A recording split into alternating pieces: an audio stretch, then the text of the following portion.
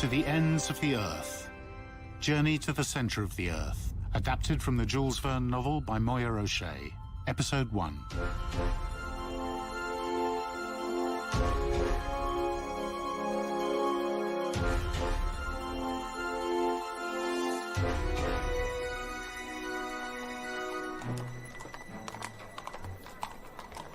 What I'm about to tell you, I cannot expect you to believe, for some people will believe nothing against the testimony of their own experience.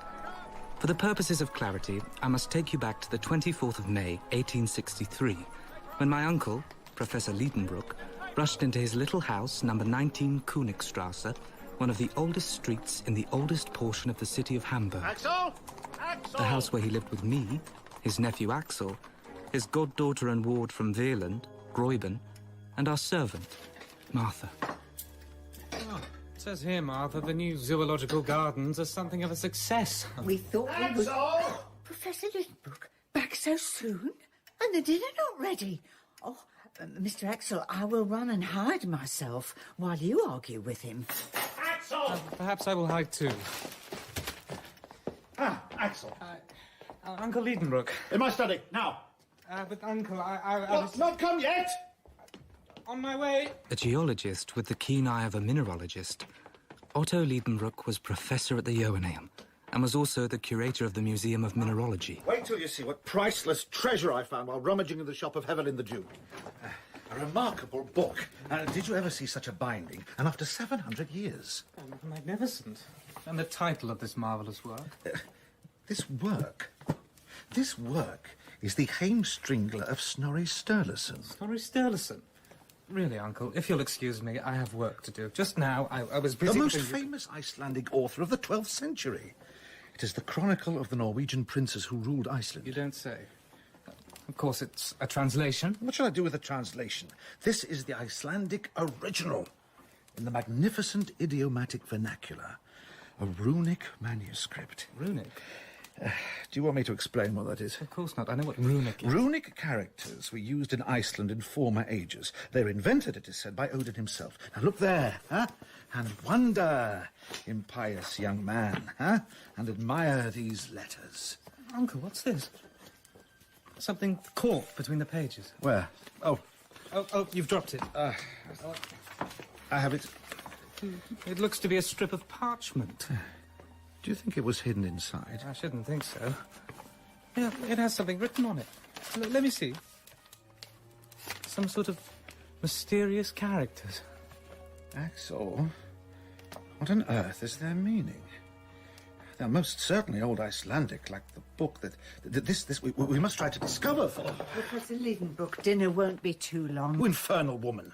Take your soup and go where it will boil away to nothing. I'm sorry, Professor Liedenbrock. Poor Martha. I will go and eat. You will not, and sit there.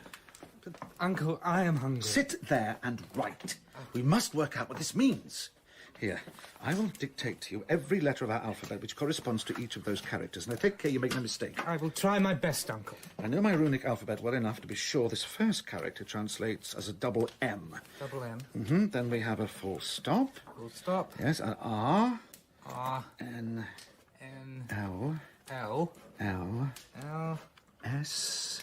S. And the next word is E. E. S. S. R. R. Axel, this is a cryptogram or cipher in which the letters are purposely thrown in confusion, I would guess, but when properly arranged, reveal their sense. It is a hidden message. Indeed. I am led to imagine that some possessor of this book wrote these characters. Perhaps his name is to be found somewhere inside. Yeah, well, nothing discernible. Pass me my lens, Axel. Here, Uncle Liedenbrock. I can just make out Arne Sarknesum. Who?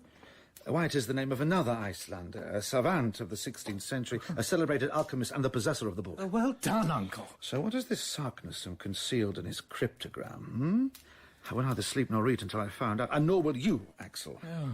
First of all, we must find the key to this cipher, the way to unlock its meaning. But here, I must confess, my mind wandered, and for very good reason. as my eyes had fallen upon a charming painting of Gräuben, who was at this time at Altona staying with a relation. And in her absence, I was very downhearted, for the pretty Virlandaise and the professor's nephew loved each other with a patience and a calmness entirely German. What are you looking at, my boy? Ah, you're in love with Gräuben. Yes.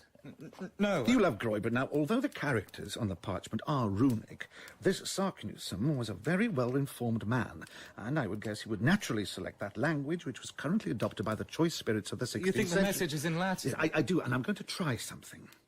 I'm going to take the first letter of each word, then the second, then the third, and so on, and see if that spells something. I'm going to take this down. Double M. These letters named one at a time made no sense to me at all. I therefore waited for the professor to unfold, with great pomp, the magnificent hidden Latin of this mysterious phrase. Oh, it doesn't make any sense. The Latin is confused. The codes are muddled. Oh, I need air. He's gone. Completely gone. But how about his dinner? He won't have any. What? No, my dear Martha, he won't eat a thing. Uncle Liedenbrock is going to make us all fast until he has succeeded in deciphering an indecipherable scrawl. Oh, my dear. Must we all die of hunger? As Uncle Liedenbrock's laboratory assistant, I tried to fill in time classifying a collection of silicious nodules we'd been sent. Oh, it is warm in here. I began to fan myself with the closest thing to hand, that infernal piece of paper on which I'd been made to write my uncle's translation of runic characters into Latin. Gräuben, look at you watching me. How I wish I could rush to you and tell you all about it. The back and front successively passing before my eyes. What's this? Craterum terrestri. Latin. Latin.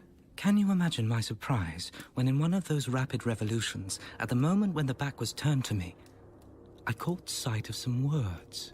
Oh my goodness, that's it. One just had to read the letters backwards. Do you see, my darling Gräuben? I have discovered the key to the cipher. Now, let us see what it really says.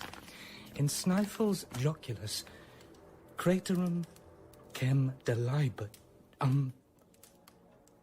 What? Has this really been done? A mortal man has had the audacity to penetrate. My uncle shall never know it. He would insist upon doing it too, and would take me with him, and we should never get back. Gräuben, we would never see each other again. I must destroy this dangerous secret. The fire. I will throw it in the fire. Gräuben, watch as I throw Axel. it. I've been walking, Axel, along the river by the canal and have a new combination. I will crack this yet. Hand me the parchment. Oh, very well. For hours, Uncle Liedenbrock worked on. What is that, Uncle? An algebraic formula?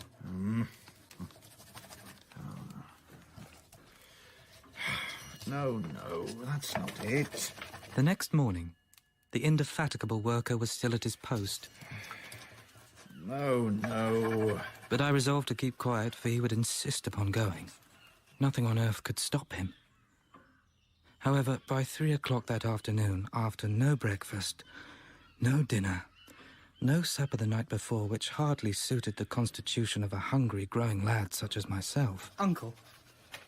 So, the very first idea which would come into anyone's head to confuse the letters of a sentence would be to write the words Uncle vertically. Yeah? There. Read that. My translation. Look, we've established there's nothing Not to unless you it. read from the end to the beginning. End to be... In Snæfell's Joculus...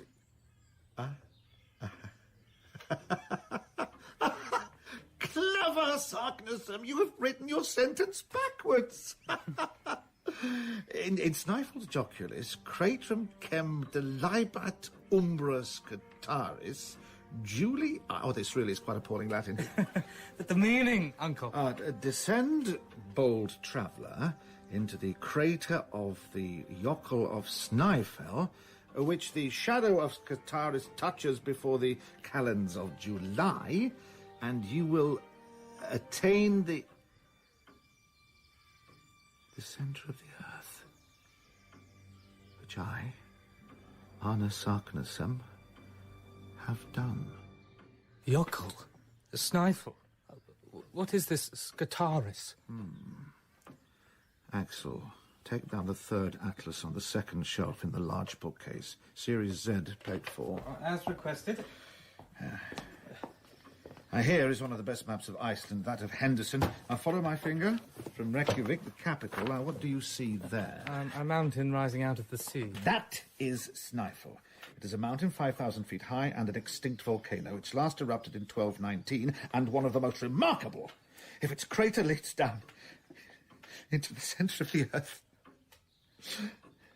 Hopefully it is a term applied to all eruptive mountains in Iceland. Scataris? Scataris, let me think.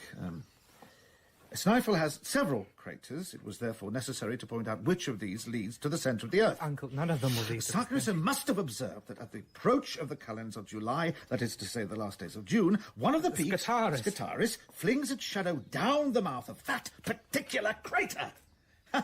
Could there possibly have been a more exact guide? What time is it?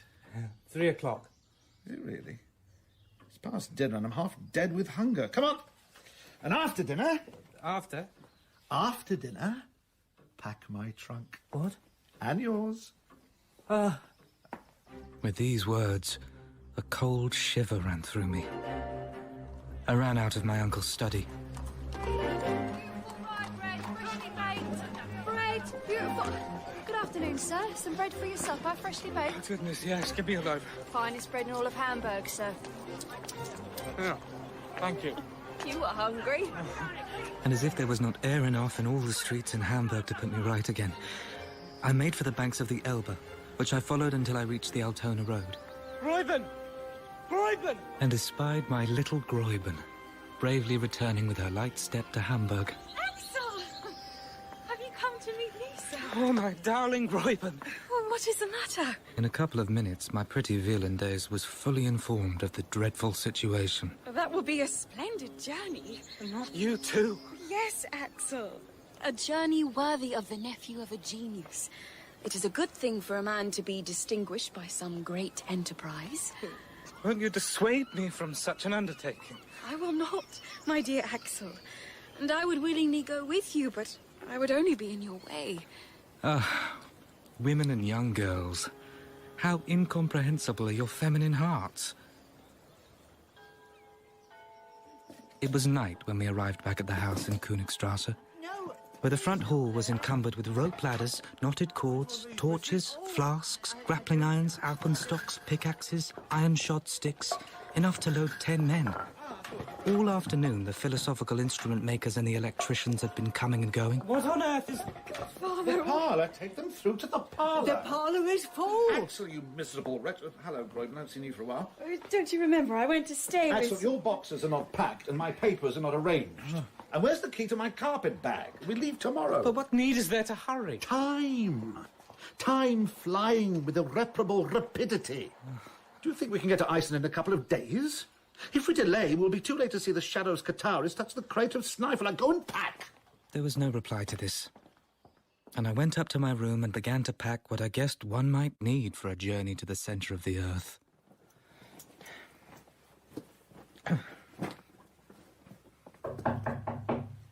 Axel? May I come in, please? Gräuben. I have had a talk with my guardian. He is a bold philosopher, a man of immense courage, and you must remember that his blood flows in your veins. He has confided to me his plans, his hopes, and how he expects to succeed. Oh, my dear Axel, what honour will fall upon Professor Liedenbrock, and so be reflected upon his companion. When you return, you will be a man, his equal, free to speak and to act independently, and free to... Marry me. My dear one. At 10 o'clock, I fell upon my bed, a lump of inert matter. All through the night, terror had hold of me. I spent it dreaming of abysses. I awoke the next morning with shattered nerves and washed and dressed, trembling and weary, and headed downstairs with my portmanteau. take this out and come back. Ah, here he comes now. You okay, Axel? It's packed. Good morning, Groyven. Good morning, Axel. Then make haste, or we shall miss the train. Let me take that for you, sir. I'll find room for it somewhere. Very good. How fine you look, my dear Axel. A night's rest has done you good. A night's rest. Groyben, I leave you in charge whilst we're away. Certainly. You have explained everything most fully. Farewell, my dear. Goodbye. I will miss you. And remember, silence upon the whole subject. And let no one get to the centre of the earth before us. I understand. Arthur, goodbye, and I can depend on you. As always. Goodbye, Martha. Why don't you go, sir? Groyven. Go, my dear Axel, go. I am now your fiancée, and when you come back, I will be your wife. Farewell, my pretty violet days. Yo! Away now! Farewell! Farewell! Goodbye, dear Groyben. What can I say? Our journey had commenced.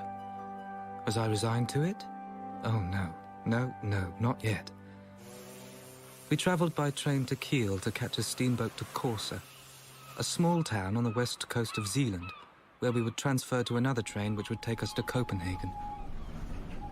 We'd only just set foot in that city and had settled into our hotel, when my uncle dragged me out to visit the quays with the object of finding the next vessel to sail. I was yet in hopes there would be no means of getting to Iceland. We sail the 2nd of June. And the Valkyrie has 2 berths spare. Last 2, sir. Oh, hooray. Marvellous, just marvellous. How fortunate we are to have found this boat ready for sailing, Axel. Fortunate beyond words. Come, Axel. We have somewhere to be. Uncle? And that somewhere to be was a certain church situated on the island of Amak. The Vorfraelsus Kirga. An unremarkable house of worship, I would say, Uncle. But the spire, dear boy, the spire. Do you not see the external staircase, which circles all the way around and around and around? Now you've drawn my attention to it. Let us get to the top. On that staircase? It will make me dizzy. The more reason we should go up. We must get used to such heights. If you say so. After toiling up 150 steps inside the church, fresh air hit my face, and we were on the leads of the tower where the aerial staircase began its gyrations, only guarded by a thin iron rail. Climb, boy. Climb. I'm trying. Not on your stomach, Axel. Your knees were bad enough. The spire rocks with every gust of wind. I'm too dizzy to stand or kneel. Axel! I'm coming, Uncle.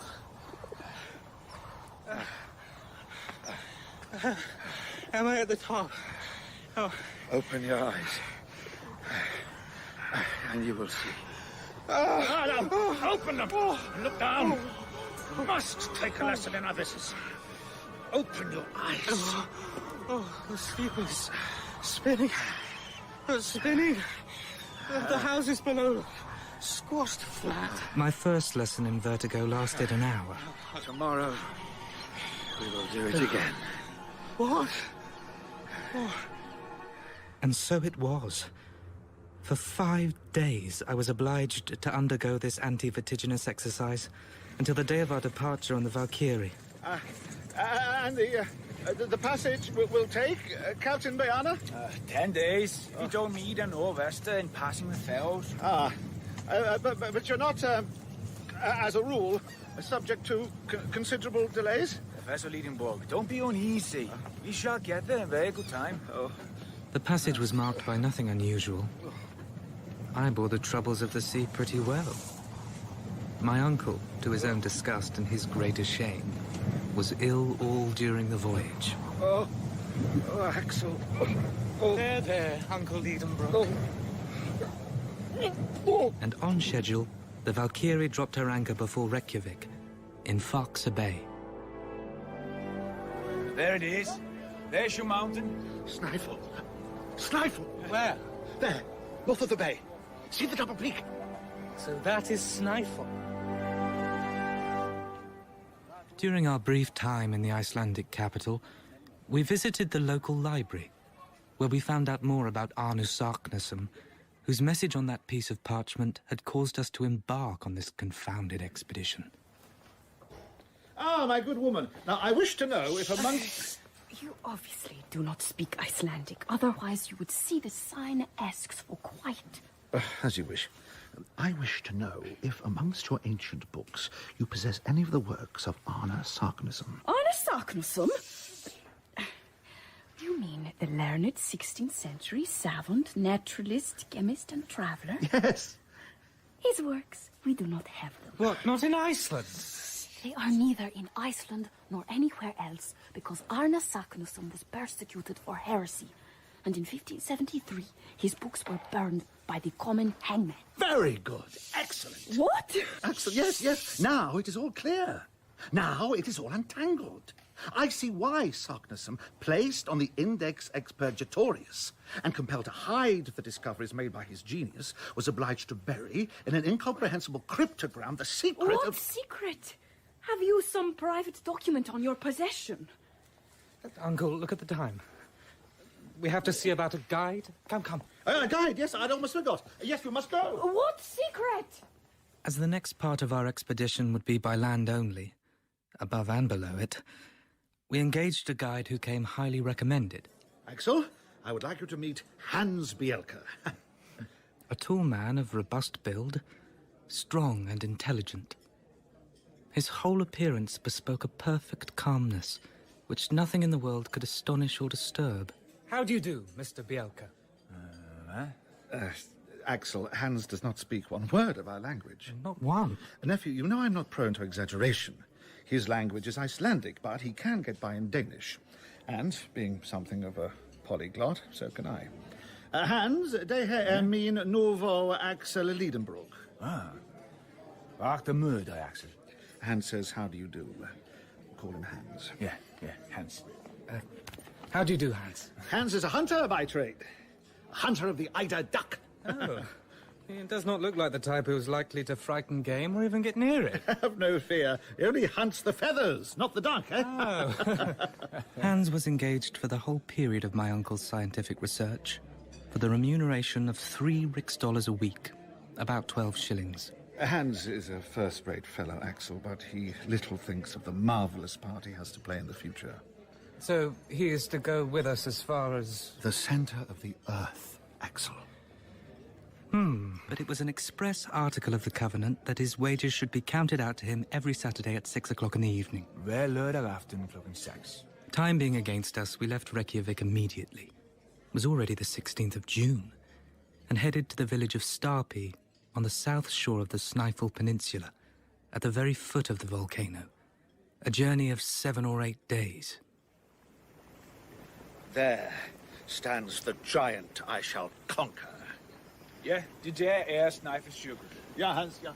Uncle Liedenbroek, I was thinking, there's no proof Snæfell is extinct. Who can assure us an eruption is not brewing at this very moment? Does it follow that because the monster has slept since 1219, he must never wake again? And if he wakes up presently, where will we be? Yes, I was thinking that too. You were? But you see all those volumes of steam, Axel, there and there, curling up into the air, are what the Icelanders call kver? Ja, det er en kvær. Issuing from thermal springs. Now, they demonstrate we have nothing to fear from the fury of a volcanic explosion. Am I to believe that? In Starpi, Hans hired the services of 3 Icelanders to do their duty in the transport of the burdens, and who were to turn back as soon as we arrived at the crater. Along with our provisions and instruments, Hans, who was a cautious man, added to our luggage a leather bottle full of water, which with our flasks would ensure us a supply for 8 days.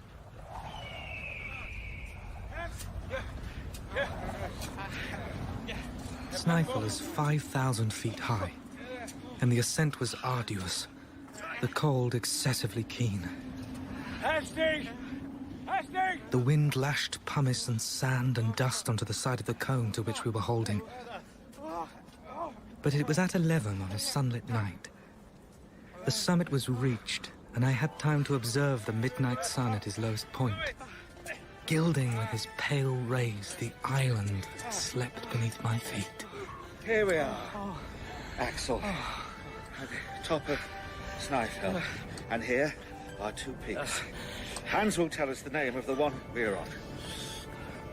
Hans, vad heter denna virktopp? Den här Skartais. Scataris. Did you hear that? Descend, bold traveller, into the crater of the Yerkel of Snæfell, which the shadow of Scataris touches before the calends of July, and you will attain the centre of the earth. Now, for the crater. The crater of Snæfell resembled an inverted cone, the opening of which might be half a league in diameter. Its depth appeared to be about 2,000 feet. Uncle, please. In the morning. Supper, sleep. Now! Time is against us. Calends of July. Nu är det täta ur och fara transkera, Hans. Ja, följ mig. You too, Hans. In order to facilitate the descent, Hans wound his way down the cone by a spiral path, followed by the Icelanders, Uncle Liedenbrook and myself.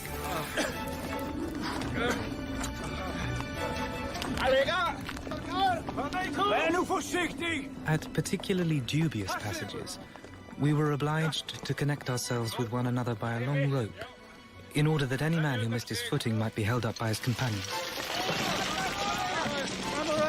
I'm all right. Hold my arm, Axel. I will, Uncle.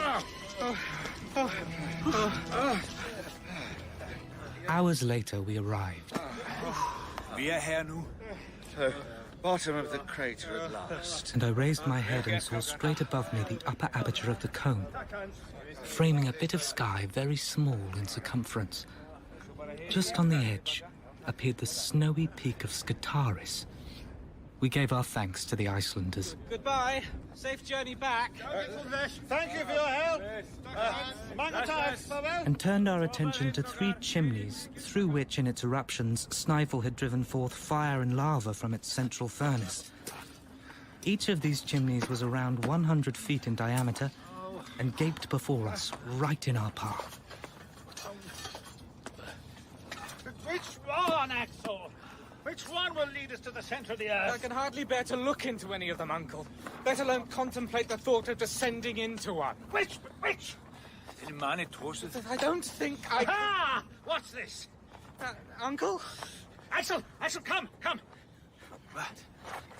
Har du fundet noget? What, Uncle? Look, scratched on this rock. Hans, see her. Runic characters. Oh no, this thrice accursed name. Anu Sarknasum. Do you yet doubt? What could I say? Here was crushing evidence. Of the 3 ways open before us, one had been taken by Sarknasum.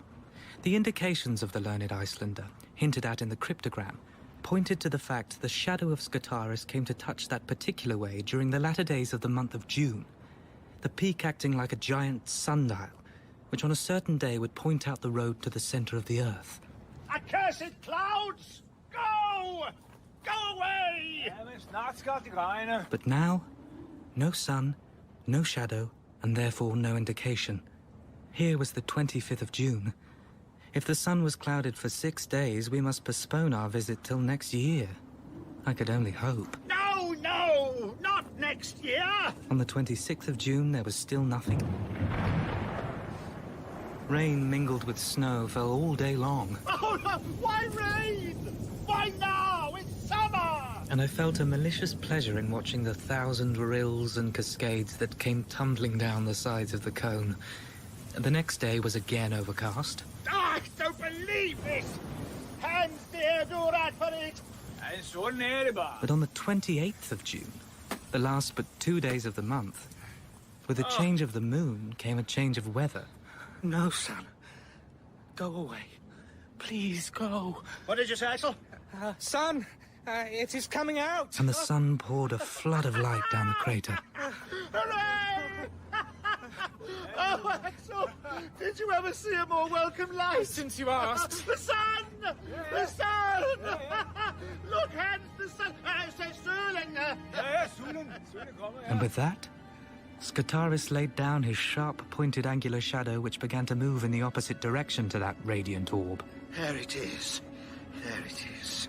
And at noon, being at its least extent, it came and softly fell upon the edge of... The middle chimney. It's the middle way. Nuta Johans in the road, Giano. Yeah, as I feared. Nu till Jorns inre kärn. Forward! Forward! The center of the earth. I had not yet ventured to look down into the bottomless pit into which I was about to plunge. I might now either share in the enterprise or refuse to go. Yes. That's it. I could refuse to go. Axel. Kom med. But I was ashamed to recoil in the calm, indifferent presence of the eider-down hunter. My heart flew back to my sweet Velon days. For you, darling Royburn, I do this. And I approached the central chimney. Oh, it's so dark. So deep. Voorzichtig, Axel. Thank you, Hans. Dizzy. So dizzy. I suppose I did not take as many lessons in heights on the steeple. Axel? I'm all right, Uncle. But I look down there, and the walls are almost perpendicular. A rope fastened to the edge of the aperture might help us down. But how are we to unfasten it when arrived at the end? Now, see here, Axel. This coil of rope is 400 feet long. Now, I drop down half and pass the rest around this lava block. Yep. Yep. Like so. Should hold fast. Then throw the other half down. Each of us can then descend by holding both halves of the rope, which would not be able to unroll itself from its hold. When 200 feet down, it will be easy to get possession of the whole of the rope by letting go one end and pulling down the other. This exercise can go on ad infinitum. Ad infinitum? Good idea, Hans? Good idea. Yeah, my good idea. But what about our things? Well, I will divide them into 3 lots. Each of us will strap one on his back. I mean only fragile articles. Hans will take charge of the tools and a portion of the provisions. You, Axel, will take another third of the provisions and the arms. I will take the rest of the provisions and the delicate instruments. But the clothes and that mass of ladders and ropes, what is to become of them? Aha! Watch. Help me, Hans. Hans, yelp, man. Oh, my goodness. See? They can go down by themselves.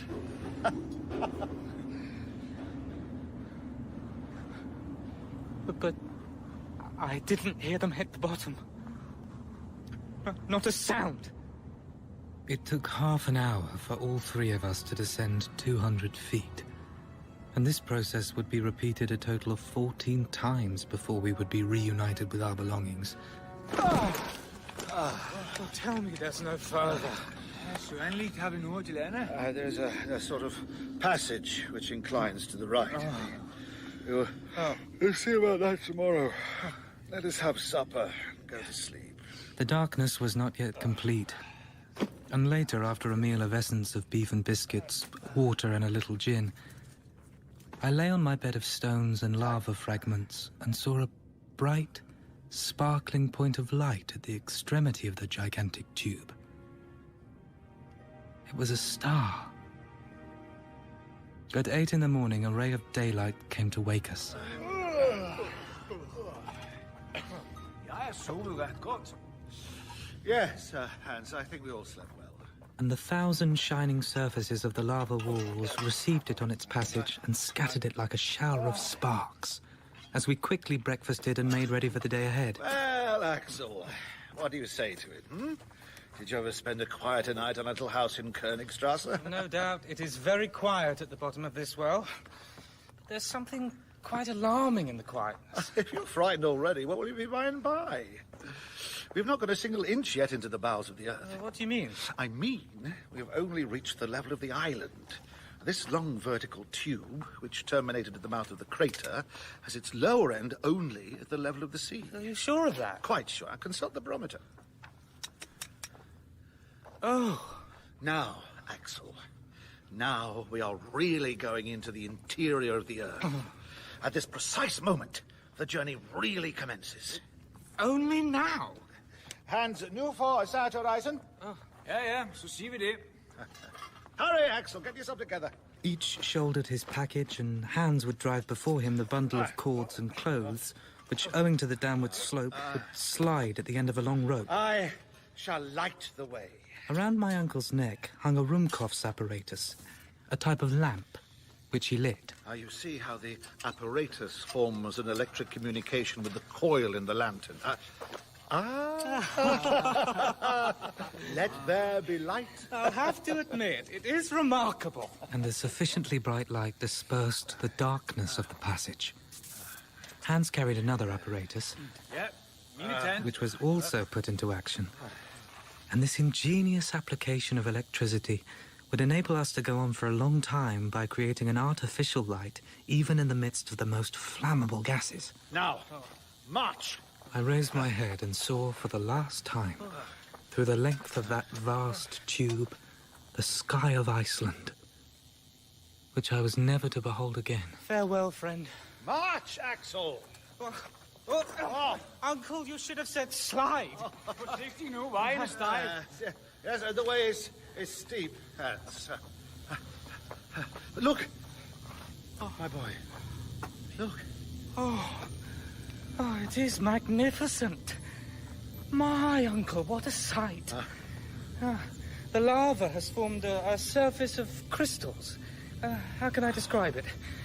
Like limpid tears of glass making globes of light. And the blending hues of the lava. Browns, reds, and yellows. Well, you will see greater splendors than these, I hope. Come. As we trekked, there was no sensible change in temperature, which gave reason to the belief our descent was more horizontal than vertical. For it was known the Earth was a furnace at its centre, although my uncle did not agree with this notion. As for the exact depth reached, he measured accurately the angles of deviation and inclination on the road, but he kept the results to himself. We walked until we could walk no more. This cavern will suit us well for the night. And there is plenty of air. We'll light the torches and get settled. How is there air, Uncle? Although after 7 consecutive hours of descent, I'm too tired to care. Jeg sørger for aftensmaden. A mango tag, Hans. And thirsty.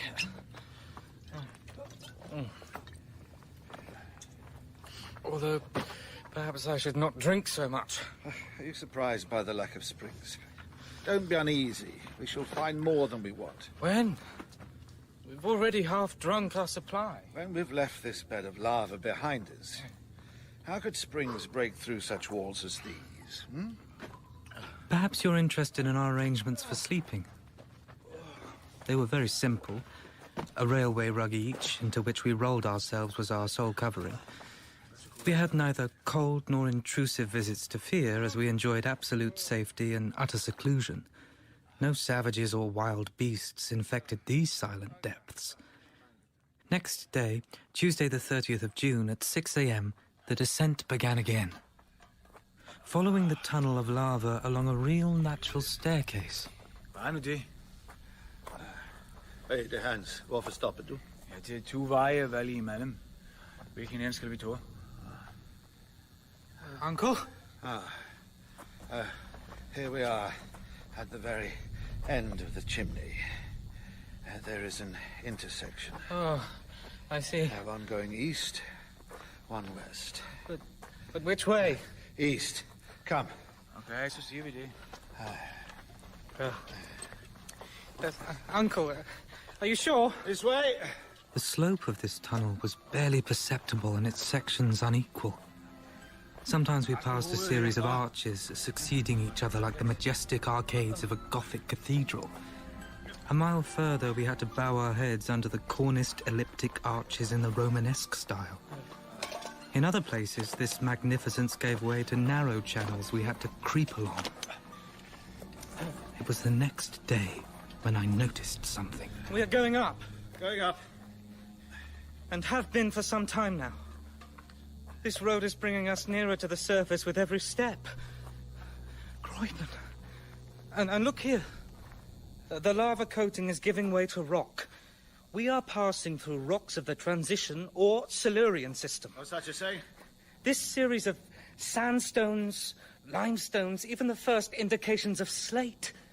We are at the period when the first plants and animals appeared. Are we stopping now, or just gotta go? Don't lead, Hans.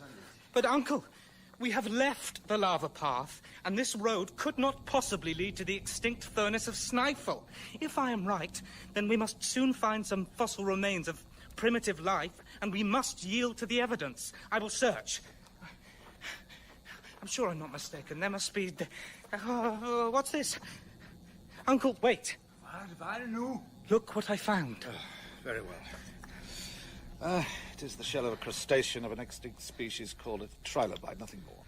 But don't you conclude... That's what you conclude yourself. Yes, I do, perfectly. We've left the granite and the lava. It is possible that I may be mistaken and should have taken the west path and not the east, but I cannot be sure until I have reached the very end of this tunnel, where I await one of two events. Either the appearance of a vertical well down which our descent might be resumed, or that of some obstacle. You are right in doing this, Uncle, and I should quite approve of your determination if we were not threatened with a danger growing ever nearer. What danger? Well, the want of water. Well, Axel, we will put ourselves on rations. And this indeed we were forced to do. Our provision of water could not last more than 3 days, and to our sorrow we had little reason to expect a spring in these transition beds. For 2 days we walked, and I observed a singular deadening of the reflection of our lamps from the side walls. Marble, schist, the limestone and sandstone were giving way to a dark and lusterless lining. It was cold. And, Uncle, I'm beginning to think this tunnel must be endless. It isn't. Isn't what? Endless. How do you figure that? You know it till end. Because we are at the end. A dead end. Oh. Well, now, at any rate, we shall know what we're about. We are not on Sarknessum's road. And all we have to do is go back. Let us take a night's rest. And in 3 days, we shall get to the fork in the road. 3 days? By tomorrow, we will have no water. Not courage either, Axel. Courage? As I had foretold, the water failed entirely the next day.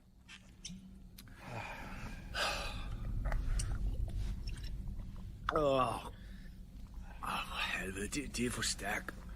Her, drik, Professor Lidenbrook. Tak, Hans.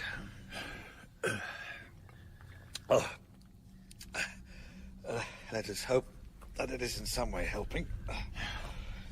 Your turn, my dear boy. Take a sip of gin. This infernal liquid burns my throat. I'm too dry. And the air in here is stifling. Fatigue has paralyzed my limbs. Hans, Ja. vi bliver nødt til at hjælpe. Ja, selvfølgelig. Come, Axel. We will help you. Come. But you are too tired. Too tortured with thirst yourself. Axel, vi... Quiet, Ja, boy. vi har dig nu. Ja, vi har dig. Hold on to me. There we are. Kom, ja. That's it. At last, on Tuesday the 7th of July, we arrived on our hands and knees back at the junction of the two roads. Axel! Lift, Hans. Lift. Kom, Axel. Poor boy. Drink. No more gin. Draught of water. But it is the very last. You hear? The last. Drink. I kept it as a precious treasure at the bottom of my flask. 20 times, nay, 100 times, I have fought against the frightful impulse to drink it. My dear uncle, thank you. Thank you. We have no water. We must return. Return. So then, Axel, You have found no courage or energy in these few drops of water. I see you just as feeble-minded as you were before, and still only expressing despair. What? You won't go back? Should I renounce this expedition? Just when we have the fairest chance of success? Never. Then we must resign ourselves to destruction. No, Axel, no. Go back. Hans will go with you. Huh? Leave me. Leave you here? I have undertaken this journey. I will carry it out to the end. And I will not return. Hans, he is not the master of our life. We must fly. We must drag him back. Do you understand? Come! You will get nothing from that immovable serpent. The want of water is the only obstacle in our way. Perhaps we'll be more fortunate if we follow the western tunnel. As it appears to penetrate downwards, it should bring us to granite rocks.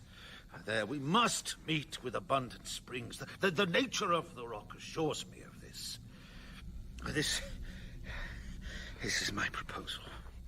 If in a single day we have not met with the water that we want, I swear to you, we will return to the surface of the earth.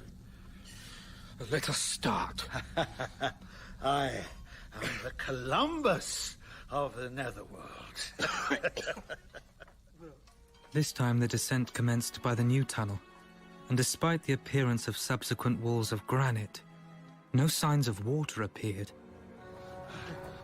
My limbs are failing. Oh, the pain.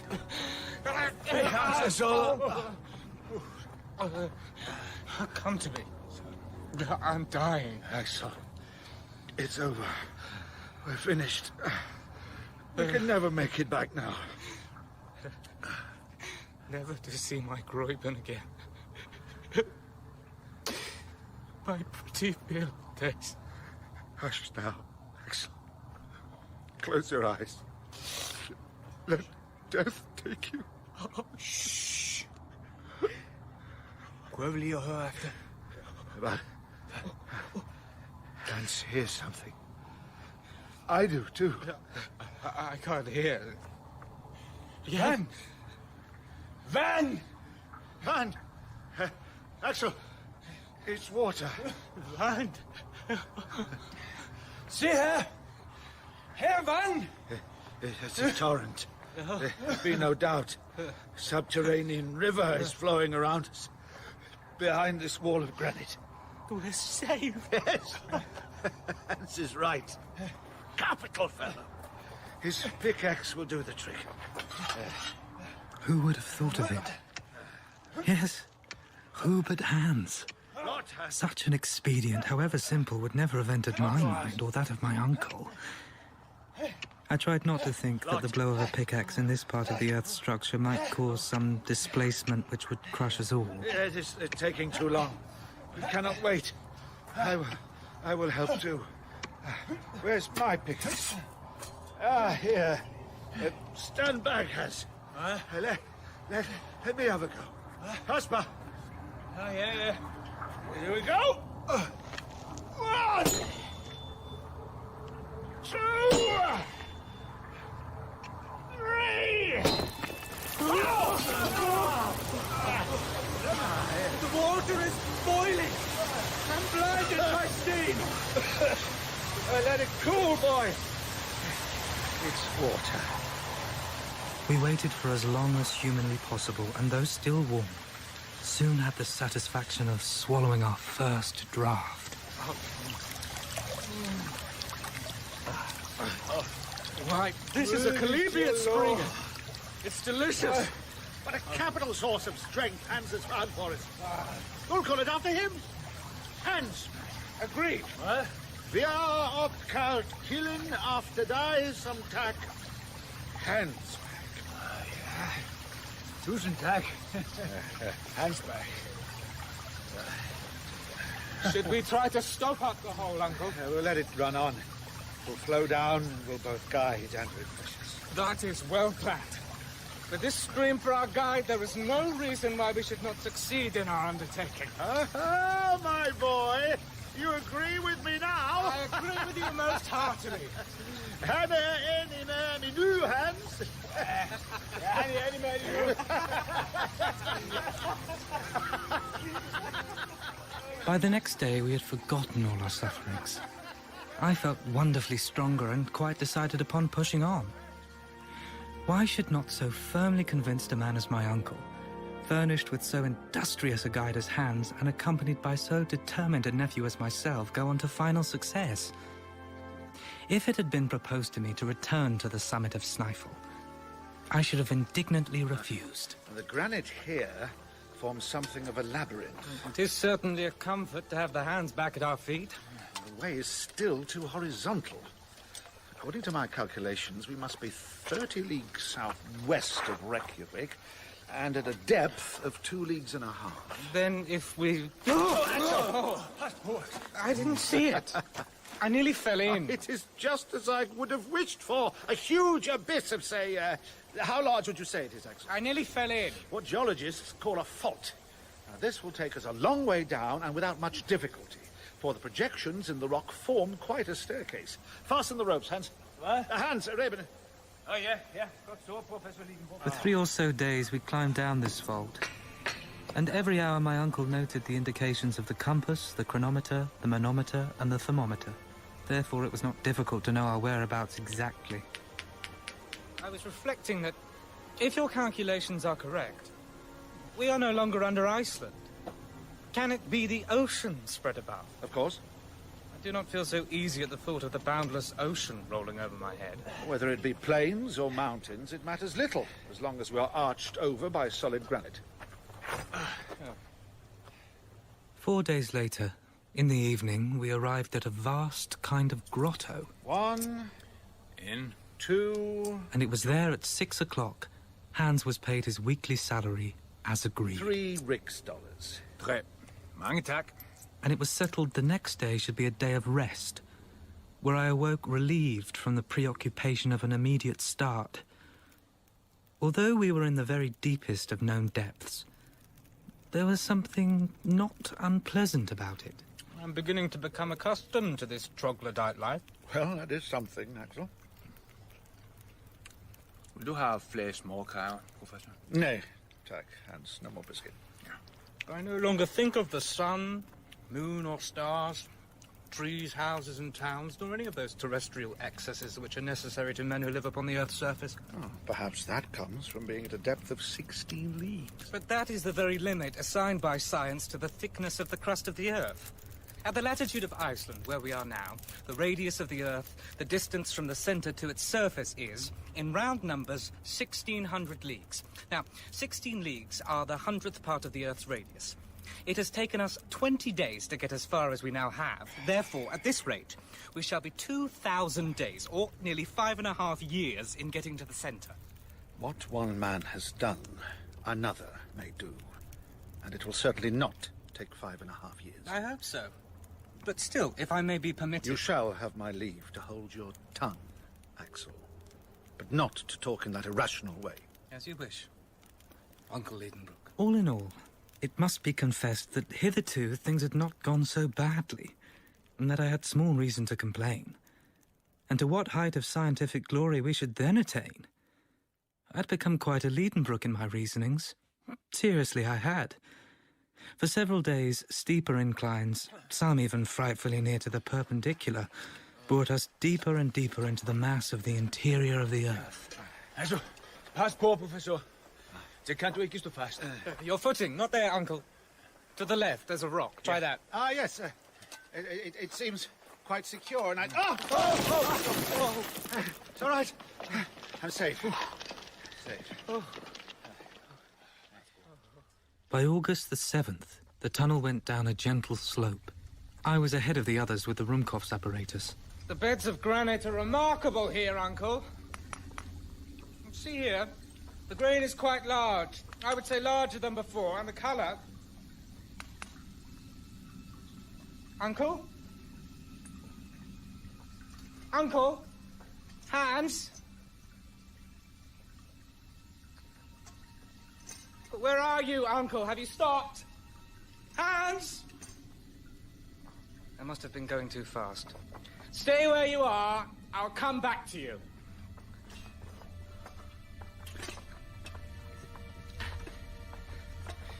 Uncle Liedenbrook? Hans? Where are they? There's only one road, and they're on it. I'm coming! Uncle Liedenbrook? Hans? I'll be with you soon. Have I not a guarantee that I shall not lose my way? A clue in the labyrinth. One that will lead me back to you, my faithful stream, Handbag.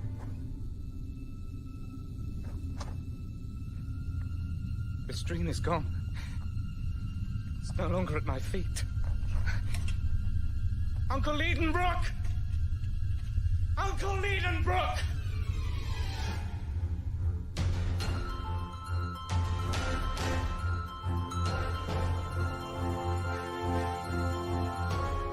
In Journey to the Centre of the Earth, adapted from the Jules Verne novel by Moya O'Shea, Axel was played by Joel McCormack, Professor Liedenbrook by Stephen Critchlow, Hans Gudmundur Thorvaldsen, Groyben Nicola Ferguson, and Martha Elizabeth Bennett. Other parts were played by Nick Underwood, Sam Riggs, Tom Forrester, and Scarlett Brooks. Original music was composed by Neil Brand, and the director was Tracy Neal.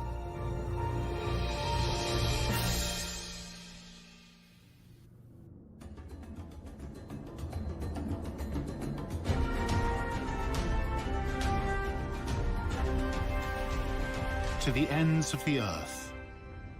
Journey to the Centre of the Earth. Adapted from the Jules Verne novel by Moya O'Shea. Episode 2.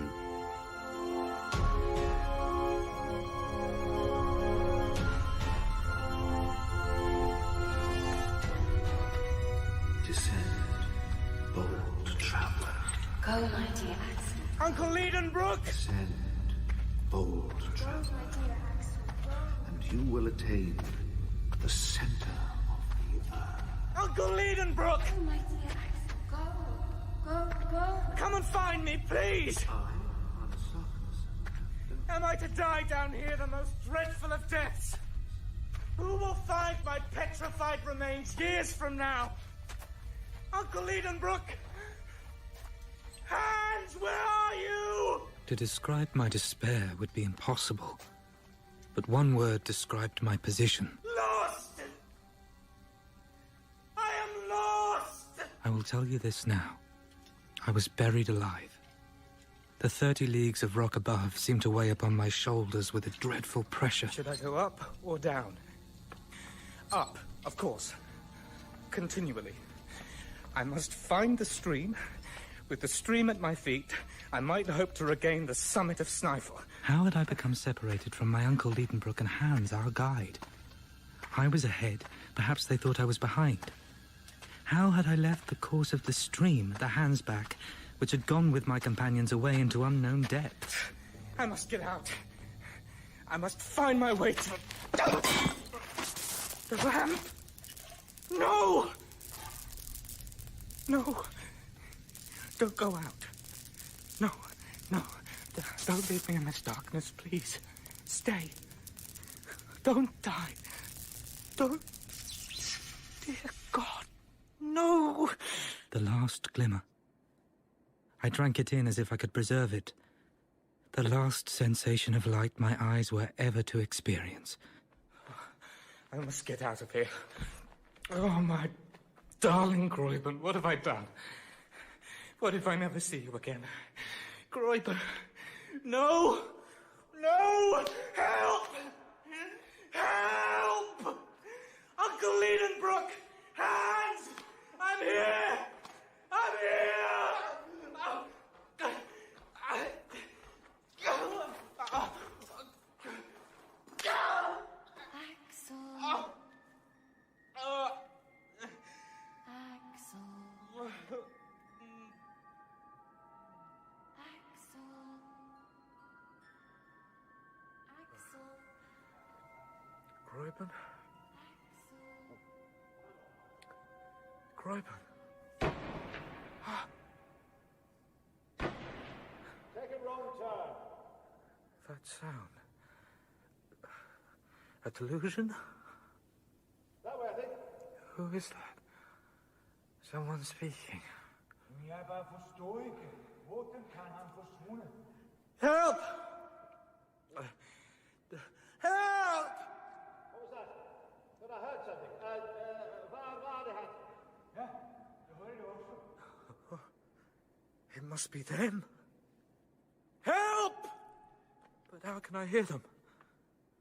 A trick of the mind? Jeg hørte nogen råbe om det. Ah, the noise comes along the tunnel. Axel! Is that you? Put your lips to the wall! Yes! Yes! My boy, where are you? Lost in the deepest darkness. What about your lamp? It is out! And the stream?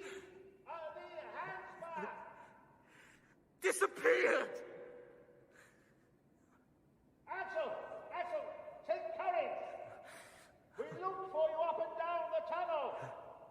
We fired our guns! Oh, that is the sound I heard! We must know how far we are apart. You have your chronometer? I have! Well, take it and call my name, noting the exact second you speak. I will repeat it as soon as it comes to me, and you will observe the exact moment when you get my answer. Yes! And half the time between my call and your answer will tell us how long my voice takes in coming to you. Just so, Uncle! Ready now? I am going to call your name. Axel! Axel! My uncle calculated I was at a distance some 4¼ miles away from a vast chamber where he now stood with Hans. Must I go up or down? Down! Your tunnel must lead into this chamber. Get up and begin walking. Grab yourself if necessary. Slide down the steep places, and at the end, you will find us ready to welcome you. I'm on my way! You may be wondering how it is my uncle and I were able to converse. This acoustic effect is easily explained on scientific grounds. It arose from the concave form of the tunnel and the conducting power of the rock. If you've been in the gallery of St. Paul's Cathedral in London, you will know a similar phenomenon has been observed. The slope was rapid, and I slid down. Soon the swiftness of the descent increased horribly, and I was forced to run. Help! Stop!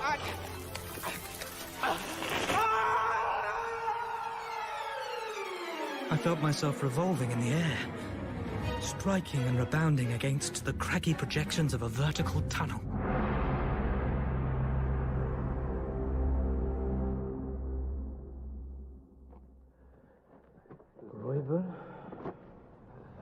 Gräuben. Hans, he lives. He lives! Huh? It is true. I'm still alive. Uncle, where's Gräuben? Above the ground, back home in Handbag. Oh, yes. My dear nephew, you are saved. Keep the blanket close to you. No. Good day, Axel. Hello, Hans. And now, Uncle, tell me where we are. Tomorrow, Axel. Now, I bandaged your head with compressors, which must not be disturbed. Sleep now, and tomorrow I will tell you all. But do tell me what time it is and what day. It is Sunday, the 9th of August, and it is 10 at night. You must ask no more questions until the 10th of the month. Next morning, on awakening, I looked around me. My bed, made up of our traveling gear, was in a charming grotto made up of splendid stalactites. Good morning, Axel. I feel sure you're better. Yeah, Axel have won. Good day. It was a half-light. There was no torch or lamp, save for the glow of the campfire. Better? The fever has left you. And no broken limbs? Certainly. And my head? Your head, except for a few bruises, is all right. And it is on your shoulders where it ought to be. And a skull knocker comes out? Yeah, Tuan. I need a good help with, yeah. Well, I'm afraid my brain is affected, or are we again on the surface of the globe? But don't I see the light of day, and don't I hear the wind blowing and the sea breaking on the shore? Certainly not. I'll come and see for yourself, but go gently, my nephew. A relapse might get us into trouble, and we have no time to lose, for the voyage may be a long one. The voyage? Here, Axel, come. Oh, Yep. Take Hans's arm. take hands.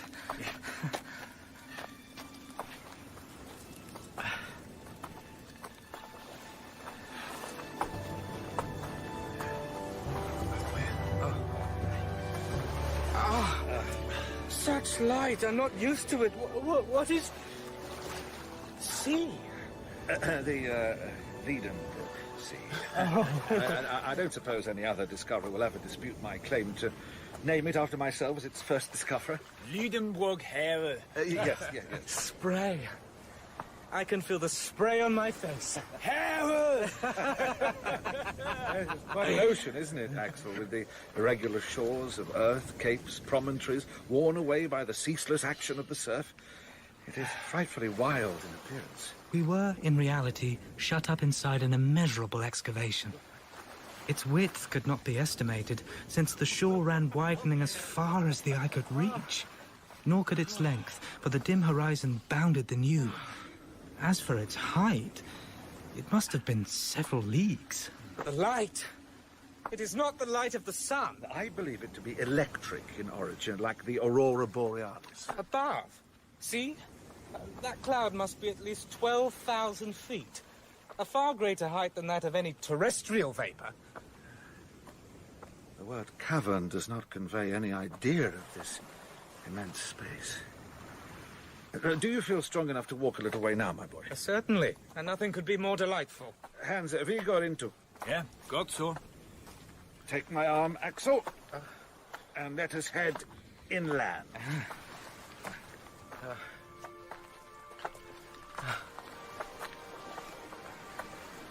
Uncle, look. Do you see that? At the turn of that high promontory. A type of tree, do you think? The shape more like a...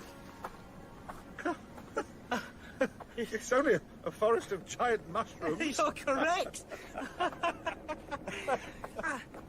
I know that the Lycoperdon giganteum attains a circumference of 8 or 9 feet, but these must be 30 to 40 feet high. Look over there, Axel. Lowly shrubs of the earth, but here, of gigantic size. The entire floor of the second period of the world, the transition period. Never had a botanist such a feast as this. Look at the dust under your feet. See the bones scattered on the ground. So there are. Bones of extinct animals. Here is the lower jaw of a mastodon. And these are the molar teeth of the Dinotherium. This femur must have belonged to the greatest of those beasts, the Megatherium. Uncle, where would you say we are? Here, on the map. Have a look for yourself. The Highlands of Scotland are over our heads, and the Grampians are raising their rugged summits above us. It is rather a heavy weight to bear, but a solid arch spans over our heads. But how are we to get down below this liquid surface? But if all oceans are in reality only lakes, since they are surrounded by land, then this internal sea will be surrounded by a coast of granite. And on the opposite shore we shall find fresh passages opening. We shall set sail tomorrow. Set sail, shall we? I should like to see a boat first. And how long do you suppose this sea to be? 30 or 40 leagues. And it would not be a boat at all, but a good, well-made raft. A raft would be just as hard to make as a boat, and I did see anybody... I know you don't see, but you might hear if you would listen. Don't you hear the hammer at work? Hans is already busy. What? He's been felling the trees. Oh, the trees are already down. Come and you will see for yourself, beyond the promontory. Hey, Hans. Du går I godt stykke arbejde. Ja, tak. A raft. Hans is making a raft. Ja, godt det fast med, hvordan det går. Hans is pleased with how it's coming along. By the next day, thanks to the industry and skill of our guide, the raft was made. A mast was fashioned from 2 poles spliced together, a yard was made of a third, and a blanket borrowed from our coverings made a tolerable sail. That's it. Cast off. Nuselter's Abster, Hans. Yeah. Hans had fitted up a rudder to steer the vessel and took the tiller. Sail works well. Wind's caught it. Basically. This fine harbour which has given us such kind shelter must have a name. Port Axel. I have a better one to propose. Groyben. Let it be called Port Groyben. It will look very well upon the map. Port Groyben it is. So named August the 13th, 1863. And with that, the cherished remembrance of my Veerland days became associated with our adventurous expedition. The wind was from the northwest. We went with it at high speed. At this rate, we shall make 30 leagues in 24 hours, and we shall soon sight the opposite shore. Quickly, we entirely lost sight of land, and Professor Liedenbrock entrusted me to keep a log of our sea trip. Axel, you are to register every observation. Make entries of interesting phenomena, the direction of the wind, the rate of sailing, the distance accomplished. In a word, every particular of our singular voyage. And here are my daily notes exactly as I wrote them. Friday, 14th of August. Wind steady, northwest. The raft makes rapid progress in a direct line. Nothing in sight before us. Intensity of light the same? Yes, kan nog fiske. Hans is going to try fishing. At noon, Hans prepares a hook at the end of the line and baits it with a small piece of meat. For 2 hours, nothing is caught. Are these waters bare of inhabitants? Can it be that Well, we... Eddie. Something tugged at the fishing line. Yes, I saw it.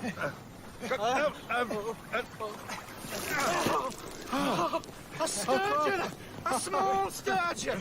He may say then, Hank. Ja, that's good. See here, the head is flat, but rounded in front. And the anterior part of its body is plated with bony, angular scales. It has no teeth, its pectoral fins are large, and it has no tail. See? And that this fish belongs to an extinct family of which only fossil traces are found in the Devonian formations. What? Have we taken alive an inhabitant of the seas of the primitive ages? It is so, Axel. But this one displays a peculiarity confined to all fishes that inhabit subterranean waters. It is blind. Not only blind, but actually has no eyes at all. Nothing could be more certain. But supposing it might be a solitary case? Hans, please bait the hook. Oh, Hans, can do. Oh, ja. Ja, jeg skal nok fiske. Within a couple of hours, we have taken more fish. This unhoped-for catch replenishing our stock of provisions. Saturday, 15th of August. The sea remains unbroken all round. No land in sight. The horizon seems extremely distant.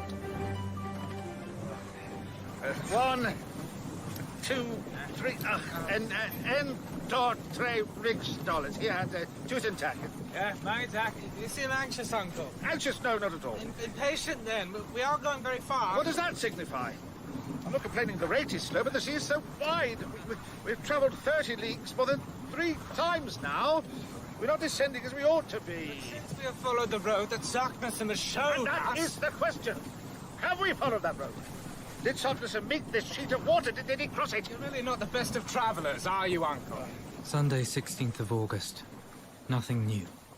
Weather unchanged, so is the light. Truly, this sea is of infinite width. It must be as wide as the Mediterranean or the Atlantic. And why not? My uncle has taken soundings several times. He ties the heaviest of our pickaxes to a long rope, which he lets down to 200 fathoms. No bottom yet. He tries again. Oh, thief! It's the Lindenbrook thief! Axel, hand, quick! Help me pull this thing up!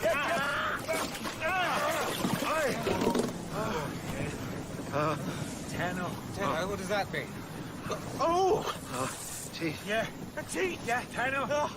Teeth marks imprinted into the metal of the pickaxe. They certainly weren't there before. The jaws which they are must be possessed of amazing strength. Do you see there? Regions of the surface are disturbed there. And there. And there. There's some sort of commotion below. Yeah, you can go. Now we must be on the lookout. Of course, Uncle. I'll take the gun. Most wise. Yeah, Axel. Tuesday, 18th of August. Evening comes. Or rather, the time comes when sleep weighs down the weary eyelids. For there is no night here, and the ceaseless light tires the eyes with its persistency as if sailing under the Arctic sun. Hans is at the helm. During his watch, my uncle and I sleep.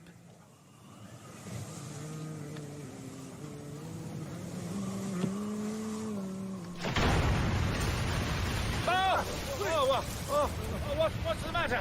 Have we struck land or? Hans.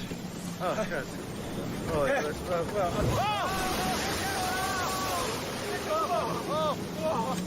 Is it some sort of enormous porpoise? And over there, a huge sea lizard. But look, another, a monstrous crocodile. Can you see the massive jaws? Rows of teeth. And there, yes, there. There's a whale. A whale. I caught sight of its great neck.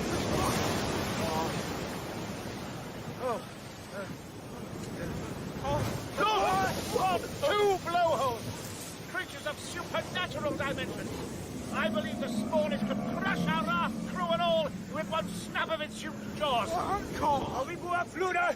Vi nej. Hans? Till. Oh dear. What is that? A turtle? A turtle 40 feet long. And coming behind...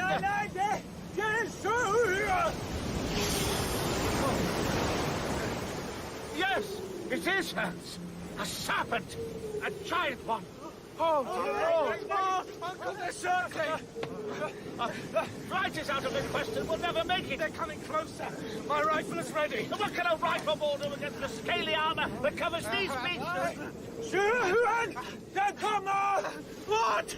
What did he say? He said, the serpent is coming! And over there is a crocodile! We're going to be caught in the middle! I'm going to shoot! Nay!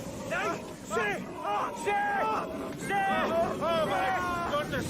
They didn't even see us. They're going to kill each other! The crocodile has the serpent by the head! Look at it, porpoise! And they're they're back! And the whale, and... Did he say two? Yeah. Does he mean there are only two animals? Yeah. Axel, my telescope, please. Here, Uncle, here. Thank you. Hans is right. The first of the monsters has a porpoise's snout, and is its head. A crocodile's teeth and head, I mistake. I believe it is the Ichthyosaurus, the fish lizard. The most terrible of the ancient monsters of the deep. Not the news I wanted to hear. And the other? The other is a plesiosaurus, a serpent with the carapace and paddles of a turtle. He is the dreadful enemy of the other.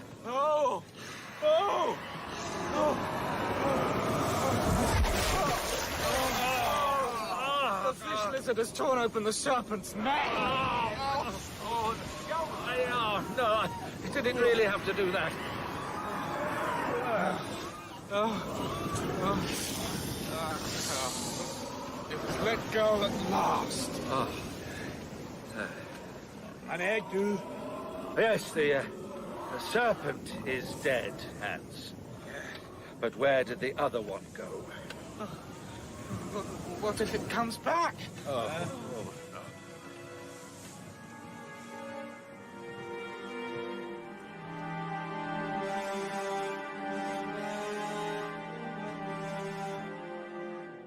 Wednesday, 19th of August. Fortunately, the wind blows violently, and this enables us to flee from the scene of the late terrible struggle.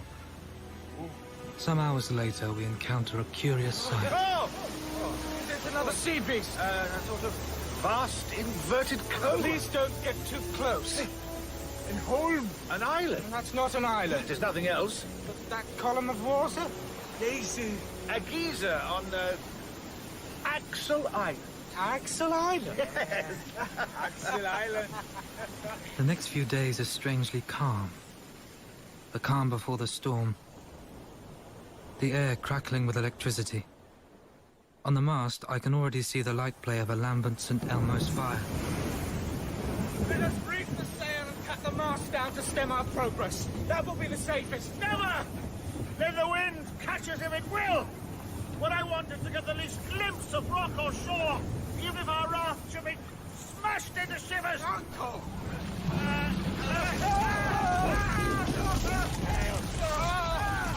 Here the notes of my log became vague and indistinct. I've only been able to find a few, which I seem to have jotted down unconsciously. Sunday, 23rd of August. Where are we? We are driven forward at a rate beyond all measurement. The lightning flashes with intense brilliancy and never seems to cease for a moment. The lightning is striking the top of the cavern! What if the roof should crumble down upon us? We think things cannot get any worse, but within hours, the storm redoubles.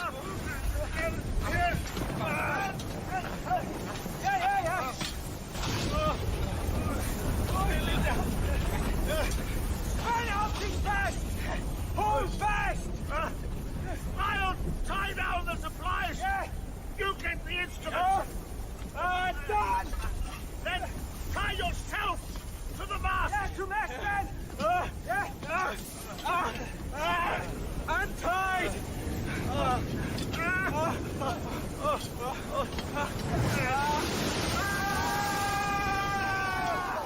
For 3 days we cling to our raft. Ceaseless fiery arrows darting amongst the flying thunderclouds. My uncle draws near to me. We are lost! We are lost! Let us lower the sail! I will do it, Uncle! And I pass for action! Pass for! Axel! A fireball!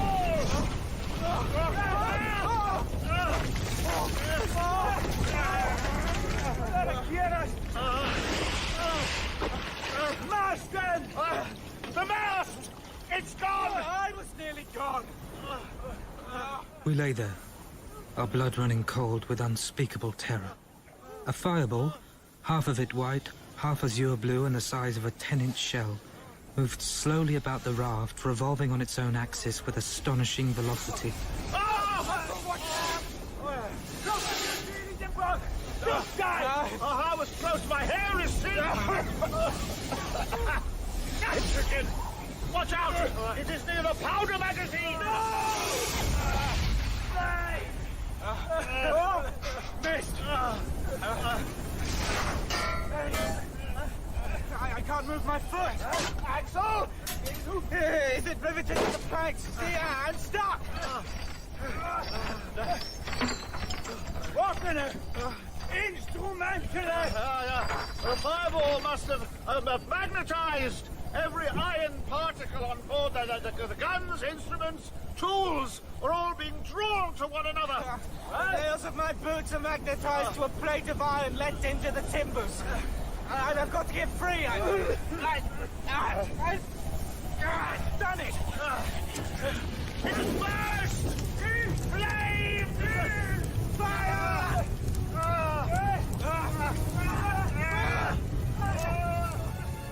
The fireball bursts, throwing tongues of fire around the raft, but as quickly as they came, they disappear. And I can just see my uncle at full length on the raft, and Hans still at his helm. But where are we going? Where? Tuesday, 25th of August. The storm continues to roar and rage, and we are borne along at an incalculable speed. What is it, Hans? Look! Look! A noise! I hear something! Can it be?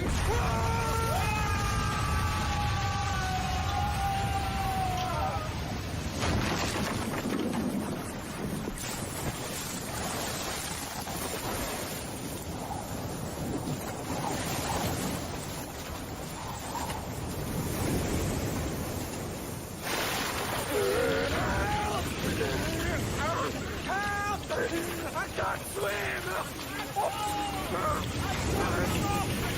Come on, Gus!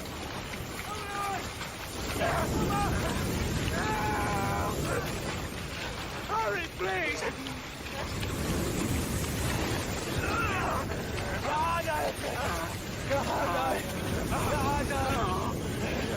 Thank God! Come so.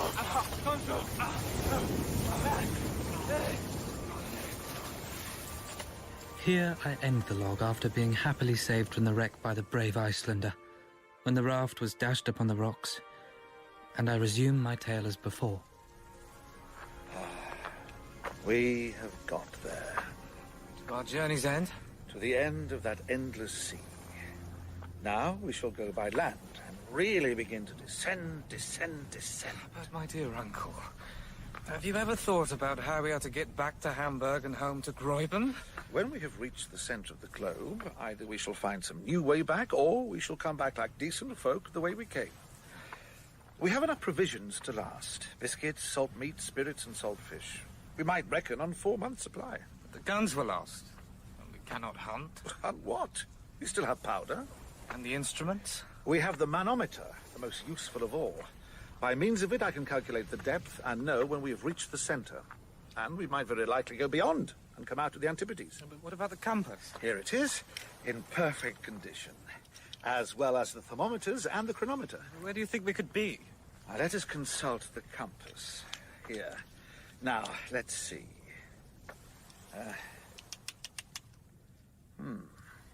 What's the matter? I'll take a look. Well, the north pole of the needle has turned to what is supposed to be the south. It is pointing to the shore instead of the open sea. Look, in whatever position I place it, the needle pertinaciously returns to this unexpected quarter. Axel, did the wind change and we did not notice? It must be so. Otherwise, how can it be that we're back on the shore? We thought we'd left so far behind us. We've gone backwards instead of forwards. How shall I describe the strange series of passions which shook the breast of Professor Liedenbrock? First stupefaction, then incredulity, lastly a downright burst of rage until... Fate played tricks upon me! Will the elements plot against me? I will not yield. I will get Hans to repair the raft, and tomorrow we will set sail. Uncle, no. And since fate has driven me onto this part of the coast, I will not leave it until I have examined it. Then let us start upon fresh discoveries. After leaving Hans to his work, we started off together, trampling over numberless shells of all the forms and sizes which existed in the earliest ages of the world. Uncle, this carapace must be all of 15 feet in diameter. The covering of a gigantic glyptodon or armadillo of the Pliocene period, of which the modern tortoise is but a miniature representative, dear boy. We traversed the shores of the Liedenbrock Sea for a mile, when we observed a sudden change of appearance in the landscape, where a field, nay, more than a field, a vast plain of bleached bones of animal life through the ages appeared spread before us. All sorts of extinct monsters assembled together for your satisfaction, Uncle Liedenbrock. And here, see, this must be a... Axel, a human body. A human body? Over there. Oh, why, so it is. Is there some particular soil like that in the cemetery of Saint Michel in Bordeaux, which has preserved it like this for so many years? The skin is like parchment. The limbs still have their shape, sound teeth, abundant hair, and fingernails and toenails of frightful length. Oh, how I shall enjoy sharing this with my students at the Uranea! Oh, Uncle! Another remarkable thing. This fossil body was not the only one in this immense catacomb. We came upon bodies at every step amongst this mortal dust. In fact, it was a wonderful spectacle. These generations of men and animals commingled in a common cemetery. I wonder if all these creatures slid through a great fissure in the crust of the earth down to the shore of the Liedenbrock Sea when they were dead, turning to dust. Or had they lived and grown and died here, in this subterranean world under a false sky, just like the inhabitants of the upper earth, We pushed on, impelled by our burning curiosity. Axel, a forest. The trees, they have no colour. None of them have colour. They grow without the life-giving heat and light of the sun. They are of a uniform grey, silver grey, perhaps light Uncle, brown. stop! My boy, what is it? There. To the right. Amongst the trees. Something moving. It looks like it can't possibly be. Mastodon. So it is. Oh, come on! Forward! Forward! I will not. We have no firearms. Come away, Uncle. Uncle, come. No! No human being may safely brave the anger of these monstrous beasts. No human creature. Oh, you are wrong, Axel. Look down there. I fancy I see a living creature similar to ourselves. It is a man. Where? I don't see. Can't be. Is it possible? Quick, behind a tree before he sees us. Very well.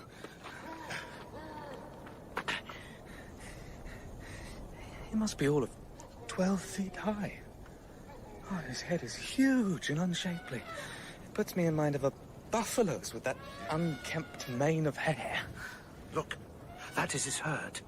Those mastodons. He is watching them. Emmanuis pecoris Christos Emmanuel Ius. He is a giant, able to control those monsters. A shepherd of the geological period. Oh no, he spotted us. Oh no, I was wrong. But why must we hide? You think he may not relish intruders? My worry is he would relish intruders with a keen appetite. He would eat us. We cannot be sure. I do wonder, though, what he would make of us. Creatures of a similar shape. We are about to find out. What do you mean? Run! Oh, oh, those beasts! Stampeding them towards us! Axel! They're so close I can smell them! They smell! Uncle, help! I'm falling!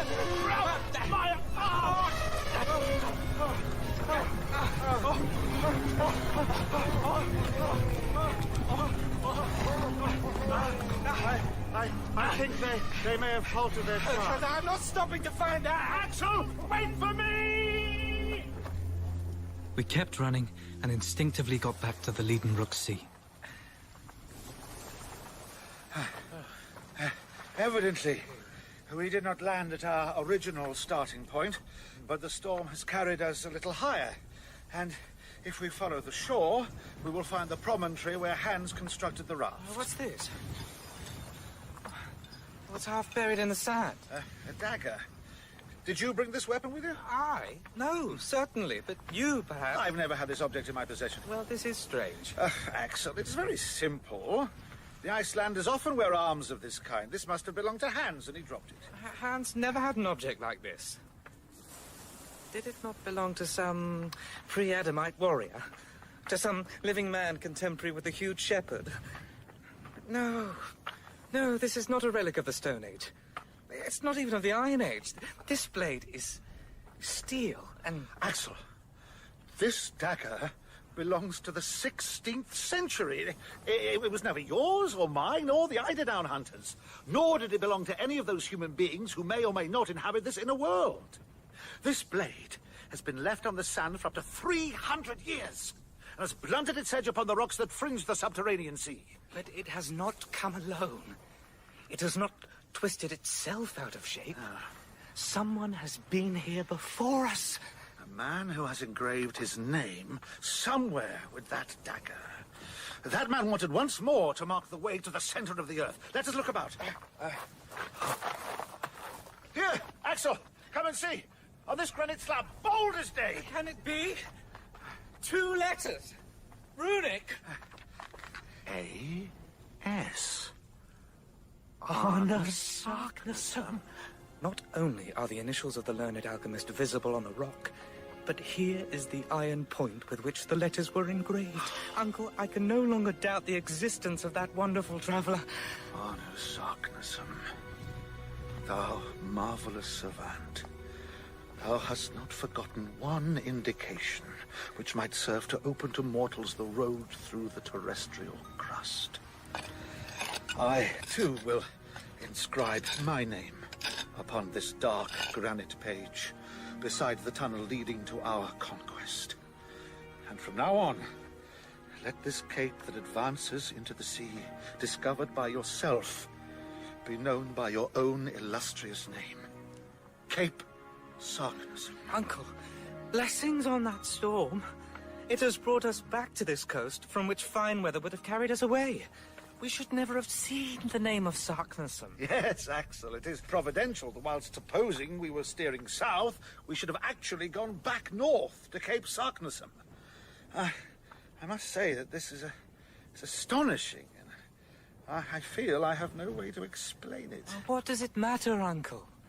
Our business is not to explain facts, but to use them. Oh, certainly. We are going now to resume the northern route and to pass under Sweden, Russia, Siberia, who knows where, instead of burrowing under the deserts of Africa.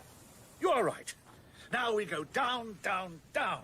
Do you know, it is now only 1,500 leagues to the center of the globe. Is that all? Why, that's nothing. Let us start.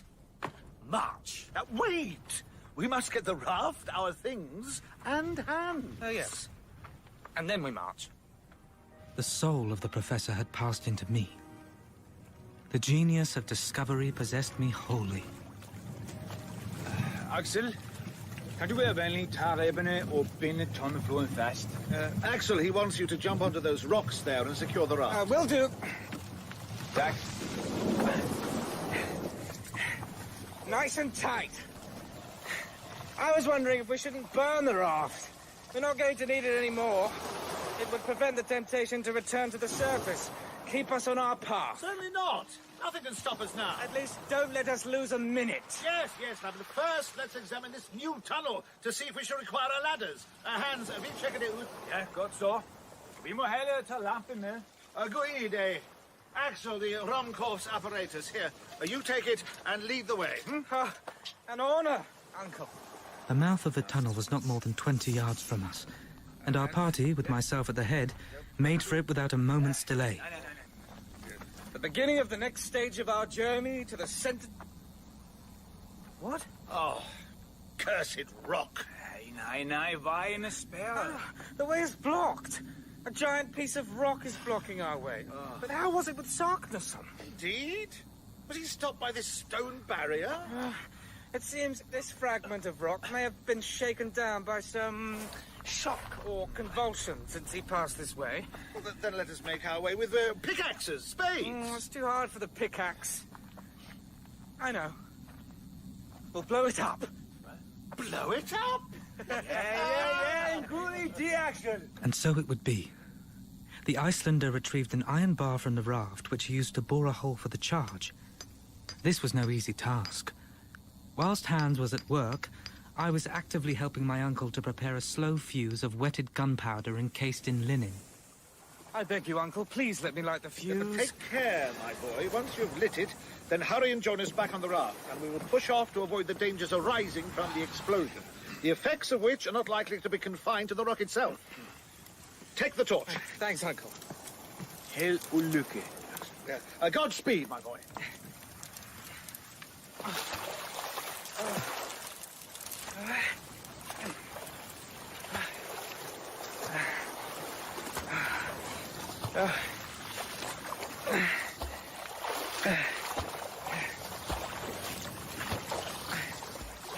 I'm here. Ready? We are! Put the torch to the fuse, Axel! With pleasure, Uncle.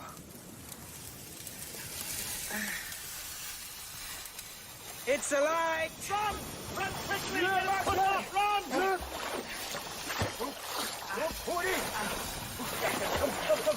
Quick! Axel! Jump aboard! Soon the raft was 20 fathoms out to sea. It was a moment of intense exhilaration. Own rock. Down with you.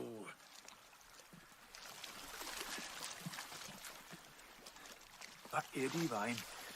What's happened? It should have gone off by now. I will go and see what's going on.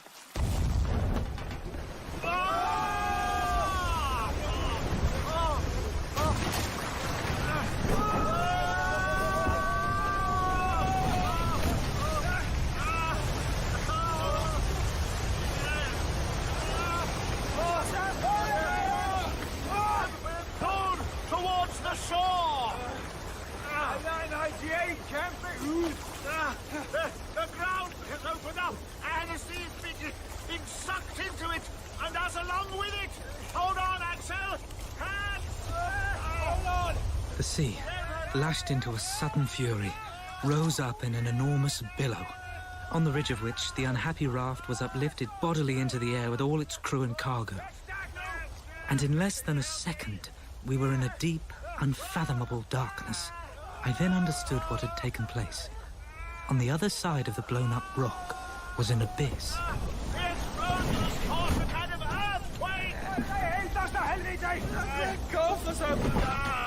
Where are we going? I can't see a thing! This is no doubt the same road that Sarkison has taken, but instead of walking peaceably down it as he has done, we are carrying a whole sea along with it! I see something! A flicker! Hands is lighting the room! Look at this! Light! Thank goodness! Good fellow, Hans! I'll check what is left of the cargo. The instruments are gone, save for the compass and the chronometer. Ropes and ladders are gone. Only this piece of cord remains of what is left of the mast. Oh, no! Oh, no! Now the lantern is going out! Perhaps the water got in! Help! Black night reigned again, and there was no hope of being able to dissipate the palpable darkness. After a considerable lapse of time, our speed redoubled. I could perceive it by the sharpness of the currents that blew past my face. I believed we were no longer sliding, but falling. My uncle's hand and the vigorous arm of Hans held me fast. Don't let go, Uncle! Please, don't let go! It's all right, Ansel! We have you!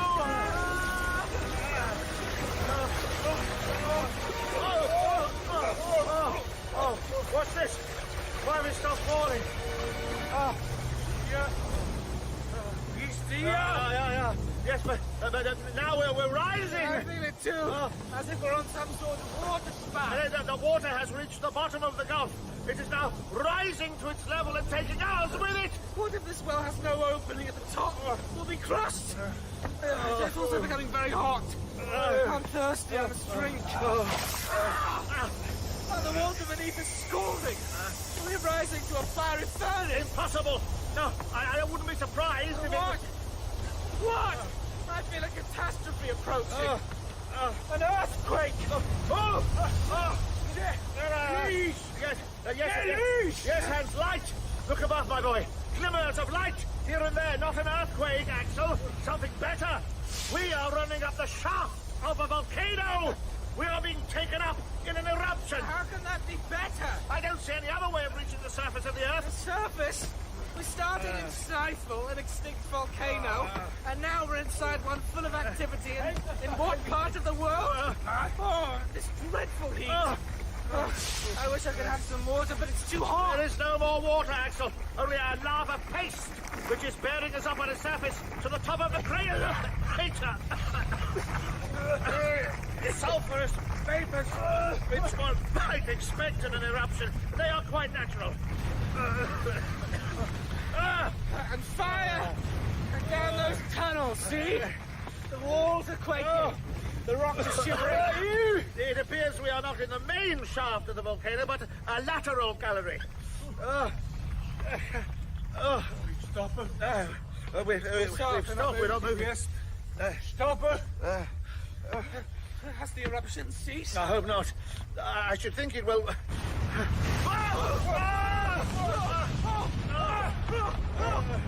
Hold fast! Hold on, Axel! Hands! Uncle Lindenberg! You may be surprised to hear this, but I have no exact recollection of what took place at that moment.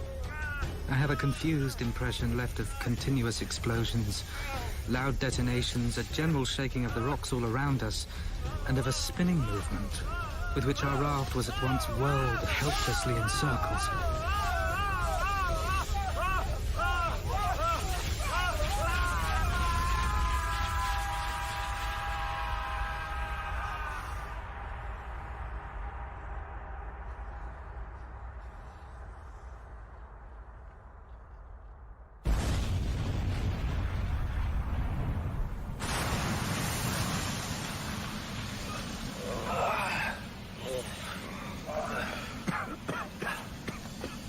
Professor?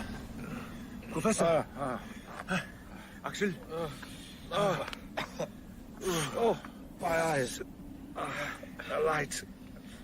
Where are we? Is it Iceland? This sun, I can't see, it's blinding. What? No, take Iceland. Not Iceland. No. Hans must be mistaken. I must see. Oh. Open your eyes, Axel. This is no northern volcano. There are no granite peaks capped with snow. Look, down there, below the lava. Oh, it's a dream. A perfect bower of rich green. Se mod øst. Se. Det er en lille havneby. Eller landsby. Yeah, you can God see it. Axel, over there, a small seaport or village. Oh, so there is. This spectacle is welcome to eyes long used to underground darkness. Hey, kom så. Det her er for farligt. Hans is right. We must get away. The explosions are going on still, and I don't think it would look well to have come out by an eruption and then let our heads get broken by bits of falling rock. Let us get down. Good idea. Come, Hans. Yeah. We must be in Asia, on the coasts of India, in the Malay Islands, or in Oceania. Pass through half the globe and come out nearly at the antipodes of Europe. But the compass. We slid down screes of ashes, carefully avoiding the lava streams which glided sluggishly by us like fiery serpents, until happily, after 2 hours of walking, a charming country lay open to us, covered with olive trees, pomegranate trees, and delicious vines. Grapes. I must have some. All right. Oh, so delicious. The inexpressible pleasure of pressing these cool, sweet fruits to my lips. Oh, look. There is a son of this happy land. Boy! He's running off. Jeg skal nok få fat på ham. Vent! Hey! Oh. Her er ham. God, Hans. Boy, what is this mountain called? Very well, I infer that we're not in Germany. Amigueto, ¿cómo se llama esta montana? Try French. Mon ami, quel est le nom de cette montagne? Now, let us try Italian. Dove nos siamo? Stromboli. Stromboli? Stromboli! No, we were hardly thinking of that. Stromboli! We're in the midst of the Mediterranean Sea, on an island of the Aeolian archipelago. What a journey we have accomplished. How marvelous! Having entered by one volcano, we have issued out of another more than 2,000 miles from Stifle, and away from that barren, faraway Iceland. But the compass, it pointed due north. How are we to explain the fact? My opinion is that it's best not to explain it. We left the grove of olives and arrived at the little port of San Vincenzo, where Hans claimed his 13th week's wages. 1, 2, 3. En, to, tre. Here, Hans, and a manga tag.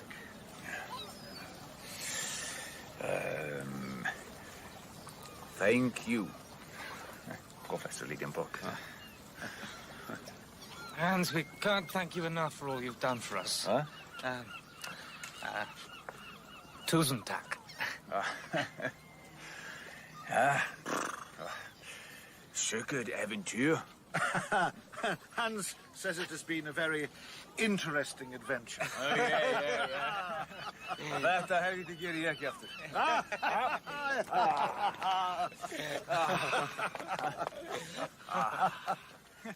And then on the evening of the 9th of September, we arrived back in Hamburg. You're back! Both of you safe. We are indeed, Croydon, and we can't wait to tell you of our adventure. Axel. Oh, Axel. You must have worried so, my love. About what? About me. Not really. Perhaps a little concern. Not at all. Groyben. Axel, I never doubted you would return to me. Never. I can't tell you how happy I am to hear that. And now you are a hero, you will not leave me again. Oh, no. My pretty Violentes, I will not. How can I describe the extraordinary sensation produced by the return of Professor Liedenbrock? My uncle was a great man, and I was now the nephew of a great man, which is not a privilege to be despised. And Hans, whether he knew it or not, was a great man too. I often thought of our faithful eiderdown hunter back home in Iceland, who will never be forgotten by those he protected, and I certainly shall not fail to see him once more before I die. To conclude, I have to add that this journey to the center of the earth created a wonderful sensation in the world, and was printed and translated into all civilized languages. But there was one dead fly amidst all this glory and honor. One fact, one incident of the journey that remained a mystery. And then one day... Uncle! Uncle! Axel, what on earth? Uncle, see the compass?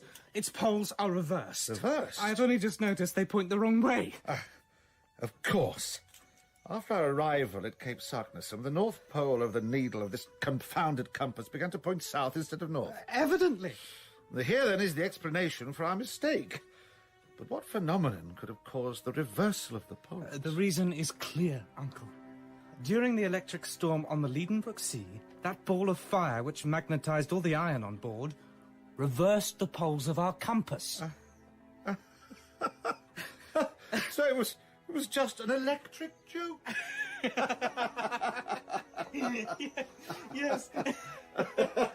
From that day forth, you must know the Professor was the most glorious of savants, and I was the happiest of men. For my pretty Wielandaise, resigning her place as ward, took her position in the old house on the Königstrasse in the double capacity of niece and wife. What is the need of adding her godfather was the illustrious Otto Liedenbrock, corresponding member of all the scientific, geographical, and mineralogical societies of the civilized world, and venturer to the center of the earth.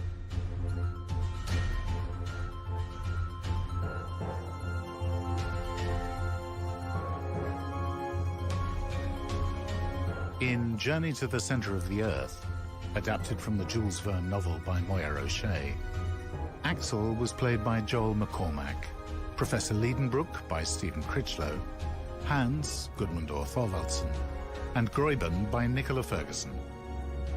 Original music was composed by Neil Brand, and the director was Tracy Neal.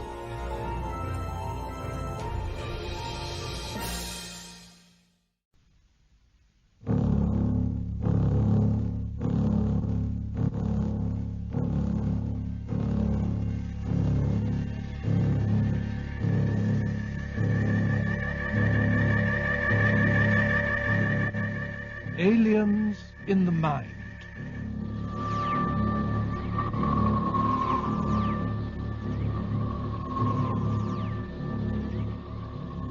Co-starring Vincent Price as Professor Curtis Lark and Peter Cushing as John Cornelius.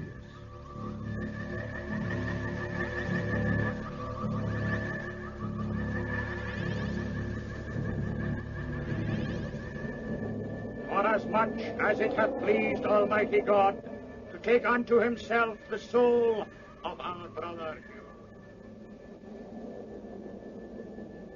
we commit his body to the ground, earth to earth, ashes to ashes, in the sure hope of the resurrection to eternal life through our Lord Jesus Christ. Amen. Amen. Okay, that's that then. Well, we'll be missing him, Doogie. The doctor. 20 years he's been with us. Aye. Do you know that fellow at the graveside?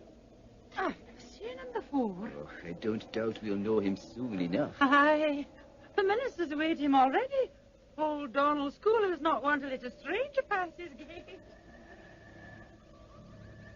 Part 1. Island Genesis. Good day to you, sir. I'm Donald Schooler, the minister here. And you'd be... John Cornelius. A relative of the doctor's, maybe. No, just a friend. A very old friend. And have you travelled far? From London. I had hoped to be here for the inquest. And that was this morning. Accidental death, of course. Tragic. Yes. Could you tell me how he... I mean, I read that he fell from a cliff. Last Friday night. There was a heavy fog over the island. We get a lot of it coming in from the sea at this time of the year.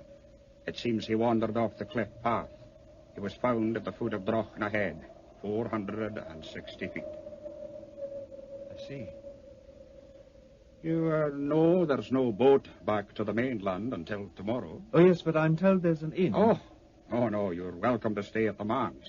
Well, that's very kind of you, but Not at all, I insist. Oh, thank you. Aye, Mary, my housekeeper, will be glad to see a new face around the place.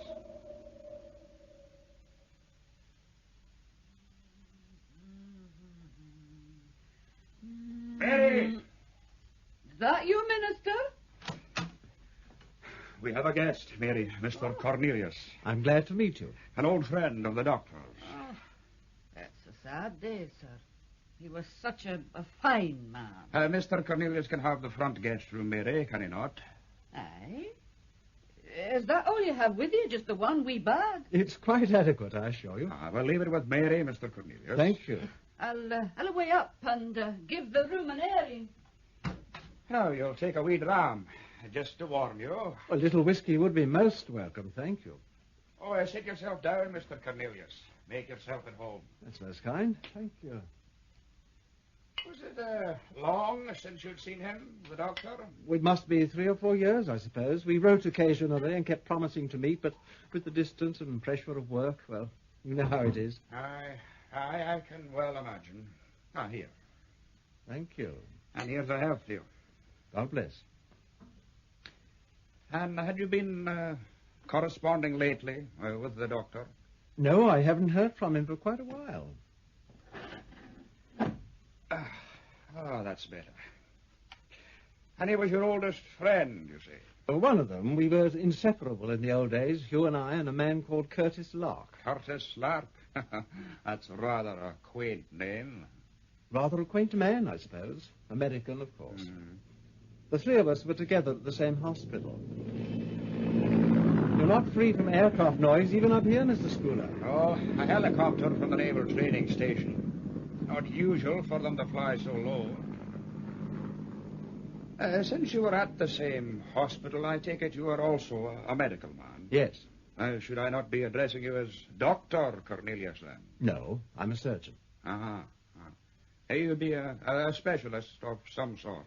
Oh, yes, I'm a brain surgeon. Didn't you have a housekeeper? Molly Kyle, aye. Oh, a fine woman. She was at the service. Do you think she'd mind if I went up to the house? I'm sure she'd expect it. Why not now? Before it gets dark. I'll be glad to walk you over there myself. Oh, that's very kind of you, Minister. Come along then, Mr. Cornelius.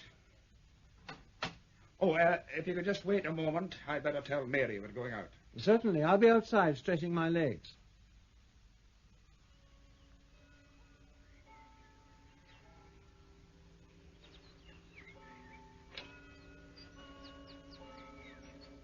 Half past. 2 minutes slow. What the devil? Oh, no. Oh, please, no. Poor child, what is the matter? She's calling them. She's calling them again. Calling who, my dear? The fellowship. She's calling them away from the fire. Oh, stop her. Stop her or they'll die too. Who will die? Who will die? You will. Come here, my dear. What is your name? Laura! Laura, come inside at once. Oh, no, Minister. I'm all right. I'm not hearing her voice. I'm not.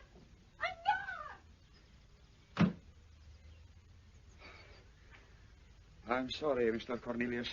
I hope Laura wasn't bothering you. This seems to be one of her bad days. What's wrong with her? Sick in the head, I'm afraid. Mental disorientation, the doctor called it. Is she receiving any treatment? Prayer and faith in the Lord is the best possible treatment, Mr. Cornelius. Many of the young folk on Luig come here, troubled in spirit, and within a year or so, they're completely cured. That's why their parents send them to me. Really? Are you a faith healer, then?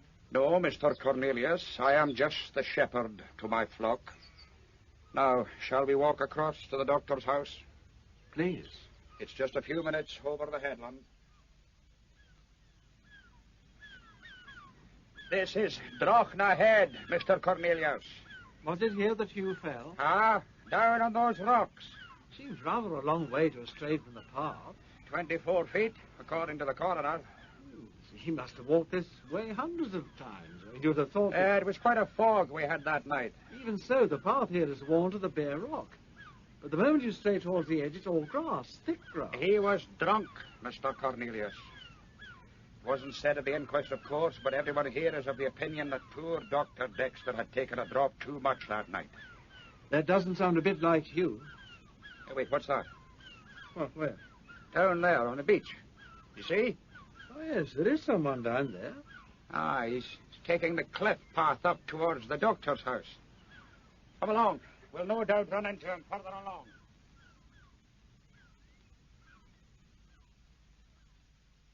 Here we are.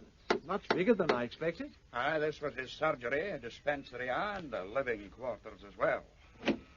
Oh, hello, Minister. Hello, Molly. Oh, this is Mrs. Kyle. Good afternoon, Mrs. Kyle. Good afternoon. This is Mr. Cornelius, Molly. He was a friend of the doctor's. Oh, hi. Hello there. What? Who is this now? Good Lord, it's Curtis Lark. Where on earth did he spring from? Hello, John. How are you? I'm fine, but how did you get here? By passenger jet, private charter plane, and finally by one of your Royal Navy's helicopters. Am I in time? Not for Hugh's funeral, if that's what you mean. Well, I did try, but I was in wildest Borneo when I got the news. Oh, I'm sorry. Let me introduce you. Professor Curtis Lark, the minister, the Reverend Donald Schooler. Professor. And Mrs. Kyle, Hugh's housekeeper. Hello. Will you not come inside, gentlemen? Thank you. After you, John. Go straight into the study, if you would. If you would excuse me, Molly. Aye. You'll be wanting to get back for the fellowship meeting. Fellowship? The Fellowship of the Kirk. Oh. I'll see you later then, Minister. Aye, back at the manse. Good day to you, Professor. A bientôt, Minister. Early Edwardian walnut. Hardly Hugh's taste, I would have thought. If it's the furniture you're talking about, he bought it with the practice. It used to belong to old Dr. Mingy's before. There's a picture over here that you'll maybe recognize. Oh, yes, the class photograph. I think you're both there on it somewhere. The second row left with Hugh standing between us. I can still remember the day when it was taken. Oh, was it really 20 years ago? No, it was nearer 30. Oh, my goodness. Well, all things considered, we still look remarkably young. All things considered, Curtis, you probably need glasses. Oh, we're none of us getting any younger, sir. Mrs. Kyle, did the doctor ever wear glasses? Aye. He had a pair made last year. Just for reading, you know. What time was it when the doctor went out last Friday? I wasn't here that night, sir. I was over to the mainland to visit relatives. Oh, I see. So you wouldn't know if he had been drinking at all? No, sir. I'm afraid not. Uh-huh. Can I get you gentlemen something to eat? Oh, that's an excellent idea. I had breakfast somewhere, but I've quite forgotten where or even when it was. You must be starved. I'll away to see to it now. Oh, thank you. You're most kind. Oh, dear John, I can't tell you how glad I am to see you again. My dear fellow, I'm glad to see you too, and surprised. Surprised? I'm astonished. It's less than a week since Hugh's death was announced. It's quite incredible that you managed to get here from, where was it? The wilds of Borneo? John, I wasn't in Borneo. Oh? No, that was just for the minister's benefit. Ah. I'd left Borneo 2 days before on my way here. And when I heard the news of Hugh's death, I was actually making a stopover in Sydney, Australia. You see, I received this letter from Hugh. Look, you'd better read it here. Thank you. My dear Curtis, please read this scribble indulgently, because it's extremely difficult for an island vegetable like me to keep a steady leaf between lines, eh? Well, it doesn't make sense. Oh, yes, it does. Don't you remember that silly code we devised when we suspected that horse-faced matron of opening our mail? Oh, good Lord, yes. Let me see now. First two, wasn't it? Right. First two and last two words in every sentence. That's right. Now you try it again. Now, please read last two between lines. Right. A terrible danger here.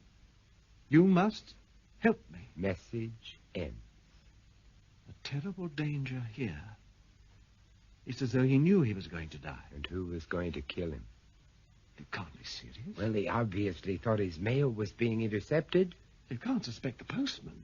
I don't even know the postman. Well, then. And I hardly know Mrs. Kyle any better. Oh, now that's preposterous. Well, someone was checking Hugh's mail. It doesn't follow that they killed him. Or indeed that anyone killed him. John, I found this pair of glasses on the beach. Show them to me. They're reading glasses. Oh, I can see that, but they're not necessarily Hugh's. Well, they were just about where his body would have been. Well, surely they would have been in a case. Hugh certainly had a case for them, John. Look, it's right there on the desk. Empty. But it still doesn't prove anything. Not in a court of law, perhaps. But it's proof enough for me. You can't really believe that Hugh, or anyone else for that matter, would walk along a dangerous cliff top at night in thick fog with a pair of reading glasses stuck on his nose. It's just not possible. According to the minister, the general opinion is that Hugh was drunk that night. John, that's not possible either. Why? Well, he swore off liquor the night his wife died. Besides, I've seen the autopsy report. When? I made a courtesy call on the coroner earlier today before I arranged for the helicopter to bring me over. But that's not allowed. I know. I think perhaps he was overwhelmed by my medical reputation. I'm amazed. Perhaps we could come to the point, Curtis? The point, my dear John, is that according to the autopsy report, there was absolutely no trace of alcohol in the body. Not in the stomach, not in the blood, not in the urine. None whatsoever. Curiouser and curiouser. Gosh, if we could only find something positive. What did you have in Oh, mind? I don't know. Some notes, a diary, a letter he never dared send, anything. But where do we start to look? Well, presumably where no one else would think of looking. You think it's something? I certainly hope so. I would have done it in his place. Oh, yes, I'm sure you would. But don't just stand there, John. Try those filing cabinets. Oh, very well. There's nothing much in the desk. I'll try these cupboards over here. Just medical reports here. What you'd expect, really. Hey, there's a cassette recorder in here. I thought Hugh was a hi-fi man. Well, he was. I can't imagine what sort of music he had. Oh. Scottish folk music, sea chanties, the Boston Pops. Never. Oh, no, definitely not his scene. If he had wanted light relief, he would have chosen Vivaldi or Scarlatti. And certainly not on a cassette. He was too much of a purist. Oh. Move it on a bit. No, not far enough yet. I've recorded There this we are. message for John Cornelius, consultant surgeon to the London Encephalic Hospital, or for Professor Curtis Lark of the New York Institute of Paranormal Phenomena. I must admit from the start that all my research records disappeared when my study was burgled earlier in the year. Construe that how you will. All that now remains is a notebook of my observations, which I have lodged for safekeeping with our old friend, Ward Locke. Who? Do you know anyone named Locke? I don't. The only Locke I know had the misfortune to be an encyclopedia. What are you talking about? Ward Locke's Medical Encyclopedia. John, you're a genius, an unsung genius. Yes, but we tend not to sing about it on this side of the Atlantic, you know. Locke. That black tome, dear boy, over on the left. There. Ah, here it is. Locke's Medical Encyclopedia. Oh, do open it, Curtis. It won't bite you. Well, look at that. A hollow's been cut into the center of the pages. Yes, but what's inside? His notebook. What else? Ah. I've just returned Ward Locke to, as you would say, his appointed place in the order of things. Yes, but you'd better let me have that notebook. You're always losing things. I'll put it in my pocket. Damn it, I've even lost the playback button on this try infernal that machine. All right. There we are. If you can find time to contact Ward Locke, you will see that my observations have led me to believe that this island is in the throes of giving birth to a new race, a mutant species. Physically, they are human, but my EEGs suggest that their brain is quite different from ours. I know for a fact that they are capable of some form of telepathy. It is the development of this telepathic power during early adolescence that is directly responsible for the high incidence of mental disorientation among the younger people on the island. Almost invariably, the clinical symptoms in these cases seem to disappear within about a year. Schoolers, prayer and faith in the Lord. What's that supposed to mean? The minister cures them, or so he claims. The island of sickness, he calls it. What Hugh's describing sounds more like an island genesis. Yes, I know. Look, switch it on again. All right. The single exception to this rule is a girl whose development seems to have been arrested in the middle of her own personal metamorphosis, as it were, so that she retains all the disorientation symptoms. Logically, one would have expected a complementary arrest in the development of her brain, but her EEG suggests that her brain may, in fact, be better developed than anyone else's. She has proved able, on occasions, to disrupt the telepathic communication of other mutants. And this is what frightens me. To implant her own thoughts in their minds. It is my belief that she may be a second-phase mutant, the prototype of a genetically selected master race. Her name is Flora Curie. Pray God she is only the prototype. If there are others like her, the whole future of mankind, as we know it, could be threatened. My God. Well, at least we know why Hugh died. Dr. Dexter. Mrs. Kyle. I thought I heard the doctor. Well, you did, Mrs. Kyle. But it was only a tape recording. Sit down, Mrs. Kyle. Thank you. Thank you very much. Well, I can understand it. It must have given you quite a turn. Look, you'd better drink this. Thank you.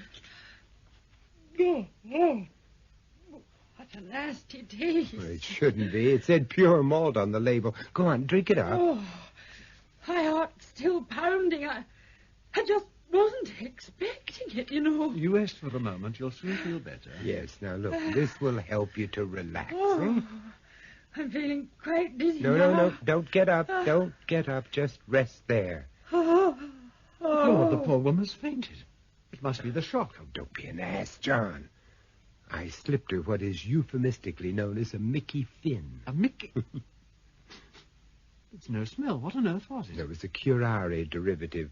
Out in Borneo, there's a tribe of headhunters who use it as a local anesthetic. Very interesting, John, but hardly relevant. Unless you intend taking Mrs. Kyle's head as a trophy. No, but she may intend taking mine, or yours, for that matter. Let's be quite clear about our situation, John. Hugh was killed, presumably by mutants, because he knew too much about them. If they discover how much we know, we won't have a snowball's chance in hell of getting off this island alive. But you surely don't suspect Mrs. Kyle of being a mutant? Until such time as we learn how to distinguish mutants from non-mutants, I intend, in the interest of self-preservation, to suspect everyone on this island of being a mutant. Curtis, I met a girl called Flora earlier today Uh-huh. at the manse, the minister's house. She was about 18, I should think. Well past the age of puberty, anyway.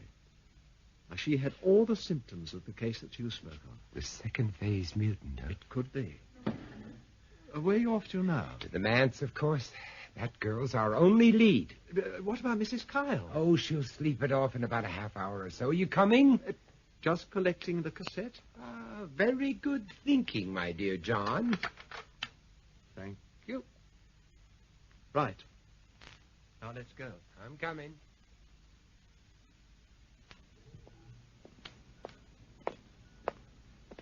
Look, Curtis. Something's going on in the church. The lights are on. Must be some sort of service. The fellowship meeting. Yes, that's right. The minister mentioned it. So did Flora. She said something about calling them away from the fire. What fire? I don't know.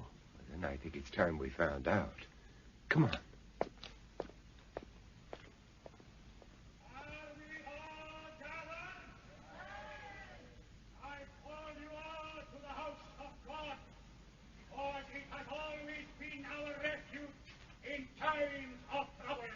John, give me a leg up. I want to do a little surreptitious eavesdropping. Steady, John, steady. You're overweight, damn it. All those hot dogs. Stop it. Well, let me down. With the greatest of pleasure. There are rows and rows of them in there, just sitting there like so many zombies. Listen. Servant of the devil, his work is Satan's handiwork. It should be cast into outer darkness. All unto everlasting hellfire! Those people make the Spanish Inquisition sound like a parlor game. If the devil's handiwork were consumed in eternal hellfire. And I would not move from the house of God to save it. Aye, and the ashes should be cast. Curtis, there's a fire up there on the hill. Ooh, what a fire. It looks like the whole house has gone up in flames. Hugh's house? Yes. I've just remembered something, What? Curtis. When I talked to Flora, she said that if I didn't stop her calling them away from the fire, I'd die too. You? I didn't understand at the time, but I do now. They wanted us to be in that house. And they would just sit there in their church and let us quietly burn to death. What? Who's it? Flora, what are you doing here? Waiting for her to die. Mrs. Kyle. She's up there in that inferno, probably still unconscious. No, she's awake now. Flora, what's going on in the church? She is calling them to the fire. Listen. Oh my God, something's wrong!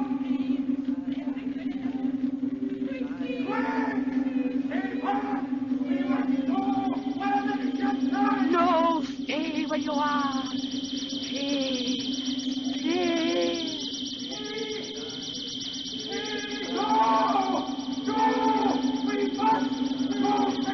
Let it burn. Let it burn. No! We must go and put it out! Do not move. Do not move. We must go! The Lord rests on his body! An innocent his body!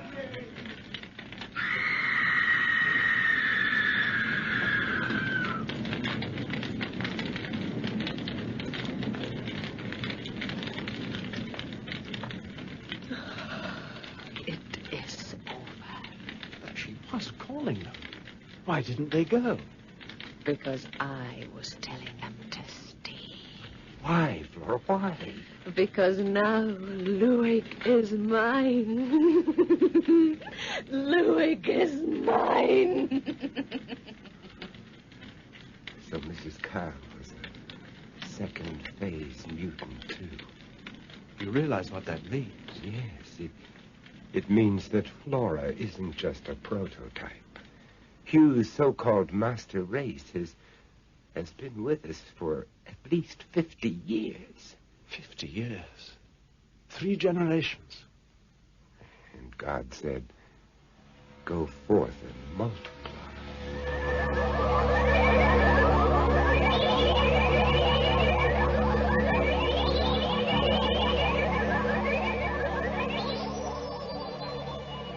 That was part one of Aliens in the Mind, co-starring Vincent Price as Curtis Lark and Peter Cushing as John Cornelius, with Henry Stamper as Donald Schooler, Sandra Clark, Flora Curie, Shirley Dixon, Mrs. Kyle, Irene Sutcliffe, Mary, and Fraser Carr, Dr. Hugh Dexter.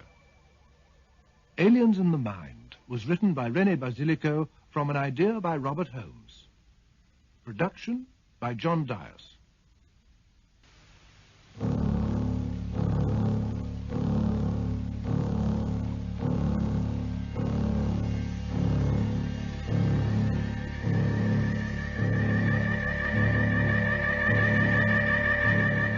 Aliens in the Mind.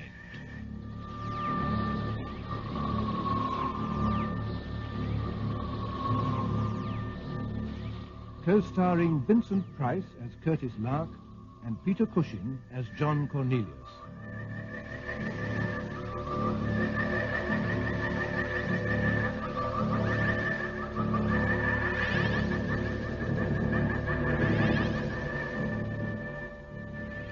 On the remote Scottish Isle of Lewig, Lark and Cornelius are convinced that the death of their friend Dr. Hugh Dexter was no accident.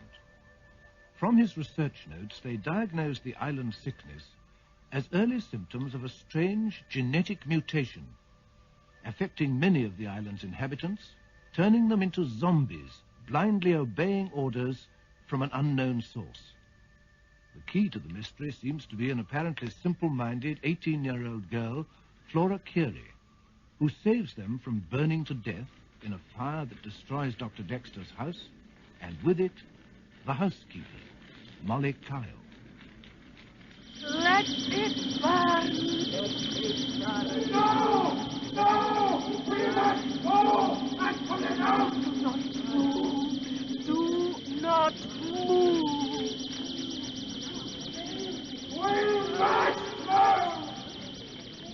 The Lord person is burning! An innocent is burning!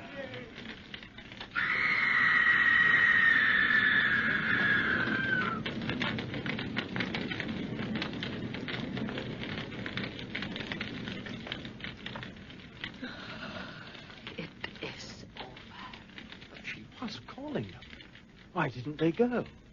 Because I was telling them to stay. Why, Flora, why? Because now Louis is mine. Louis is mine.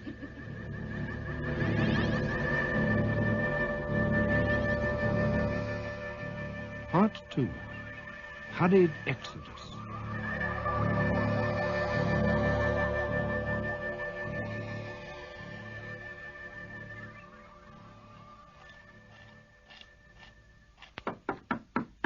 Come in. Morning, John. Oh. You still in bed? Where else should one be at this unearthly hour? Oh, look, and I distinctly said 4 minutes. Look at it. Damn thing's raw. Well, you know, in some parts of the world, raw egg is considered quite a delicacy. Well, not here it isn't.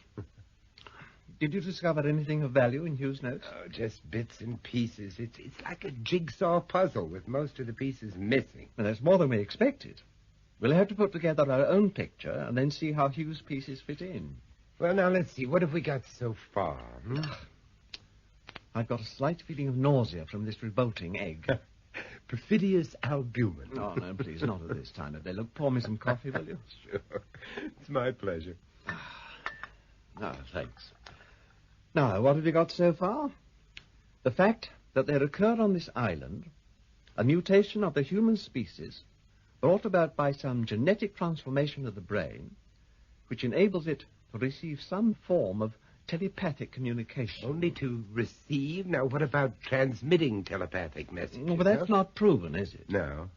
We can be certain of only 2 cases. Molly Kyle, who is now dead, presumably, and Flora Curie, who, at best, is an imperfect example of a different, more highly developed mutation, what Hugh was pleased to call the master race. Controllers would be a more accurate description of those 2 bizarre ladies. They both seem to have this power of implanting their own thoughts, their own will, in the minds of other mutants. And so what outwardly look like ordinary human beings become, in fact, extensions of the mind of the controller, without even being aware of it. It's terrifying. Think what Hitler or Stalin might have done with power like that. Think what they did without it. According to Hughes' notes, in the 20 years he was on the island, there were 120 cases of mental disorientation. Mutant metamorphosis. What you will, which gives us 120 mutants under the age of, say, 33. And at least as many over that age. Mm-hmm. 250 all told. And all totally indistinguishable from the rest of the inhabitants. Except for Flora. Yes, except for Flora. We've got to get that girl to London. It's the only way. Oh, now, wait a minute. Hang on. That could be a pretty tall order. We must do it somehow. We need to run tests on her, medical checks. And do all the other things that Hugh Dexter tried to do. Precisely. And got himself murdered for. You know, that blaze last night at Hugh's place was no accident, John. It was meant for us. Someone out here just doesn't like us knowing too much. That's why we have to get Flora away from here. Surely you see that. Well, I can see the sense in it, but what I can't see is how to go about it. We'll start with the minister. I'd like our chances a lot better if I disliked him a little less. That man really spooks.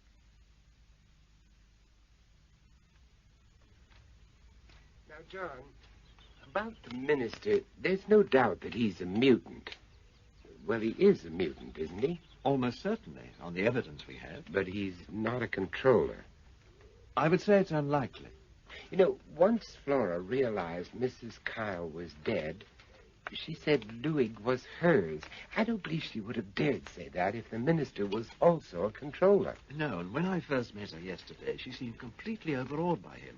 Mind you, he is a trifle overbearing. Not to mention unpleasant. He's much too sinister for my taste. A sinister minister. Oh, Curtis.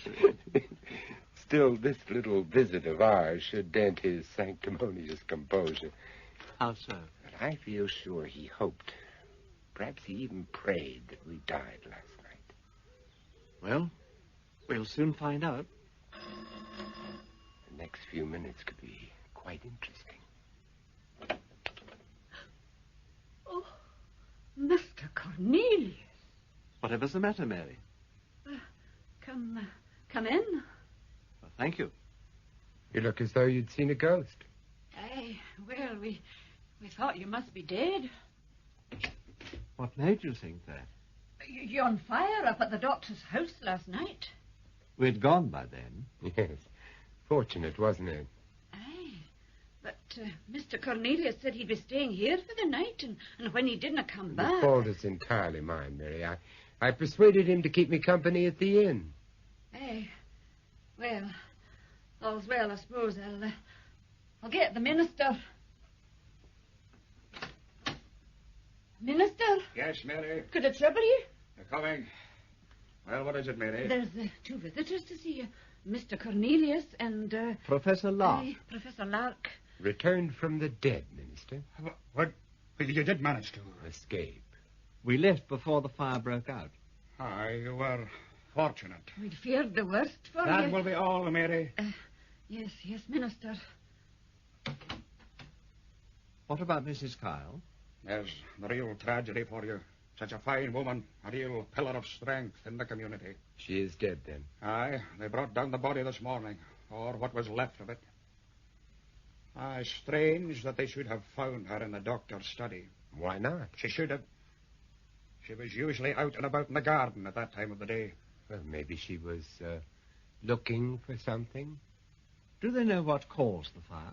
No, and I doubt they ever will, frankly. When will you be returning to London? We'll get the boat back this afternoon, most probably. Aye, very wise. And we'd like to take Flora with us. Flora? And what would you want to do a thing like that for?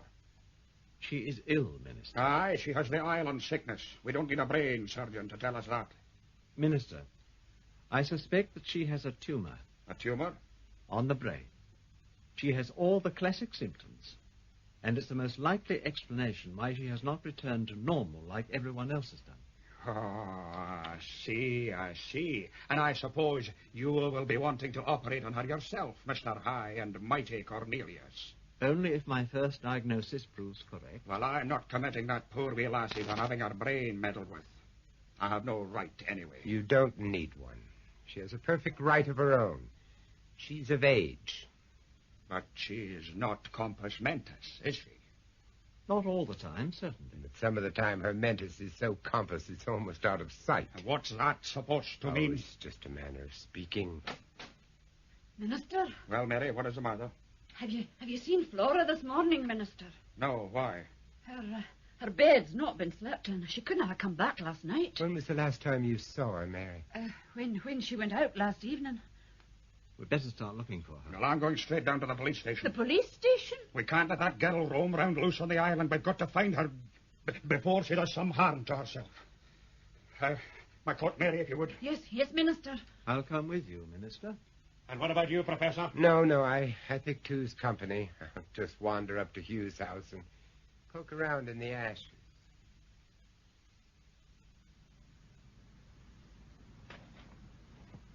You won't find much in there. What? Oh, yeah, you're right, officer. Sergeant, if you don't mind, sir. Sergeant McBenney. Okay, Sergeant. Yeah, did the minister send you? Yes, sir. What, to keep an eye on me? To help you, sir, if you want. Nice of you. Ah, it's only 2 minutes on the bike. What are we looking for, by the way? I really don't know. Some of Dr. Dexter's research papers, perhaps. Though I don't think much could have survived this. It's one of the most comprehensive files I've ever seen. Just as well, if you ask me. Some of the church fellowship took great exception to Dr. Dexter's researches. Now, why would they do that? Well, sir, over the past few years, those researches, as you call them, seem to be aimed exclusively at the fellowship. Oh, come on now. And to no one else. Practically every single member of the fellowship had been investigated by Dr. Dexter at some time or another. Investigated, Sergeant? Oh, that's police language. You mean examined? No, sir. I mean investigated, Professor. Brain pictures, blood samples, and the like. He even went into our family backgrounds, our ancestry. Oh, it was an investigation, right enough. Did he ever investigate you, Sergeant? Aye, sir. He said it was for the influenza. That was just last year. So you're a member of the fellowship, too? Yeah. Well, I don't think you're going to find anything here, Professor. No, I guess you're right. I'll walk you back to the manse, see if there's any news. What of young Flora? So you know about that? Yes. Yes, I was there when they found out. Hold on, sir. I'll just fetch my bike. Okay. I wonder what makes a girl like that run off. You mean Flora? Yeah. Well, I hear you're wanting to operate on her head, and she might not want to see it opened up like a can of beans. It is her head, after all. But no one's told her about that yet. Maybe she doesn't need to be told. Oh, dear God. Are you ready now, sir? Yeah, okay, I'm coming.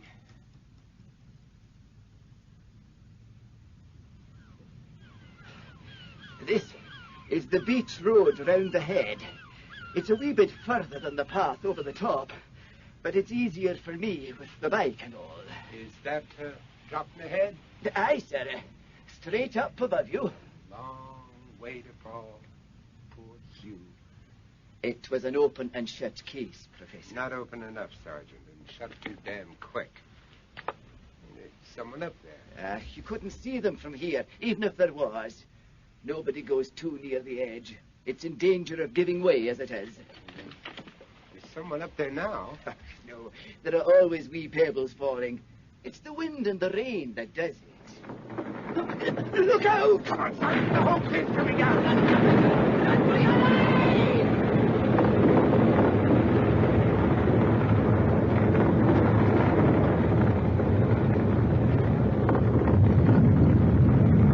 Good Lord.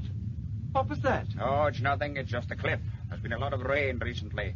Must have weakened the overhang. It's fortunate that there was no one underneath. But there was. Look. Aye, there's two of them. It looks like Sergeant McBenney. Come on. We'd best see if they're all right.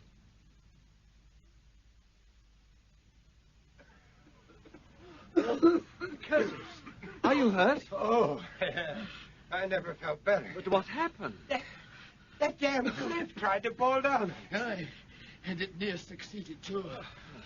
One man and another dropped their heads, a pretty dangerous place. Especially to foreigners. What are you all doing here, anyway? There's been news of Flora. Oh? Well, apparently she's been seen near an old barn. Which barn is this? Old Mackenzie's place. One of your men brought the news not 5 minutes since. We're just on our way over there.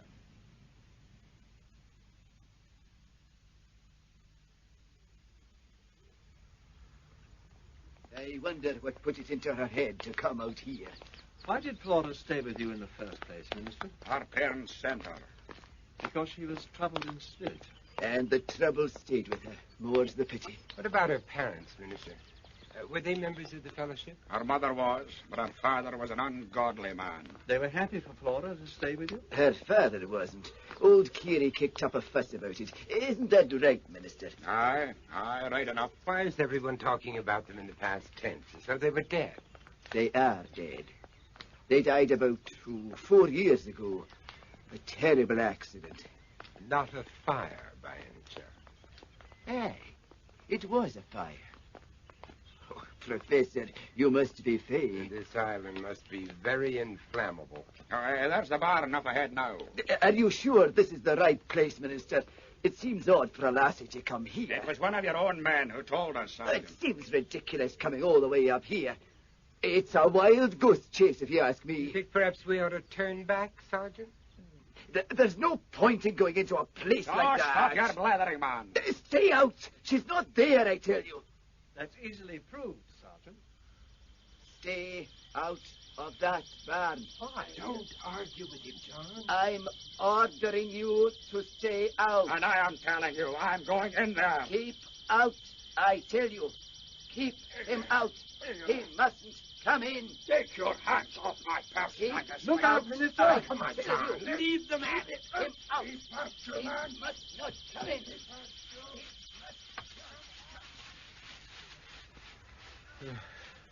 What was all that about? The police sergeant's a mutant. Didn't you see his eyes?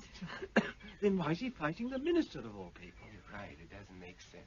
Unless the minister isn't a mutant, which knocks our theory on the head. I can't work that one out. At least not now. Come on. Flora must be in here. Keep him out. Keep him out. Over here. In the corner. Keep him out. Keep him out. It's all right, Flora. It's all over now. There's nothing to be frightened of. Here, blow your nose on there. Flora, can you make the policeman go home? What about the minister? Oh, the minister. Oh, keep him away. The minister's not here, Flora. Honestly. At least he's taking no further interest in the proceedings. I think the sergeant hit him with his nightstick. Truncheon. Oh, right, Truncheon. The minister's asleep, Flora. He'll never find out about your being here unless Sergeant McBinney tells him. So I want Sergeant McBinney to go away. Don't you? Oh, yes. I want Sergeant McBinney. I want Sergeant McBinney to go away from here. Wish hard, Flora. Wish Sergeant McBinney away from here. I wish Sergeant McBinney away from here.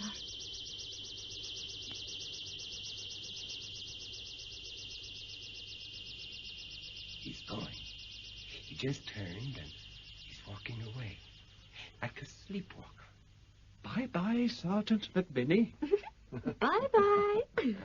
I hate breaking things up, John, but I think it's time we were moving out. That boat leaves in an hour. Right. Now, Flora, I thought it might be rather fun to go on a boat. Oh. Have you ever been on one? No, the minister always forbade me. Well, we won't let the minister know. We'll just sneak on board without telling him, eh? Come on, then. Take my hand. Uncle Cornelius is in charge now. Uncle Cornelius?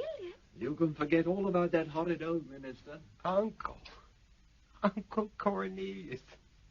Hey, wait for me, Uncle Cornelius.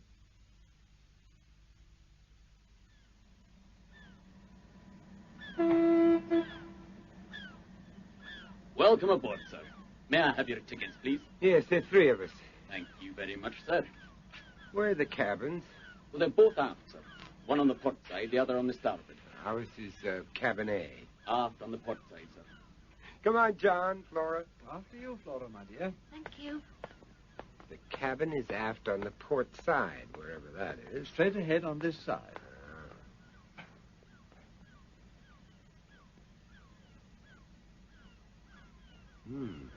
Cabin A, here we are. And your cabin awaits you, Uncle Cornelius. Do we have to go in there? Not if you don't want to, my dear. I want to stay outside and look at all the people. All right, you do that.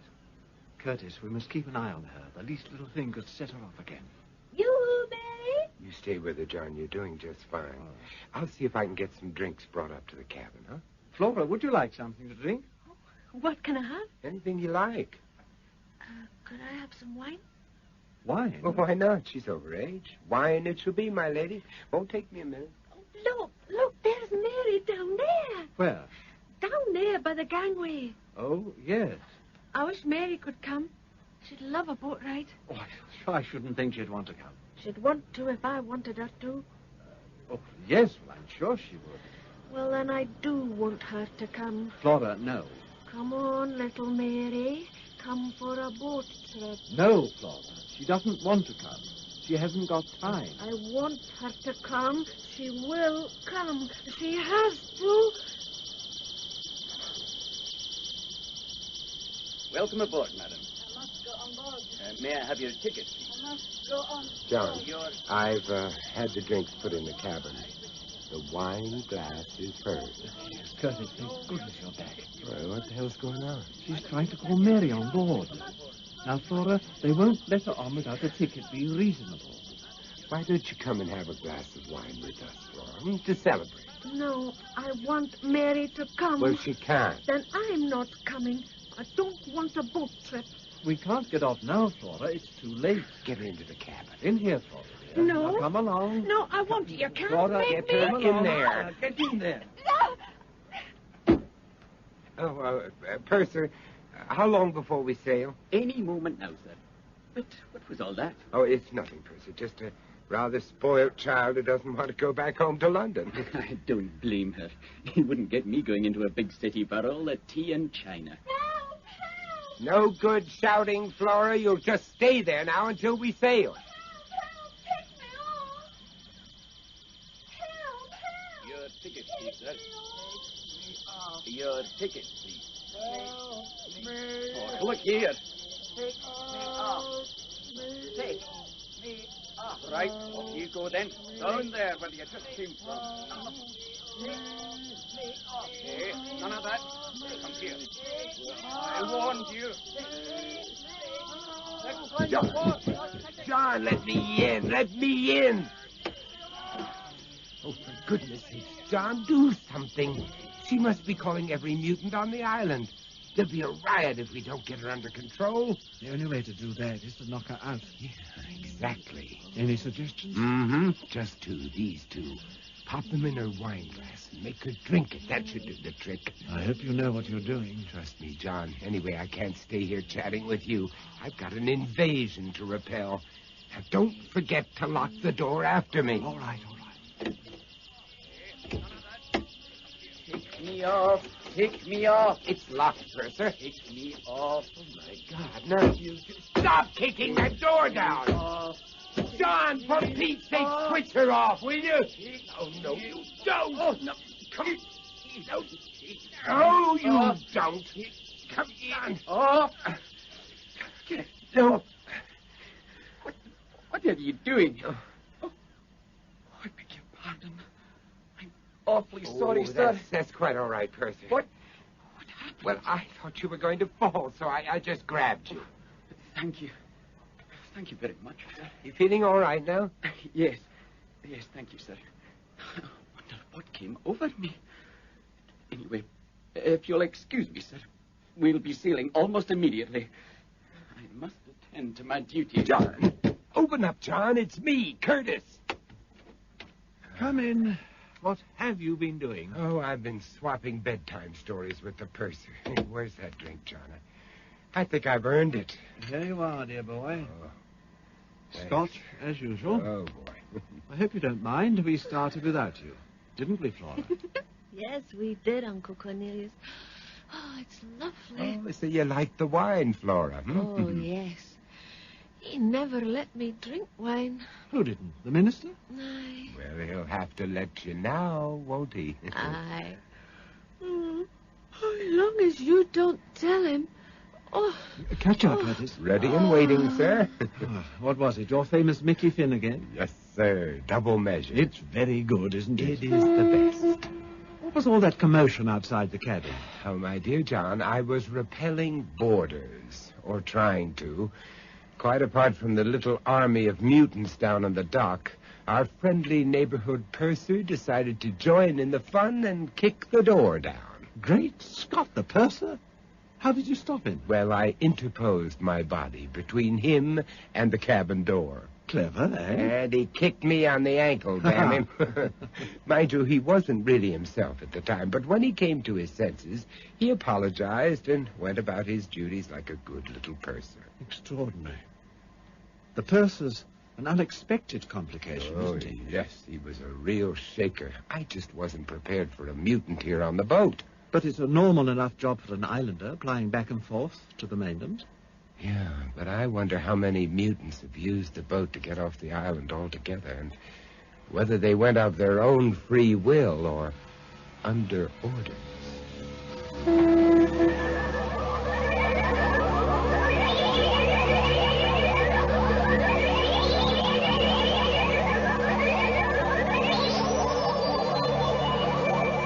That was part 2 of Aliens in the Mind, co-starring Vincent Price as Curtis Lark and Peter Cushing as John Cornelius, with Henry Stamper as Donald Schoolar, Sandra Clark, Flora Keary, Fraser Carr, Police Sergeant, Irene Sutcliffe, Mary, and Andrew Sear, the purser.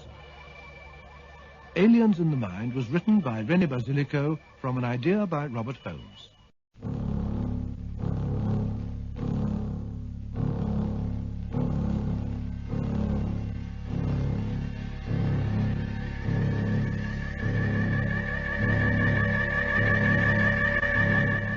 Aliens in the Mind.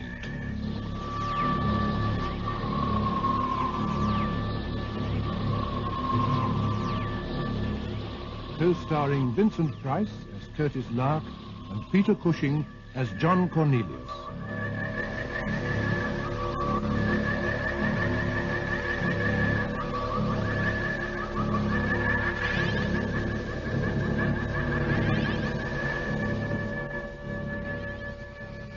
Convinced that the apparently simple-minded Flora Keary must be the key to the mysterious genetic mutation affecting the inhabitants of Luig, Lark and Cornelius persuade her to leave the island and come with them to London. But no sooner have they got her on board the boat to the mainland than Flora changes her mind. I don't want a boat trip. We can't get off now, Flora. It's too late. Get her into the cabin. In here, Flora. Dear. No. Now, come along. No, I want it. You can't Flora, make get me. her in there. Get in there. Oh, purser, how long before we sail? Any moment now, sir. But what was all that? Oh, it's nothing, purser. Just a rather spoiled child who doesn't want to go back home to London. I don't blame her. He wouldn't get me going into a big city for all the tea and china. No good shouting, Flora. You'll just stay there now until we sail. Your ticket, please, sir. Your ticket, please. Oh, look here. Take me off. Take me off. Right, off you go then. Down there where you just came from. Hey, none of that. Come here. I warned you. John, let me in. Let me in. Oh, for goodness sake, John, do something. She must be calling every mutant on the island. There'll be a riot if we don't get her under control. The only way to do that is to knock her out. Yeah, exactly. Any suggestions? Mm-hmm. Just these two. Pop them in her wine glass and make her drink it. That should do the trick. I hope you know what you're doing. Trust me, John. Anyway, I can't stay here chatting with you. I've got an invasion to repel. And don't forget to lock the door after me. All right.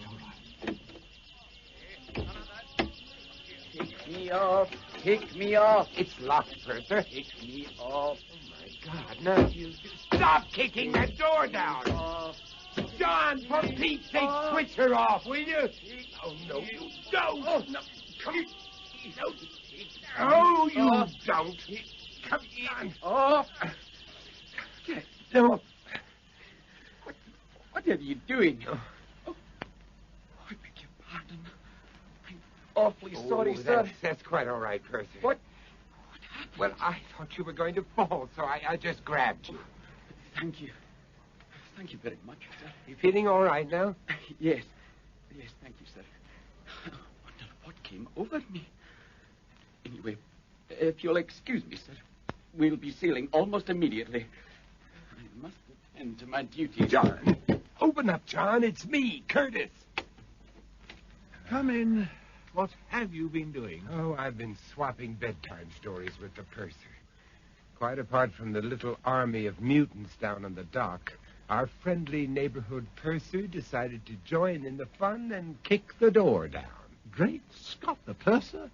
How did you stop him? Well, I interposed my body between him and the cabin door. Clever, eh? And he kicked me on the ankle, damn him. Mind you, he wasn't really himself at the time, but when he came to his senses, he apologized and went about his duties like a good little purser. Extraordinary. The purser's an unexpected complication, isn't he? Yes, he was a real shaker. I just wasn't prepared for a mutant here on the boat. But it's a normal enough job for an islander, plying back and forth to the mainland.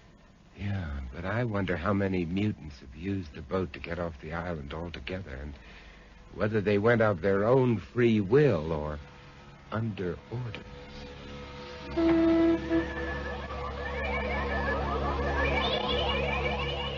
Part 3. Unexpected Visitations. Sherry? No, prefer scotch. Say when. Whoop. Help yourself to water, dear fellow. Here you are. Thanks. What about you? No, thanks. I'll have a small manzanilla. You know, John, I really envy you this apartment. Wish I could afford a place like it. I wish I could afford 3 wives. Oh, but you don't envy me, my 3 wives. Oh, no. Not all 3 of them. Whereas I do envy you your apartment. Well, these were my consulting rooms originally. Yeah, I noticed all the equipment. Most of it's pretty out of date these days. Now, that's why I insisted on taking Flora to the hospital. We can do every test you can think of there. Is that where she is now? Yes, in the radioisotope laboratory. I want to put her under the gamma camera. What do you expect to find, John? Some sort of brain lesion? Well, if the brain has undergone any physical change, it's probably the best chance we have of finding it. Have you considered that there might be no physical abnormality involved? Just an intensified refinement of some particular sense or sensitivity. After all, telepathy is nothing new. This is not telepathy as much as thought transference. The so-called controllers transferring their thoughts to other mutants. Look, John, whatever form this mutation takes, in Flora's case, it's somehow gone askew. Most of the time, she behaves like a mentally retarded child, when in fact she's really as much a mutant controller as Mrs. Kyle was. Ah, yes, but with Flora, that power only manifests itself when she's frightened or disturbed in some way. Emotionally disturbed. That's what I'm getting at, John. The point is, why? Oh, I have no idea. No, but she has.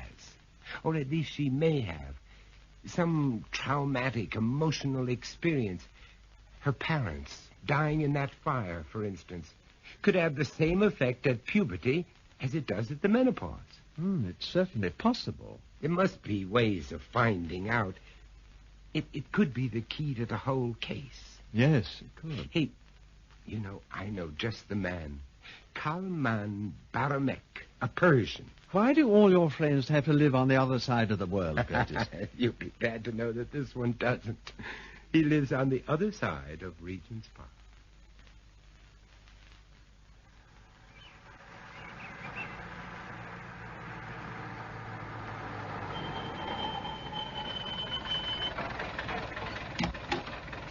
Careful, Flora. It's quite a big step down. I'll take care of this.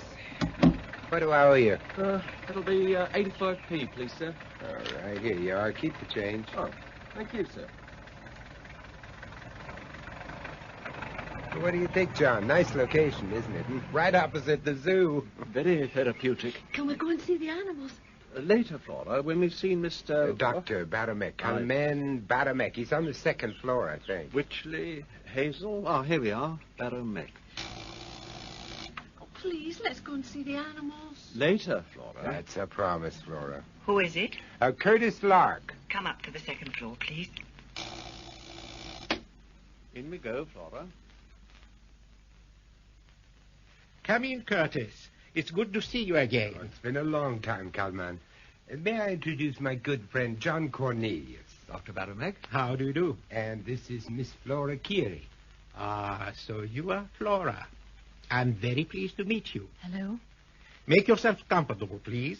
Thank you. Now, can I get you something to drink? A cup of tea, perhaps? Well, that would be most welcome. Joanne? Yes, Doctor? Joanne, I think we'd all like some tea. And perhaps you could tempt the palate of this young lady. This is Flora Curie. Hello, I'm Joanne Harrington. Perhaps you could come and choose something you like. Not really. Come on. We've got all sorts of goodies hidden away in here. Mr. Cornelius, may I ask you if you retain a professional interest in this case? I mean, as a brain surgeon. No, only a personal one, at least for the moment. Well, my own view is that there is some block, some psychological block that inhibits her development. Not a physical one. Not as far as we can ascertain. It is all quite possible. What would you try, Kalman? Hypnosis? I think so. From what you told me on the telephone, her subconscious will make much more sense than her conscious. When will you attempt it? Now. Joanne has already started. We asked the patient to look at some kaleidoscopic pattern placed in front of a small light. When we revolve this pattern, it creates a rhythmic pulsation on the retina. Isn't this something to do with some research they did with helicopter pilots just a few years back? That's right. The helicopter blades were stropping across the pilot's vision and inducing almost instant drowsiness. I think I'd better go in now. I'll call you when I've got the girl in hand. How long will that be? Oh, a few minutes only, no more. How is it going, Joanne? Quite well, Doctor. No, this one. Couldn't we look at this pattern a little longer? I've seen that one. Okay, then. Let's look at that one. Joanne? Just a moment, Flora. You keep looking at this picture. Coming, Doctor. We've got problems, I think. What problems? She won't give it long enough. As soon as she seems to be relaxing, she snaps out of it and asks for a new one. I see. Flora? Yes? What do you want? I want to play a little game with this pattern. Can you see a red spot? A tiny, tiny red spot just above the middle of the pattern. Oh, yes. The one that keeps going on and on. That's the one. Now, watch it carefully and tell me every time you see it come on. Just say now. Every time you see it. No. No. That's good. Very good. No. No. Excellent, Flora. No. No. More tea? Oh, no, thanks. I'm fine like this. He said a few minutes. It's over an hour now. What's happening? I'm afraid she's proving rather a difficult subject. And I suppose we should have expected it. Joanne, do you think you could keep an eye on her? Of course, Doctor. Let her lie down on the couch in there. The girl's exhausted. I'll get a blanket. Well, tell us what happened, Kalman. Nothing. You were unable to hypnotize her? Let us say, rather, that she successfully resisted all my efforts. Curtis, when you briefed me about this case, you told me that she had shown signs of extraordinary mental power. Yes, that's right. By extraordinary, did you mean extrasensory? That's what we suspect. We have indications, but no proof. No positive proof. Nothing we could submit as scientific evidence. Unless you've discovered something, Kalman. Yes, I felt something. It was as though she had some sort of antennae. The energy, the mental energy she was generating was quite extraordinary. What do you do now? We have to find ways of reducing her resistance. You mean drugs, of course, huh? A diazepam should suffice. It will bring her to that drowsy, twilight zone between waking and sleeping. It's very much like a hypnotic trance, anyway. When do you propose to use the diazepam? That depends on whether you want me to, Mr. Cornelius. Why? It's not dangerous, is it? No, of course not. But the girl doesn't want me to continue. Subconsciously, her resistance is almost fanatical. Well, it's in her own interest to continue, Kalman. No, Curtis.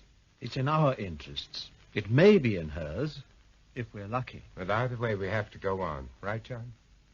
I suppose so. Then I suggest that you should both return in about an hour or so. I think we should let Flora rest that long. Well, looks like we've got an hour to kill. So what will you do?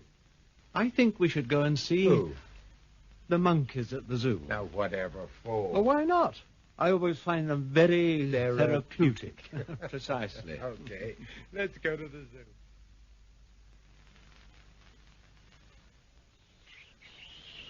Fascinating creatures. I suppose so. What do you mean you suppose so? All human nature is there in that cage. Oh, and yet when Darwin first propounded his theory of evolution, he was laughed right out of court. Only because no one wanted to believe him? And no one will want to believe us, John. Telepathy's a music hall act. Not on this scale, it isn't. What scale, John? This is London, not the Isle of Louis. All we have is Flora. Curtis, you said she might be the key to this whole case. I happen to agree with you. Yes, but supposing Kalman does succeed in straightening her out, what then? I mean, does she become just another Molly Kyle? If you ally a controller's powers with any sort of real ambition, the consequences are unimaginable. Oh, come on, Curtis. That's a bit far-fetched, isn't it?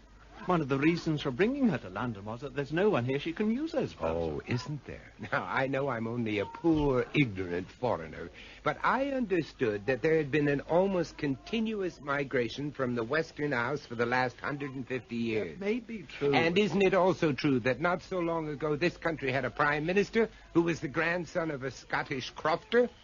Oh, yes, but he went to Eton first.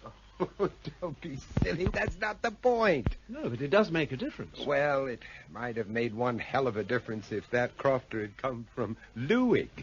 Oh, that's a bit of star-spangled imagination if ever I heard one. There, you see? Even you don't want to believe it. Well, damn it all, we can't go marching up to the police and announce that the Prime Minister may be a mutant and a menace to society. Well, who can we go marching up to? Oh, do be serious, Curtis, please. I am serious.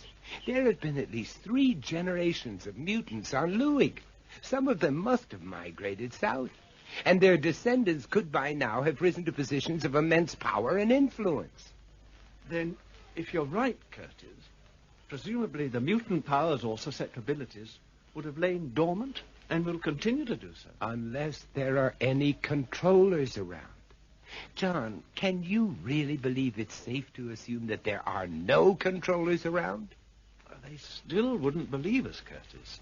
We have to build up an unshakable case, supported by irrefutable scientific evidence. Well, we could only do that by going back to Louis, and even that could take years. Yes, I know. That's why Flora must be the key to this case. Oh, look, I think it's time we were getting back to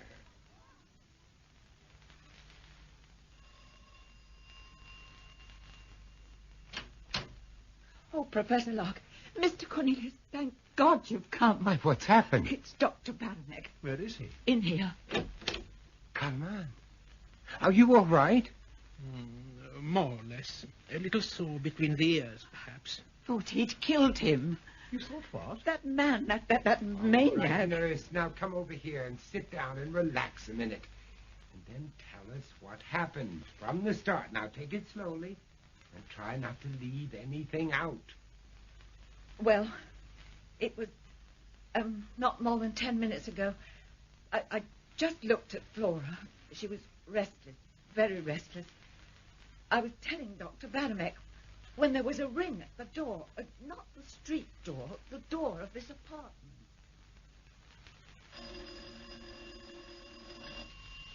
Am I expecting someone, Joanne? Well, you've no appointment. I wonder who let them in from the street. Perhaps it's the caretaker. I'll go and see. All right, I'm coming. Can I help? Yeah. Hey, where do you think you're going? Come back. Doctor, look, that can't go barging in.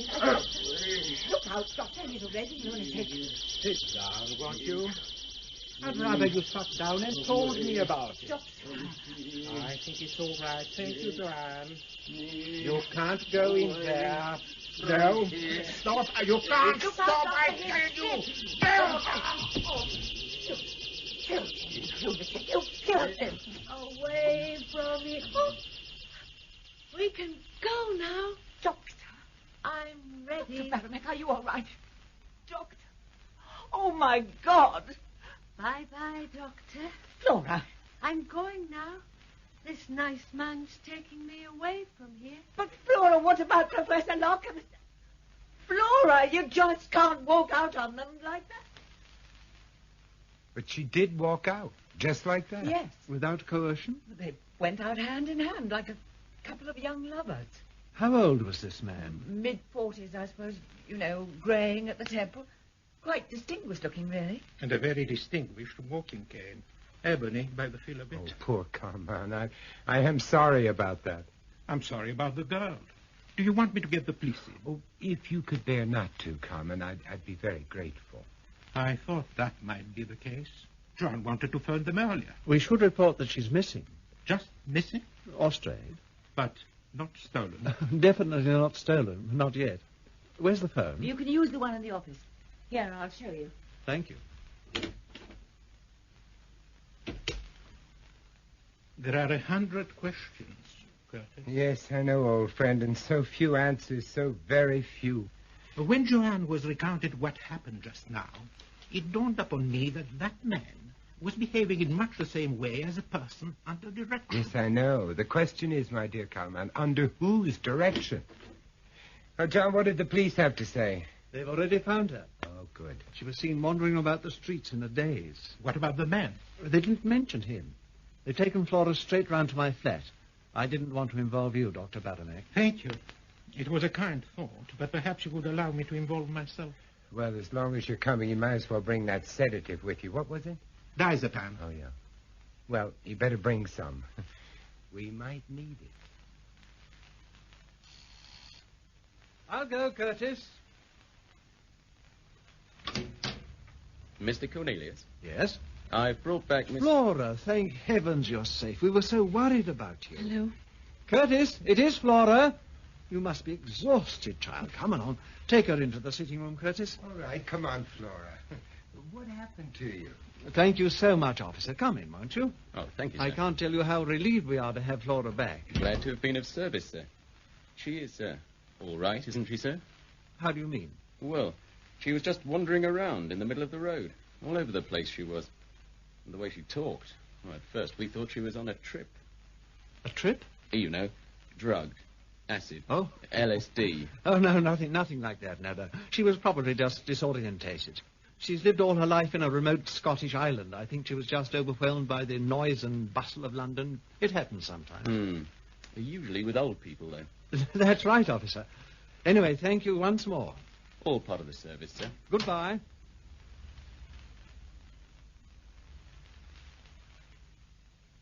I still don't understand, John. Why Carmen didn't want to give the injection himself. He thought it was better for me to do it. She doesn't trust him, you see. Oh, I see, yes. Well, she seems to be fully under now. Do you think it's safe to call him in? Yes, if you'll be so kind, Curtis, then we can make a start. All right.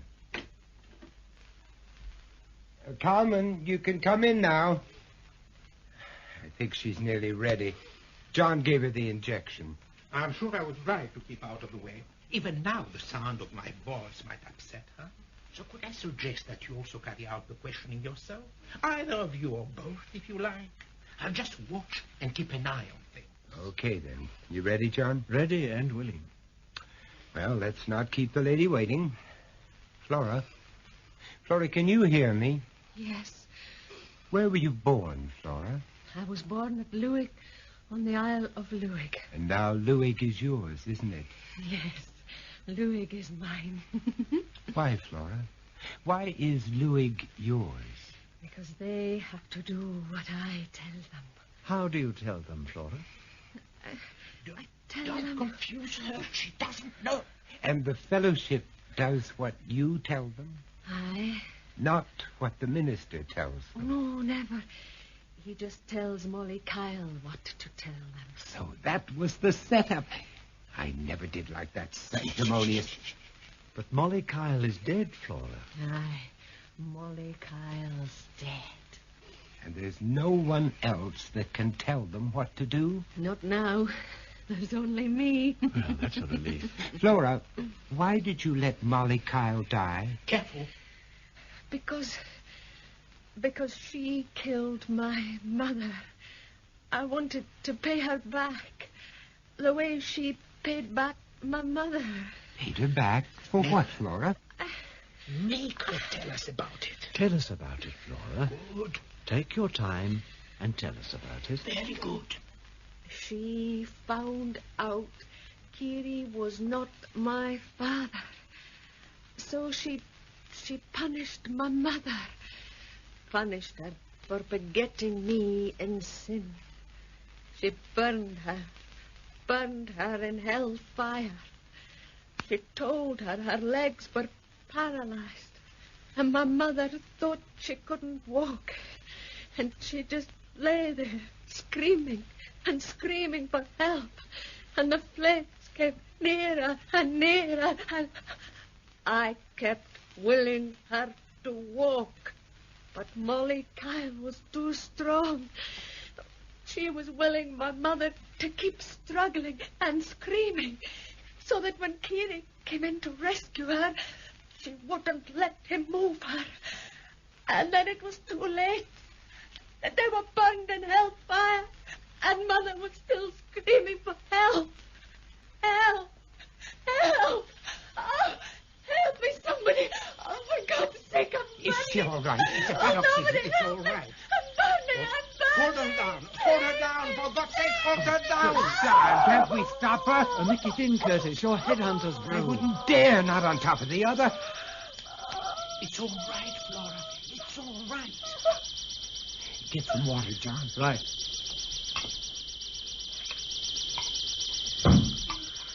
Here you are. What's that? What's going on? Sounds like somebody's breaking down your door. I'd better go and find out.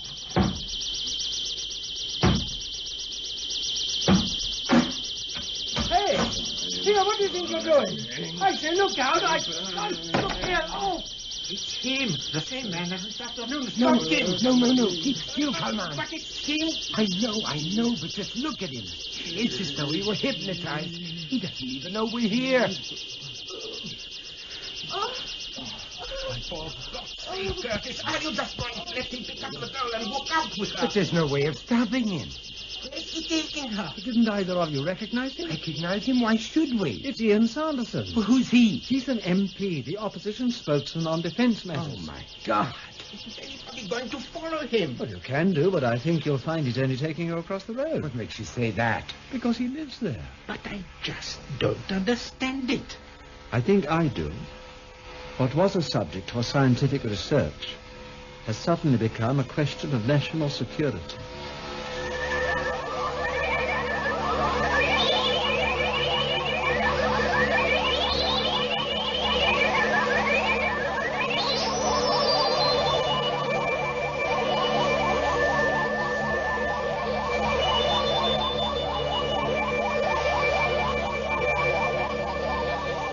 That was part 3 of Aliens in the Mind, co-starring Vincent Price as Curtis Lark and Peter Cushing as John Cornelius. with Sandra Clark as Flora Curie, Steve Kleitus, Calman Baramek, Joan Matheson, Joanne, and Andrew Sear as the police constable. Aliens in the Mind was written by René Basilico from an idea by Robert Holmes. Production by John Dias.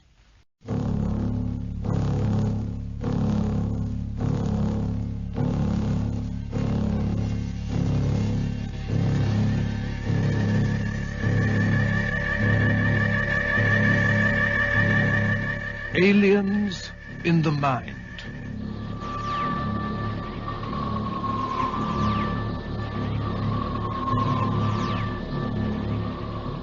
Co-starring Vincent Price as Curtis Lark and Peter Cushing as John Cornelius.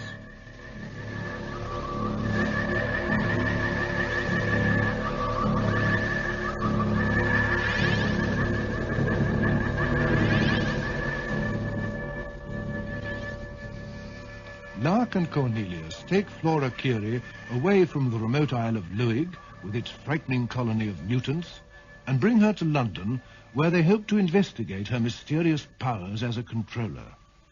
Under hypnosis, Flora unwittingly exposes more of the mutants, nearer to home. Flora, why did you let Molly Kyle die? Careful. Because she found out Kiri was not my father. So she punished my mother.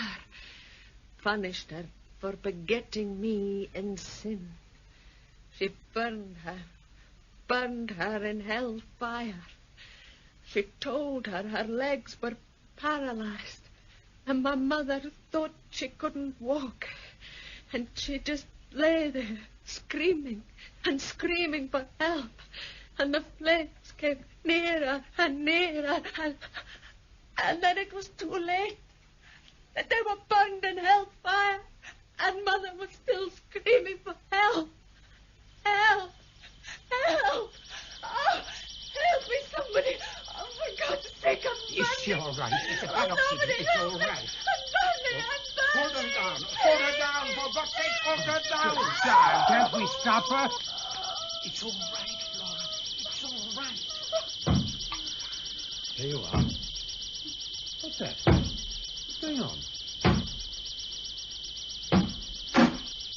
Hey! Here, what do you think you're doing? I say, look out! Look here! Oh! No, no. Keep still, come on. For God's sake, Curtis, are you just going to let him pick up the girl and walk out with her? But there's no way of stopping him. Where's he taking her? Didn't either of you recognize him? Recognize him? Why should we? It's Ian Sanderson. Well, who's he? He's an MP, the opposition spokesman on defence matters. Oh, my God. But I just don't understand it. I think I do. What was a subject for scientific research has suddenly become a question of national security. Part 4. Official Intercessions.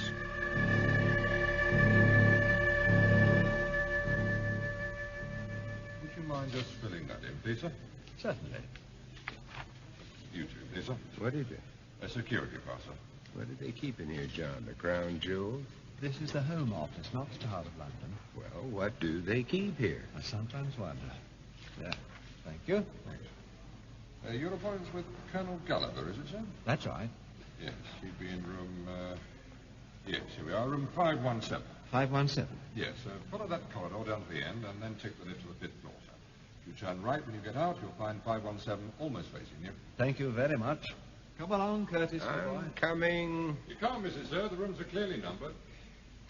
John, you know, what I don't understand is if this Gulliver is a colonel, what's he doing in the Home Office, huh? Well, Harry Gulliver's ex-army, actually. Something to do with security now. Bit tight-lipped on the surface, but he's not a bad sort when you get to know him.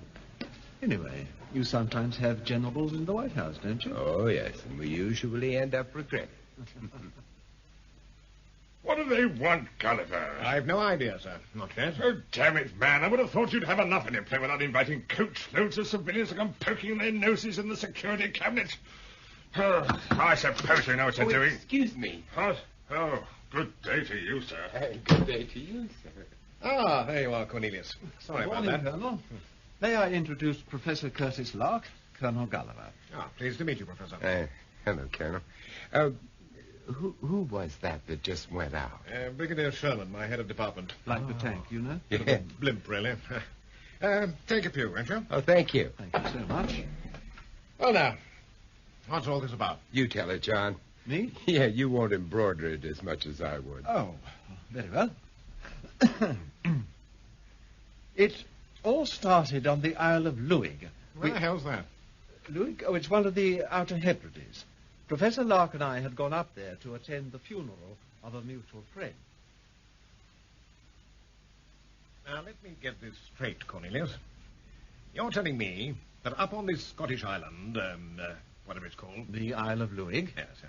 There are these people, these, mutants, didn't you call them? That's right.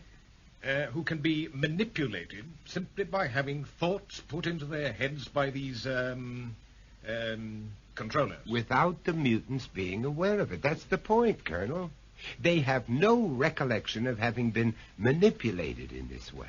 And it's all done by telepathy. Almost certainly. Well, it all sounds a bit like science fiction, I must say. Telepathy and mutants and all that. I mean, it sounds more like, H.G. Wells? Who? Wasn't it Wells who wrote, "In the country of the blind, the one-eyed man is king"? Very clever. Yeah, well, you must admit it sounds rather unbelievable. Anyway, I really can't see why you should come to me with this fairy tale. We found one of these controllers, as we call them, a girl about 19 years old, called Flora Curie. And we managed to get her to London for various tests. Now, they might prove something or other. Uh-huh. Well, that sounds more promising. Indeed. But somebody walked off with her last night. Walked off? Yeah, stole, kidnapped. Abducted is the word, Curtis. Ah, thank you. Someone abducted her, Colonel. And have you informed the police of this abduction? That won't be necessary. We know who the man is and why he did it. And why did he do it? Because she told him to. She just put the thought in his head. Ah. You mean this fellow was one of these mutants? Is one of them, Colonel. He is also a member of Parliament.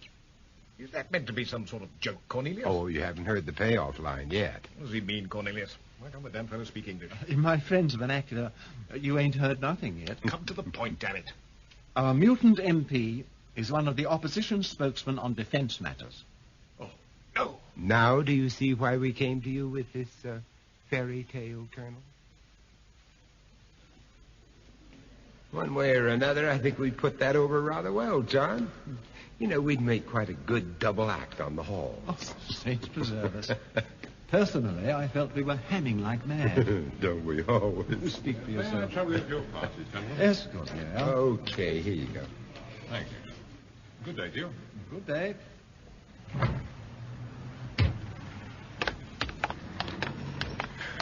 Oh, boy. Fresh air at last. Yes, it was a bit stuffy and rough. But I think old Gulliver got the message in the end. Yes, but will he do anything about it? I doubt it.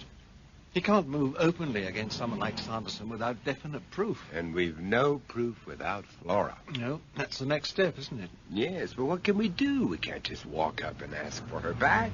What? What did you just say? I said we can't just walk up to Sanderson and ask him to give Flora back to us. But that's exactly what we can do. In fact, it's the only way. It is? My dear Curtis, you really do have the most unerring nose for these things. Oh, I don't know. It's quite an ordinary nose, really. Chic, perhaps. Patrician, even. We'll soon alter that. Yes? John Cornelius. I telephoned earlier. Oh, yes, Mr. Cornelius, and this must be... Professor Curtis Lark. Indeed. Do come in. Mr. Sanderson is expecting you. Thank you. If you would care to wait here for a moment, I'll inform Mr. Sanderson of your arrival. Thank you. If you'd excuse me. A real old-world English butler. Isn't he just adorable? Down, Curtis, down. This way, if you please. Mr. Cornelius, Professor Lark, sir. Thank you, Gwent. Do come in, won't you? This is Professor Lark, sir, and I am John Cornelius. How do you do? Hello. Sit yourselves down, won't you? Thank you. so much. Oh, I know you both by name, of course, and In your case, Mr. Cornelius, by reputation. But I can't pretend to understand the reason for this visit. I'll come straight to the point, Mr. Sanderson. We've just returned from the Isle of Luig. Luig? Oh, good heavens, I was born there. So we understand. Oh, it's such a beautiful place. Marvellous place to grow up in. It has many, many happy associations for me. You were saying about Luig? When we came back, we brought with us a young lady who showed all the classic symptoms of what could prove to be a brain tumour. We wanted to run a series of medical checks on her. She's been living in John's apartment just across the road until yesterday evening. When she disappeared? Yes. Her name is Flora Curie. Yes, I know. Oh, strange, isn't it? So many years later, not knowing what she was or where she was or what she looked like. And then suddenly waking, as from a dream, and finding she had come from nowhere to hold your hand and ask to be taken home for tea. And you suddenly realized that all her life she would just stay a child and never do anything but hold your hand and ask to be taken home for tea. I'm sorry, I don't quite follow. Oh, you've brought me hope, Mr. Cornelius. A small hope, but something that I can hang on to, that I can at least begin to understand. And for that I thank you. Both for myself and my daughter. Your what? Flora Curie is my daughter, Professor. My natural daughter. Holy mackerel. Never profane the mackerel, my dear Curtis. It is the most underrated fish. Well smoked and washed down with a little muscadet, it is to the more discerning palate eminently preferable to the more esteemed and popular trout. John. Mm-hmm. It was I who suggested the mackerel. Did you? And the muscadet. Oh, really? Mm. Then I commend you, my dear Curtis. Your palate is obviously improving. Could we get back to cases, do you think? Oh, by all means. You obviously doubt Sanderson's claim to be Flora's father. Yes, frankly, I do, John. I honestly do. It's all too pat, too glib. Well, he seems to believe it.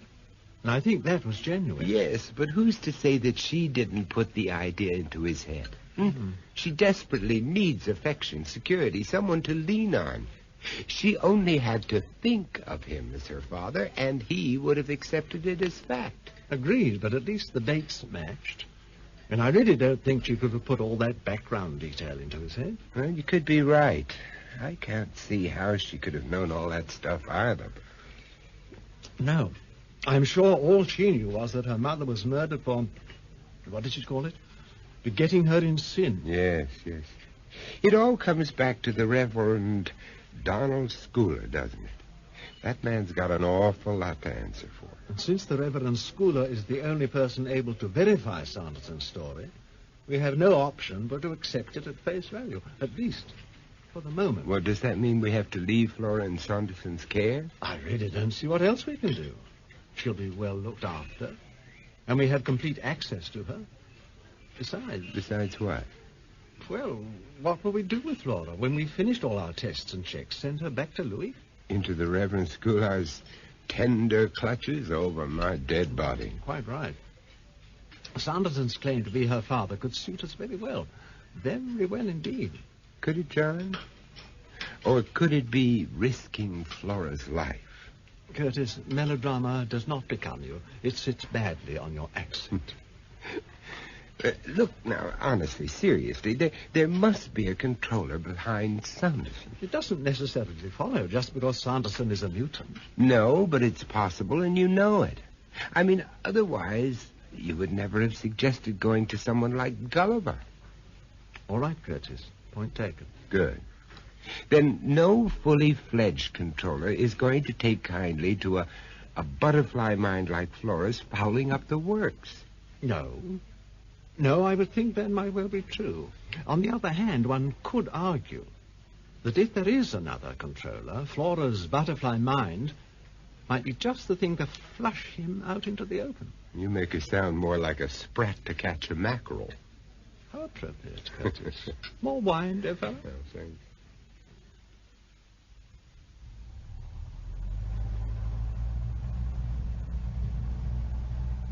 Well, John, once we get back to the flat, what's our next step going to be, To amuse Flora. Poor Sanderson seems most anxious for us to maintain our professional interest in the girl. Yeah. And we certainly want to keep her under observation. Absolutely. So it might be a nice gesture if you were to invite Flora to do a little sightseeing. Me? Why me? Oh, why not? It's much more likely that you would want to see the sights than I would. After all, you are a foreigner. Xenophobia ill becomes you, John, though it does sit well enough on that accent. I thought the changing of the guard might be appropriate. Buckingham Palace? No, Horse Guards Parade. Then I thought we might perhaps pop in for morning coffee with Colonel Gulliver. His office is quite close by. And here I was thinking Machiavelli was dead.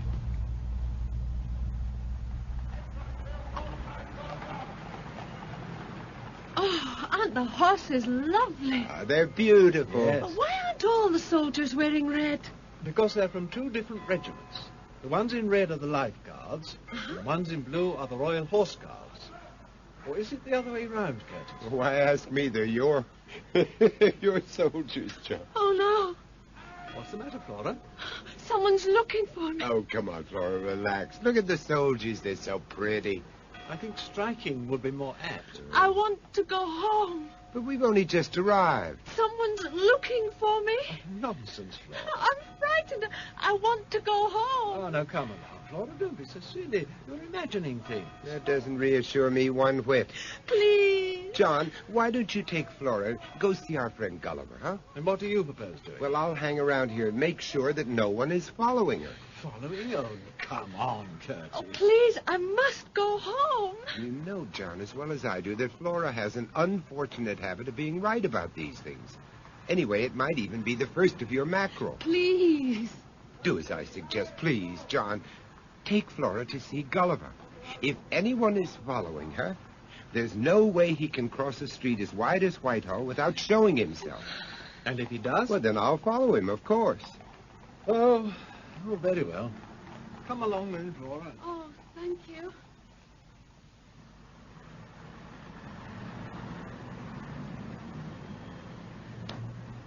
There's no one following us yet. He's still looking for me. Well, I wish he'd show himself if he's going to. Oh, so do I. I wish he'd show himself. I wish he'd show himself. Oh, I'm frightened. There, Flora. There's nothing to be frightened of. You're quite safe enough with me, I promise Oh, there he is! Look out! Ow! you. Oh, poor devil.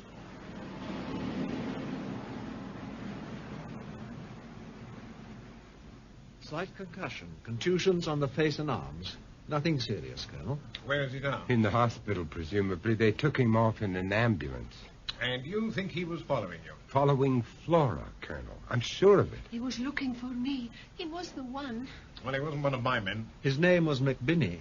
How do you know that? Well, we checked his identity before they put him in the ambulance. Well, I don't have anyone of that name on my staff. The police on the Isle of Lewig have a sergeant by that name. This wasn't the same man, though. No, but... There's lots of McBinneys on Lewig. Miss Keary, is there any reason at all, why anyone from Lewig should be looking for you? To take me back. Laura, listen to me. Did you want that man, McBinney, did you want him to cross the road? I wanted him to show himself. I didn't mean to hurt him. I wanted him to show himself. It's all right, Flora. Really, it is. There. You said you wanted him to show himself. Well, so I concentrated and willed him to. I didn't know he'd get hurt. Stop this silly charade. I don't believe a word of it. It's all some damn fool prank. I'm surprised at you, Cornelius, a man in your position. And you, young lady. I don't know what you hope to gain from all this nonsense. I want to go home. No, I'm sure you do, but you're not going. Take me home. You're not going anywhere till we've got to the bottom of this tissue of ludicrous lies. Take me home. Sit down. Steady on, Colonel. There's no need to adopt that tone. I shall adopt whatever damn tone I please. Take me home. And you can stop that sniveling. Oh, come on now, Flora. Be a good girl and keep quiet. Take me home. I want to go away from here. Yes, I know, Flora. Just leave it to old Uncle Cornelius, eh? He's going to talk our way out of this part. Am I? Well, you've certainly got some explaining to do. Take Sir? Brigadier Sherman. What can I do for you, sir? Home. But, sir... Forget it, Colonel. There's nothing you can do but watch. We can go home. Please. We can go home. We can go home. We can go home. Where's he taking her? Home, by the sound of it. We'd better go after them. You go, John. You might be able to sweet-talk her into switching off. And you? I'd better stay here. I've got some explaining to do. Do your best. Okay. Would you mind filling me in? What exactly is going on round here? Well, to put it simply, Flora's been sending out telepathic distress signals. And your gallant brigadier answered them. You mean... I do. And it couldn't happen to a nicer man. The brigadier's the head of the department. And in that case, Colonel, the department's got... You should have seen poor Gulliver's face, John. It was a picture, an absolute picture. So was Sherman's. He was halfway down the corridor when I caught up with him. He couldn't understand what he was doing there. He was terribly concerned about himself. Anyway, it's an ill wind. Is this our street? Yes, your father's house is just down there on the left. Oh, where the ambulances? Ambulance? She's right. There is an ambulance. And the police. Stop here, driver. Very good, sir. Now, Flora, you stay with Uncle Cornelius, and I'll just go and see what's going on, huh? All right. Stand back there, please. Come on. Move along if you would. There's nothing more to see. What happened, officer? And that's what we're trying to find out, sir. But why the ambulance? Because someone went and got themselves shot, didn't they? Now, come along now. It's all over. But who, officer? Who's been shot? They're bringing him out now, sir. Let us know if he's a friend of yours, won't you? Now, come along now. Stand back, if you please. Let the man breathe a little. Oh, my God. It's Gwent. Gwent? Who's he? Saunderson's butler. What? Well, now you understand why I was hustling you and Flora away from there. Yes. But I couldn't say much in front of her. No, of course. It could have set the whole Clockwork Orange ticking all over again. My word, yes. It's a rum business, yes. You can say that again. Well, cheers. Cheers. Where's Flora now? Staring out of her bedroom window, waiting for her father, for Sanderson to come back. Well, it shouldn't be long now. Apparently he went down to the police station to make a formal statement. Those things can drag on for hours. Wonder if Gulliver's heard the news. Does the left hand ever knoweth what the right hand doeth? No, it doesn't. That's the British definition of security. I'd better go and phone him. You do just that. Oh, hello, Flora. Hello, Uncle Cornelius. Go on in. I'll be with you in a second. Just have to make a phone call. Hello, Flora. Hello, Professor. Your daddy not back yet, huh? He came back just now. Oh, good. That'll make you happy. Yes, he came in a big car. There were 2 other men with him. Oh? Yes, there were 2. Well, they were just policemen, probably. Policemen? Only to look after him. Your daddy's a very important man, you know. Oh, yes. Anyway, let's go tell Mr. Cornelius the good news, huh? And then we'll take you home. I'd be most grateful if you After would you. tell him that. Bye. Well? He wasn't there. Well, Saunderson's just got back. Oh, Dad. Well, I thought I'd just walk her across. Righto. John Cornelius? Ian Sanderson speaking. Is Flora with you? Oh, yes, she is. Hold on, Curtis. She was just about to leave. Well, I'd rather she didn't. Not just at the moment. The place is in a bit of a shambles. Yes, I imagined it would be. I don't want her to see it like this. It might upset her. I can understand that. Don't concern yourself about her. Perhaps you'll let us know when you'd like her to come back. Yes, I will. Thank you. Not at all. By the way... Yes? There are 2 men on their way over to you now. Policemen. Oh? They want to talk to Flora about the business here this afternoon. Someone broke into my flat, damn near killed my butler. Yes, so I heard, but Flora knows nothing about it. She was with us all the afternoon. Yes, I told them that, but they insist. They seem to think Flora was the intended victim, not Gwent. Cornelius? They could very well be right, Mr. Sanderson. They could very well be right. I'll ring you later. Goodbye. Goodbye. That's odd. What is it, John? Sanderson said there's a couple of policemen on their way over to talk to Flora. So? There must be them already. Well, I suppose I'd better let them in. No. What? No, don't let them in. But they're only policemen, Flora. Don't be silly. No, don't let them in. Don't let them in. Oh, keep them out. Keep them out. She's putting the chain on the door. Flora! They're going to kill me. They're going to kill me. John, she means it. Quick, phone Gulliver. I did. He's not there. Well, we mustn't let those men in. They're going to kill me. They're going to kill me. Now, calm down, Flora. Calm down and concentrate. They're going to kill me.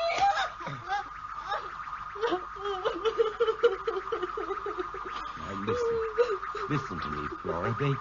They can't kill you if you want them to go away.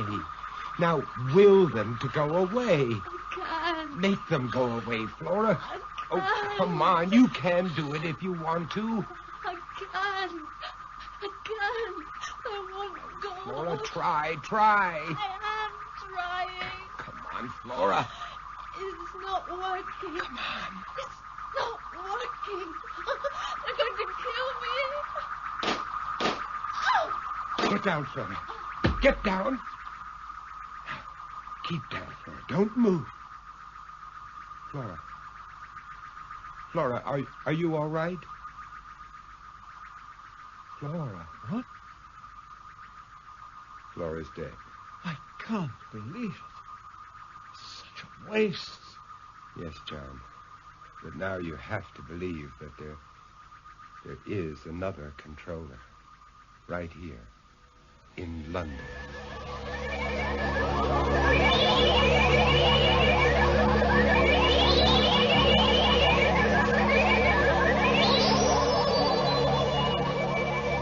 That was part 4 of Aliens in the Mind, co-starring Vincent Price as Curtis Lark and Peter Cushing as John Cornelius, with Sandra Clark as Flora Curie, Fraser Carr, Ian Sanderson, William Edel, Gulliver, Clifford Norgate, Brigadier Sherman, and Michael Harbour as Gwent.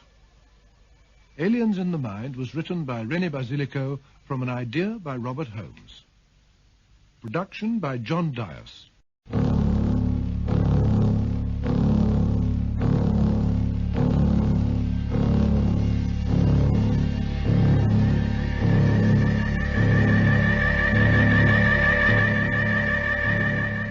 Aliens in the Mind.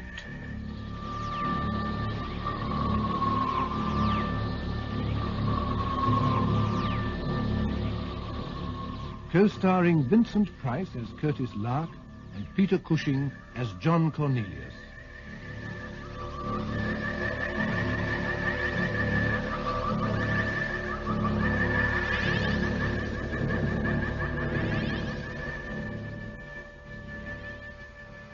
Lark and Cornelius have established the existence of another colony of mutants, this time in the heart of London.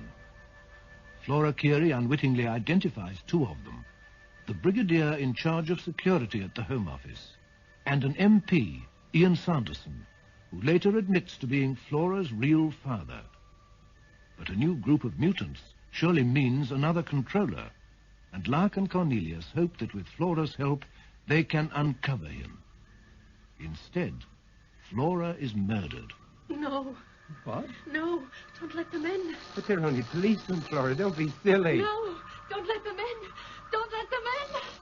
Oh, keep them out. Keep them out. She's putting the chain on the door. Flora! They're going to kill me. They're going to kill Now, me. calm down, Flora. Calm down and concentrate. They're going to kill me.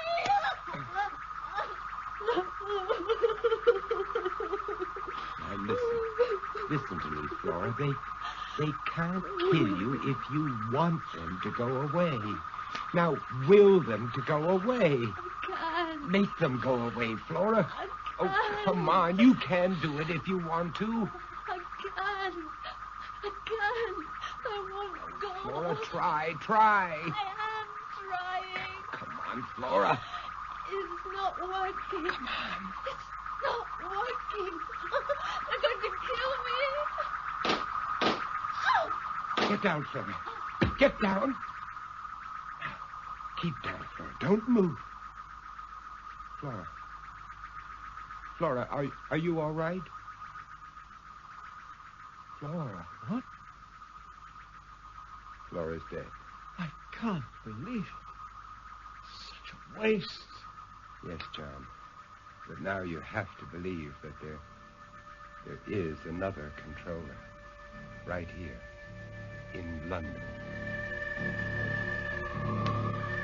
Part 5. Genetic Revelations.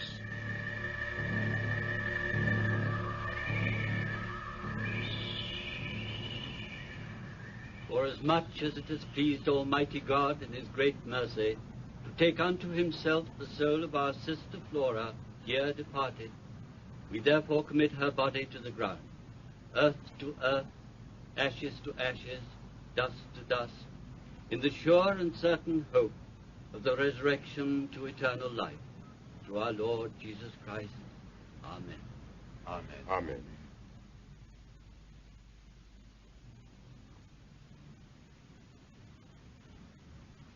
Poor Flora. I feel sorry for Sanderson. To discover his daughter one week and bury her the next. If she really was his daughter. George, Curtis. He's coming over. Oh, thank you both very much for being here. It would have been pretty lonely without you. Well, it was the least we could do. She had no other friends here in London. Not much of a send-off, was it? Just the three of us. It would have been different on Louis. Yes. She really belonged to that island. Poor Flora. She didn't even know why she died, did she? Or did she?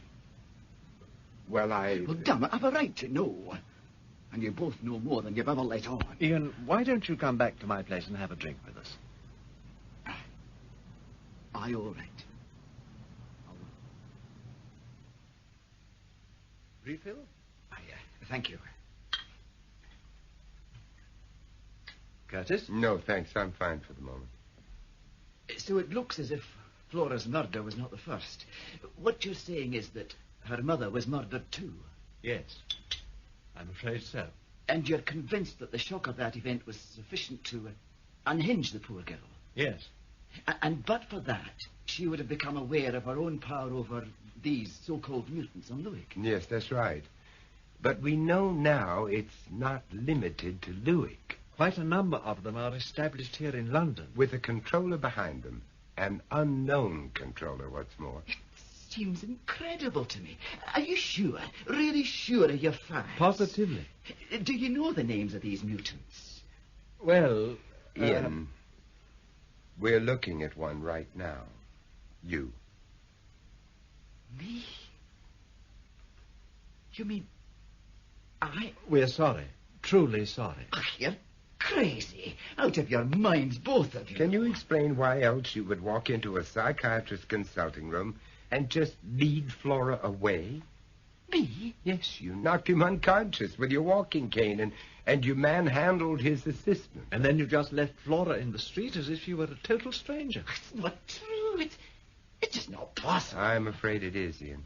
That same psychiatrist was here with us in this very apartment when you did the whole thing over again. We saw you. I've no recollection of doing any of those things. Absolutely none. That's par for the course. They were actions motivated not by your own thought processes, but by Flora's. That's why you don't remember them. You see, you simply obey them blindly. But why was I the only one? Why didn't any of the other mutants respond to her signals? Well, you were probably the only one within range. We think a mile is the limit this power can carry. At least that's been our experience. I wouldn't mind another scotch now, John. May I? Oh, please, help yourself. Oh, thank you. I feel dirty somehow. It's as though my mind had been raped. It's not a nice feeling, not being able to call your mind your own.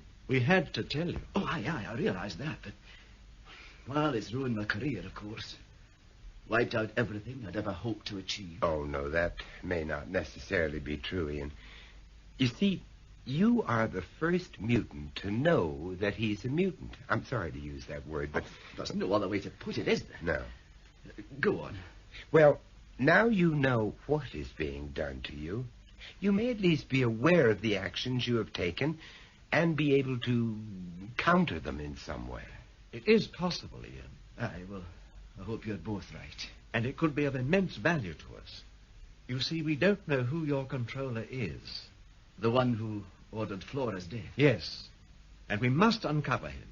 I don't think we can do that without your help. Aye. I should like to uncover him. I should like that very much indeed. Good. Then let's start by asking if you are really quite sure that Flora was your daughter. Yes.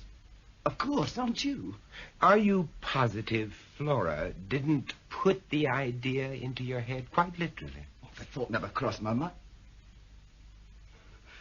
Well, it's going to take me a little while to grasp the full potential of this phenomenon, I can see. Yes, it is rather frightening, I must admit. Did Flora put the idea into my mind? That's an ingenious idea, Curtis. But no, definitely no. No, I knew Flora Carey was my child before she was even born. It was the reason that I had to stop seeing her mother. I had to let Flora be passed off as Angus Carey's daughter. The people on the island are pretty straight-laced even today, and any sort of scandal would have been enough for them to rescind my scholarship to the university. For who to rescind the scholarship? The Fellowship of the Church in Louis. Uh-huh. What's the matter, Curtis? Well, I don't know what you're going to say to this, but... Well, Ian, every member of that fellowship is a mutant. Except the minister. Donald Sculler. And for some reason we haven't yet fathomed, he was in cahoots with Molly Kyle, Louig's controller. Molly Kyle, the controller? Are you sure? Oh, yes. Yeah. She was a great friend of my parents. They were both members of it. The fellowship? Aye. It's snowballing even as we talk about it. Tell us about that scholarship of yours, Ian. Well, it's straightforward enough. It's a simple trust set up to pay for the further education of the brighter children on the island. Normally, they're sent away to school in the mainland and then on through university, all expenses paid. Were there many such scholarships? 3 or 4 a year on average. Boys and girls? Aye. Can you remember any of their names?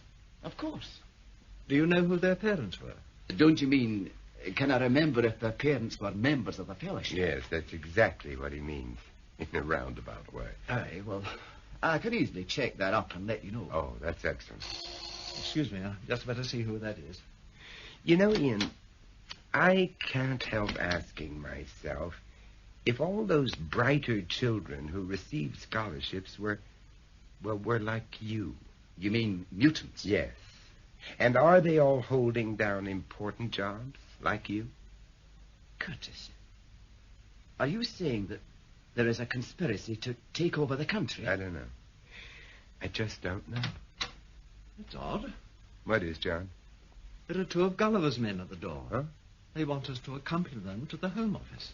But who says they're Gulliver's men? Can you be sure? I mean, have you had them checked? Well, their papers are all in order. But they want you to bring your passport with you. My passport? What the hell for? But apparently there have been formal complaints laid against us. What? By who? By a certain member of Parliament. By you, Ian.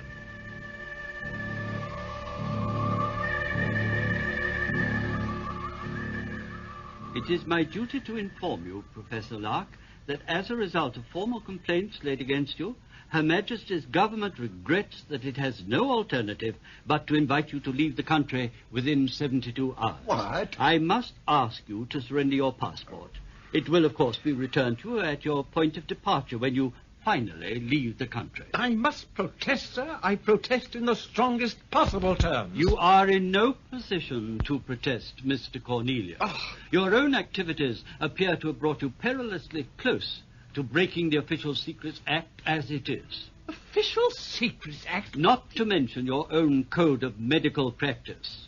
Or do you call it medical ethics these days? Ethics? What What on earth are you talking about, man? In your particular case, Mr. Cornelius, I would have thought it unethical in the extreme for a brain surgeon to publicize the name of a patient in the national press, especially when that patient is a senior government official holding a politically sensitive appointment. You can't mean Ian Sanderson. I mean Brigadier Sherman, sir. Who? Oh, you remember, John, that gold-braided blimp who came blundering into Gulliver's office? Oh, him.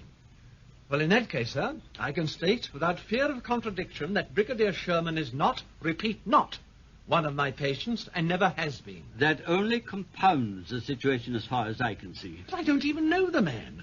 Only laid eyes on him once in my life. Oh, forget it, John. Forget it. They've got the drop on us. Your passport, Professor Lark, if you please. All right, there. Take it. Thank you. Here's your receipt. This is preposterous. I warn you, sir. I intend to take this matter to the highest possible authority. I assure you, Mr. Cornelius, this matter has already been to the highest possible authority. We've been well and truly set up, John. We've just got to grim and bear it. I don't know whether you gentlemen were hoping to perpetrate some sort of political hoax, but I'm bound to advise you that the allegations you've made against Mr. Ian Sanderson are so vicious as to invite legal action on the most stringent terms. Were they not so outrageous, so impossible as to read like something, well, like... Science fiction. Precisely. Not so long ago, they were saying the same thing about getting a man to the moon. I'll get Major Manson to see you out. Yes, sir. Oh, Manson, perhaps you'll be good enough to escort these gentlemen safely out of the building. Certainly, sir. This way, gentlemen. Thank you. 72 hours, Professor, that's all. And please be so kind as to advise us of your time and place of departure. Pompous idiot. Cool it, John. You'll burst a blood vessel. Well, I ask you. This way.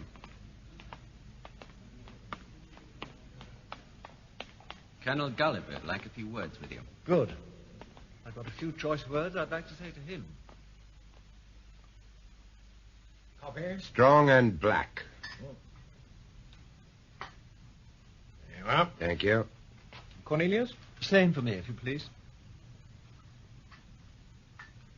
Sugar? Please. Yes, I'm sorry about all that. So you damn well should be. Thanks. Well, what else can I do? Once Ian Sanderson's complaint came in, the fat was in the fire. I find it a little surprising, to say the least. This morning I felt sure he was on our side. I think he may well be. He phoned as soon as you'd been picked up. I don't know where he got my name from. From us. He almost certainly heard John say it was your men at the door. Anyway, he told me he hadn't laid a complaint against either of you.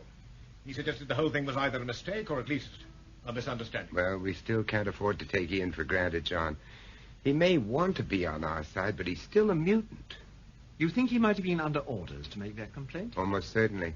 The interesting part is that he seems to have pieced it all together when we were picked up and reacted accordingly. Just as you hoped he would. Well, at least it's a hopeful sign. Yes. Now, what about this ridiculous newspaper story, Colonel?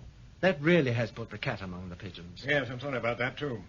I'll be lucky if I'm not hauled up before the BMA for that little nonsense. And what about me, being booted out of the country like an enemy alien? Well, that was something I hadn't foreseen, I must admit. Do I understand you correctly, Colonel? I should think so, Professor. You're nobody's fool. It was you who gave that story to the press? Yes. But why? Quite simply because I happen to believe your story 100%. I also believe that the two men who killed Flora were almost certainly mutants acting under orders. Under whose orders? That's the point, isn't it, Professor? But before I could come to grips with that, I had to deal with another problem much closer to home. Brigadier Sherman? Yeah.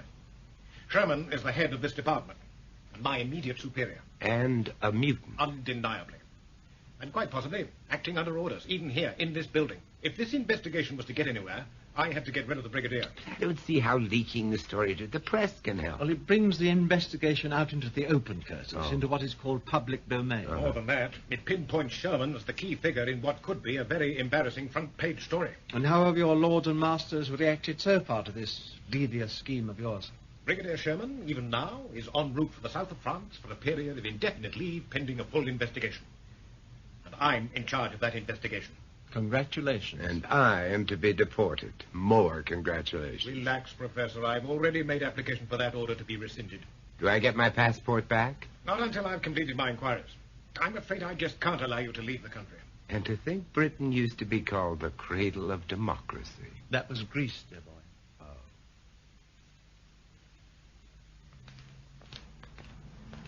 Glad to get out of that place.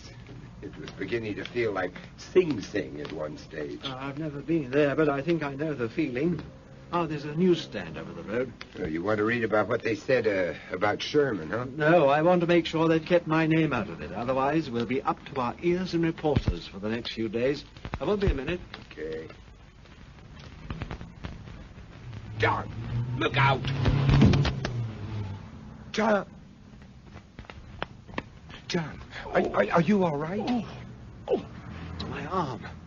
Is it broken? No, I don't think so. But, that damn driver could have killed me. Oh, well, that was almost certainly his intention. Oh, you serious, dear boy? You bet I'm serious. Me in America and you in the hospital, or worse? No doubt about it, John. Somebody's marked our card. With a vengeance.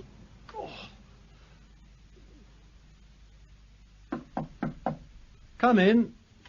Good morning, John. Good morning, Curtis. How's the arm? Oh, it's as well as can be expected, if I might coin a phrase. Well, maybe this will cheer you up, huh? Oh.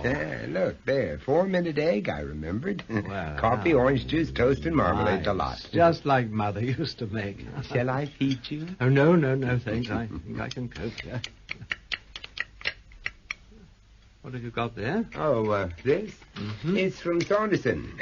He must have pushed it through the letterbox first thing this morning. It's a list of all those he can remember as having been educated by the trust. It's an interesting little collection of names. Plus details of parentage, of course. All very comprehensive. Here, see for yourself. Colonel Gulliver should read this. He may be able to track these people down. Yes, and find out what they're doing now. I was checking Hugh's observations against these facts that Saunderson has given us. And what did you find? Nothing. It's as though I had a key in my hand and couldn't find a lock to fit it. I wonder if I've got the answer. What's that? I couldn't sleep much last night. This wretched arm kept me awake. And the strange thing was, I couldn't get Flora's mother out of my mind. Flora's mother? But why, huh? Well, according to Flora, her mother was murdered by Molly Kyle because she had begotten Flora in sin, as she put it. Yeah, with the young Ian Sanderson. Yeah. Well, now, why would Molly Kyle suddenly punish a mutant for something they'd done 13 or 14 years before? Perhaps she'd only just found out. But how? And who could have told her? Only Ian Sanderson and Flora's mother knew the secret. He had left the island, and she would never have risked breaking up her marriage. Not after 13 years, certainly. Then the answer must have been Flora herself. Exactly. And when Flora suddenly started developing into a controller... It must have given our Molly one hell of a shock. To put it mildly. And what's more, Molly would have known instantly how it had happened. Yeah. What do you know about Flora's assumed father, Angus Keary? Well, he wasn't a mutant, but his father was. Ah. Oh, where does Sanderson say that? He doesn't. Huh? I marked all the passages in Hugh's notebook that refer to Flora. Here, look, see? Uh-huh. Good. Then what about Flora's mother? Well, just a minute. Let's see. No, both her parents were mutants. And so were Saunderson's. He told us that himself. All right, so we have a working hypothesis. A controller is born out of the union of two mutants, and the parents of both of them must be mutants too. Oh, we may have to go back even further than that, John.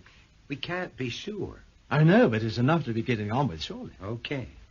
There are half a dozen names on this list who have two mutant parents. And a lot of their grandparents will be dead by now, so we can't check them out. Exactly.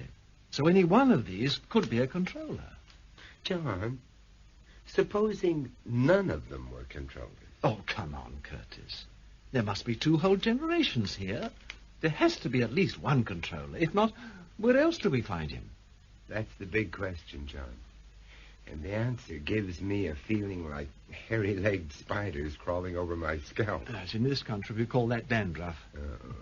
You know, for a so-called upright Englishman, you spend an awful lot of your time burbling on your backside. Well, I have a poorly arm, and I had to enjoy this delicious breakfast which you prepared for me with such loving care. Well, you finished it now, so Yes. you've absolutely no excuse for staying in bed any longer. Come on now, get up. All right. And let's go over to Saunderson's place. It's important, John. Come on.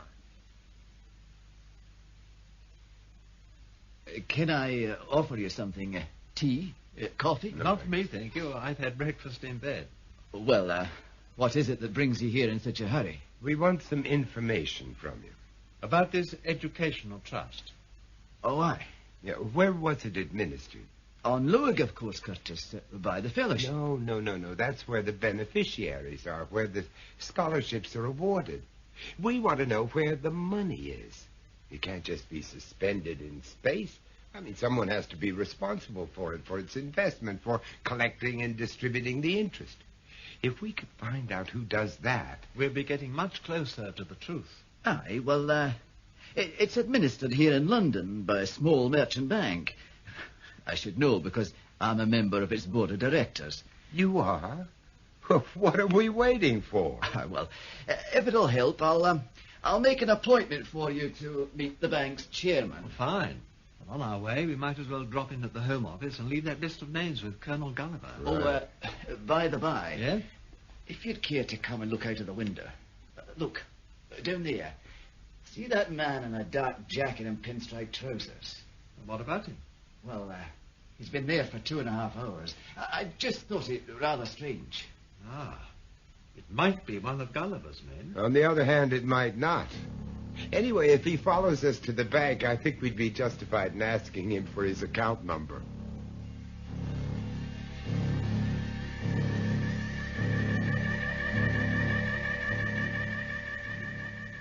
If you wouldn't mind waiting in here for a few moments, gentlemen. Sir Graham McCladden has someone with him at the moment, but he ought to be free directly. Thank you. Thanks. Oh, I hate having this floor-to-ceiling glass all round. So do I. Makes me feel like a goldfish in a bowl. Or a germ under a microscope. Oh, really, Curtis, you have an uncanny knack of lowering the tone of any conversation. Well, it can often be quite beneficial to get back to basics. Oh, dear. You're obviously about to expound another of your extraordinary theories. Oh, wily Uncle Cornelius. Get on with it, then. You know, it just dawned on me that we've been looking at this education trust as something which has developed quite naturally out of the situation on Luig. I thought we were all agreed on that. What, from one tiny island? A few hundred simple, hard-working, God-fearing crofters organizing this fellowship, this education trust? Oh, it's all too much, John. It's far too much. What's the alternative? That Luig may have started as an accident of nature, but it has been deliberately built up, exploited, for the sole purpose of producing mutants who can be groomed for high office, like Ian here, or Brigadier Sherman. And half the names on Ian's list, I shouldn't be surprised. Right. You mean it's been set up like a sort of mutant breeder unit? More like a stud farm. Oh, it's horrible. Yes, especially when you think of Molly Kyle and the Reverend Donald Schoolar as the farmers. Oh, farm managers, more likely. Now, if you're right, then the real villains, the masterminds of this business, are hiding behind the facade of this merchant bank. All this plate glass opulence around us. Excuse me, gentlemen. Sir Graham is free to see you now. If you'd kindly care to step this way. Oh, just a minute. Who was that who just came out? That was Sir Graham's last appointment, sir. The Reverend Donald Schooler. There he is now, sir. Just going towards the main door. Do you know him by any chance? Oh, yes. We know him all right. And the man he's talking to now. Oh, do you, sir? That's Sir Graham's chauffeur. But he's the man who's been waiting outside my flat for 2.5 hours. Sure as hell he wasn't waiting for a bus.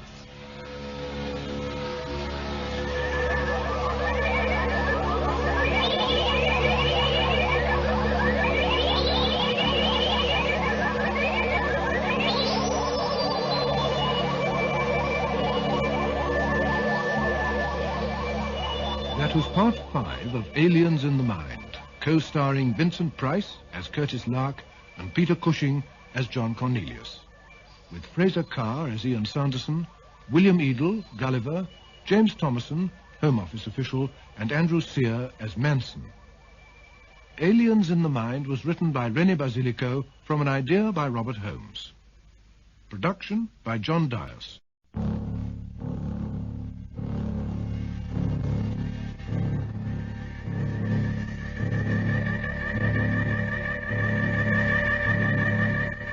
Aliens in the Mind.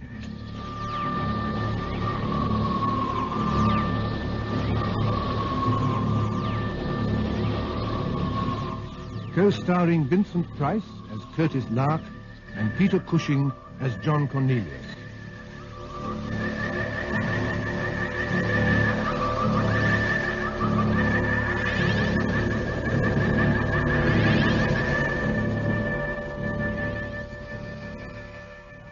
When Flora Curie is murdered, Lark and Cornelius decide to tell her father, the MP Ian Sanderson, that he is himself a mutant, able to be manipulated by the unidentified controller, the same person who ordered his daughter's death.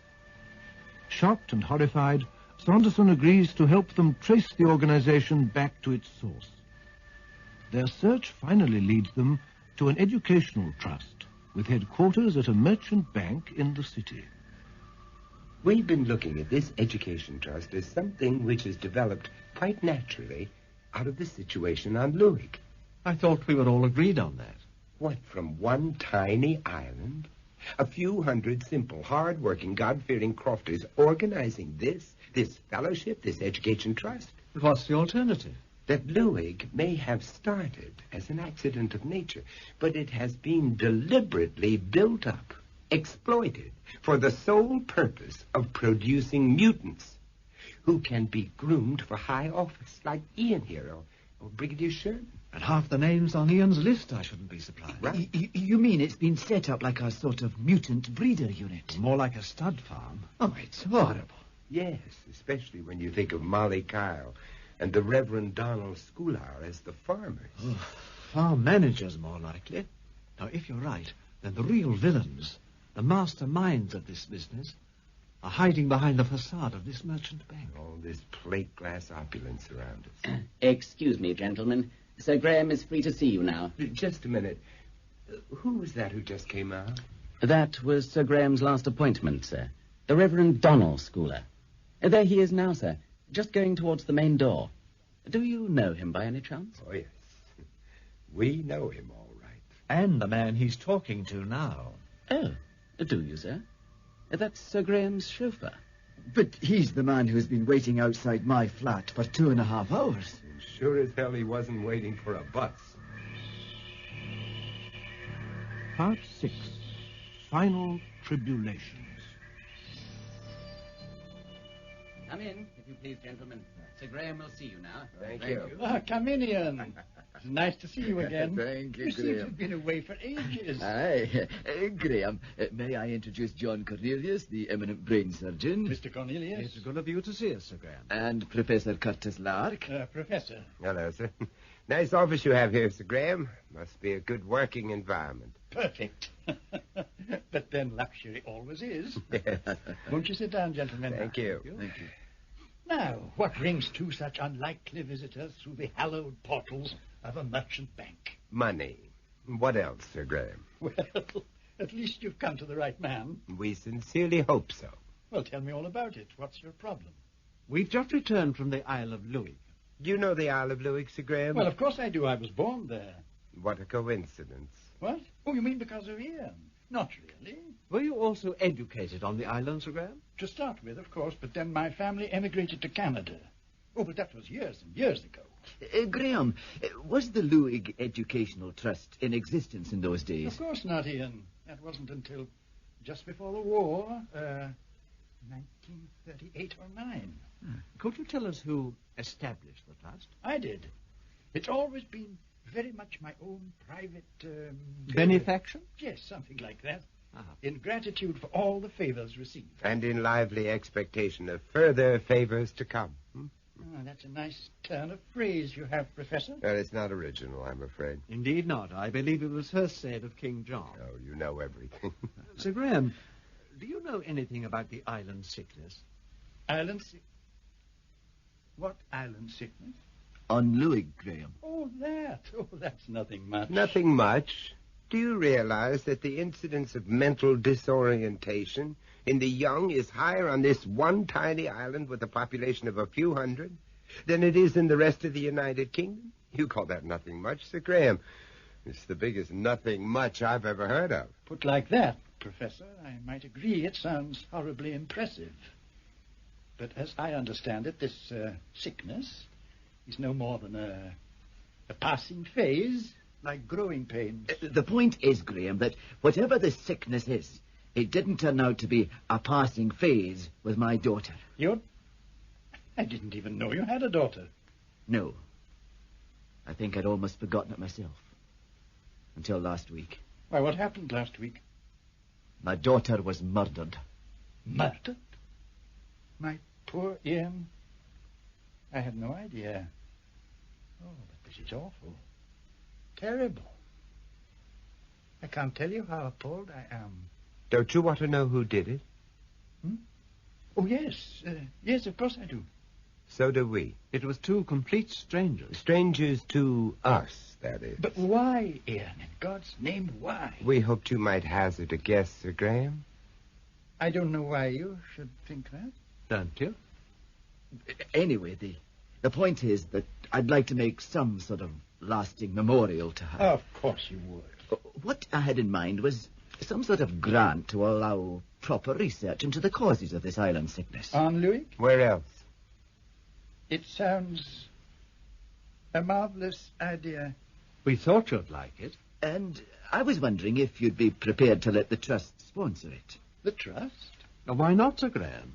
Isn't the aim of the Trust to improve conditions for the islanders? Well, yes. In a way, I suppose. Well, believe me, this would improve their lot. A lot.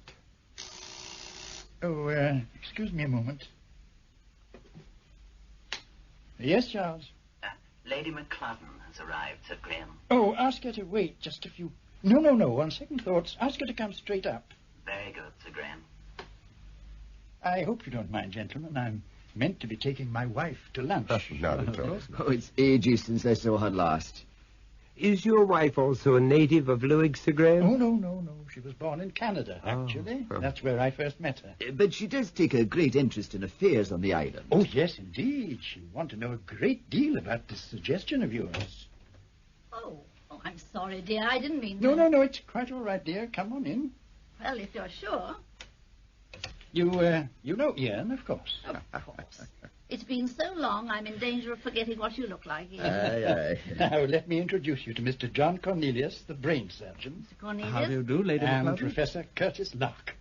You're not Curtis Lark, the author, are you? Well, I do write the odd book or two, ma'am, yes. I've just read one of them. Well, thank you. I'm gratified to find I'm not my only reader. No, seriously.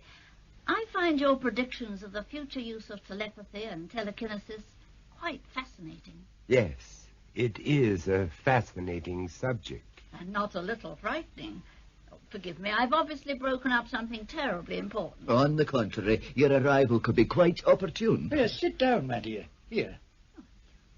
We hope you might be able to persuade Sir Graham to support our scheme. It's a modest medical research grant. Oh, that seems a worthy enough cause.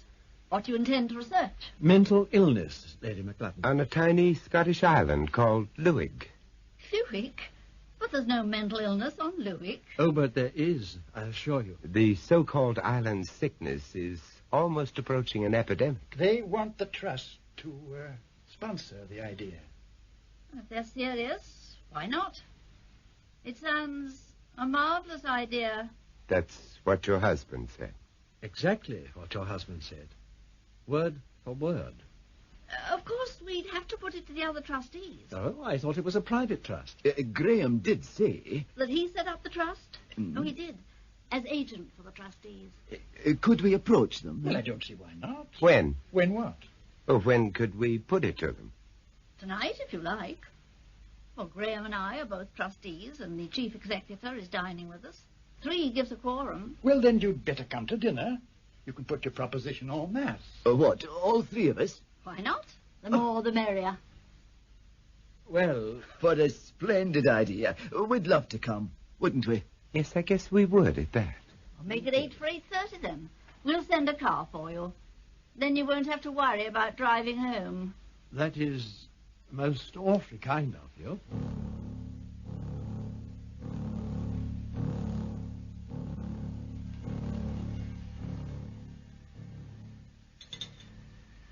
Drink, Curtis? No, thanks. I want to have that wide-awake feeling all evening.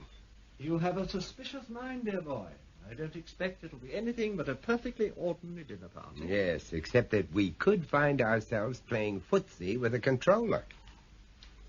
You think it's McLaren, don't you? Well, I don't know. But it's not a bad position for a controller to be in, now is it? I mean, head of a merchant bank, finger in every pie, pulling every string. Sounds awfully messy. It sounds terribly legitimate. What better front could a controller have? You're right about that. Every snippet of information in the right hands could be worth $1 million. Don't you have pounds over here anymore?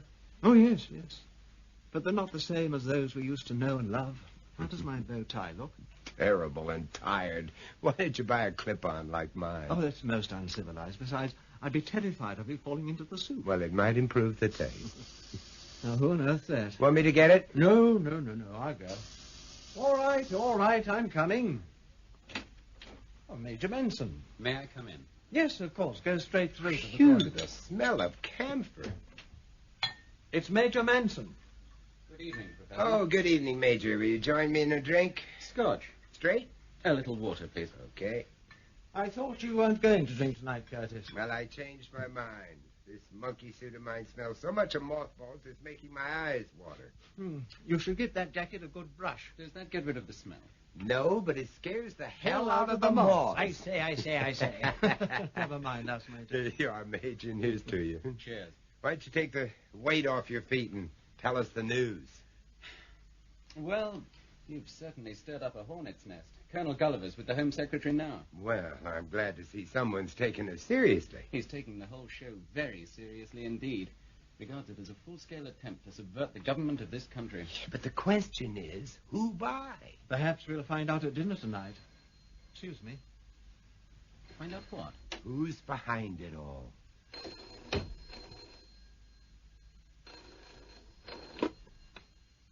John Cornelius here. Oh, it's Ian Sanderson here. Oh, hello. Hi. I've just seen Sir Graham's car pull up outside your door. I think the chauffeur's coming to you first, so I'll be down in a couple of minutes. Oh, well, thank you. See you in a few moments, then. Aye, fine. Bye. Bye. That's odd. It's very odd. Something come up, John? No. Well, at least... What? Oh, that was Sanderson. He rang to say McLaren's chauffeur is on his way up for us. Simple courtesy, surely. Well, I don't know. He warned us once before, didn't he, Curtis? Yes, you're right. When Flora got killed. You think he's trying to warn you again? It's possible. Hello. The trouble is, once a mutant, always a mutant. We can never be sure. Here goes. John? Yes? Be ready for anything. Mr. Cornelius, keep your body right behind the front door all the time. Don't worry, I will. What about me? You, Professor, keep clear of this doorway. Okay. Mr. Cornelius? Yes, we won't keep you a minute.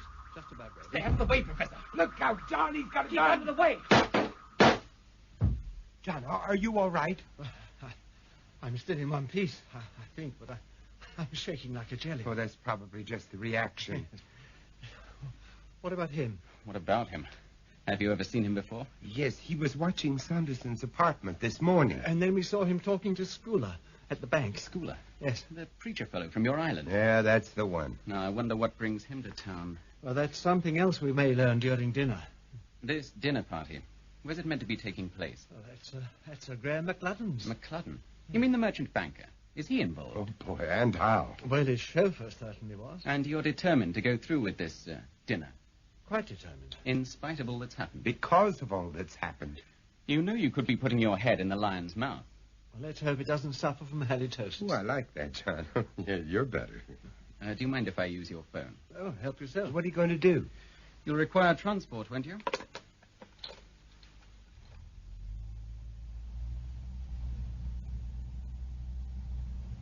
But where's Sir Graham's chauffeur? Oh, what's happened to him? Why don't you tell us? We were actually ready when you phoned. And then we stood around waiting for nearly half an hour. That's strange. Very. Especially as the car was still parked in the street. I presume it was Sir Graham's car. Oh, I am sure of that. Well, I can't think of any place the chauffeur'd go without his car.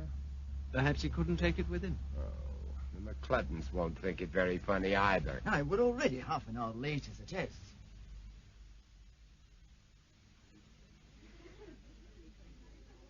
Mr. Ian Sanderson, Mr. John Cornelius, and Professor Curtis Lark. Oh, I thought you were never coming. We very nearly weren't. Well, what happened? Did the car not arrive in time? Oh, no, the car arrived. But the chauffeur didn't. Oh, well, perhaps he ran out of petrol. Now, why couldn't we have thought of that? Let me introduce you to the chief executor. Good evening, Professor. You, Reverend Schooler. Mr. Cornelius. Of course, you know my cousin Donald, don't you? Cousin? I had no idea you were related. Oh, a long way removed, I'm afraid. I'm bound to say I am surprised to see you again, Professor. Yes, I can imagine. Do you think we could all go through to dinner now? I think they're ready to serve. So what's this nonsense I hear about you wanting the Trust to sponsor some newfangled scheme on the island, Ian? Oh, it's hardly a nonsense, Minister. I want to set up a research grant as a memorial to my daughter. You're the... Oh, aye, Flora. I heard about that. Very distressing, that must have been. More than you can know. Mind, that girl would have been alive today if she had been left with us on the island, where she was safe and well cared for. Flora needed treatment, Minister. She was ill. Aye, she had the island sickness. There'd been many that had it before you came poking your nose in, and none of them seemed any the worse for it. Please, Donald. Mr. Cornelius is a guest. It's a fair point, though, my dear. I mean, I suffered from it, and I came through all right. So did Ian. And so did your butler, I believe. Joshua?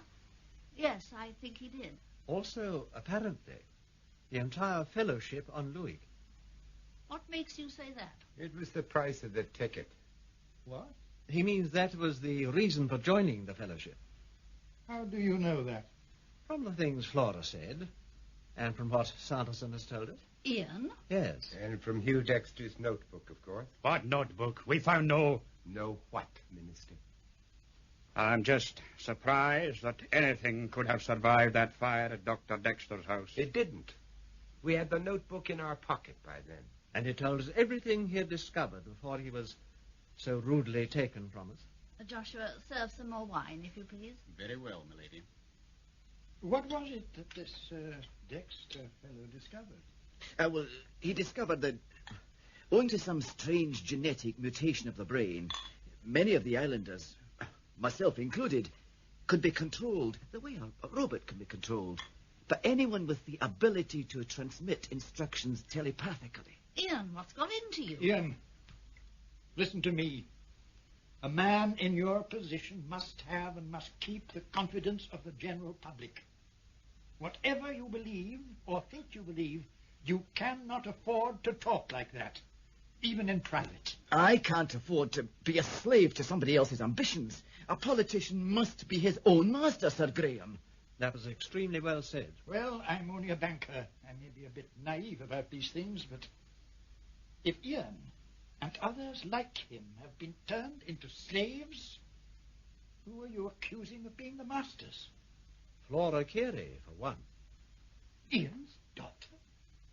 Oh, but that's preposterous. Yeah, we keep coming back to that poor wee lassie, don't we? And we're going to keep coming right on back to her. She was the only flaw in the pattern, wasn't she? I must say, Professor, this is even more intriguing than your book. And a damn sight more far-fetched. Oh, no, Sir Graham. You see, we've discovered the exact genetic combination that will produce a mutant child. A slave, as you call it. What we don't know is the exact genetic combination that produces an infant controller, one of your masters. We were hoping one of you would enlighten us. Why us? Well, I suggest you direct that question to someone who breeds thoroughbreds. It's not so far removed, Sir Graham.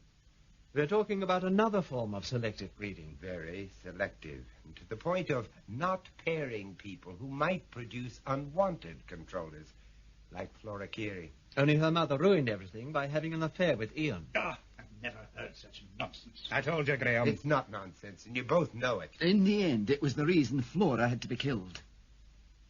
Wasn't it, Sir Graham? What? You had one controller too many, didn't you? Aye. And now we've got a pair of meddling busybodies. That's enough, Donald. There's no point in abusing our guests. They're intelligent men, after all. They must realize their predicament by now. What predicament? Of course. Curtis, I'm sorry. I should have realized. You should indeed, Mr. Cornelius. Aye, with all your fancy training, and you couldn't work out that it might be another woman. If there's still any doubt in your minds, just watch. Listen to me. Concentrate. Concentrate. Look around you, gentlemen. Ian Sanderson, my husband, the butler. Aye, and a whole house full of servants besides. Look at them carefully. Don't you notice something strange? They're blank looks. Not one of them has a thought in his head except to carry out my instructions. Lady McLudden? Who'd have thought it? Well, you should have done, especially after Flora and my sister. Your sister? Molly Kyle. Molly Kyle was your sister? What were you trying to do, Minister? Keep it in the family? Aye, something like that, Professor. And you were just riding on her coattails. Powered by proxy. It figures. Pity you didn't figure it earlier, then. That was your big mistake, Professor. What do you intend to do with us, Lady McLudden? Well, I have only to will that you should be taken out and killed. And you will be. With a chorus of zombies chanting, "Kill him, kill him." No, they don't have to chant. You can have it in complete silence, if you like. Could we have them praying for our eternal souls, just to keep the minister happy? The time for the wisecracks is well past, Professor. Outside now. And please, let's not have any unpleasantness. It would be such a pity to ruin such a delightful and informative evening. Oh, yes, of course. And blood stains are so rough on the carpets. Precisely, Professor. I knew you'd understand. Perhaps you would precede us into the garden, please?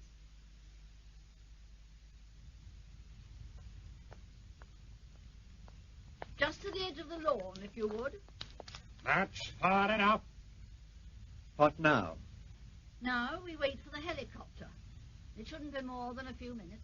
The bank own an air taxi service. Sir Graham often uses it to get him to the airport.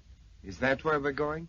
Yes, Professor. We booked a flight to New York for you. And Cornelius and Sanderson were going to see you off. We're going to see me off? Yes. Unfortunately, the helicopter crashed, killing all the passengers. What about the crew? The pilot's one of my mutants. He'll do what I will him to. You mean he'll just kill himself, like some kamikaze pilot? If I want him to.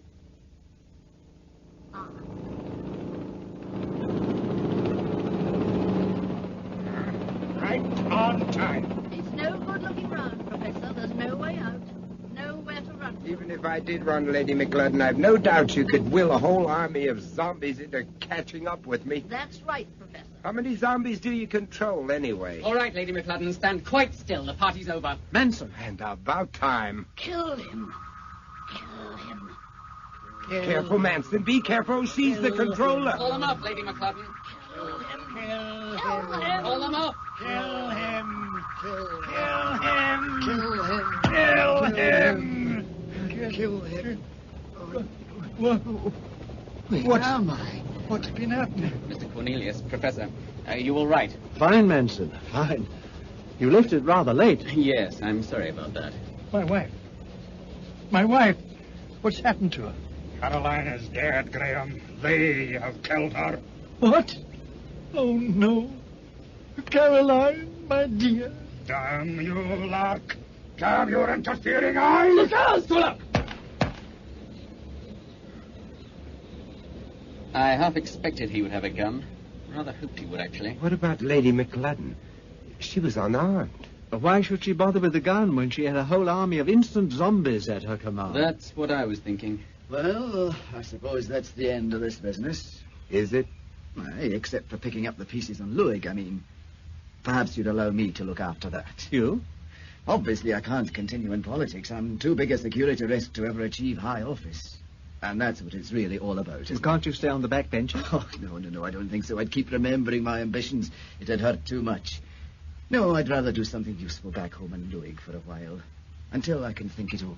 What about Sir Graham? Poor man, I don't think he understands what's going on. I'm not surprised. It'll take quite a lot of explaining, believe me. Yes, Ian. And you might be the best person to do it. Aye, I'll try. Now, what about you, John? What will you do? Return to surgery before I lose my touch. And you, Curtis? Oh, I shouldn't be surprised if I've got quite a lot of traveling to do. What, back to Borneo? All over the place. I don't believe we've seen the end of this business. Oh, surely, Curtis. No, seriously. I mean, Lady McLudden came from Canada. The next controller could come from anywhere on Earth. They could spring up like mushrooms. Oh, no, don't start that again, Curtis, please. Start what? Anything. My dear John, I think it started already.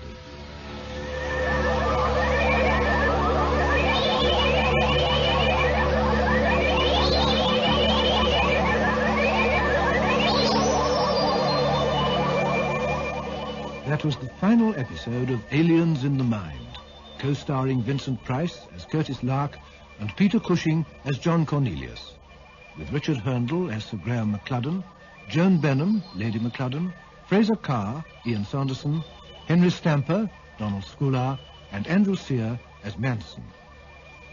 Electronic effects for the series were by Chris Jenkins. Aliens in the Mind was written by Rene Basilico from an idea by Robert Holmes. Production by John Dias.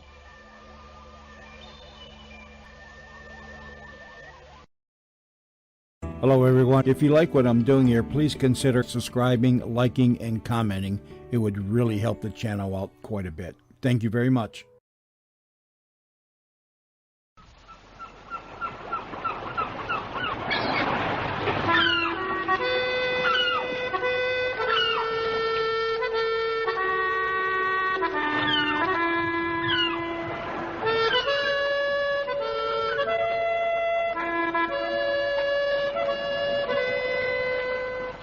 The Dark Island by Robert Barr. A story of espionage in the remote islands of the Outer Hebrides.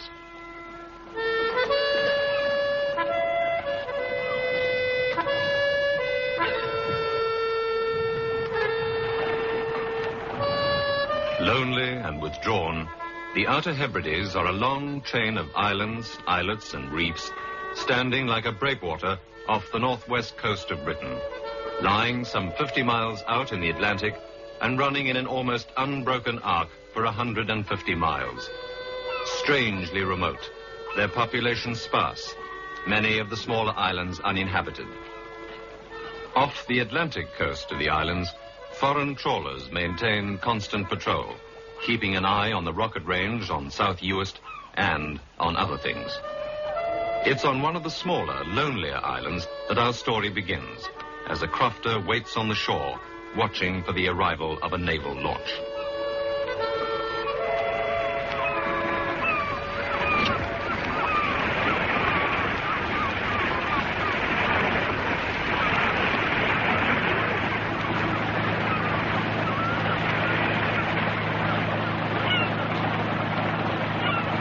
Mr. McLeod? Aye?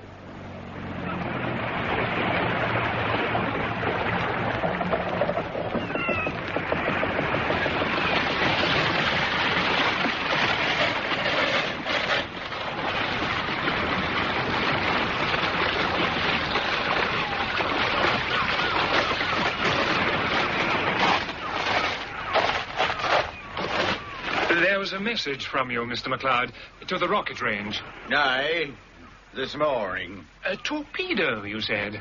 Aye. Where is it? On the sand, on the other side of the island. I'm Lieutenant Ritchie. This is Petty Officer Whitaker. Morning to you. Morning. Lionship the gear, sir? Yes. A torpedo, then? Well, I said it might be a torpedo. I don't know. It isn't any kind I've seen before. Oh. This is Mr. Nicholson, Mr. McLeod. Ah, good morning, Mr. McLeod. It is, sir. A fine morning. Well, now, where is this torpedo? It's about a mile, sir. Across the island, on the other shore. I'll help Whitaker with the gear, sir.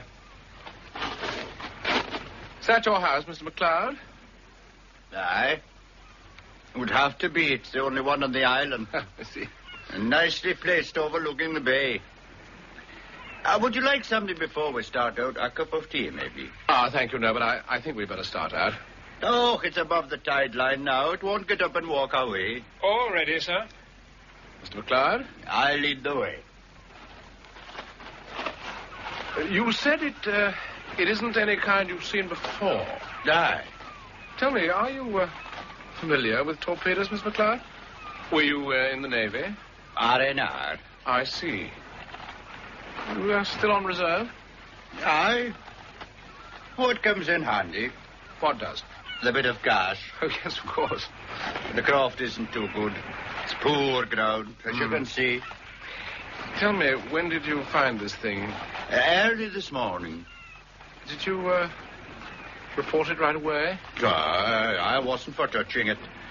I sailed over to the big island and phoned the rocket people from the hotel. But it's safe enough. There's no one around here to tamper with it. Do you live here alone? Aye. Most of the time.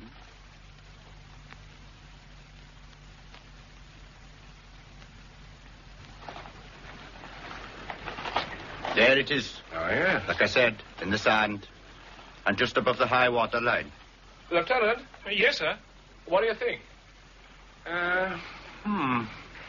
I need a closer look, sir. Not one of ours, sir. No. Live? I don't know, sir. Might be a practice job. How could you tell? Only by taking it apart, sir. Do you want to take some photographs first? Yes, I think I'd better. I'll get the gear down. Tell me, Mr. McLeod, could it have drifted in, do you think? No, it didn't drift in. Anything drifting wouldn't have come up on the shore. That came here under power. You think so? I know so. That's why I didn't touch it. We're ready, sir. Do you know, Mr. McLeod thinks it came under its own power. Then we'll bank some sand around it and try it. If you'll both keep back a bit, sir. Right. Do you know these islands well, Mr. McLeod? And the tides and the currents. I know where things would drift to. I'm going to rock it a bit, sir.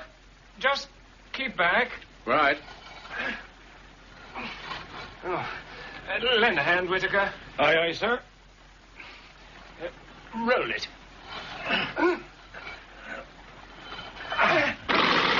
Down. It's all right, sir. The propeller was caught in the sand. It had a few revolutions still to run. That's what I told you. Nothing drifts in here. We'd better make it safe, sir. If you'll come over here, behind the sand dunes. Yes, good.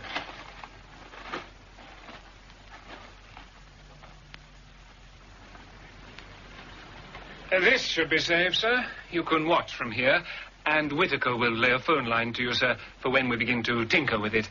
All right. We may have to blow it. I don't think so, Lieutenant. I hope not, sir. They're going to defuse it. Well, if necessary. Since we have to wait, we can get to know each other. My name's Nicholson. You're McLeod. Ian McLeod. Crofter. Aye. I was in the Merchant Navy for a time. Then the Naval Reserve. Then I came back to the craft. Why? My father died 3 years ago. So I came back. But you say the ground's poor. Tell me, are you married? No. At last would come here to live. Now, I see your point. Tell me, have you any idea when this thing came in? Well, it wasn't here yesterday when I came by. Must have come in the night. From its position, it came in on the top of the tide and ran right up in the sand.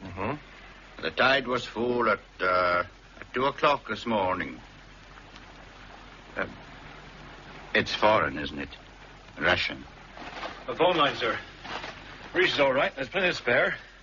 Ah. Would you like to try, sir? Yes, thank you. Hello, Lieutenant. Yes, sir. Can you hear me clearly? Quite clearly, sir. Good. I'm almost ready to start. I've had a look at it. There doesn't seem to be any way of detonating it. Is it a torpedo? Oh, it is, sir. But I think it's something else as well. Are there any identifying marks? No, sir. There's a marked absence of them. What should be the warhead looks rather strange. The motor is still live and ready to run. I'll deal with it first. Let me know when you're ready. I'll give you a buzz, sir. Thanks. Take it, would you, Whitaker? Sir? I was asking if you thought it was foreign. Why should we think that? These trawlers, Russian trawlers, playing about out there. Well, they're fishing, aren't they? Yeah, fishing. And watching the rocket range and other things beside. All that signaling. Out there is the open sea, Mr. McLeod, the Atlantic Ocean. There's nothing between here and America. I know that. Officially, they're fishing. Aye, officially. I know what that means. There were two of them out there last night, signaling to each other or to somebody else, nattering away like a couple of old women. And this morning, that thing lands up on the shore. And what do you think they were doing? Trying to sink each other? Or trying to sink your island? It was running fast when it came in here. Lieutenant, sir. Thank you. Yes? I've dealt with the motor, sir. I don't think it'll start up again. I've frozen the warhead just in case. The center casing seems very thin. Oh, Whitaker will take some notes, sir. Yes, go ahead. I'll listen. Overall length is 6 foot, exactly. Length of what appears to be the warhead, 24 inches. The motor unit is 19 inches. 4 fins, each 9 inches. A 3-blade propeller of phosphor bronze. The circumference is constant from warhead to fins, 33 inches. The center unit seems to be of a light alloy and thin. There seems to be a joint. I think I can prise it open. Starting on the joint now, about 1 foot from the motor unit. It's giving a little. I think it's quite safe. I think it's coming. Watch out! What's happened? Lieutenant? What's happening? It's opened. It isn't a torpedo, sir. I think you'd better come down. Right, we're on our way. Come on, McLeod. Well, Lieutenant, what do you make of it? I think it's a container of some kind, sir. Layers of oilskin. Look at this. A revolver. And this. English money. That's ammunition. It's packed tight with stuff. This feels like binoculars. A camera. Another packet of money. Swedish money. Will we examine the rest, sir?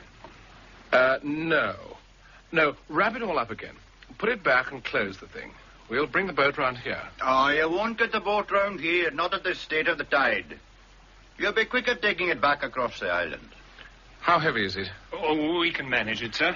Oh, no one will see you carrying it. You can take it back to my house. Right. Whitaker, lend me a hand. Aye, aye, sir. Together, sir.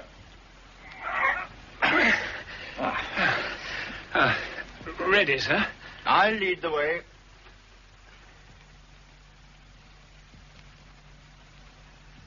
Here we are. Do you want to bring it in? No. Take it out of the boat, Lieutenant, carefully, and let me know when you're ready. Yes, sir. All right, Whitaker? Just about, sir.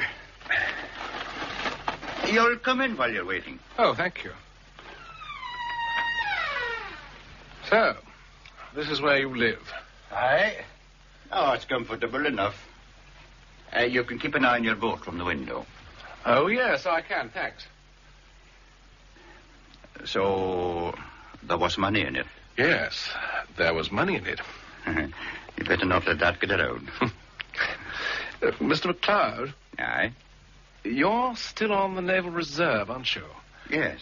Then you know about the Official Secrets Act and what it means. I think I'm away ahead of you. Will you have something? Some tea, maybe, or some of this? Ah, yes, thank you. You still say it wasn't from one of the trawlers? Well, as far as I'm concerned, and as far as you're concerned, Mr. MacLeod, it never came here at all. And if anyone should come looking for it, you just let them look. And report it to me. At the rocketry? Yes. You take water with it? Oh, just a little, thank you.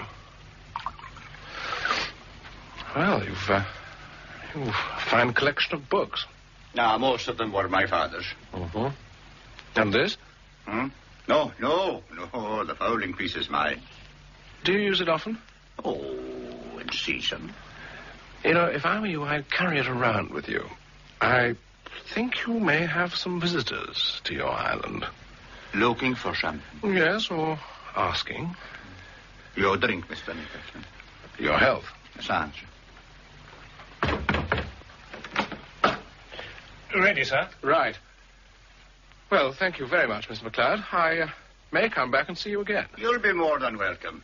If I'm not here, you may find me over at the wee hotel. Right. You'll be going back to the rocket range now? Yes, I will. Goodbye. Goodbye. Well, that's what we found, Major Williams. It's quite a little do-it-yourself kit, isn't it? Yes. Camera, binoculars, 2 revolvers, ammunition, British money, Swedish money, cassettes of film, bottle of liquid. I've no idea what that is. A passport. A passport, eh? Yes. There's not much help there, I'm afraid. It's a Finnish passport stamped for entry into Sweden, but otherwise it's blank. No name, no photograph. And a piece of music. Tell me, do you read music, Major? Afraid not. Your call to London, sir, to the Brigadier. Put it through, Sergeant. On the scrambler. Sure. Well, I used to be able to read the stuff. Let's see.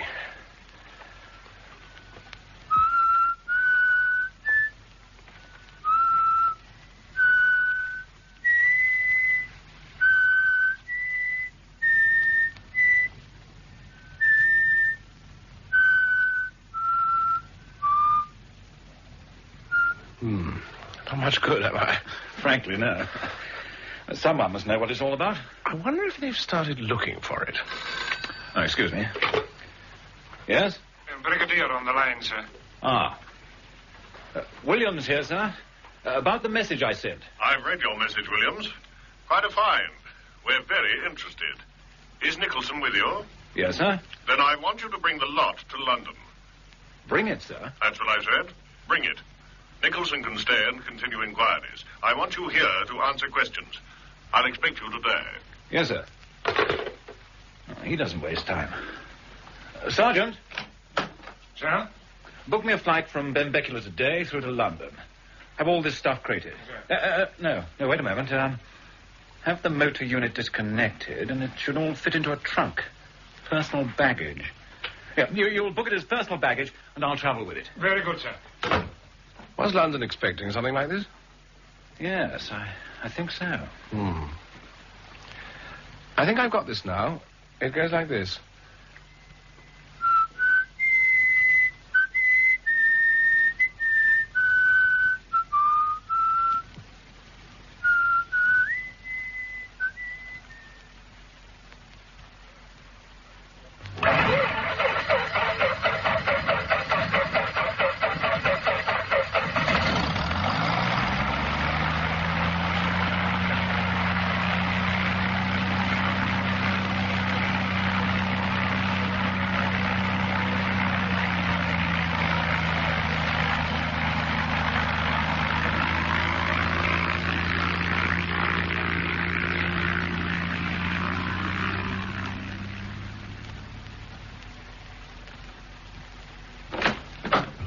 You sent for me, sir? Ah, there you are, Grant.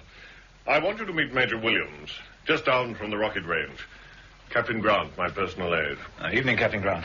Brigadier's just been telling me about you. Good evening, sir. Grant, is the report ready yet? Yes, indeed, sir. I'll get it.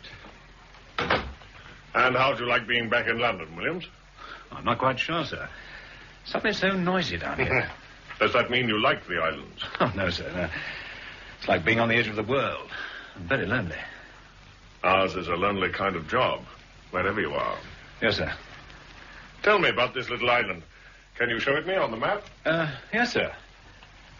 It's only a tiny thing called Crayon. Here's our island, this large one, sir. I see. And here's the rocket range down the south, you see?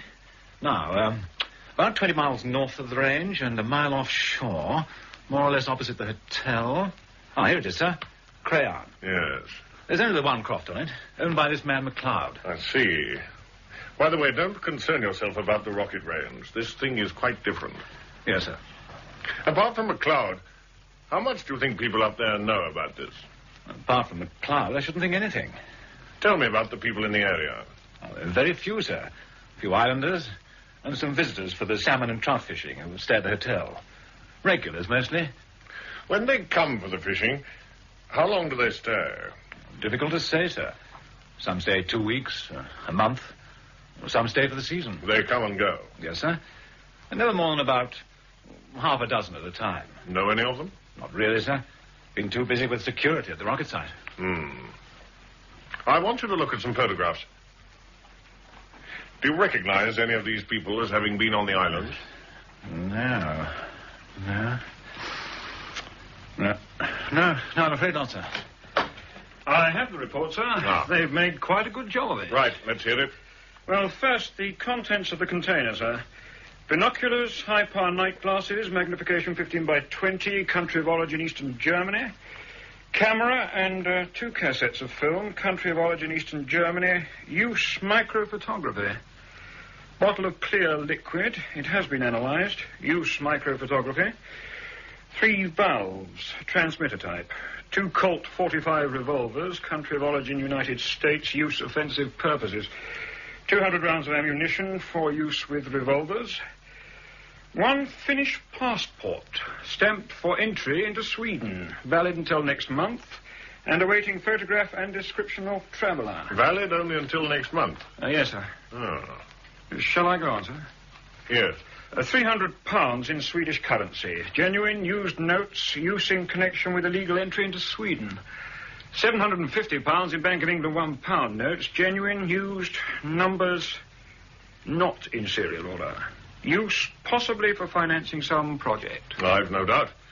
Some projects that may require financing in this country and may require offensive weapons and connected with someone who expects to be away from here and into Sweden within the month. There's more to come, sir. Now, just a minute, Grant. What do you make of it, Williams? Has it to do with the island, sir? Yes, insofar as the container was being delivered to someone there. But I think the implications must be wider, don't you? By the way, what do you know about this man, McLeod? Well, it was he who told us. But we are having him vetted. Yes. Go on, Grant. Well, you remember Nicholson said the torpedo motor still had some distance to run when it fetched up on the beach. The boffins have done a good job on the motor unit. And they've found what they think is a slight error in the setting of the gyroscope. Now, it's not much, but if you'll look at the map they've drawn, sir. Yes.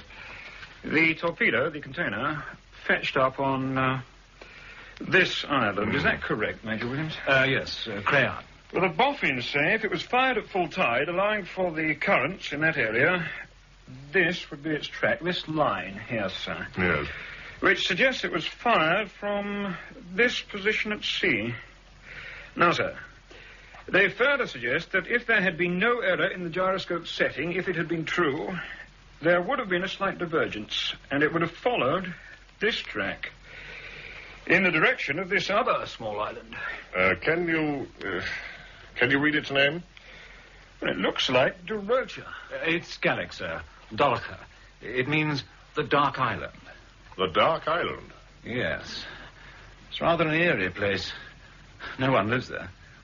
Then it's a very likely theory, isn't it? The container was intended for an island where no one lives, to be collected by someone. I think it's just a bit of luck. You will tell Nicholson that we don't think this is the first container to be delivered in this area. It's just the first we've found. Yes, sir. You will impress that on him. Someone is looking for it. Rather anxiously, I hope. You will tell Nicholson that we must know who is looking for it, and that is now his principal job. What about the piece of music, sir? That's probably just a password. Tell Nicholson that he must watch that island.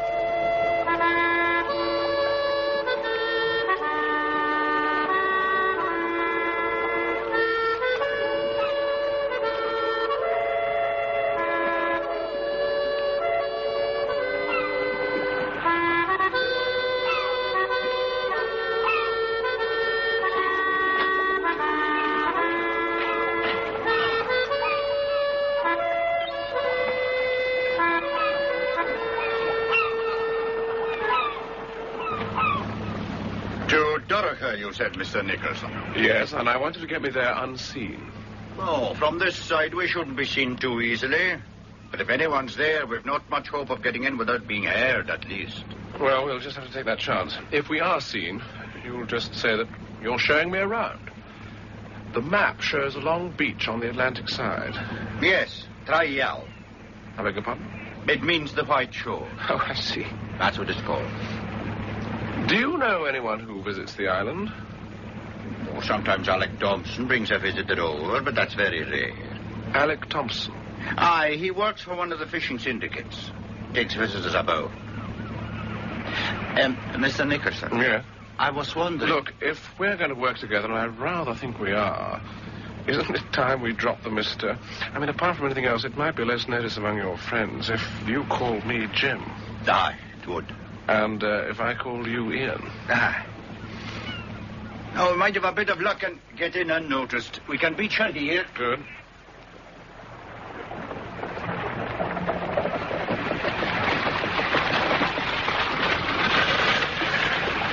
We'll pull her up. Right. She'll be all right here. I'll take you an easy way to the other shore.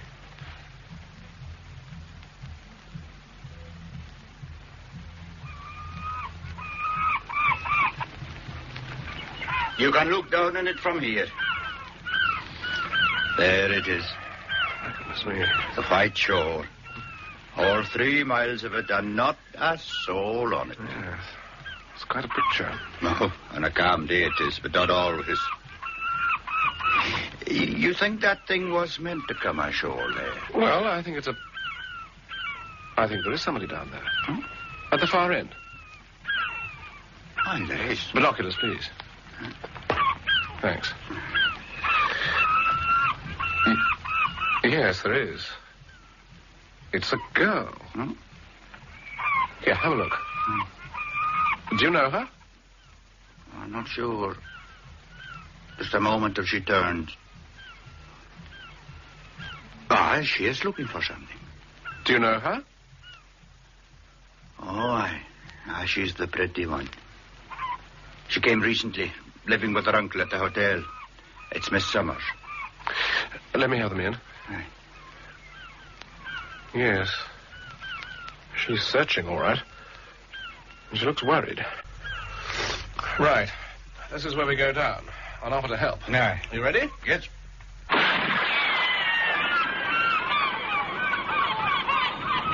You will stay where you are. Both of you. Do you know who he is, Ian? Aye. It's Alec Thompson. I see. And here comes that colonel. What in damnation are they doing here? Visiting. Do you always shoot at visitors? What happened, Thompson? It was a mistake, Colonel. I saw something move in the heather. I thought it might be a rabbit. There will be no shooting. No, Colonel. Well, that's a relief. Can we get up now? Yes. Oh, thank you. If there'd been an accident, sir, it would have been your own fault. No visitors are allowed on this island. Well, at least you might have the grace to apologize for the shooting. All right. If that's what you want, Mr. Nicholson. And this is... I know, Mr. McLeod. Where is your boat? On the other side. I'd be obliged if you return to it.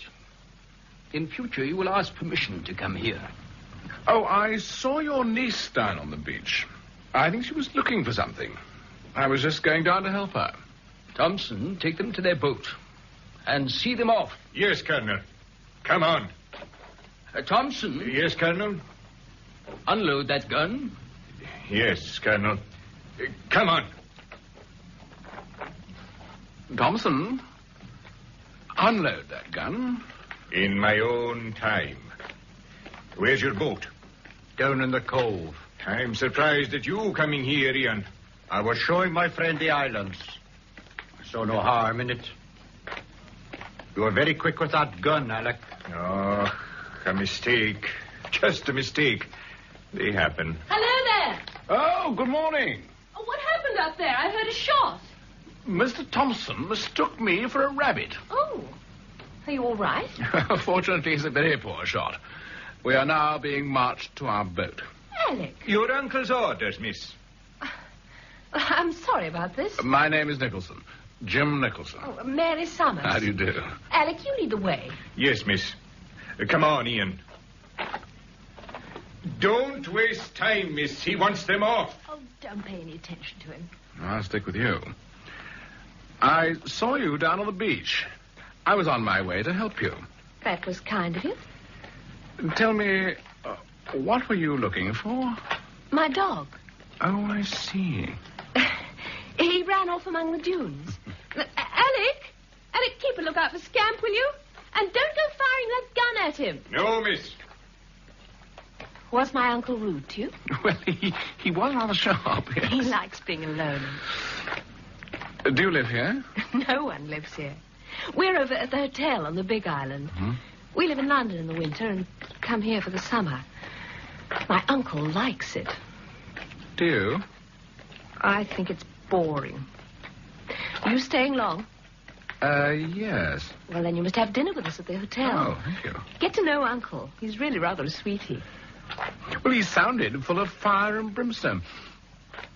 Tell me, do you know why? He just doesn't like visitors on his island. Oh. Tell me, is there anything else you want to know? I think I'm overstaying your welcome. Still, we're almost there.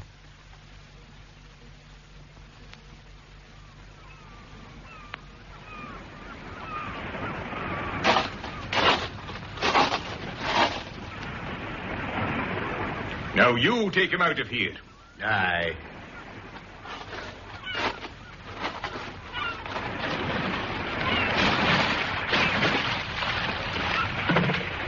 Goodbye, Mr. Nicholson. Bye, Miss Summers. Oh, I may see you at the hotel tonight. So you may.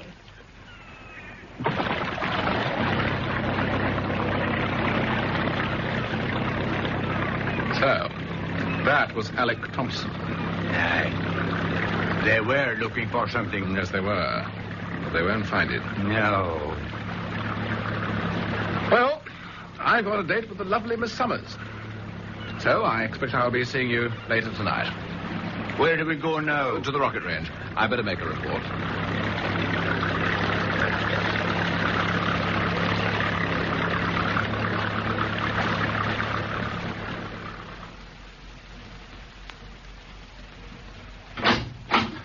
Oh, morning, Jim. Good morning, sir. I didn't know you were back. I flew in half an hour ago. Oh. This is Captain Grant, the Brigadier's PA, Jim Nicholson. Hello there, Nicholson. Hello. He's come up from London to look around and make a personal report. Have you been to the island yet? Well, I've been to it. I've been shot at and thrown off it. Shot at, eh? Well, in a kind of way, yes. You've come just in time for some fun, Grant. Yes, so it seems. Well, I was explaining to Grant about these foreign trawlers. Now, we have fairly full reports on their movements, but they operate over a very wide area. All around here, right? Mm-hmm. Now, they come in shore from time to time. Light signals have been seen to seaward. But they aren't at regular intervals. Well, not regular by any measurement we know of, but it seems to be always for 3 successive nights, except on this last occasion, when we picked up signals on only 2 nights. Yes. If we're right, it'd seem to take 3 nights to complete an operation. 1 night signaling to arrange it, next night to deliver, the 3rd night to get the okay and sail away. On this last one, there'd be no okay, because we found the container. They're spy ships. No, The Brigadier thinks they're working with a spy ship. Oh. He thinks there's a reception group operating on the islands. He thinks so, sir. If you come over to the large-scale chart, I'll show you what happened this morning. This is the island, Dorica. And this is the cove where our boat was moored, and this is the beach. And we crossed by this route. There's an old house here. Hasn't been lived in for years. It's in a pretty poor state. Where did you meet with the trouble? Just here, looking down on the beach. This is the beach where the container should have landed. Yeah. It's a much better beach, about 3 miles long. There was a girl searching it, and there was a man protecting her. As soon as I spotted her, he spotted me and took a pot shot. And then this colonel appeared. Angry as hell, he was. Oh, you let them scare you off? Well, if they were looking for the container, they wouldn't find it. I stayed long enough to see what I wanted to see. This colonel, British? Oh, yes, quite definitely. The Colonel Jemison. Well, I don't know what regiment, but it shouldn't be too difficult to trace him. Late 50s, early 60s. Retired. The man who shot at you? Alec Thompson. MacLeod says he's an ex-trawlerman, and he's been in the Merchant Navy. Swanson, he's the chap who runs one of the fishing syndicates, brought him here as a general handyman to take syndicate members fishing. You know, take them to the islands. An ex-trawlerman, eh? And these foreign spy boats are trawlers? Yeah. The girl? Says she's the Colonel's niece. About 23 or 24. Mary Summers. I think she's a Londoner. Know anything else about her? Not yet. Oh, with this last container, there can be no okay. So they'll be back again. It's going to cause someone a lot of trouble. Does this thing lead to London, Grant? Well, if you consider what it contained, British money, Swedish money, revolvers and ammunition, spares for a transmitter, materials for microphotography, a blank passport, it leads somewhere. To London?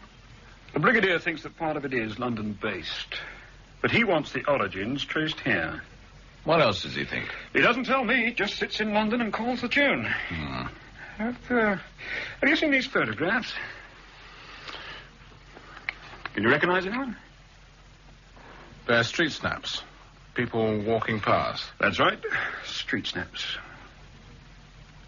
Well, who am I supposed to recognize? You just look at them. See if any of their faces are familiar. Hello, this one was taken in Whitehall, wasn't it? Yes, that's right. Ah, this man at the back, almost behind the woman. He looks a bit like Swanson. The man who runs the fishing syndicate? Yes, that's the chap. He owns rights in some of the locks and brings people up from the south for a fishing holiday. And brought Alec Thompson here. That's him. Still, you couldn't tell from this. It's only half a face behind a woman. It's a lousy photograph. Yeah, well, street snaps usually are. Anyway, you'll see him tonight. I'm going to the hotel for a drink. I'll take you. What story have you given them? That I'm a visitor. Just looking around. We'd like you to be a visitor too, Grant. You should book in at the hotel. All right, sir. I'll take you there tonight. I'll take the boat round as soon as it gets dark.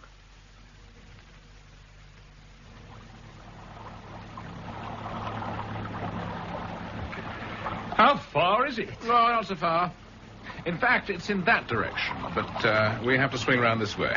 Why? Skerries. Little islands. All sorts of hazards. If it was daylight, you'd see them. This is the safe route. Is it always so dark at night? It's always as black as your hat. How do you find your way around? First lesson in local navigation. Yeah? As you come into the Sound, you pick up the light of the McNeil craft. That was the light on the left back there. Oh, yes. You pass that on the port side and give it about, 10 minutes until you pick up the light of the McDonald craft. And now you know that is on the headland, and you swing west to pass it. That's it, straight ahead. The light of the kitchen window. Yes, well, supposing they weren't at home. Well, that'd be too bad, wouldn't it? Straight ahead is America, and these trawlers. You must teach me the local rules. Oh, it takes years. How long are you here? Well, in this godforsaken place, any time is too long. You, came up to look at me. Well, if you want a straight answer, yes. Do you mind telling me why? Well, since we're equal rank, I'll tell you. The fact is that the Major doesn't seem too bright. You mean for this job? Yes.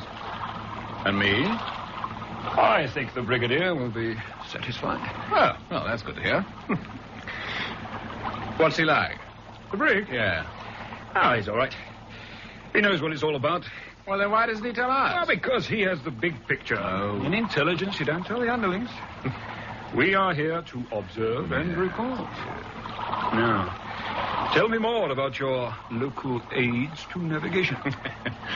Well, we've passed the kindly light of the McDonald's. Who happen to be at home? Exactly.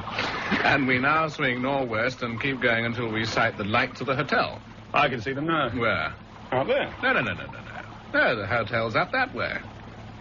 There was a light out there. Hold the tiller. What are you doing? We stay here and watch.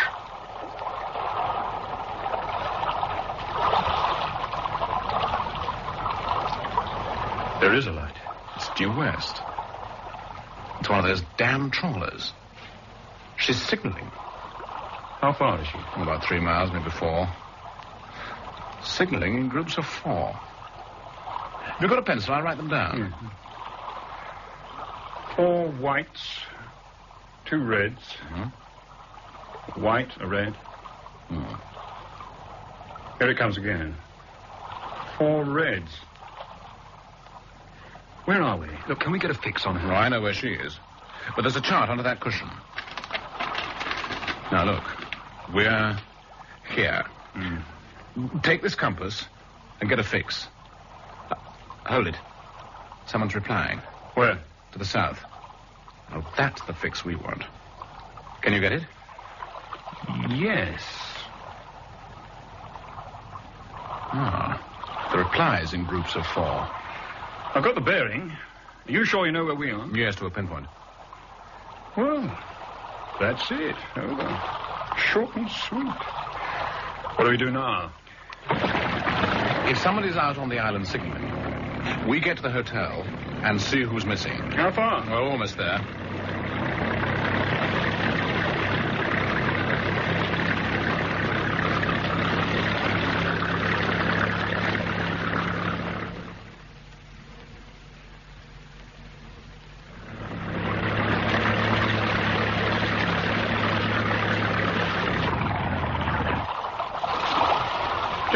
Drive like that in the dark? Not always, no. The hotel is just round that headland. What headland? Well, you see it from the road. Look, you go first and book in. We'll meet in the bar as strangers and work it out from there. As strangers? Will that work? Oh, yes. They're very friendly. Book in, and the manager will introduce you to someone in the bar. You go on. I'll put the boat up. Okay, well, see you later.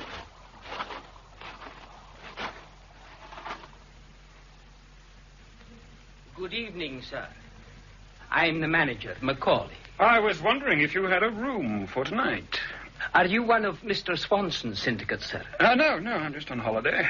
My name is Grant. For the fishing, sir? No, just for a holiday. Aye. Well, you might be in luck, sir. If you'll just wait here, sir. Good evening, Mr. Nicholson. Good evening, Mr. Macaulay. Has Ian McLeod come in yet? Aye, he's in the bar. Oh, good. I'll just pop through. There you are, Ian. Oh, Alec Thompson has been asking about you. He's coming over now. Good evening, Mr. Nicholson. Evening. I'd like to buy you a drink for what happened this morning. It was an accident, wasn't it? Not in the way you think. Oh, I'm not as bad a shot as that, am I, Ian? No, he could hit a rabbit at 40 yards. With a bullet. Straight between the eyes. Yes. Now, will you have a drink with me? I'd be honored. Ian? I'll have a malt. Where's Macaulay? Oh, he's attending to a visitor. He won't be long. We have a room, Mr. Grant. There was a booking for it tonight, hasn't arrived. You're not with Mr. Swanson? No. Seems no point in it lying empty at this time of night. Here it is. Dr. Lawrence from London. You wouldn't know him, sir? No. You're from London? Yes, that's right. Well, if you need a room. How long will you be staying, sir? For as long as you can take me. That's fair. Just you sign here, sir. Room number 6. Will you be going straight to your room, sir? I'd like a drink first. I'll take you to the bar and introduce you. You'll find them a nice lot of people, but it's all talk about fishing. Come on, Mac. We're waiting. All right, Alec. What is it?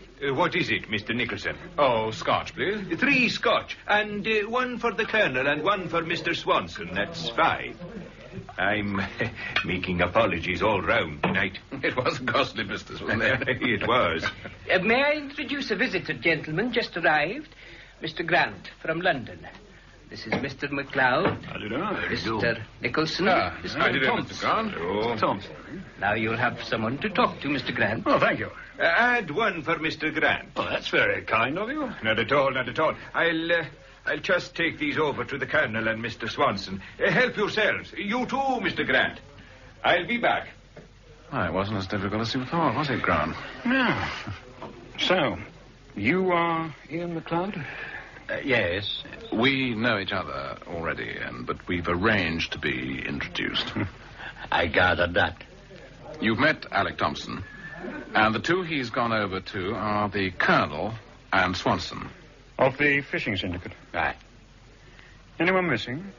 So far as I can see, only the girl. There was some signalling tonight, Ian. Where? Well, I'll show it to you on the chart later. Hello. The Colonel seems to be having a go at Thompson. Huh. Alec won't take kindly to that. Maybe so, but he's taking it now. But he's coming back. Sorry about that. Will you be here for a while, Mr. Nicholson? Yes, I think so. I've got to go out. Something I left unfinished, but I'd like to see you when I get back. All right. You'll wait? Yes. I'll keep you a drink for you, Alec. Right, thanks. You 2 stay here and have a chat. I want to see who he's meeting. I won't be long. Hey, your health, Mr. Grant. And yours. So, you're a friend of Mr. Nicholson's? We were introduced here tonight. But you're interested in what happened this morning? And in what you found yesterday. If you're a friend, you should go after him. Stick close to him. Wait for us here. Oh, there you are, Mr. Grant. You'll want to see your room now. Not yet, Miss Macaulay. I thought I'd have a breath of air first. Aye. It's a fine night.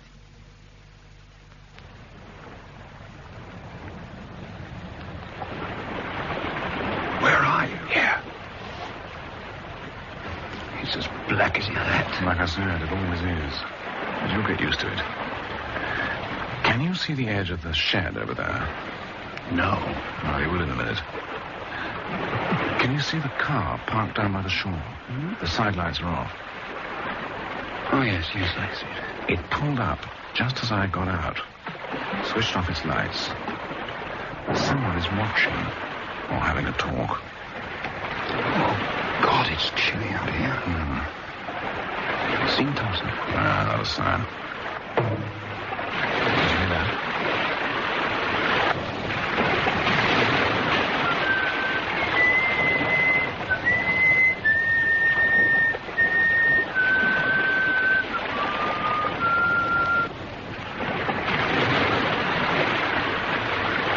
Is. Piece of music in the container. Something's up. Brigadier thought it might be some kind of signal.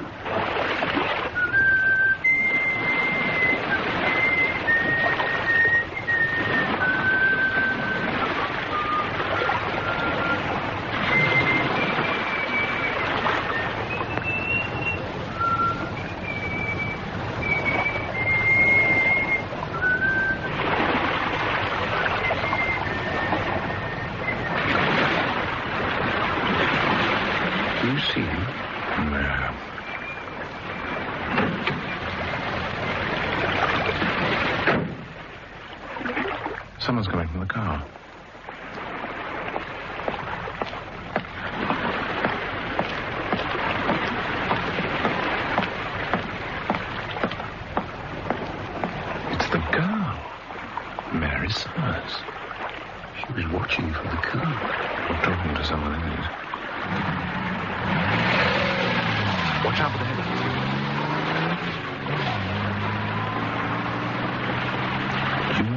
Thompson.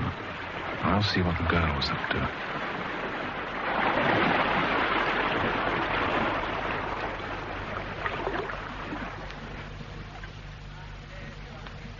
Ah, there you are, Miss Summers. Your uncle was asking for you.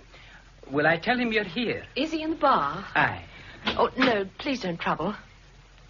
Oh, good evening, Mr. Nicholson. Hello, I've been looking for you. Have you, been out walking? No, I was out visiting a friend.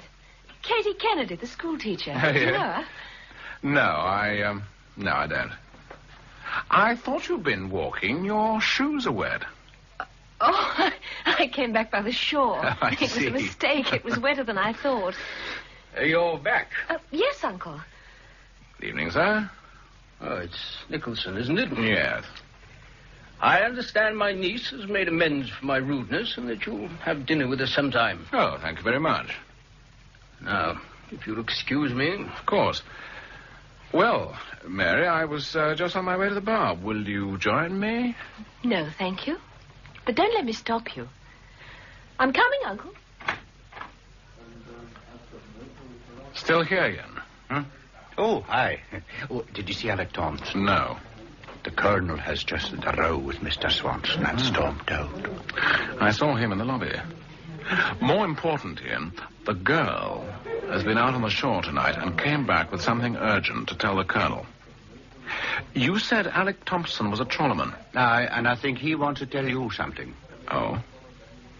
Listen, we saw signals from one of the foreign trawlers tonight and a reply from one of the islands. You know the islands. I need your help.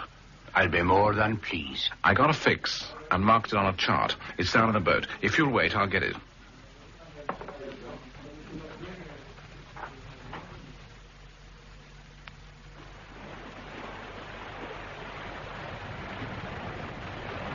Where are you? Over here. Oh.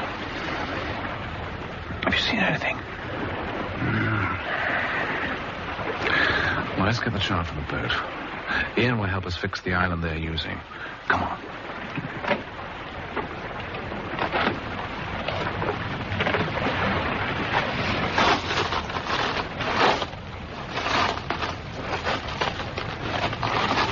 Here we are.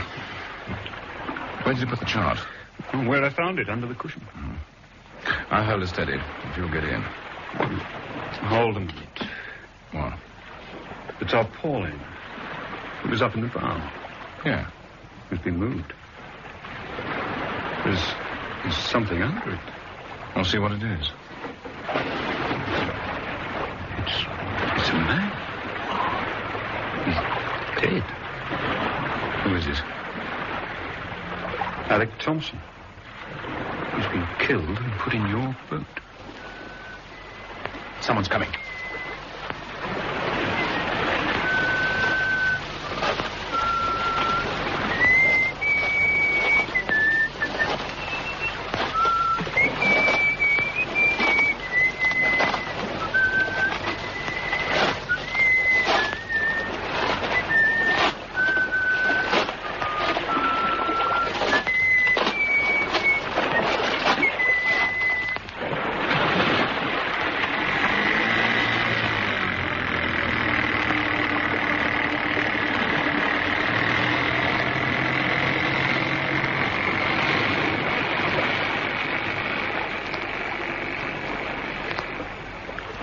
Did you see him?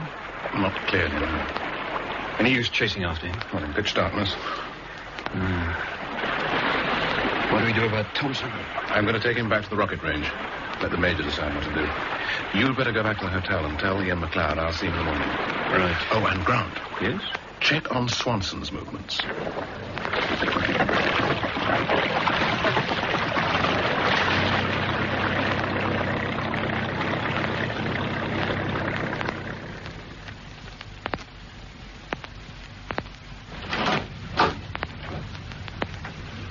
Morning, sir.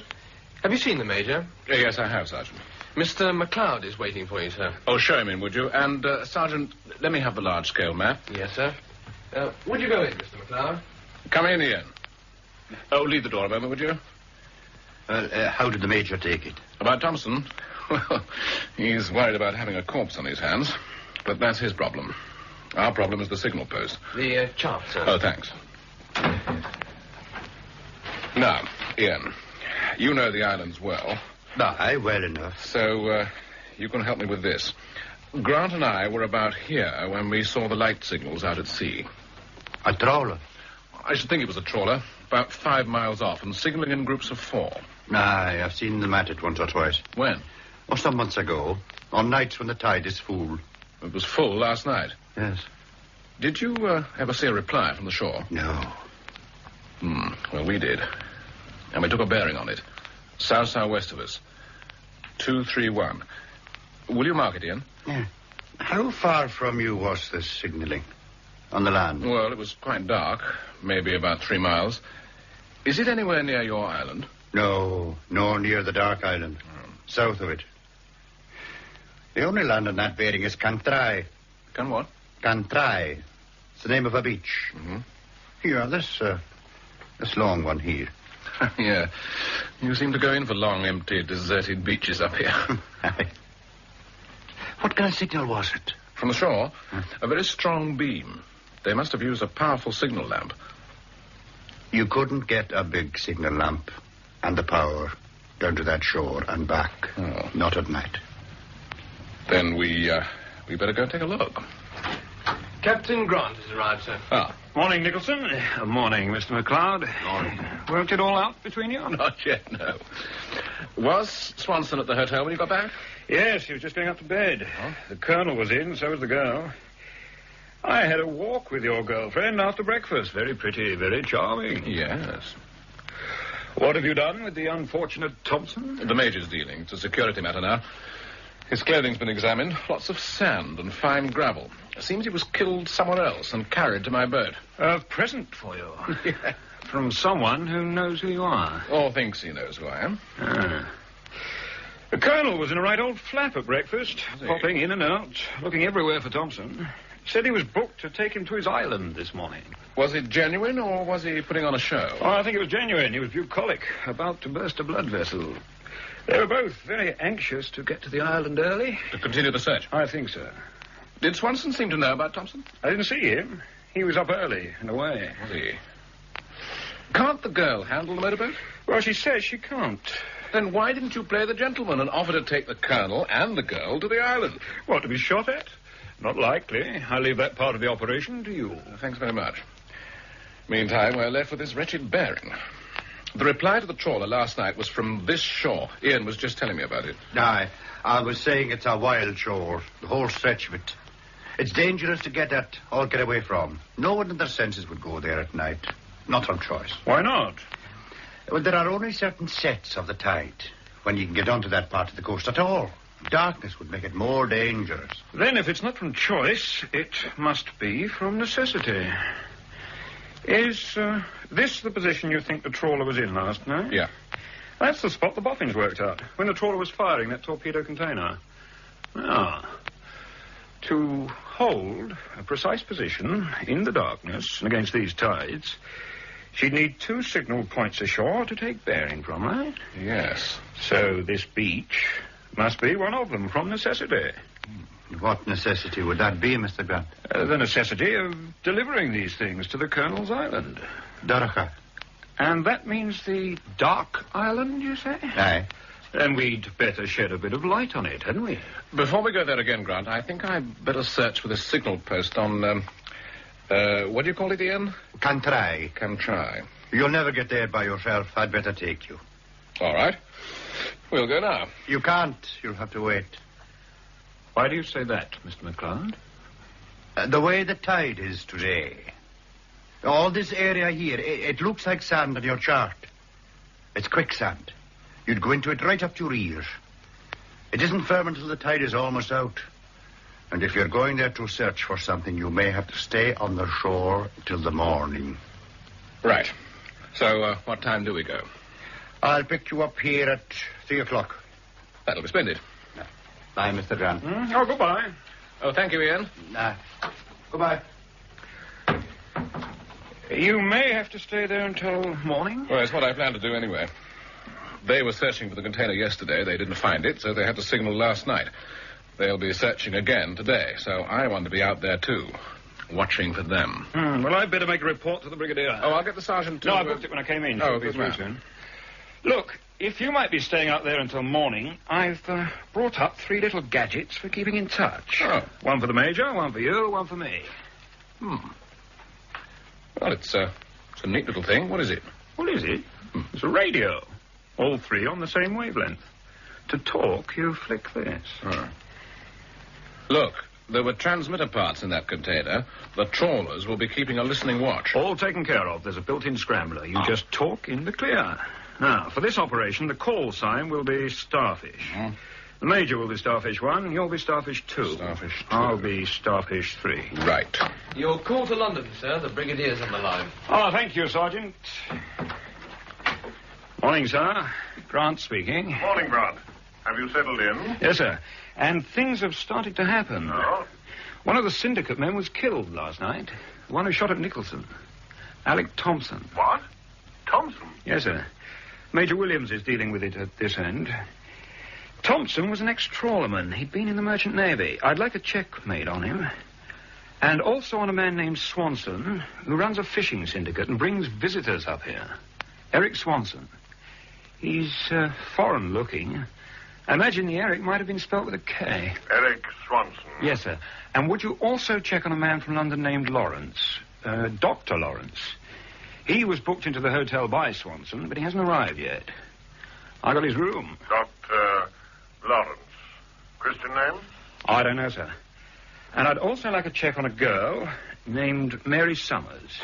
She's from London. Aged about 24. Says she's Colonel Jameson's niece. I'll have them all checked. Grant, now that you've met this Jim Nicholson, what do you think? Oh, first class, sir. I think you'd approve. He's going out today to check on one of the signal posts with the man McLeod. Then see he's properly protected. Yes, sir. Have you anything on Colonel Jameson yet? Not yet. George Hammond's running the check. I'll send for him. If there is anything on Jameson, I'll phone you back. Goodbye, Grant. Bye, sir. Well, what's the news? Right? Oh, the Brigadier's sending for Hammond. Hammond? Yeah, George Hammond. Who's he? Oh, he's the brain who does all the checking in the department. That and a few intelligence appreciations. And what will his appreciation be on Colonel Jameson? You will know in good time. Now, let's have another look at this chart.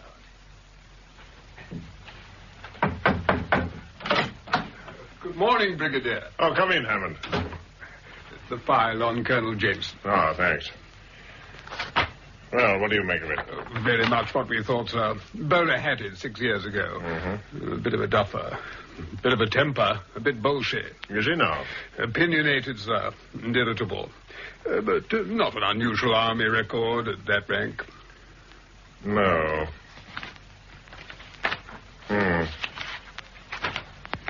It doesn't account for him being up there on an island of his own, moreover. Perhaps this does. Oh? A little book on birds. Birds? Good Lord. He published it privately a year after he was bowler-hatted. It suggests he's a bit of an expert. It's his hobby. It could be a hobby, or it could be a cover. He could practice this hobby anywhere. It still doesn't explain the island. It's strange what colonels get up to, especially the old ones. Do you want me to go up there? No, I want you here. There's some further checking. A girl named Mary Summers, who says she's the colonel's niece. Mary Summers. A man named Eric Swanson, who takes visitors up there and is friendly with the colonel. A Dr. Lawrence, no Christian name, who may be on his way to the islands.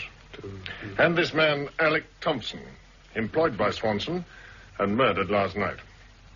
You think it's a reception group? Just check on them, George. Of course, sir.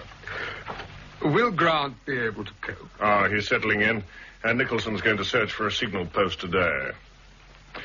I'd like those reports as soon as possible, Hammond.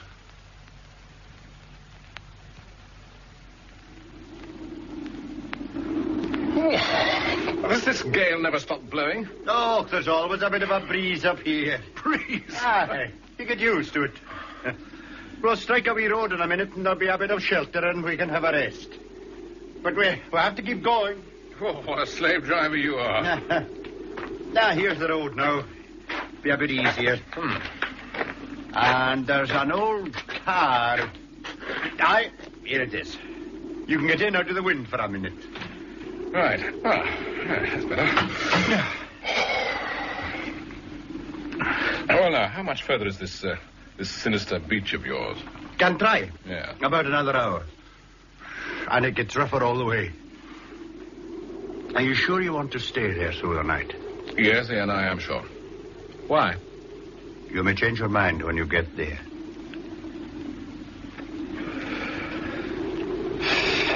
Ian, you're very useful to me. And you're taking some risks.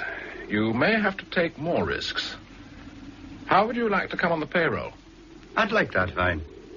Then you're on. Thanks.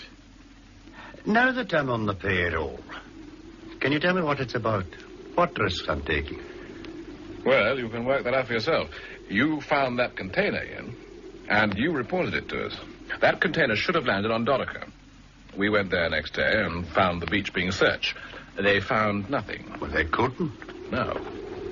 So, last night, there were signals made to the trawlers. They must find it. So they're still searching. Who? Well, that's one of the risks you take. We don't know. We are interested in everyone who has come recently to these islands. Swanson, and the three who are making the search, the Colonel, the girl, and Alec Thompson. Oh, Alec has been here for years, and he's dead. But he was away for a time, wasn't he? In the Merchant Navy. I was away in the Merchant Navy. Yes, Ian, we've checked on you. I thought you would. Last night, when the signals were being made, there was one person missing from the hotel. The girl. Miss Summers? Yes. But she came back. So? Anyone who was on that shore last night didn't get off it till this morning. You want to bet? Any sum you like. Wait till you see it. She'd been out on shore somewhere. Her shoes were wet. But she said she'd been visiting the local schoolmistress. Miss Kennedy? Yes. Well, you're in luck. Here comes the school teacher now.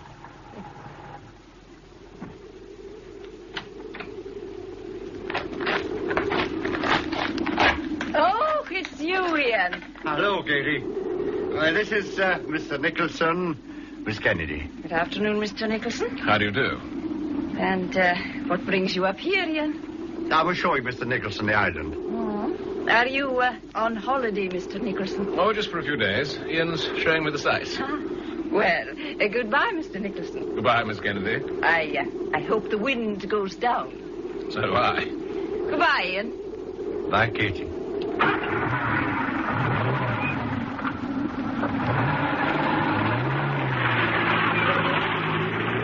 Well, we'd better get moving. Right. So, that's the schoolteacher. Aye. She's very pretty. And she seems to like you, Ian. Have you ever asked her? Oh, she's settled at the schoolhouse now. She wouldn't take to a croft, not now. Well, that's all of the road. We cut across the moor now. Tell me about her. Katie? Yeah. She's a local girl, born here. Went to the little school down there. Did you? Aye. Katie went to Edinburgh, to university. Became a teacher. Got a good job at a girls' school, a private school. Where? In London, or near it. Mm-hmm. And then she came back. Why? Because she was needed. There's not so many teachers of the Gaelic. And the little ones speak nothing else. They had to be taught the English. When did she come back? I thought you'd ask that. You're wrong. She came back a year ago. She's a friend of Mary Summers. They were together last night, and that shore is not so far from the schoolhouse. It's far enough. Just wait till you get there.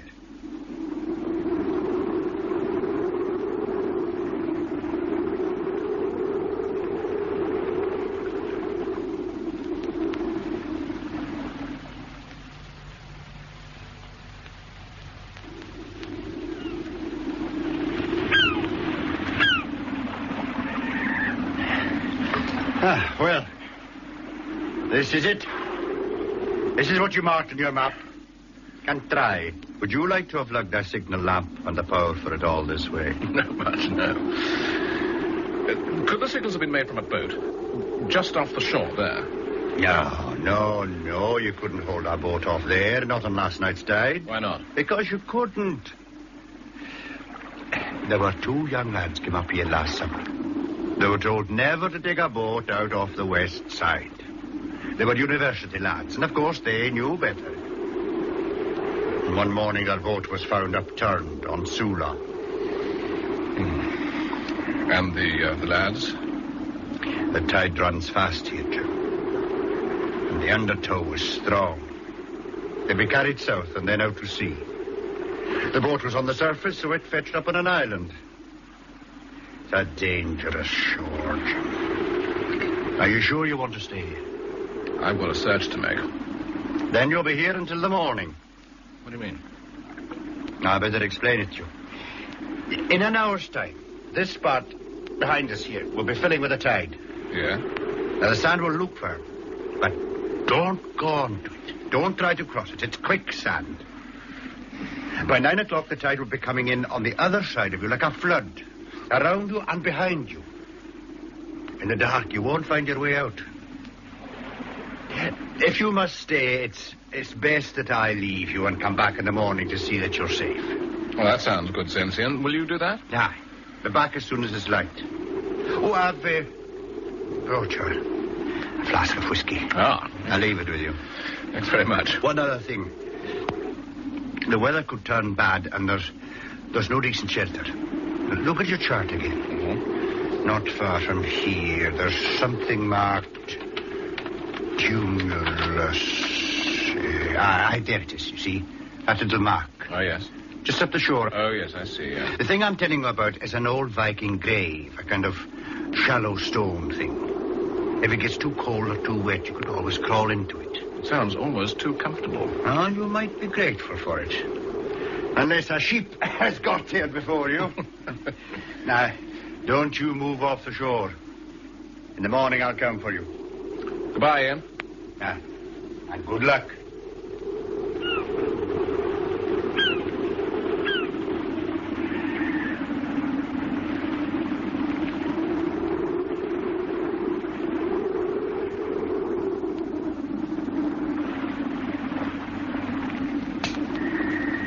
Calling Starfish. Starfish 2 to Starfish, over. Calling Starfish. Grant and his blasted contraptions. Are you hearing me, Starfish? Starfish 3, I'm hearing you. Oh, it does work. Is that you, Grant? Yes, I'm listening. Where are you? On the beach. Look, it's too cold to be formal. Can we drop this Nicholson and Grant stuff? I'm Jim. All right, Jim. This is Bill Grant. I'm on that beach, Bill. It's just as bad as Ian said. He's gone now. He's coming back for me in the morning. It's just getting dark, and I'm going to start the search. But first, will you get the chart and look for a mark on the landward edge of the beach? Tumulus. Yeah, half a sec. All right. Cumulus. Yes, I've found it. Now, I'm going to have a look for it now and make that the center of the search. Keep the channel open. Report as often as you can. I'll keep listening, watch. Right. I'm setting off now. Good luck, Jim.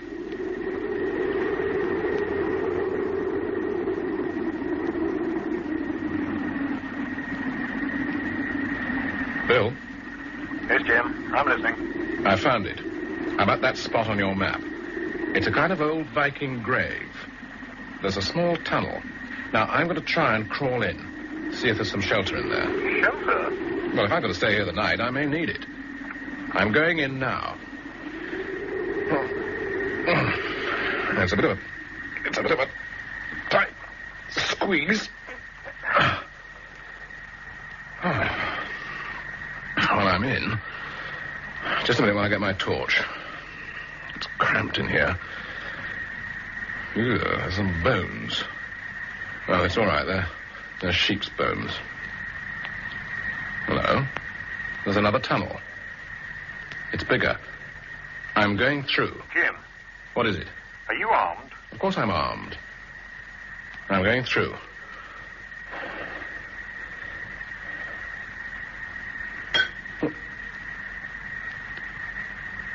I'm in a small workshop. Keep listening. It's dug into the sand dunes, shored up with timber.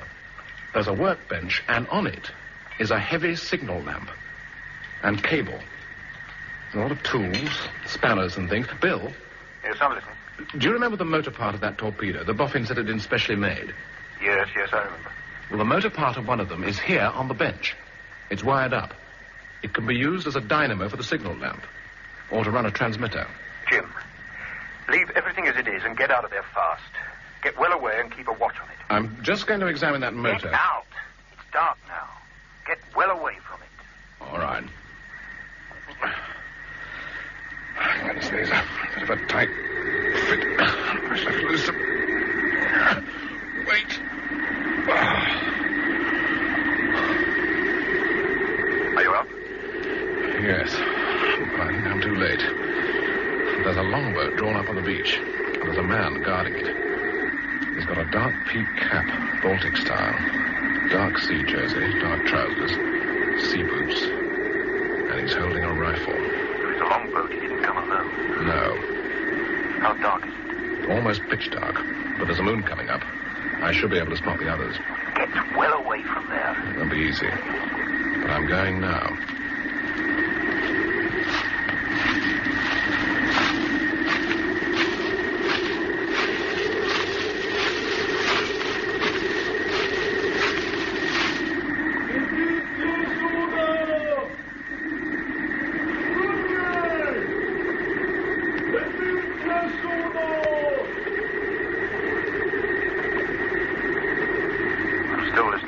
I've seen them.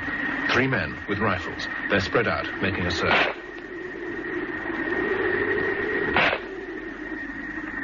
They seem to be shooting at anything that moves. I'll get help to you. You can't. The tide's running now, and it's behind me. You can't get to this shore now. Not till morning. Keep down, Jim. Do you know what they're looking for?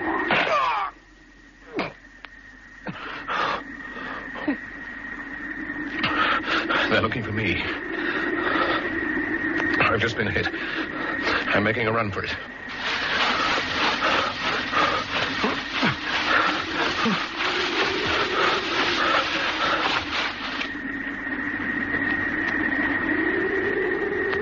I'm still listening. Are you hearing me, Jim? Jim, come in, Jim. Yes. Yes, I can hear you. Are you hit badly? Yes, I think so.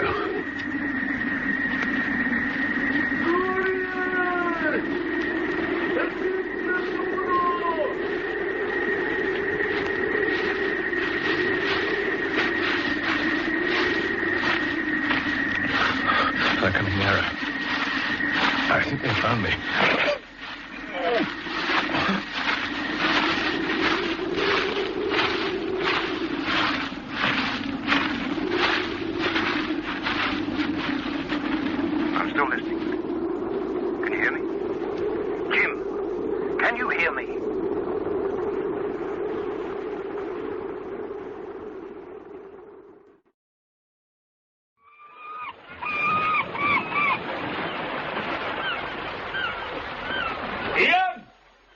Over here. Have you found any trace of him? No. There's always the chance they took him away with them. Yeah, there's always that chance. If he was here, as you say... He was here, at this spot, when he was first hit. Well, in the dark, it would have been best for him to run that way through the sand dunes under cover. Yeah. How far do you think you'd have got before you lost contact? Well, it was only a few minutes. Well, I'll search in that direction. Oh, the Major's coming. I'll carry on. Captain Grant. Yes, sir. You've been inside the grave? Not yet, sir. Well, it's just as Nicholson described it to you. A complete signal post dug into the sand dunes. On a deserted beach like this, it must have taken months to make. Generators, power, signal lamps. Mr. Grant! Come here, will you? Quick! Excuse me, sir. Over here, Mr. Grant. Is it Jim? Aye. There's still a bit of a pulse, but not much. You have to do something quickly. Get the Major, will you? Aye. Major Williams! He's coming. What's this, Ian? My whiskey flask. I left it with him. Oh? Aye. It's empty now. Oh, he'd need it all for the pain. Have you found him, Grant? Yes, he's unconscious, sir. Very weak. 2 bullet wounds. Oh, look after him, poor devil. I'll arrange to have him taken out of here. Sergeant, over here. That may take too long, Mr. Grant. The only road is more than 6 miles away. Well, Ian, let's hope he can stand it. He's the only one who can tell us anything.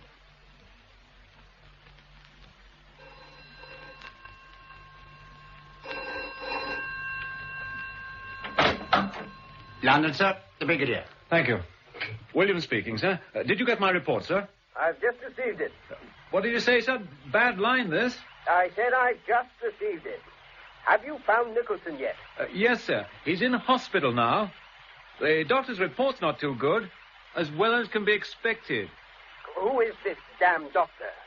Dr. Mackenzie, sir. I've had a word with him on security, but something else has happened, sir. What? Nicholson described 4 men as being with the boat, 1 on guard and 3 hunting him. Well, we have one of them. Good. He stayed on the island, went to the schoolhouse and asked for asylum. Did he? Yes. A young lad, about 20. Could you send an interpreter, sir? Yes, of course, as soon as I can. Good. Only Grant isn't too strong on Russian, but meantime, he's going to have a try.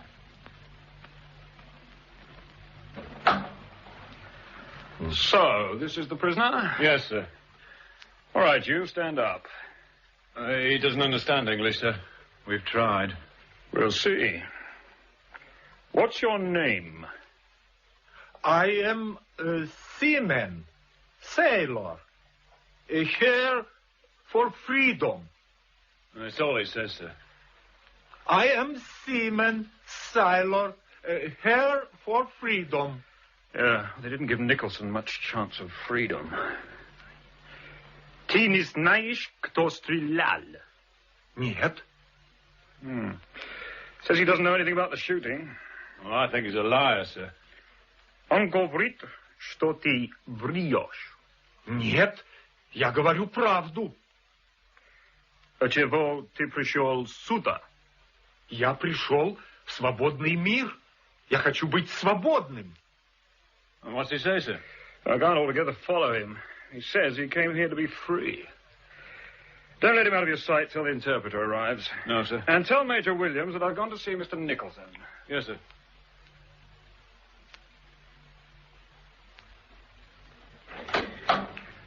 Mr. Grant. Oh, thank you, Doctor. Well, you're under heavy protection, old chap. Yeah, you weren't much help last night, were you? With the radio, how could I be? Get yourself shot at on Dorica and hit twice on Cantry. I can't be everywhere. No, they told me it was a dangerous game. I brought you some thrillers. I take it you can read. Yes. Look, now that I'm full of bullet holes, perhaps your brigadier will allow you to tell me what it's all about. I'll tell you without his permission, but let's take first things first. You gave me a description of the 4 men who came ashore. Black peaked caps. Baltic style. That's right. Black sea jerseys, dark trousers, and sea boots. 1 guarding the boat, 3 hunting you. Yeah. We have one of them. Dressed as you said. A young lad, aged about 20. Young? Yeah. Oh, that'll be the one who was guarding the boat. He looked like a lad. The others were big chaps. They were spread out, making a sweep. Why didn't they find me? You were in a sort of hollow in the dunes. You'd finished a flask of whiskey. yes, I remember that. It was so damn cold. Tell me about this young lad, Bill. Well, we're waiting for an interpreter. Seems he's stayed ashore. Gave himself up in the morning at the schoolhouse, asking for asylum. For the schoolhouse? Does that mean something to you? It might. Now, answer my question. What's it all about? Yeah. Well, it's been a puzzle for a year, Jim. But the pieces are beginning to fit together at last. The finding of the container was a very important piece. First piece? No, not the first. We'll come to that. It's been known for several years that some of the foreign trawlers patrolling off the Western Isles are spy ships. They stay put out there in all weathers, whether there are fish there or not. They have a right to be there. They're on the high seas. Ostensibly, they're fishing. Actually, they're watching the rocket range. Now we know that some of them are engaged in a very dangerous operation. The finding of the container told us that. So did the signaling. And the attack on you. There's someone in touch with the trawlers. I know that. It's a reception party of some kind. Yeah, there has to be a reception party. But for the moment, we must let them get on with it because there's something more important at the end. For a long time, and with infinite patience, we've been trying to break the spy rings inside the UK. Now, from time to time, we've had some success. But in other equally important directions, in this last year, we've had failures. Come up against a blank wall. How's that? Well, we'd penetrate a network, link by link, and then, unexpectedly, the next link in the chain, the important one, would just vanish. Now, in this game, both sides usually know what's happening. One side takes steps to stop the bolt holes. The other side tries to arrange new ones. We thought we'd stop them all. But suddenly these people, the next in line, would just vanish. No trace of them at airports or at any frontier on the continent. I see. When you found this container, it had two important items. There was the usual money to pay the reception committee and spares for transmitters and so on. But there was also foreign money and a foreign passport. The passport was not for leaving Britain, but it was for entry into another country. Yes, I think I've got it. Yeah. Whoever the passport was meant for was simply to come here, get aboard one of the trawlers, be taken straight behind the Iron Curtain. Exactly. It's no longer necessary for a spy to risk crossing frontiers. An escape route. Yeah, a reception party, an escape route, and very well organized. That container wasn't the first to arrive. There was part of one in that signal post. No doubt when we find the other signal post, there will be part of another. How many more have come? Well, I don't know. Well, the islands are so deserted, so remote, it would be easy for anyone to come here. From anywhere. And be taken away. All arranged by the reception group. We've two good suspects. Swanson, who brings people up here for fishing trips. The Colonel, who owns a quiet island. His niece, Mary Summers. Alec Thompson, who was a trawlerman. And who was killed. Yes. Oh, Jim, take a look at these photographs again. Tell me if you've ever seen any of the people in any of the pictures on these islands. Come in, Ian. Nice to see you. The doctor said I could see you. How do you feel? Oh, not so bad. I have to thank you for coming back for me. Well, I warned you, but I said I'd come back. Oh, I've brought you a present. Oh. I filled the flask for you. I think it saved my life, Ian. Aye. So I want you to keep it. Thanks very much. Oh, Ian, while you're here, would you take a look at these photographs? They're just street snaps, people passing. I want you to look at each snap and tell me if you've seen any of the people before. No. Is this one Mr. Swanson? Behind the woman? Do you think it is? Could be. Not very clear. Oh, yeah, I know these two lads. It's the two I told you about, Jim, the university students. Oh, yeah? The ones whose boat was found upturned on Sula. Where did you get this, Mr. Grant? Tell me about them, Ian. Well, they came here last summer for the fishing. Mr. Nolan and Mr. Peters, on holiday from the university. They wanted to take a boat out one evening off the west shore. I warned them, but they wouldn't be told. Next morning, the boat was found upturned and smashed on Sula. And the two lads? Well, drowned. When was this? Last summer. A year ago? Aye. Thank you, Ian. Jim, that photograph was taken 3 months ago. What? In Warsaw. In Warsaw? Let's see. Their names are Nolan and Peters, but they were not university students. Thank you, Ian. Look, Jim and I have got something to talk about. Don't mind just... Oh, of course, eh? Will I be seeing you at the hotel? Yes, this evening. Look after yourself, Jim. Come and see you tomorrow. Bye, Ian. And thanks again for the flask. It was nothing. When did he tell you about those two lads? Last night. It was just a cautionary tale about how dangerous the western shore is. We were close on their tails about a year ago. They just vanished. It seems they came up here and are now safely away. And their boat was returned, smashed. I thought Ian was just trying to keep me off that beach. Yes, so did I. You suspected him? Yes, I did for a time. The way he came back this morning to search for you. He's worried, having left you there. I trust him. Well, you'll have to. We won't get far without him. That's true. Well, it's no longer a supposition. He's given us the first positive lead. Yes. We have a passport that was sent for the next one out, just waiting for a photograph and a name, and there is a Dr. Lawrence due up here at any time. Do you know him?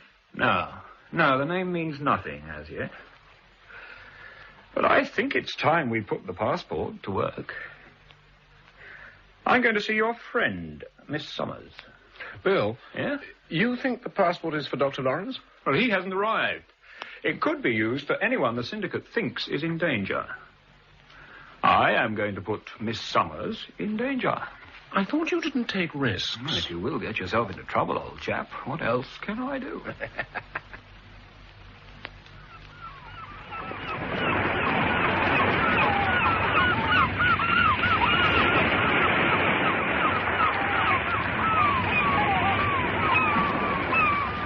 Good afternoon, Mr. Grant. Good afternoon, Miss Summers. I didn't see you at the hotel this morning. No, I thought you'd gone to your island. Not today. I'm going to find my uncle. He's gone down to the harbour trying to buy a boat. I thought he had a boat. It was hired from Eric Swanson with Alec Thompson to handle it. Now that Alec's gone, Swanson won't let him have it. So he's going to buy one? Yes. Let's walk along the beach. Right.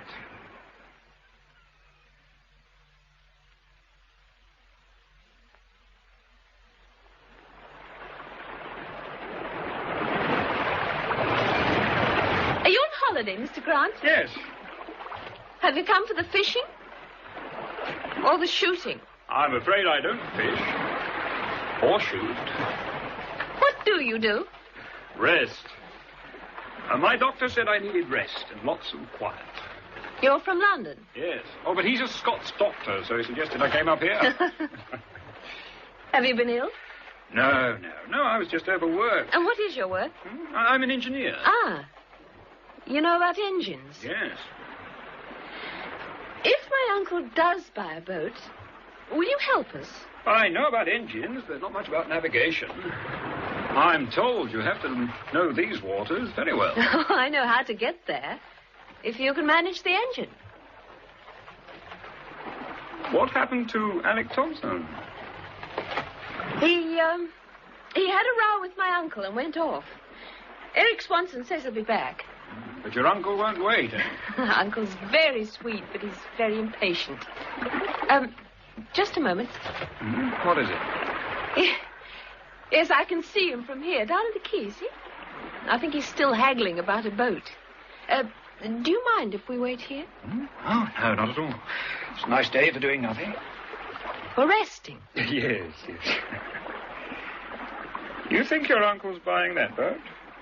The one tied up at the quay? Trying to buy it. It's rather a big one, isn't it? Oh, Uncle doesn't know much about boats, and he's very impatient. He'll take anything he can get. Well, wouldn't that one be rather difficult to handle? Oh, no, these island boats are very safe. And if you don't fish, you must find something to do. Yes, it's rather quiet here. Do you like it? Not really. It bores me rather. There isn't much company on the islands. No, there isn't, is there?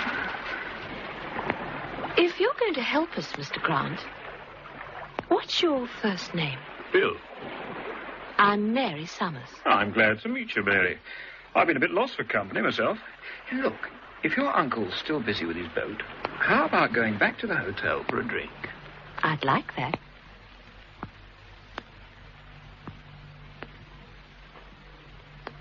Mr. Nicholson. Yes, Doctor? Major Williams to see you. Oh, splendid. Let them all come.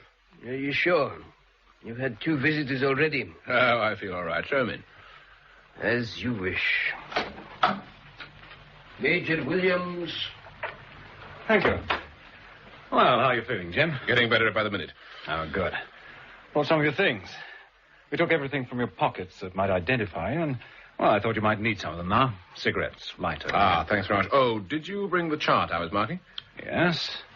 Here it is. Good. Yes, here's the signal post I visited. Uh-huh. It's the one the signals were made from to the trawler.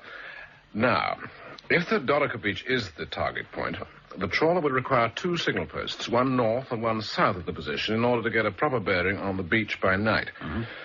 Well, the one we found is to the south, so the other one should be to the north, and it shouldn't be too difficult to plot. Yeah, I agree. We jumped ahead of you. Did a bit of chart work myself this morning. I looked for another suitable point on shore and for another old Viking grave. And there it is. It's perfectly. Good Lord. It's on the Colonel's Island, on Dorica. That's right. To the north of the beach where the container was supposed to land. Are you going to search it? No, not yet. The orders from London are to watch and wait. Have you spoken to the Brigadier? Mm-hmm. Oh, naturally, he asked about you. Mm. He said that while you're in here, Bill Grant must take over the investigation and keep it going. He already has. Oh. Well, where is he? He's gone back to the little hotel. He's interested in the passport business, and he wants to put Mary Summers at risk. Oh, I think that's a good idea. Why? Well, the organization's been too cozy. It was upset a few days ago, but... Well, it must be upset again. On instructions? Instructions from London. Ah. They say something will happen soon. Well, it's too late to have suspects. We must know who to watch, and we need some action. Well, why not Swanson? Why choose her? Well, she's more likely to make a mistake. Well, the last time a mistake was made, Thompson got killed. He was a menial. She may be more important. A girl? Her uncle may be more important. Ah, yeah. So when she feels she's suspect at such an important time, they'll have to do something quickly. I wish I was out of here. I'll keep you in touch. You just concentrate on getting better.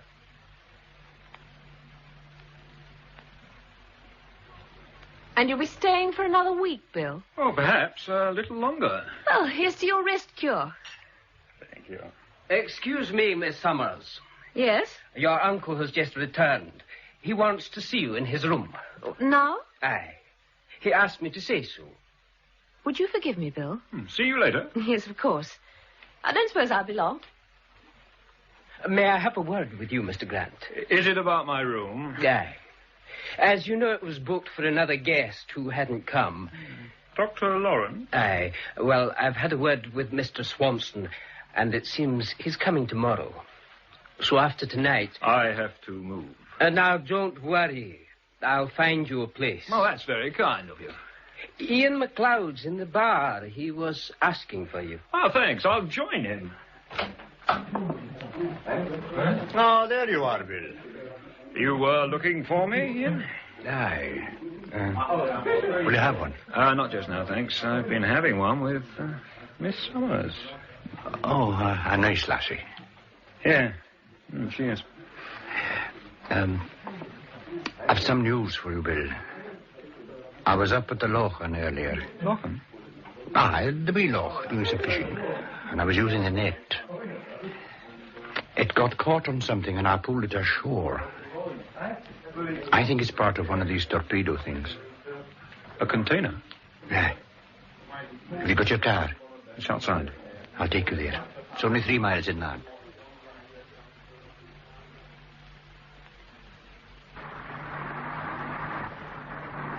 It's just over the brow there. Not far. So pull in here.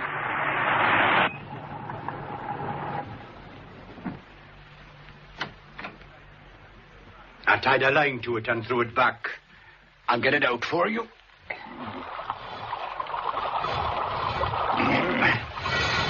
There you are.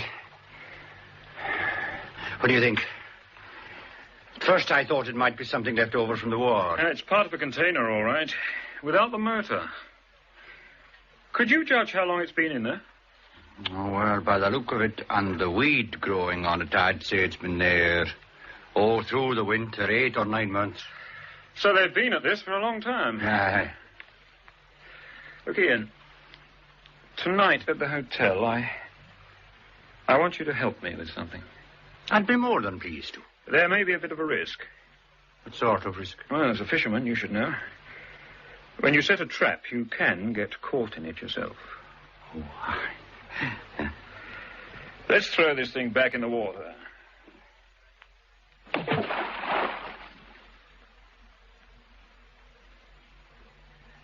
Good evening, Mr. Grant. Good evening, Miss Macaulay. Have you seen Miss Summers? She went out about an hour ago with her uncle. Thank you. Oh, well, I'll probably see her later. There's a good crowd in the bar tonight, Mr. Grant. Ian McLeod's there. Ah, good. I want to see him. I'm thinking of taking up fishing. Is that so? After you, Mr. Grant. Ah, hello, Ian. Oh, hello, Bill. Do you know my cousin Davy? Davy McNeil. Hello, Davy. I was just ordering. What'll you have? I'll have a whiskey, please. 3 large whiskies. I was telling Ian about the Russian. What Russian? A damn great Russian. He was just a wee young Russian, Davy. He was not. He was a damn great big Russian. He goes up to the wee schoolhouse, and you know what he says? He says it to Katie Kennedy. He says, Sailorman, freedom. He says it in English, and he's a damn great big Russian. He's a wee Russian, Davy. He's not. Yeah, do you know what I think? I think he's off one of them damn trawlers. Well, maybe. Yeah. Here, Ian. Watch my drink. I'll be back in a minute. It's all over the island about him giving himself up.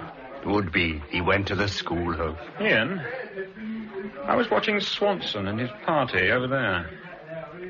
They didn't seem interested in what your cousin was saying. Well, Swanson was asking... Right. Swanson. He certainly takes people to the islands. We're running a further check on him. He's expecting one Dr. Lawrence. Now, we don't know who this Dr. Lawrence is. Not by that name, anyway. So, he is the man to watch. What about the second signal post? We've plotted it, sir. Grant's going to make a search as soon as possible. It's on Dorka, the Dark Island, the same one the container should have fetched up on. Is it now? See that he leaves it just as it is. We don't want it disturbed. Now, listen carefully, Williams. Whatever happens, you must not interfere with these trawlers. They sent a boat ashore, sir. They come inside territorial waters. One of them does. And you think you could deal with it? Don't try. Don't tangle with it. You'd get a very bad shock. And then it'd pull out to sea and scream the place down. Violation, international incident. We don't want that. When the time comes, we can frighten it off.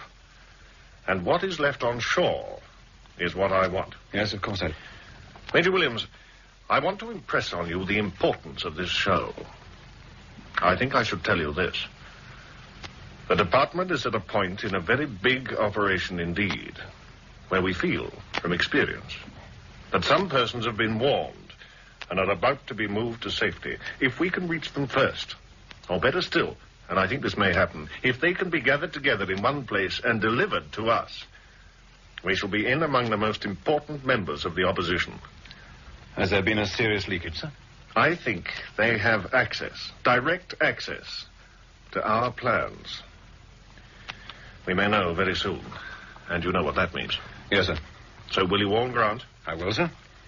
And now, before you go back, we have some documents for you. Information on the people Grant asked about. I've already given you the gist of it. Oh, yes. George Hammond made the check. I've asked him to bring the papers along for you. He'll be here in any moment. What exactly are Mr. Hammond's duties in the department, sir?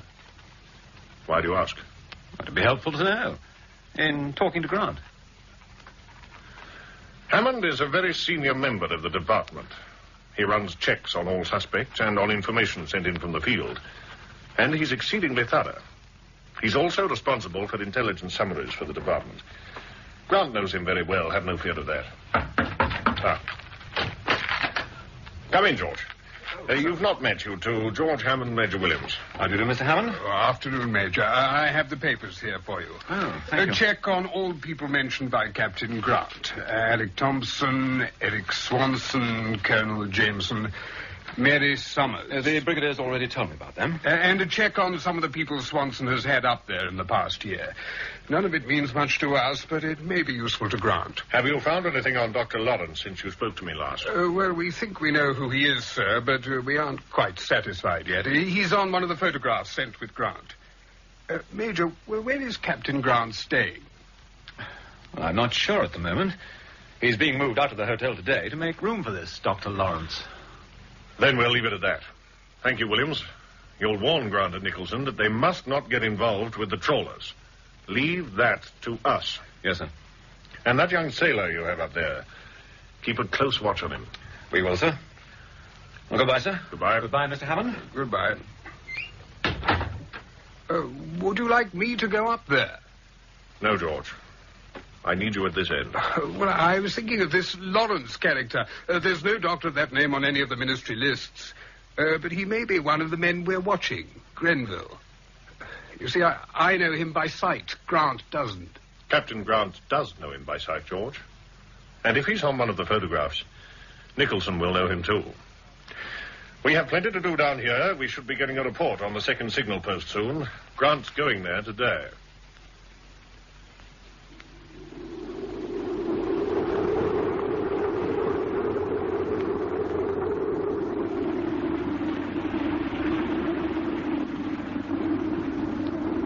This is it, Bill. The grave should be somewhere around here. All right, let's take a look. Oh, I'll be glad to get out of this wind, Ian. Aye, it's strong today. Now, it should be just up here in the marker. On the what? The marker. It's what we call the boggy part. Here on the edge of the sand. Ah, yes. Ah, here it is. An old Viking grave, just like the one on Cantrai. Let's take a look inside. Yeah, we'll have to be more careful than you and Jim were. I'm not keen on ending up in hospital. Well, there was no one in sight when I left Jim last time. There's no one in sight now. On land or sea. Oh, that's true enough. Anyhow, this time there must be no mistakes. Do you feel like handling my gun again? Yes, anytime. I'll take it then. Now, you keep a lookout while I go inside. Stay by the entrance.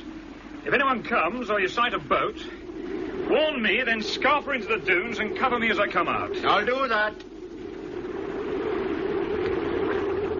You all right?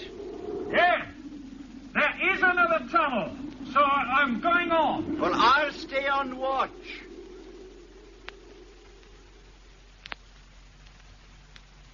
There's someone else to see you, Mr. Nicholson. The school teacher. Miss Kennedy? Aye. Oh. Come in, Miss Kennedy. How nice of you to visit the sick like this. Well, I'd heard you'd had an accident, Mr. Nicholson. I believe it happened down at Cantrai. Yes, it did. Was it Ian who got you into this trouble? No. What happened? No, I got lost. I fell and I bruised myself rather badly, but I'm all right. I may be up and hobbling tomorrow. Well, that is good news. Oh, here. I brought you a cake. Oh. You can have it for your tea. Oh, thank you very much. How very kind of you. Oh, by the way, I met Mary Summers the other day. She's a friend of yours, isn't she? Oh, yes. She was asking for you. Oh, that was nice of her. What's that in your bag? A recorder? The children were having their music lesson this morning. You, play the recorder yourself? Well, enough to teach it. So you read music, then? Well, yes, I do. Why? I wonder, would you hand me my jacket, please? Well, of course. Here? Thanks. I've got a little... Yes, here it is, a little snatch of music. I can't read it. I wonder if you'd play it to me. Oh, it's not very well written. No. Can you read it? I think I know it. It goes like this.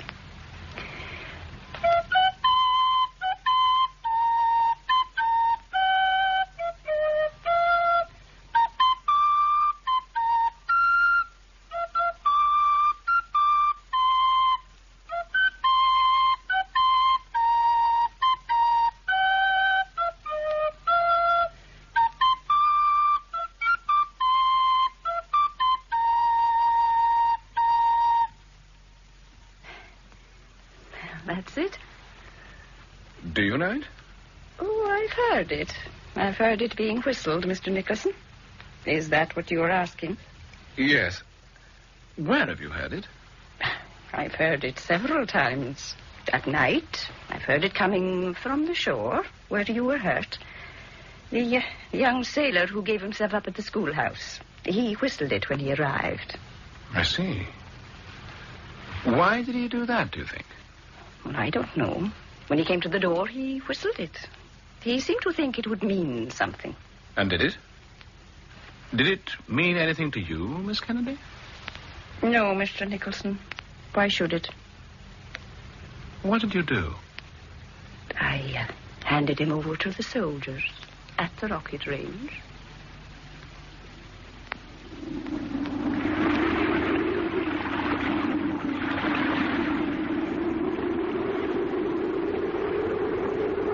Are you all right?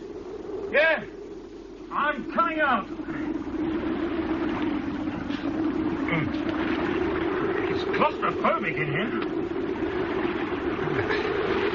There now. No ambush? No. What did you find in there? Oh, it's a signalling post, just like the one Jim Nicholson found. Dug into the sand. Signalling apparatus, the lot. And a tin of fresh sandwiches. Ham. Someone has been here recently. You know, that's bright of you. Eh? Oh.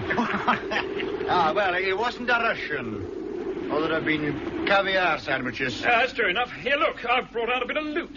Binoculars. There you are, Ian, for you. For me? Yeah, be my guest. In a couple of days, the owner will have no use for them.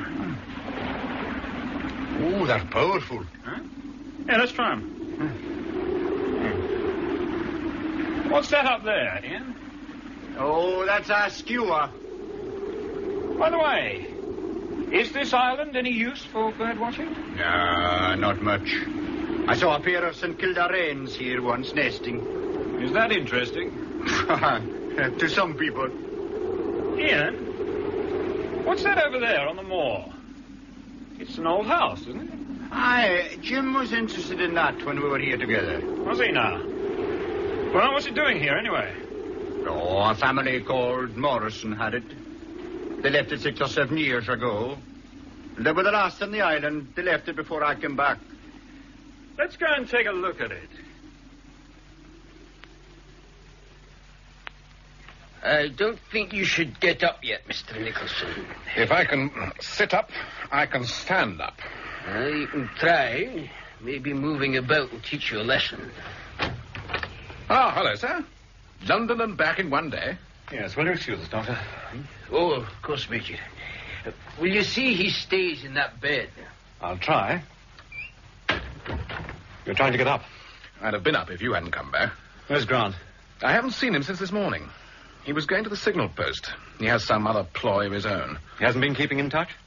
No. No, he hasn't. I had a very firm briefing in London. It means keeping in close touch. If you see Grant before I do, you must tell him this. On no account to tangle with the trawlers or anything from the sea. Brigadier's orders. Does he think I tangled with them? I told him exactly what happened. Anyway, London will deal with the trawlers if necessary. He's interested only in what we can capture on the ground. Did you say who we're after? He sent some papers for Grant. Thinks they'll be useful to him. Didn't Grant say anything about a definite suspect? No. No, he didn't. Oh. Right. Instructions from London. Grant is not to touch anything at the signal post. Leave it as found. Well, it's a bit late for that. He's probably been there and back by now. Oh, at last. Well, it can't be helped. Second point. He has to watch for Dr. Lawrence. He's the main line of our inquiry. Mm-hmm. And one other point. Make sure Grant understands this. The Brigadier thinks that they're too well organized. He suspects that they receive warnings that our plans are being passed on to them. By whom? That's the trouble with this department. They never tell us the facts. Everything's kept in London. In my experience, Jim, we usually know more than we think. One fact and the rest click into place. You had any surprise visitors? Yes. The school teacher. And listen to this. When the young sailor went to the schoolhouse, he thought he was making a contact. How'd you know that? Well, she said he whistled that tune when he gave himself up at the schoolhouse. But she handed him over to us. Yes, I know. All the same, we should keep a close eye on him and on her. Has the interpreter arrived yet? No. Well, why not? The Brigadier's in charge of this operation. He knows what our resources are. Someone been watching the boat? No. But I've learned this. The Colonel is trying to buy a boat, a big one. What? It could carry 8 or 9 people. Oh, hell. What's wrong? Well, I've been warned there may be more than one person going away, that this time the escape route may be very busy. And Bill Grant's out there by himself. I'm getting up. What good can you do? Well, at least I can start to be mobile. We need to have somebody with him. Give me a hand, sir, will you? You can try that with the doctor, not with me. All right. Oh. Who's been bringing you cake? The school teacher. Oh. Yet you're prepared to suspect her. How ungallant. Well, it was to her that the sailor went. Well, to her schoolhouse, anyway. And she's a friend of Mary Summers.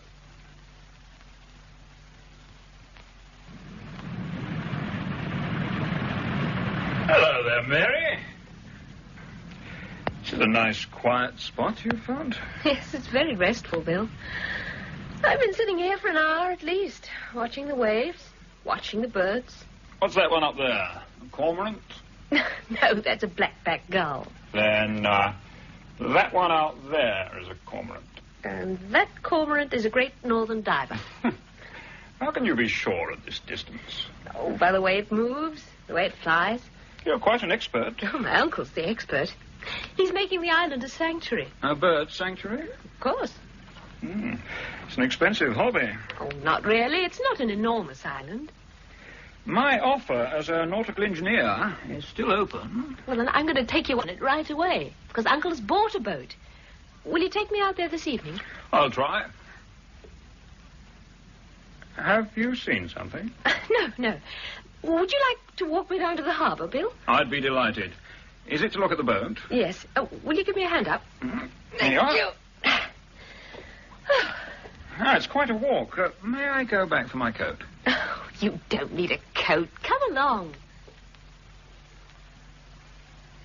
Good afternoon, sir. I'm the hotel manager, Macaulay. Good afternoon. I understand you have a room for me, Dr. Lawrence. Oh, yes, sir. I mind the name well. Now, let me see. Mr. Swanson booked you in, Dr. Lawrence. Yes. Is he in? No, he's out at the moment. Here's your booking. I didn't know when to expect you. Oh, I'm sorry. You see, there's a gentleman using your room. Oh, really? Oh, it's only temporary, sir. I'll see him right away and have his stuff moved out. No, I don't want to trouble him. It's no trouble at all, Doctor. Well, there's no need to hurry, Mr. Macaulay. I have a visit to make before I need the room. Would you be leaving your wee bag? I'll take it up for you. No, I'll keep it. Will I tell Mr. Swanson you've arrived? Yes, tell him I'm visiting friends, would you? And tell him also I'll phone him here this evening. I'll expect you back then, Dr. Lawrence? Yes, I'll certainly be back.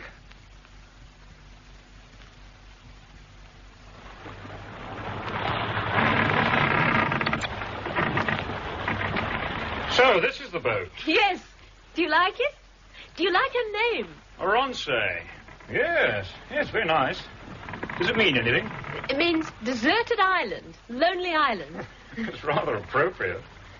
You think you can handle her? Well, I can handle her if you could look after the engine. Can we go aboard? Yes, let's. Yeah, give me your hand. All right. That's it. Oh, I like boats. Do we take her out this evening? Let's sit here out of the wind. Yes, we'd like to take her out. Uncle's rather anxious to get to the island today. Why? Well, he hasn't been there since Alec Thompson went away. I see. How is Mr. Nicholson? Should I know? Well, I heard he had another accident. Another accident? I hope I said something. Alec Thompson almost shot him, didn't you know? Yes, I heard about it. Oh, that was an accident. This other was just foolishness. I heard you visited him. Oh, I took him some books. If it wasn't an accident, what happened to him that was so foolish? Oh, he was out in the dark. Fell over some rocks. Or so he says. You're a friend of Ian McLeod's? Oh, I was introduced to him in the bar. If you're here 3 days, you know everyone. Yes, it's like that. Well, you'll come over to the island this evening. Yeah. Yes, of course, right. Thanks. Oh, that one is a cormorant. I wasn't looking at that. There's someone over there I think I know, on the little road. He looks as if he's just arrived. Yes. Were you expecting someone? No, I wasn't. Mary, will you excuse me? I'll see you back at the hotel.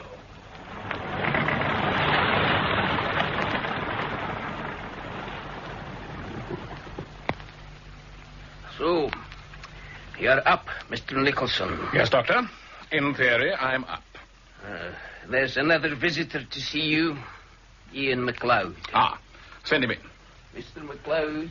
Thank you, Doctor. Hello, Ian. You're out of bed. How are you feeling? Well, the arm's a bit stiff and the shoulder. I think the bandage is too tight. They do it deliberately to keep you docile. So I've heard. You hate the hospital, don't you? Anyway, it's going to be moving about. From the bed to the chair and no further than that. We'll see. Have you seen Bill Grant? No. He's gone out to see a man he thought he recognized down by the harbour. Miss Summers told me. She was at the hotel waiting for him to come back. Oh? I have news for you, by the way. Her uncle has bought the Oronsay. It's a biggish boat. Capable of going out to sea. Out to the trawlers? Aye, and further. Bill's going to take it out for her this evening. He mustn't, Ian. I have new instructions for him. I want to see him now. When did you last see him? When we came back from the signal post on Dorica. He left me at the harbour and went round to the hotel by himself. You say he wasn't with the girl when you got there yourself? No. They'd met earlier and gone to look at the new boat. Miss Summers said he spotted someone he knew and went off to speak to him. Didn't Mary Summers know the man? Don't think so. Or if she did, she didn't let it on. She said it was somebody who'd just arrived. Could it have been this Dr. Lawrence? No, he wouldn't have recognized him. No, that's so. Someone he thought he knew. It worries me, Ian. Did you look for him? For Bill, I mean. Aye. And then when I couldn't find him, I thought he must have come here. It's important, Ian. We must get to the hotel. Now, you're in no condition to go It's my there. arm and shoulder, not my legs. If we had transport... You still couldn't make it. Then I want you to look for Bill Grant. Whatever he's doing, whoever he's with, bring him here. Come with him. Don't let him out of your sight. I won't come back till I find him. Thanks, Ian. Oh, ask the doctor to look in, would you? Yes, I will. Would you have a word with Mr. Nicholson, Doctor? Goodbye, Jim. Bye. Yes, what is it, Mr. Nicholson? Will you phone the rocket site and ask for a car? You're not fit. Just ask them to send a car. Mr. Macaulay. Mac. Oh, it's you, Ian. Have you seen Mr. Grant? No, I have not. I've been watching for him. That Dr. Lawrence has arrived at last. Oh, has he? You're sure Mr. Grant hasn't been in? You're quite sure. His key's still there, look. Oh, no, it's not. That's funny. He must have taken it. Then he'll be up in his room. I'll go up and see. Aye. That's very strange.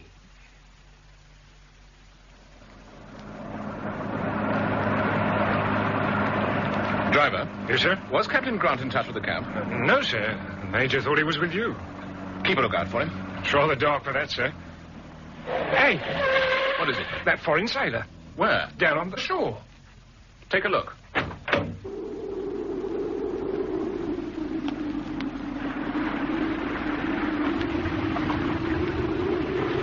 I could have sworn I saw him, sir. Down there on the beach, but there's no one there now. Let's get on to the hotel. Oh.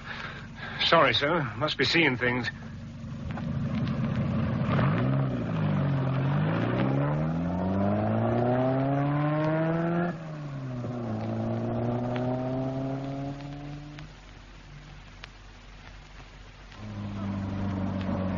Pull up by the front door, will you? Yes, sir. Will I help you, sir? No, thanks. Just wait here. Jim! Jim, I hoped it was you. Yeah. What's the matter with you? Jim, I've been up to Bill Grant's room. I locked the door. I forgot the key. You better come up. Bill's dead. That's how Ian found him, sir. In the chair. And the passport lying on the bed. You say his revolver was also on the bed, but that it hadn't been fired. No, here it is. Mr. McLeod, you say he'd planted this passport on someone the night before. Aye, Major, he did, yes. I waited in his room while he did it. I think Grant was disappointed there'd been no immediate reaction to the plant. There's no doubt it caused his death. Whatever. Well, what have you done so far? Well, Ian very sensibly locked his room at the outset. I've left it locked and told Macaulay, the manager, that he's ill and mustn't on any account be disturbed. You can scarcely keep the room locked much longer. No. I've warned Dr. Mackenzie. When it's quiet at the hotel, we can have him taken out on a stretcher and brought here by ambulance. Yes, that seems best. Did you know that the Russian sailor had gone? My driver thought he saw him down by the shore last night. What happened? Well, very few people knew he was in the camp. And also, it seems that he speaks very good English. Does he? Good God. After he'd managed to get out, he walked down to the gate and chatted to the corporal. In English, cool as a cucumber. Well, the corporal mistook him for an islander. So what happened? Well, the sailor said he'd been in the camp to see me, then he simply walked out. It was just getting dark. But if he speaks good English, he must have been left on the island to make arrangements. Yes, it looks like it now. By the by, I've a call through to London. Is there anything else you can tell me? Has this Dr. Lawrence arrived? Apparently, yes. The hotel manager told Ian MacLeod last night. Anyone seen him? No. Well, Grant saw someone near the harbour he recognized. That might have been Lawrence. Unlikely. I don't think Grant knew him. Brigadier on the line, sir. Oh, thank you, Wilcox. I'll see Dr. Mackenzie in, sir, and take him to the hotel. Right, Jim. Goodbye, Mr. MacLeod. Goodbye, Major. Morning, sir. Williams speaking. Morning, Williams. I've bad news, I'm afraid. Oh? Captain Grant has been killed. Good God. When was this? Last night, sir. It had to do with the passport. He planted it, put it in one of the bedrooms. When he was shot, the passport was found beside him. Have you any idea who was responsible? No, sir. No, I was with you in London yesterday, and after I came back, Captain Grant wasn't in contact. Another thing, the young sailor from the trawler escaped last night. Was this before Grant was killed? Yes, sir. Any newcomers to the island? Yes, sir. Dr. Lawrence has arrived. And we have information that Captain Grant saw someone he knew down by the harbour. He went off to speak to him. Nicholson was wondering if it could have been Lawrence, sir. No, Grant wouldn't have made contact with Lawrence. If he was prepared to speak to a newcomer, it must have been someone else. Someone he had no cause to suspect. I see. This intrigues me. I'd better be with you, I think. Oh, good, sir. I'll fly up this morning. And, Williams... Yes, sir? I want you to lay on a force to go to that island tonight, to Dorica. Do it quietly. Choose 24 of your best men, armed, and 2 boats. And wait till I arrive. Yes, sir.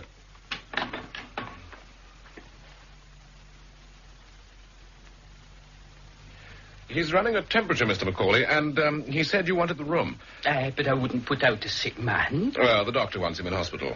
If the doctor wants it that way. The new guest has arrived, then? Dr. Lawrence, aye. He booked in yesterday. But he didn't come back last night. He said he had friends to visit. Did he? Aye.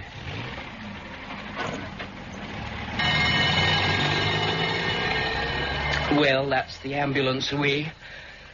Will you excuse me, Mr. Nicholson? Of course. Oh, Ian, I want you to go over everything Bill Grant did yesterday. Everything he said to you. Well, he didn't say very much.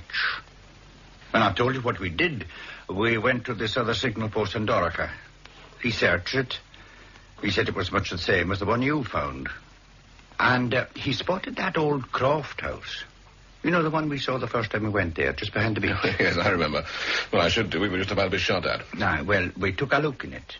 It was empty, and then we came back across the island, over to here, and we left him to come down to the hotel. Oh. Did you see him again? No, I never saw him again. Alive. When you were with him, did he talk about meeting a friend or expecting one? No. About the passport, have you really no idea which room he went to? No, I have not. But I think maybe it was Swanson's. Bill was armed, Ian. He was in his own room. And from his position in the chair, he could see the door. Yet there was someone in the room with him. Someone he let get close to him and behind him. That wasn't Swanson. Someone he trusted. Miss Summers? No, I don't think so. He was taking her over to the island that night. If she was involved, it could have been done there. No, it must have been someone else. Come out with me to the phone box and keep an eye open in case Swanson comes back. Ah, Mr. Macaulay. Aye, Mr. Nicholson. Is Mr. Swanson in? No, he's not long gone out. Has Dr. Lawrence come back? No, he hasn't been back at all. Mr. Swanson asked the same thing, and then went out to meet him, I believe.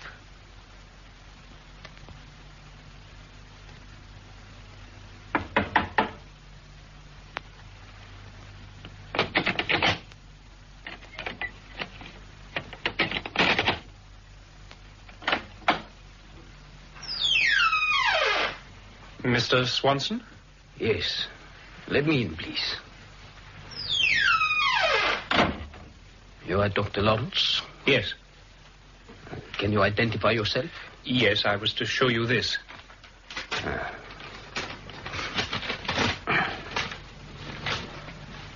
Good.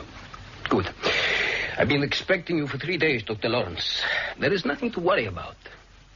We have one of the men from the trawlers ashore. Everything will go very smoothly. Now, there are some things you must have. A life jacket in case there's any trouble on our way to the island. What island? One further west. A shorter journey to the trawlers. They'll send a longboat for you. Oh, I see. And here is money.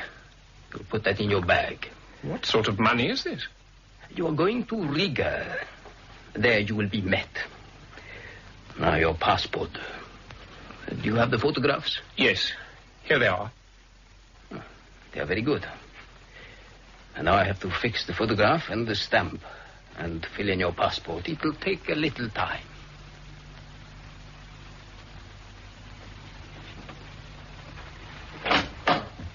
The Brigadier has arrived, sir. Oh, good afternoon, sir. Afternoon, Williams.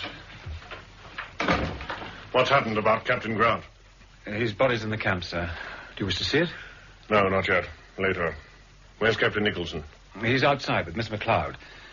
For intelligence duty, sir, he passes as Mr. Nicholson. For this operation, he must assume his rank or he'll be in trouble. He's Captain Nicholson. Yes, sir. Bring them in, then. Captain Nicholson, Miss MacLeod. Ah, Nicholson. We meet at last. Good afternoon, sir. May I introduce Ian MacLeod? I'm very pleased to meet you, Mr. MacLeod, and to thank you for all your help. Oh, not at all. How's your arm, Nicholson? Oh, it's mending, sir. Good.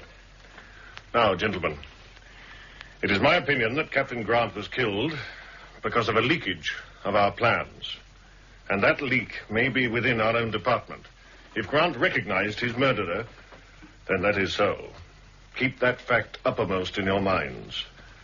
I've taken certain steps to deal with this dangerous possibility. One of them is that we strike tonight. Quickly, quietly, and in strength. Because we are faced with a very carefully planned operation. Major Williams, have you chosen your men? Yes, sir, plus the sergeant and the corporal. Good. 2 boats? Yes, sir. Let me see the chart. Nicholson? Yes, sir. This is the first signal post we found. Just here, sir. That was where you got shot, eh? That's it, sir. And here's the second post. It was examined by Bill Grant and Mr. MacLeod. It's to the end of the island on which the container should have beached, Dorica, the Dark Island. And there's an old deserted house back some distance from the beach, about here, sir. Captain Grant and Mr. MacLeod inspected it yesterday. Mr. MacLeod? It's the old Morrison Croft, sir. They've been away from there, 6 or 7 years. Any other buildings on the island? No one lives there at all, no. Where do these trawlers usually lie? Out here, sir. The signal posts have been left intact? Yes, sir. Then all is set. We must allow their operation to proceed. So we must move in darkness. We must be well prepared and know what we are about. Major Williams, I want 2 good men, not from your party, 2 extra men, to watch the southern signal post tonight. If there are signals, they're not to interfere. They just watch and take the signal a prisoner on radio instructions. Yes, sir. The other points are all on this island, Dorica.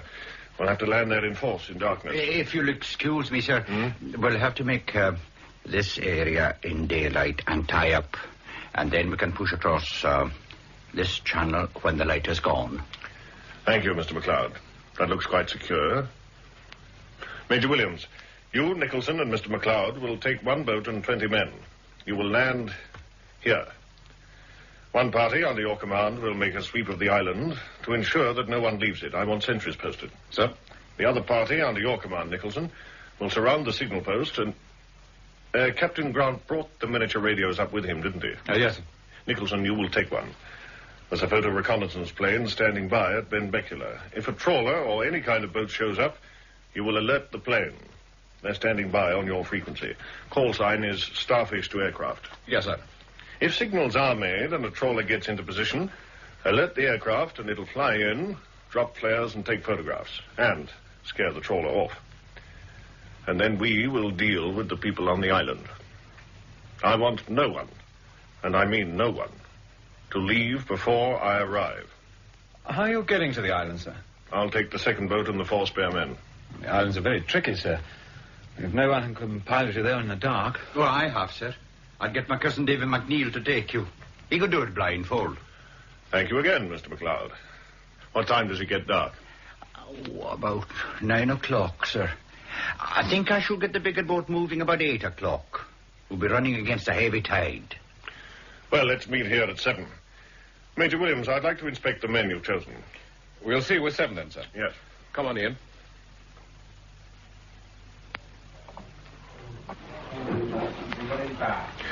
Well, it's quiet today, isn't it? Aye. Have you been waiting, gentlemen? What'll you be drinking? Oh, 2 whiskies, please. I was saying, the hotel is very quiet today, Mr. Macaulay. Aye, they're all away at the fishing. It's not unusual on a day like this. There you are, Mr. Nicholson. How is Mr. Grant? Oh, there's the phone. Excuse me. How is Mr. Grant, he says. Yes. Have you seen your cousin? Davy, yes, I've spoken to him. He'll keep quiet and take the boat over. I got a bit of news from him. That big boat, the Orangey, the one the Colonel bought. Well?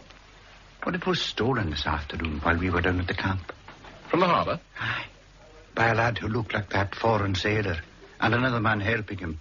They sailed it north. And there were others aboard as well, they say. Where's the Colonel? Well, he was down at the harbour kicking up hell, so Davy said. And the girl was there as well, so that leaves them out. How do you mean? Well, they're marooned here. You can't get anywhere. Well, that's true. Do you want to see her? No, not now. We should be at the camp soon. Aye, I'll have to pick up Davy. I'll meet you in front in 5 minutes. Right.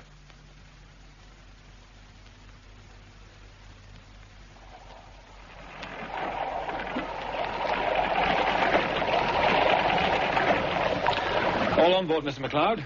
We can get going. All right. Major, make them keep their heads down.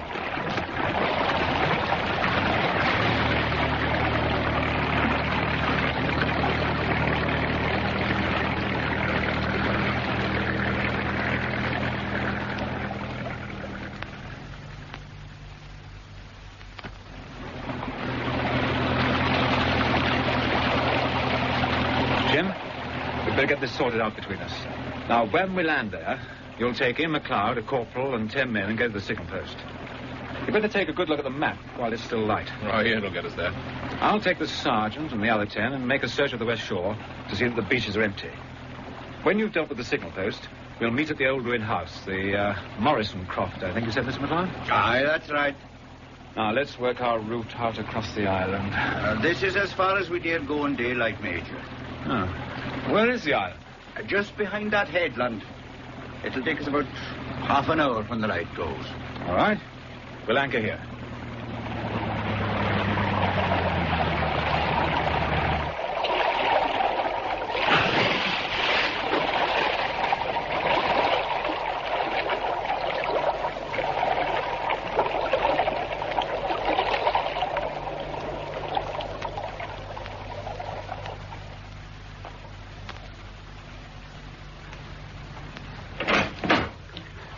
Here we are, Dr. Lawrence. I'm afraid it's rather gloomy inside, but this is where we must wait until they come for you. Mr. Swanson, there are people in here. Don't be alarmed. They'll remain quiet. They won't disturb you. Anyway, there are 2 rooms. Come into the other one and we can talk. You can be by yourself here. These people do disturb me, Swanson. I had hoped to be going alone. Circumstances have changed, Doctor. I was promised I'd be taken away safely. And so you shall be. But we have to clean up after you. These people were all part of the network, unknown to you, but necessary to you. They have to be saved, too. There are women out there. 7 people in all, 3 of them women. Would you like to meet them? No. Your instructions to leave London, a phone call, I believe, a woman's voice? Yes. The woman who looked after your safety in London so that you weren't followed, that you were never in danger. A Miss Thornton. Would you like to meet her? No. Miss Thornton. Yes, Mr. Mr. Swanson? When is the call scheduled to the trawler? In 2 minutes. Thank you. You can go back to the office. You never saw her, but she saw you every day. So we must send her away, too. It's the same with the others. We're clearing the ground. What are you doing? Calling the trawlers to tell them everyone is now here, waiting to be taken off. And there's an extra passenger. Your friend from London. Is he going? I think it's safest. He'll be company for you. And don't worry. You'll be away before anyone can stop us. They'll be here as soon as it's dark.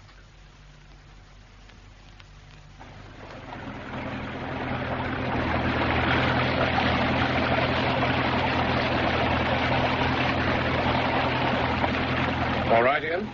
The island is straight ahead. I'm taking you in now.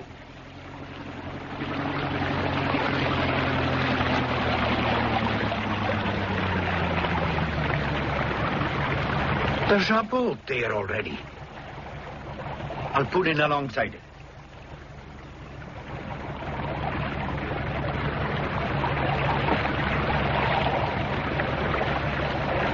Yes, it's the Oronsay, all right. Sergeant? Sir? Leave 2 men to guard the boats. The others come ashore. Sir?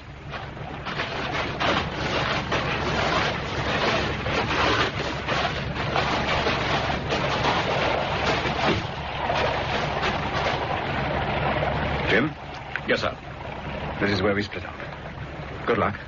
Thank you, sir. And to you.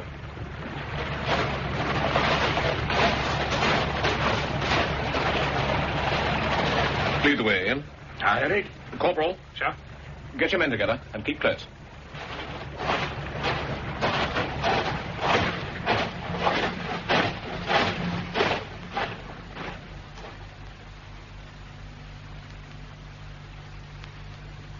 There's the old house, Jim. Ah, yes. Let's have the glasses. There's a light on in the house. I can just see a gleam through the thatch. Here, take a look. And I think the door's opening. Did you see that? There's a guard in the door. It's that foreign sailor. Keep an eye on him. I can hear something from the sea. It's a trawler coming in. Where? There, north of west. So it is.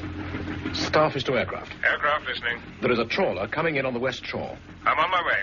I'll be there when you need me. Out. Jim, the guard in the door, the sailor, he's armed. And the trawler's signalling. Ian, any minute we'll have them all over the moor. Get the corporal and his men up here. I will. Staff is to aircraft. The trawler is signalling. Can you see her? I can see her, chum. Would you hold off for a minute? I have something to do. I can wait. I'll take a line on her. Thanks. Jim, they're here. Corporal, there's an armed guard on that door down there. Can you put him out of action, silently? Denin and I can do it, sir. Do it, then. Come on, Denin. The trawler's still signaling. Yes, I've been trying to translate it. It'll be in some special code. Keep your eyes skinned for the corporal and Denning. I've lost them.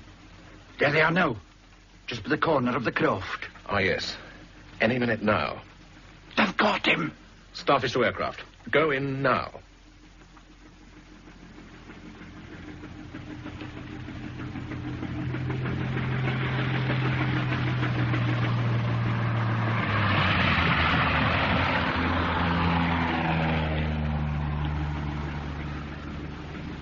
Look at those flares. It's like daylight. The trawler's turning away. Don't bother about the trawler now. Down to that house, men.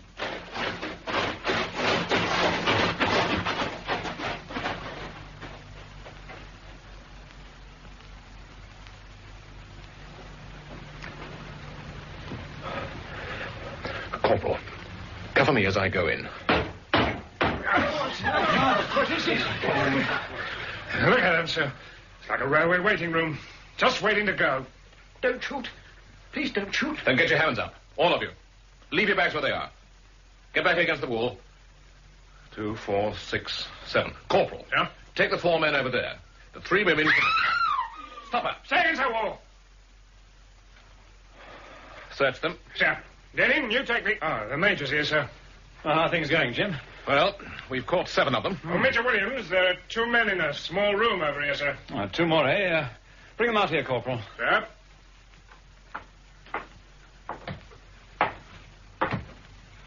Good evening, Major Williams. Mr. Hammond. I'm glad you got here in time, Major. I was beginning to be worried.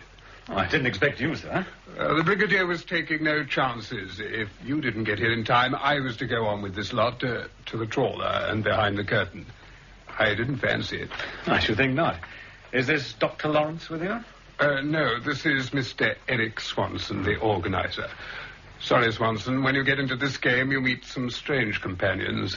You never know who to trust. Oh, this is Captain Nicholson and Mr. Hammond from the department in London. I'm delighted to see you, Captain. Mr. Hammond, you have a radio here. Swanson was talking to the trawler when your aircraft rudely interrupted him. I see. Major Williams, everything's under control here. I think one of us should contact the Brigadier. He'll want to see these people. Right, I'll go. I'll take the sergeant and 2 men. Sergeant? Sir. Captain, we should get these people away from here as quickly as possible. These trawlers won't give up so easily. We are staying here until the Brigadier arrives, sir. I'm advising you, Captain. Ordering you. The Brigadier's orders are different, sir. What are you doing here anyway? The Brigadier didn't say anything about it. Well, he wouldn't, would he? I was here in case you failed. Captain, it is dangerous to stay here. Believe me, get going. Everyone found in this house stays here. Brigadier's orders. And I'm going to search you, sir. If you hadn't arrived, Captain, I volunteered to go down the escape line for the department. So what do you expect to find? Money? False passport? A revolver? I'll take the revolver. I'm going to find the Brigadier. You are staying here. What's the matter, Captain? Are you after Grant's job? No, sir. I'm just trying to finish it for him. Only a friend could have got so close to Grant. You're being insolent. No, sir. Obedient. Everyone stays till the Brigadier arrives. I am the Brigadier's aide. I'm going to warn him. Mr. Hammond. It's dark out there, and it's a big island. Sentries have been posted with orders to challenge anyone who tries to leave this building. If any such person does not return to it immediately, they are to shoot. Withdraw the order. No, sir. Captain, I have been longer in this business than you. I know when a man is bluffing. You must have a very good reason for leaving, sir. I've warned you. I'm going down to the bay.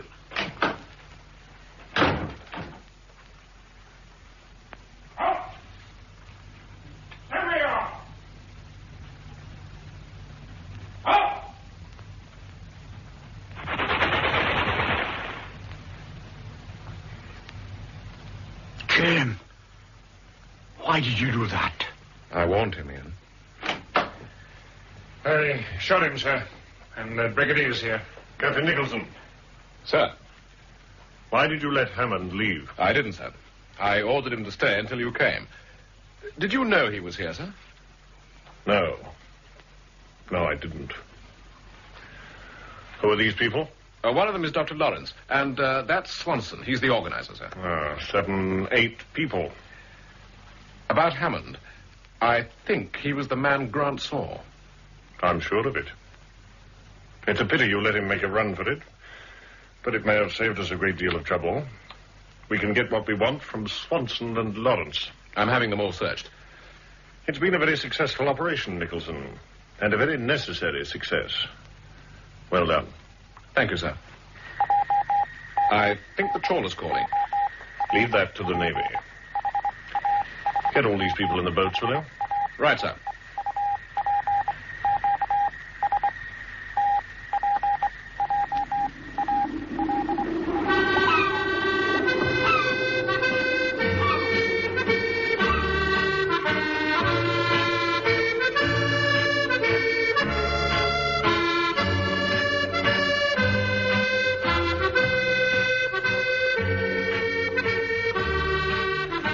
Dark Island by Robert Barr. Jim Nicholson was played by Edward D'Souza, Ian MacLeod by Bryden Murdoch, Major Williams, Peter Hawkins, the Brigadier, Michael Kilgariff, George Hammond, Kim Grant, and Dr. Lawrence by Roy Spencer. The Dark Island was produced for the BBC by Peter Titheridge.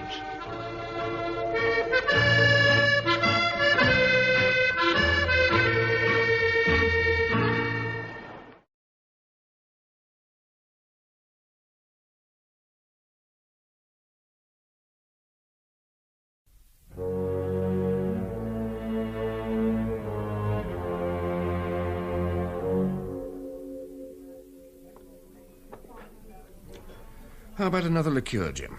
No, thank you, Bob. I have a board meeting this afternoon. You have my sympathy. After a good lunch, I like to put my feet up for a couple of hours. It wasn't bad, was it? For a provincial restaurant? Oh, you haven't all the cream down south, you know. We've one or two places in this old town that can hold their own with anything in London. Waiter. Yes, sir? I'll take the bill, please. And would you make it out to Robert Craig, Frozen Foods Limited? Certainly, sir. I won't keep you a few moments. Off the expense account, eh? Oh, naturally. Could hardly afford to wine and dine you off my meagre salary. Now, come off it, Bob. You can plead poverty to the tax inspector, but not to me. I read your last annual report. Your company's doing very nicely. Can't complain. Almost doubled your turnover, haven't you? Well, Not that it surprised me. You know, your lines have been some of my store's best sellers. They're attractively packed, fine quality, excellent value. The purpose of this lunch was for me to sell you the goods. Well, there's no need. By rights, I should be paying the bill. I want your stuff. Now, you just repeat all previous orders for poultry, fruit, and veg. That's very generous of you. Nonsense. Now, what's the position regarding delivery? We had one or two hold-ups last year. We're still a bit tight for space at the London factory, but things should improve any day now. I'm installing 2 new cold storage rooms. Are you? They must cost you a pretty penny. Can say that again. Still, it seems to be a constantly expanding market. That's why I've thrown everything I've got into the business. How's that pretty young wife of yours, by the way? Fine. Doesn't she get lonely whilst you're gadding about the country? I haven't heard her complain. I don't understand why you don't employ a traveller. Give you more time to yourself.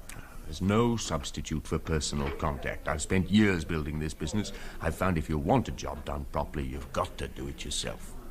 Who's in charge while you're away? Alan Scott. I think I introduced you when you were in London last year. Oh, yes. Nice-looking chap. Distant cousin of Lucy's, not very imaginative. Frankly, I took him on to please her. Well, if I had a pretty young wife like Lucy, I wouldn't go off and leave her behind, no fear. Your bill, sir. Thank you. Oh, that's most kind of you, sir. I'll get your coats. Where are you off to now, Bob? To the garage to collect my car. Driving straight back to London? Yes, fortnight away. I mustn't be late. Promised Lucy I'd be back in town by 4:30.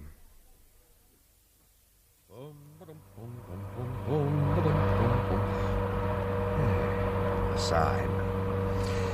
London 70. With a bit of luck, I should be back at the flat by 4. Oh, the roads are empty, that's something. The old bus is running well. 55? Come on now, you can do better than that. That's better. Hey, what the... I can't hold her. God, there's something wrong with the steering.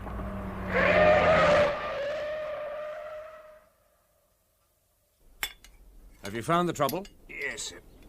It's simple enough. The nut on the track rod's slackened off. You take a look.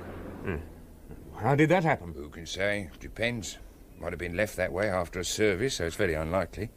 Then I suppose it might have come loose by itself. Vibration. Vibration? Unusual, but there's always a first time. You certainly were born lucky. If you'd met any oncoming traffic, I reckon you'd have had it. As it was, I only missed that tree by inches. Oh, not a scratch on the car. Yeah, I'd better give it a thorough check all the same. Sure. Meanwhile, is there a phone I could use? Yeah, there's a public box round to the left. Lucy? Lucy? Anyone at home? How's the time? Almost 5:20. I'd better ring the factory before it closes.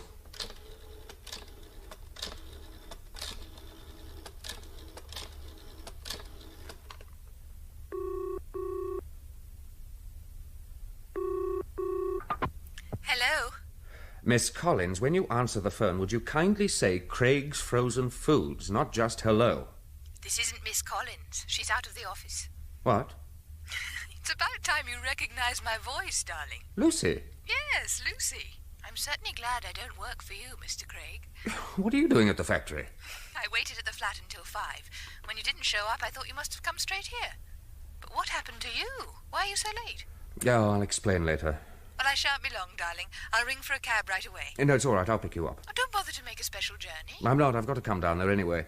I should be with you in about 20 minutes. Oh, Bob, you startled me. Don't you ever knock? Yes, but not on the door of my own office.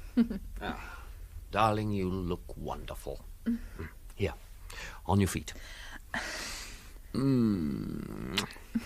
Bob, we're not at home now. Who cares? But Alan might walk in. He usually knocks. What are you staring at? You've been overdoing it again. You're looking tired. Am I? And pale. I'm not surprised. I had a spot of bother on the way down. Oh? My steering went adrift outside Milton. I still can't believe I'm not swathed in bandages. Are you all right? I'm in one piece, if that's what you mean, but it shook me up, I can tell you. How did it happen? Oh, a nut came loose or something, I don't know. I tried to phone you from the garage, but the line was engaged. What time was that? Oh, about 3. 3? Oh, yes, Alan rang to ask when I was expecting you. Where is he now? I don't know. Probably down in one of the new cold storage rooms. He's worked like a Trojan while you've been away. Well, that's what I pay him for, isn't it? He was determined those storage rooms would be finished by the time you got back. I made it quite clear they had to be. If sales should drop off and you haven't got enough cold storage space, you're in dire trouble. Then make sure you have enough space. The cost, my love, the cost. Refrigerators are expensive. You're becoming very mercenary in your old age. Think so? Well, you'll change your mind when you know where I'm planning to take you this evening. Where? The Lagonda. Bob! That's outrageously expensive. Now, who's being mercenary? But what's this suddenly in aid of? Well, must there be a reason? Well, let's say to celebrate the installation of the new cold storage rooms. How romantic. Bob? Why don't we ask Alan along? What? He's worked so hard. It would be a nice gesture. I suppose it would.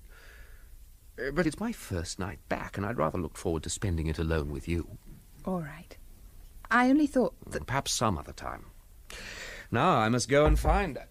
come in.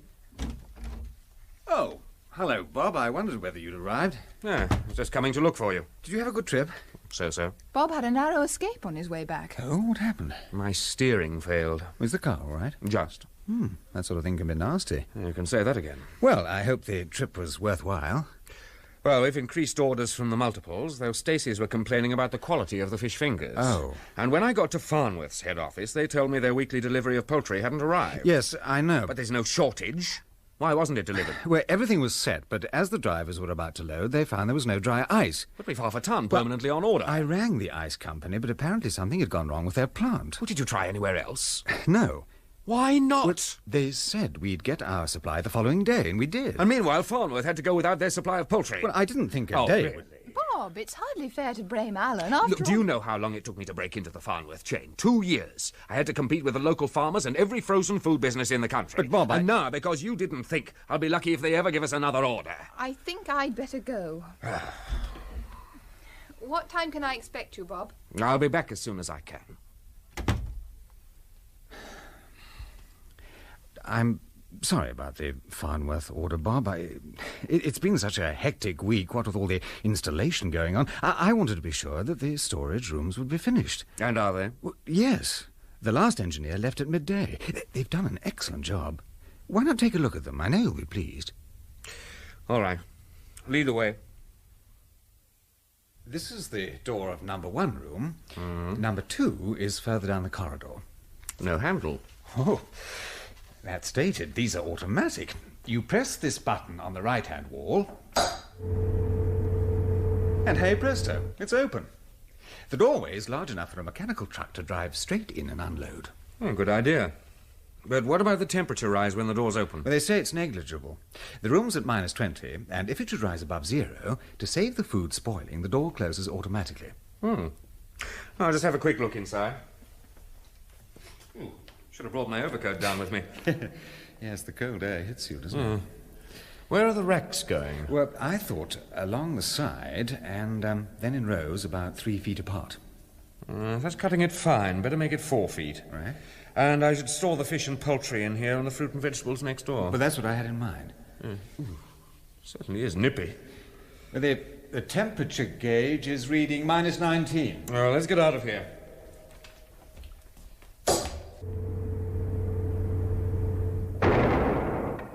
Do you want to inspect the other room, Bob? No, I won't bother tonight. I'm taking Lucy out to dinner. I must get back and change.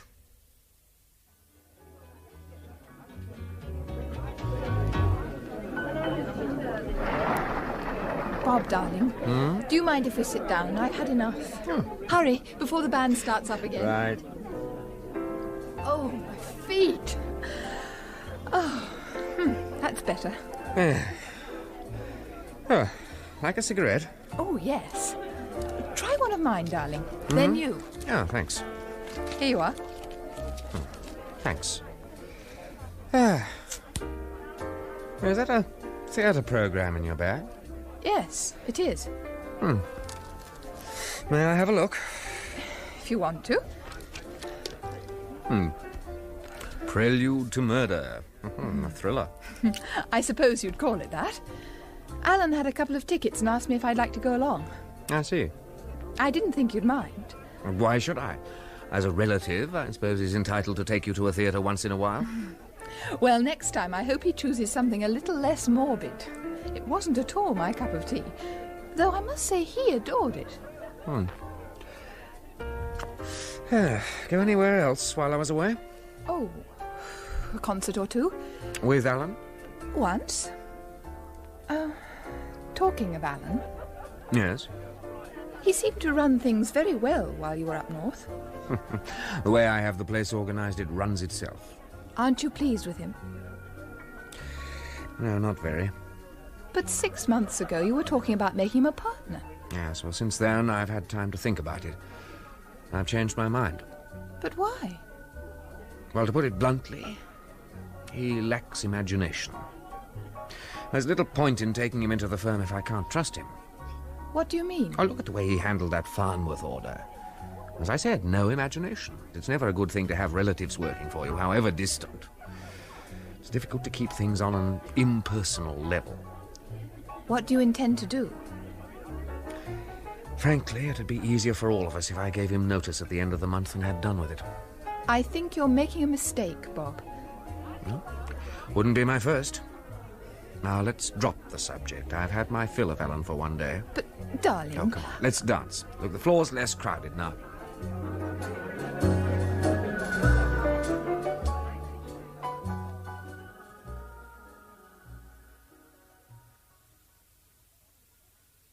You better hurry, Bob. You'll be late. I shan't be going to the factory for an hour or so. I've one or two things to clear up first. Will I be in your way here? No, I'll just get rid of the breakfast things. Uh-oh. No, Bob. Stay where you are. I'll answer it.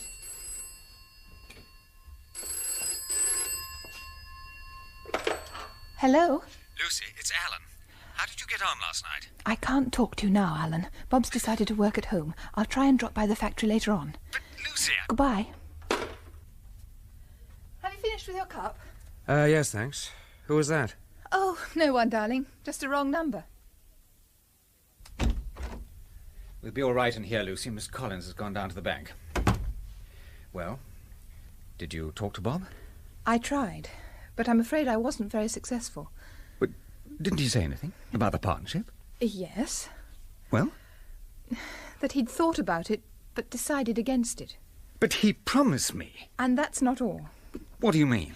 I don't think he's going to keep you on. What? I'm sorry, Alan.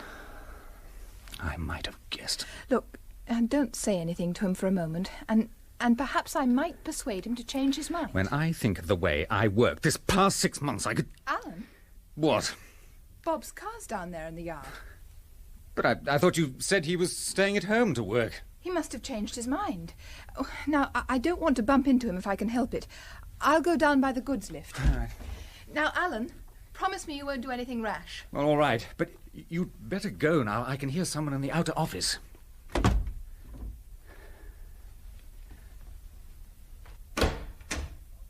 Oh. Good morning, Bob. Hello, Alan. The delivery of sweet corn arrived. I left a cob on your desk. I'd like you to take a look at it. Oh. Huh. This it? It's a bit pale, isn't it? That's what I thought.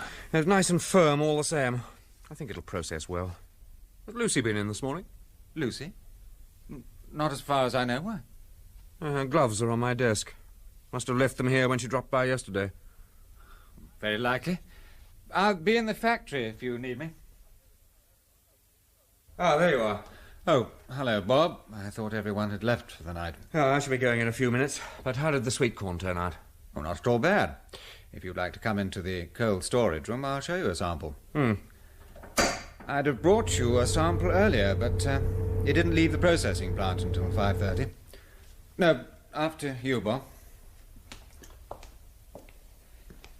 The sweet corn's stored over this side. It isn't as cold today, or is it my imagination? Seems much the same to me. Here we are.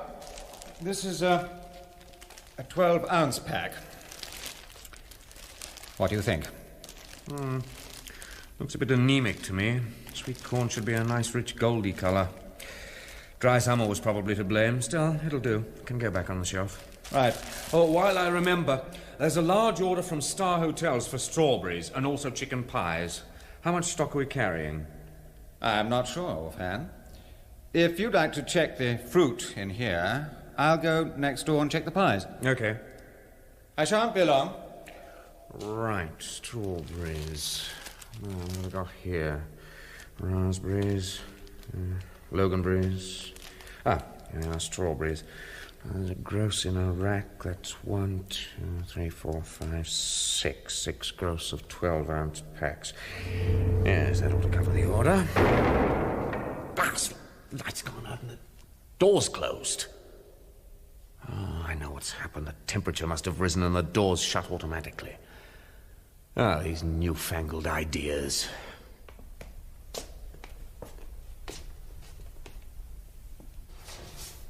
Oh, of course there wouldn't be a handle on the inside. Blast. Alan! Alan!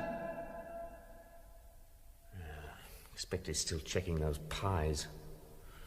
Anyway, I doubt if he'd hear me. The door must be at least 6 inches thick. What do I do now? Just wait, I suppose. Oh, he's bound to be through in a minute. I wonder what the temperature is. Some matches somewhere. Only about 4 left, so that's better than nothing. Now, where's the temperature gauge? If I remember rightly, it was just to the left of the door. Yes. Just on 0. No wonder the door closed. Should be minus 20. And probably went up when they brought in the last batch from the factory. Oh, come on, Alan. I don't want to be here all night. Alan!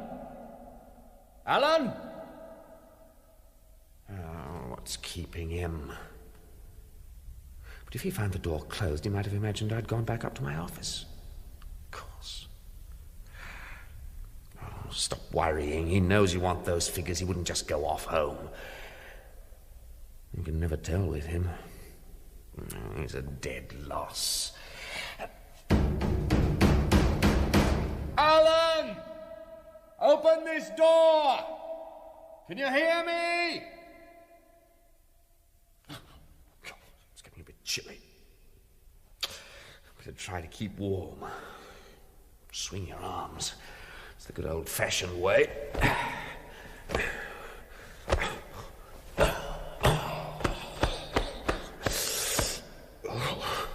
Can't keep that up for long. Out of condition.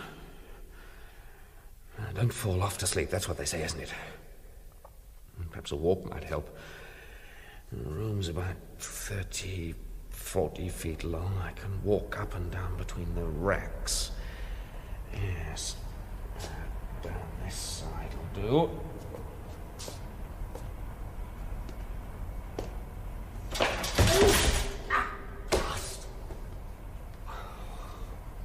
Someone left a trolley parked right in the gangway. Blast them. And I'd better stay in one spot. It's safer. Right, now slowly back to the door.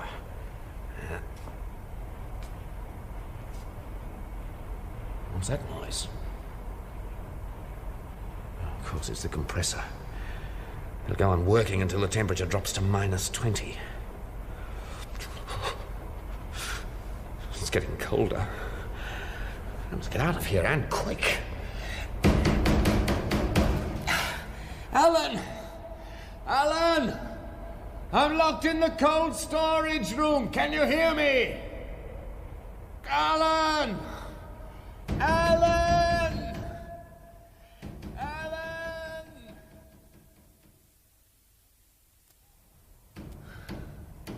Alan! Alan!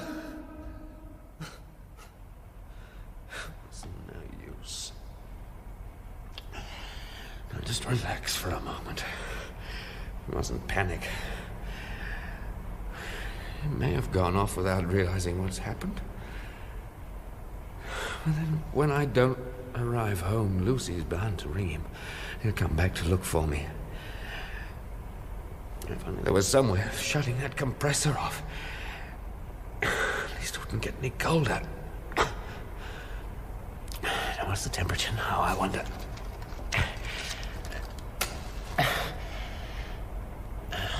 -10. I've got to get out of here. If I had something to force open the door. The cold's becoming unbearable. I can see the headlines. Man freezes to death in cold store. Accidents will happen, I suppose. After all, I nearly had one yesterday with the car.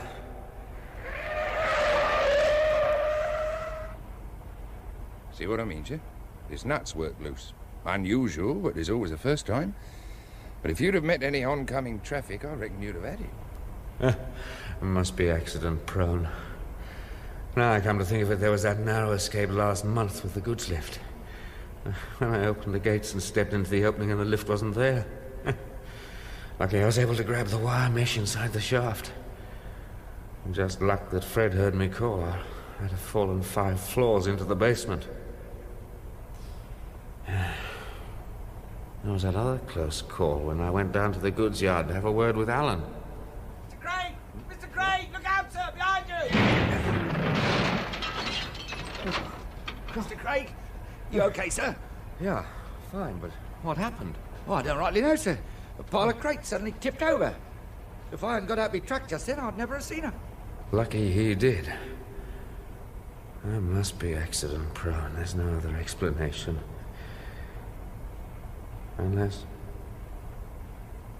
Good God, if there weren't accidents, then somebody tried to kill me. That door. I thought that door closed on its own, but someone could have pressed that button and trapped me deliberately. Of course it was Alan. Alan. He could have meddled with my car before I left London, tampered with the lift, and levered over those crates, and now he's locked me in here to freeze. Why? He's not my heir or my partner. I intended to get rid of him, and told Lucy so. Could she have told him? When? Could she have been in my office this morning? I thought I smelled her perfume. They must have planned it together. Oh, very crafty. All he had to do was to press the button and go off home, and when I'm found it'll look like an unfortunate accident. I must make an effort. I must stay awake. It's my only chance. Swing your arms. Swing them.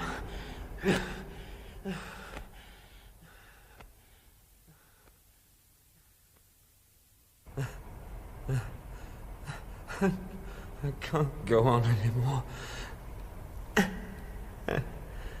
Funny. I feel warm. My mouth's all dry. I can't catch my breath. I wonder what the time is. It must be about 8. That's 12 hours before the first van driver will arrive. 12 hours. I'll never survive. Compressor's stopped. Must be minus 20 then. Must make a last effort. Must.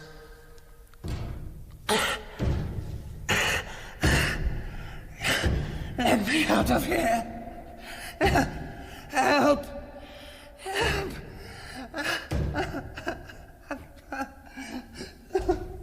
Lost you, Alan. Lucy. Damn you both.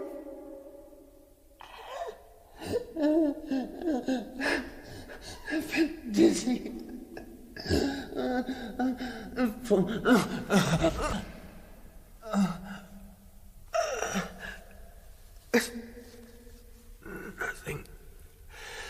Nothing I can do now. Except sleep. They've beaten me. They've beaten me.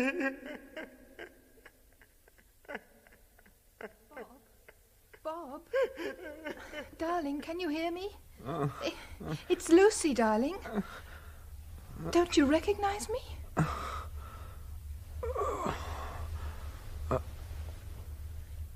Are you? Yes, darling. Where am I? In hospital. You're suffering from shock and frostbite, but you'll be all right. Where's Alan? Oh, no need to worry about Alan. He's in the next room. He's had a rough time, though not quite as bad as you. What? Oh, of course. How would you know? While you were locked in one room, he was locked in next door. Both doors closed within a few seconds of each other. We were both trapped. Yes. He saved your life. He remembered the watchman came on duty at 8, so he tipped over the storage racks one by one. Fortunately, the watchman heard the noise. Oh, well, that's better. Lucy, will you forgive me? Forgive you? For what? For lots of things. For being vain, self-centered, pig-headed, and... I don't know what you're talking about. But if you're in the mood for making amends, how about keeping Alan on? I'll do more than that. I'll give him that partnership. Oh, but I thought you said he hadn't enough imagination. Yeah. On reflection, I think perhaps it's possible to have too much.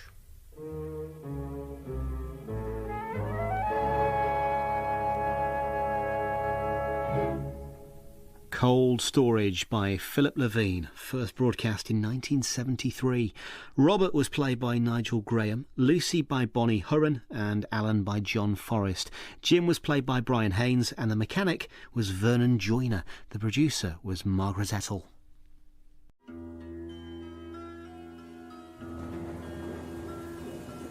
Very late, one stormy night, Moomin Papa is woken by a strange noise.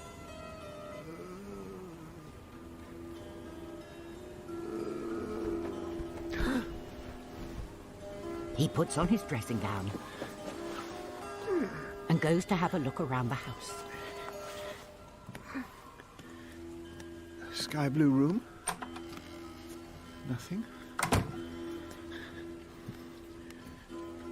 Sun yellow room? No. Spotted room? Nope.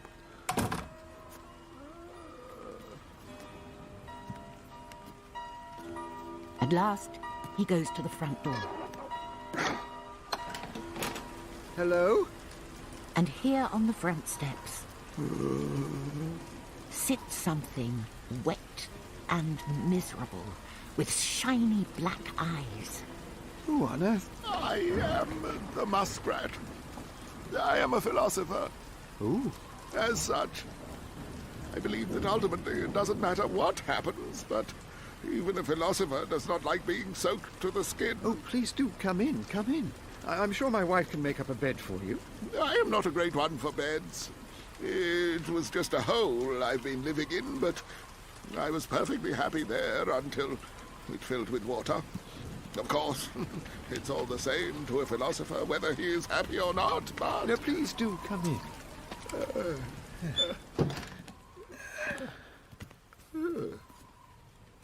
What an extraordinary house. I built it myself. Please, make yourself at home. Perhaps you will find this somewhere you can work, or... I can work anywhere. It's all a matter of thinking.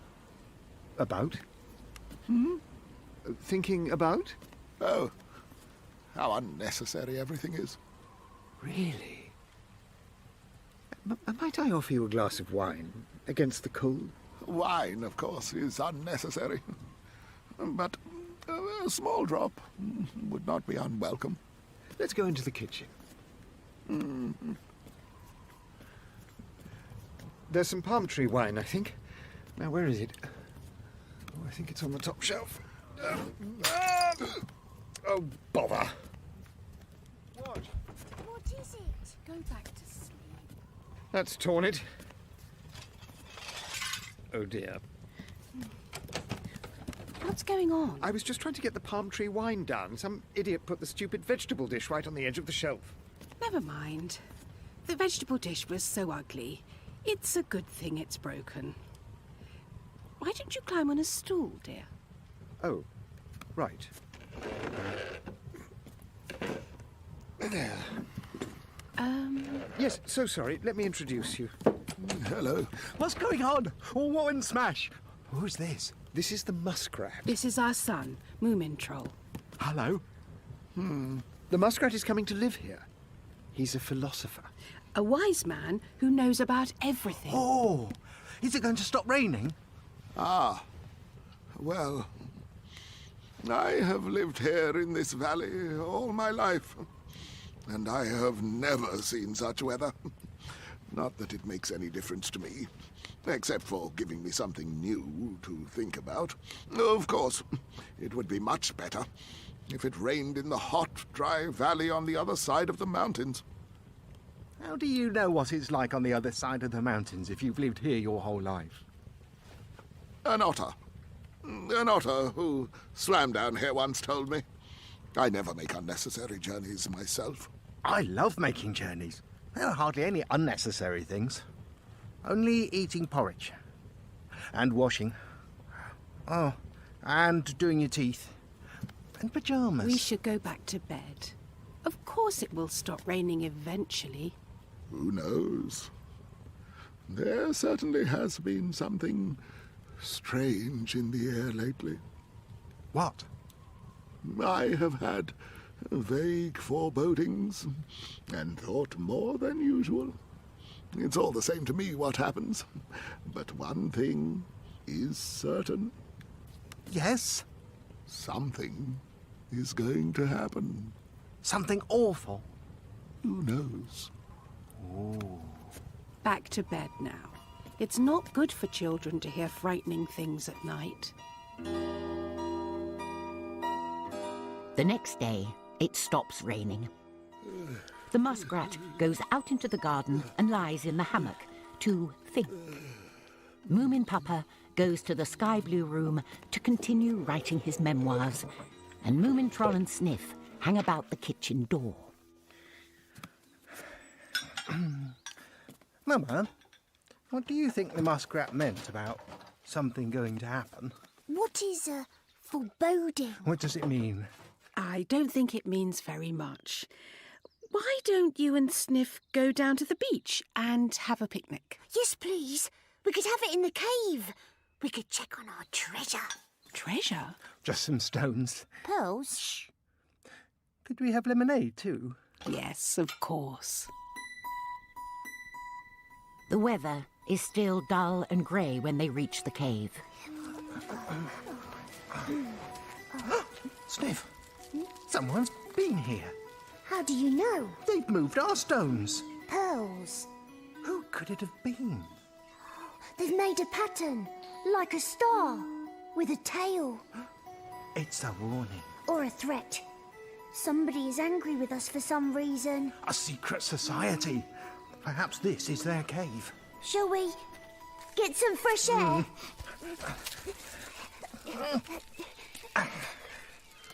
Do you think they're still around? Sniff, Yes?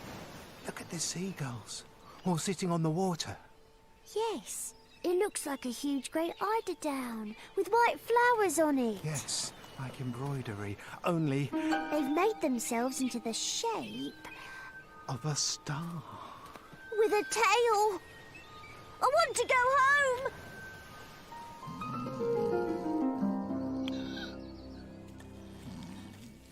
I say, excuse me. Muskrat. Muskrat. May I ask you about something? Something that's happened. Nothing new, however. Oh, yes, completely new. Someone is making secret signs that look like a star with a tail. I believe it's a secret society, threatening little Sniff with revenge. You are completely wrong. But my foreboding was correct. What do you mean? Do you know what a star with a tail means? No. It is a comet, a glowing star that trails a fiery tail through the blackness of space. Oh, a comet. So, will it come here? Will it hit the Earth? Perhaps, perhaps not. It's all the same. Is it? I don't like it. I don't like it at all. Does anyone know? Is there anyone who knows about comets and whether they will hit the Earth? I suppose the professors in the observatory on the Lonely Mountains ought to know, if they know anything at all. Then I'd better go on an expedition and find them and ask them. And I'd better go as soon as possible. Perhaps. But now run along and play, Moomin Troll. For as long as you can.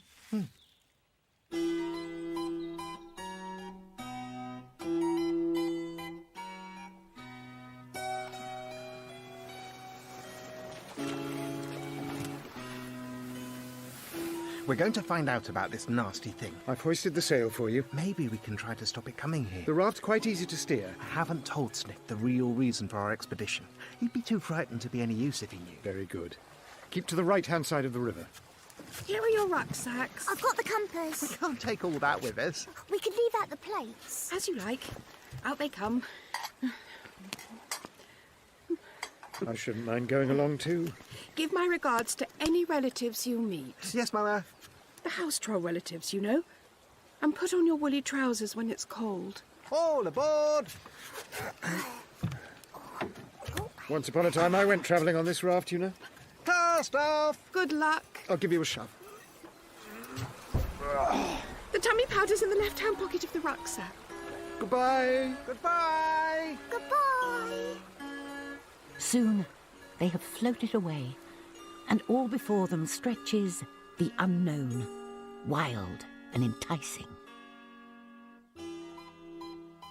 It is late evening.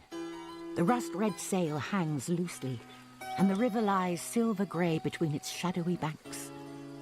In the distance, greyish-yellow mountains climb steeply towards the sky. Not one adventure in a whole day. Just grey banks and grey banks and grey banks. You always want adventures, and when they come, you're so frightened you don't know what to do. Well, I'm not a lion. I like small adventures. I think it's very adventurous to float down a winding river. You never know what you'll meet round the next corner. What's that? What? That yellow thing. Like an upside-down ice cream cornet. It's a tent, with a flag flying on the top. Oh. Ahoy! Ahoy there!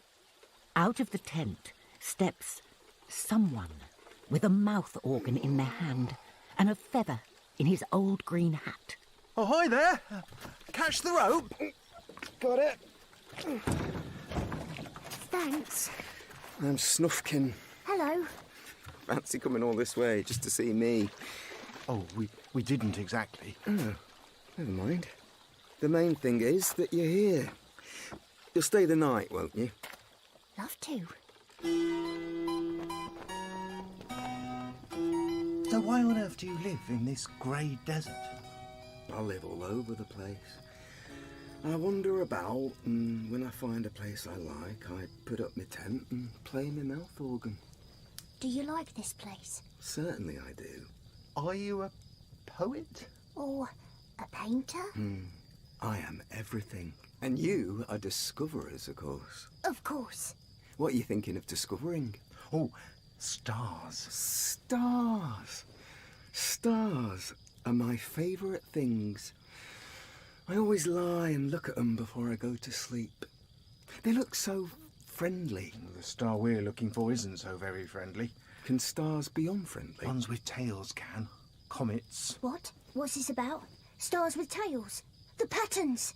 You said they didn't mean anything. You're too small to be told everything. Too small? Too small? You take me on a discovery and you don't even tell me what we're discovering. Look.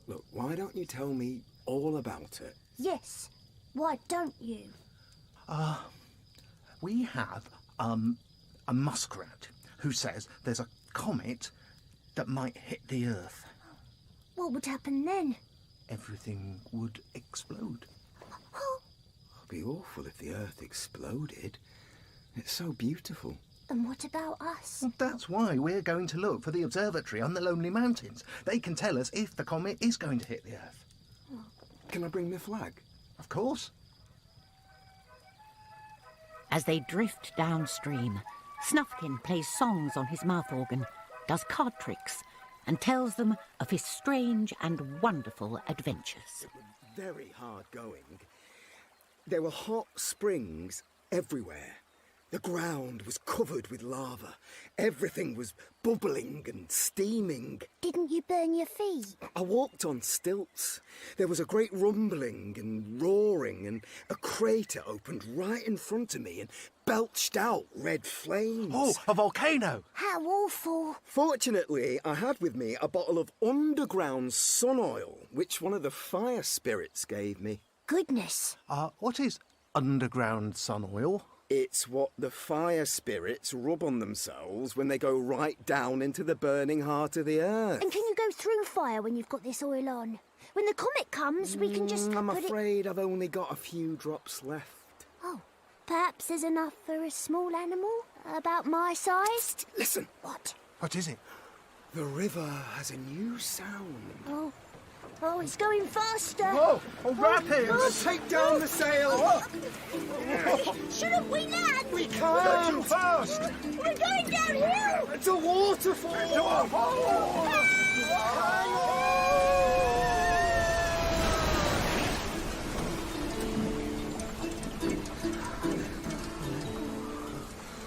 We're going right down into the earth. We were supposed to be going up, into the mountains. It's very dark. Oh, the river doesn't seem to be slowing down.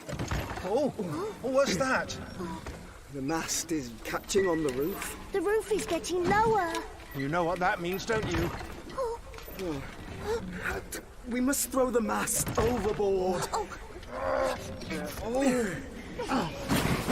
Here it goes.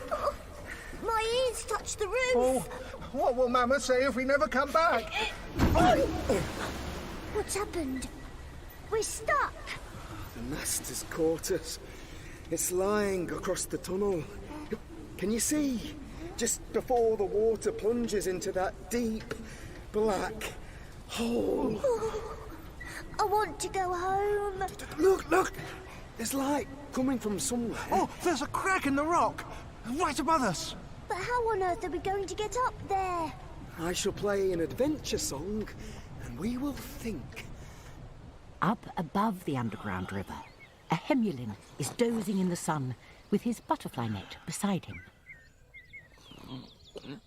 Whatever's that? Remarkable. It's coming from this hole. Must be some rare kind of caterpillar. Musical caterpillars. A new discovery. I will be famous. Those caterpillars must have gone off their heads. If I can just get my net down there, I can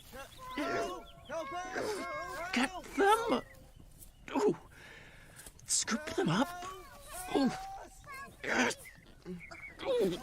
Oh. Up you come. Heavy caterpillars.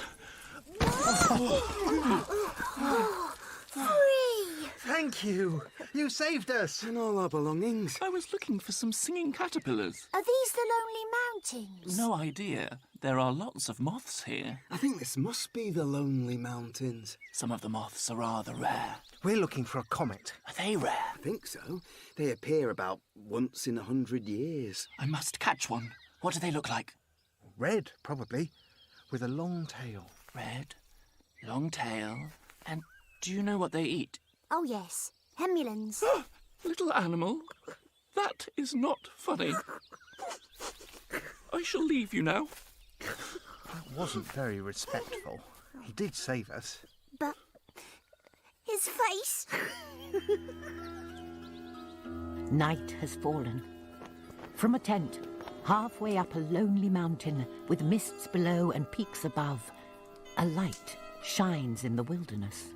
After it, faster and faster, until I didn't know which was the melon and which was me, until the policeman caught me.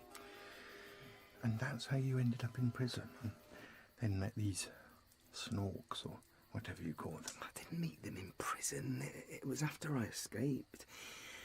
When I emerged from the tunnel, there they were, sitting by a stream, fishing for minnows with their tails. Oh, one should have respect for one's tail. We celebrated my escape with minnows and cowslip wine.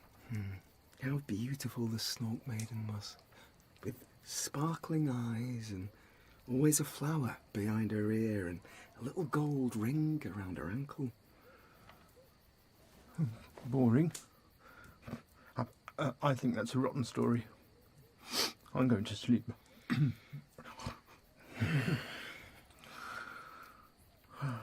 But in the night, he dreams about a little Snork Maiden. Moomin Troll, here is a flower to put behind your ear. Oh, thank you.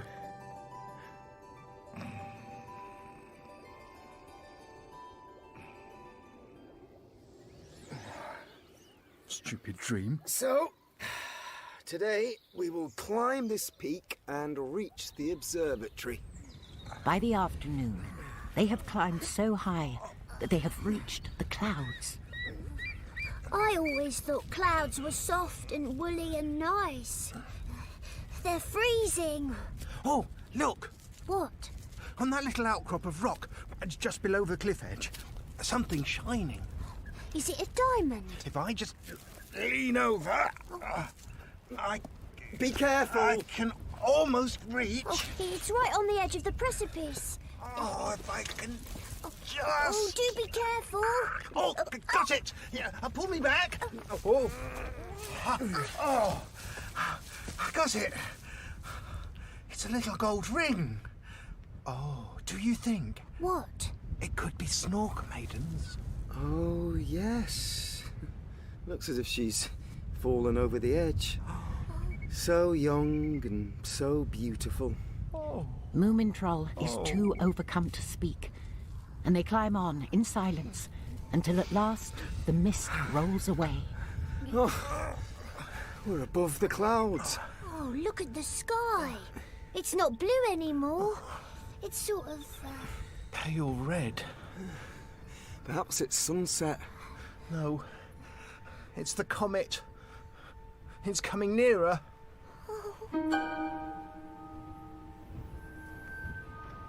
On the very top of the jagged peak above them stands the great observatory. Inside, scientists make thousands of remarkable observations, smoke thousands of cigarettes, and commune with the stars. try the door. What if it's locked? It's not locked.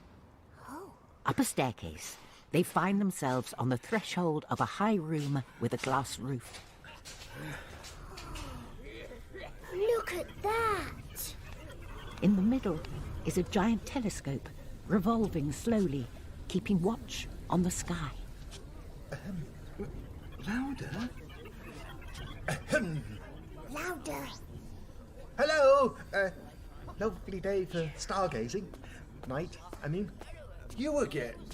What do you want now? But I've never been here before. Then it was a couple of creatures extraordinarily like you. What do you want? Now make it quick, we haven't much time. This comet is the most important thing we have observed in the last 93 years. This couple who were here before, I suppose one of them wasn't a little snork maiden, was it? With a flower behind her ear? There was some tiresome female here making a fuss about some trinket she had lost. Oh, do go away. You've wasted several seconds of my time. Sorry. Well? That little snork maiden has been here. She's alive. She didn't fall down the precipice. I thought you didn't like girls. Is it coming? What? The comet! I forgot to ask. You forgot? We've got to ask about the comet. I'll do it. Excuse me. Yes? Please may I have a look through your amazing telescope? I've heard so much about your wonderful discoveries here. Have you? Well, then, of course, you must come and have a look, my little friend. What do I do? Oh, it's quite easy. Just put your eye here. The sky is quite black. Yes. But... is that the comet? Yes. I can't see any tail. No, its tail is behind it, because it's rushing straight towards the Earth. It's getting bigger every day. When will it arrive? The 7th of August at 8:42 p.m. Possibly 4 seconds later. What will happen then? Oh, I hadn't thought about that. But we will record the events in great detail, of course. Mm-hmm. What's the date today? The 3rd of August. That's 4 days. I think we must go. Must you? Thank you so much. Well? I've had a very interesting conversation with the professor. And? We have come to the conclusion that the comet will fall at 8:42 p.m. on the 7th of August. In 4 days' time. Give or take a few seconds. Then we must get back to our valley as fast as we can. Mama will know what to do. I wonder where the snorks are. I suppose I ought to give that wretched girl her ankle ring back. And so they left the observatory and set off on the long journey home. On the morning of the 4th of August, there is a strange haze over the sun as it rises above the mountains. We'll make straight for our valley. We need to get there before the comet arrives. Look at that stream. It's all dried up. It's funny. Why should the water disappear like that? I don't have any idea. Perhaps it's better not to. What do you mean? Come on. We've got to keep moving. Oh, no! What's that? Someone's shouting in the wood. Come on. What is it? What's the matter? My sister's being eaten by a terrible shrub. Look! Oh, no. It's the deadly Angostura bush. Highly poisonous. It's got her by the tail. It won't let go. Stand aside, everyone. I have my penknife. Unhand that maiden, miserable bush. I have a penknife. Right. Have that, you vile plant! As Moomintroll threatens the bush with his penknife, it lets go of Snork Maiden and stretches out its tentacles towards him.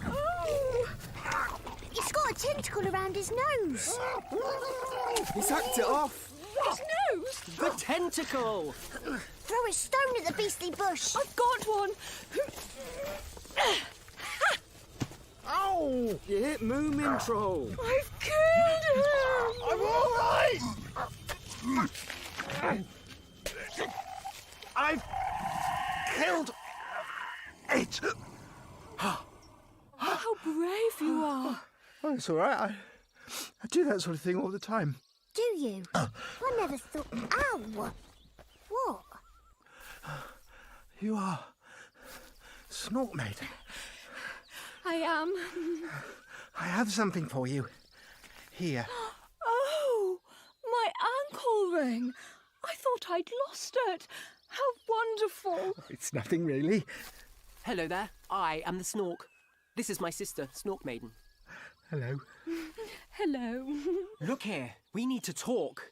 We have important things to discuss. What about? About the comet, of course. It's going to fall on the 7th of August at 8:42. Give or take a few seconds. We know. So we must ask ourselves, what should be done? We're going home as quickly as possible. We hope you and your sister will come with us. We shall have to think it over. Don't think too long. We only have 3 days to reach Moomin Valley. Is that where you live? Yes, it's a wonderful valley. We have a swing. And Sniff discovered a wonderful cave and... Please, can we keep to the point?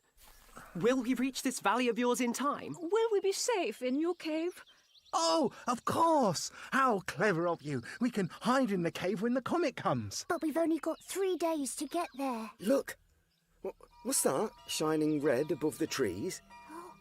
A little red spark. Like a distant star. It's the comet. The star does not seem to move, but it flickers and burns as if it were very hot. The whole of the next day, they travel through the wood in the direction of Moomin Valley. In the evening, they come to a little path with a big arrow beside it. Ooh.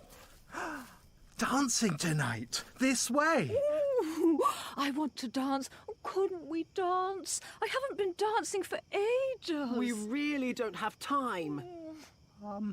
The path does go in the right direction. But the comet! We could just have a look at the dancing as we go by. You're quite hopeless, the lot of you. Moomin Troll, can you dance the samba? A bit. But I prefer to waltz. We're not going to have time for dancing. Look at the sky! Look at the comet! It's got bigger. Yesterday it was the size of a pinhead. Now it's the size of an egg. I bet you can tango. Tango? You know, 1 short step to the side, 2 long steps back. Pum, pum, pum, pum. Pum, pum, pum, pum, pum. Sounds easy. Really? We mustn't get distracted. Who's distracted? We were talking about dancing, then suddenly you started talking about the comet. I'm still talking about dancing. Listen. Can you hear it? Dance music. Come on. The dance floor is in a little clearing, round which thousands of glowworms have kindly festooned themselves. A giant grasshopper has paused in his fiddle playing and is drinking deeply from a mug of beer. I don't want to offend that grasshopper, but I wonder if I can play a little with him on my mouth organ. Why don't you ask him? I will. The clearing is swarming with all kinds of strange little creatures. The water spooks have come out of the dried-up marshes, and tree spirits sit gossiping under the birches. Take your partners, please. There is a dreadful muddle at first, but at last everybody finds someone they want to dance with, and off they go. Snork Maiden is teaching Moomin Troll to dance the samba, which isn't at all easy if you have very short legs. The Snork dances with an elderly and respectable inhabitant of the marshes. Is that a seaweed in your hair? Yes. Lovely. And Sniff twirls around with a little creep.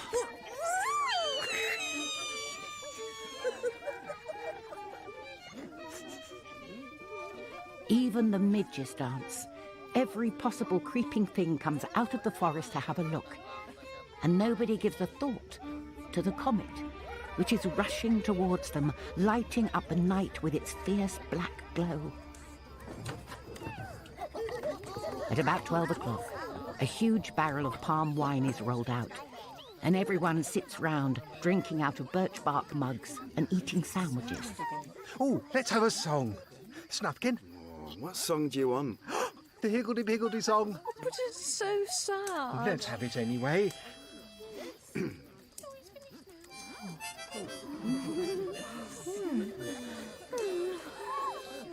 Higgledy-piggledy path is so wiggly, time is 4:30.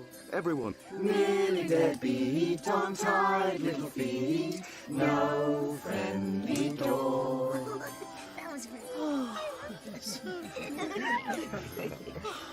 Moomin Troll, that's just what's happened to us. Here we are, deadbeat, and we'll never get home. Yes, we will. Don't be sad.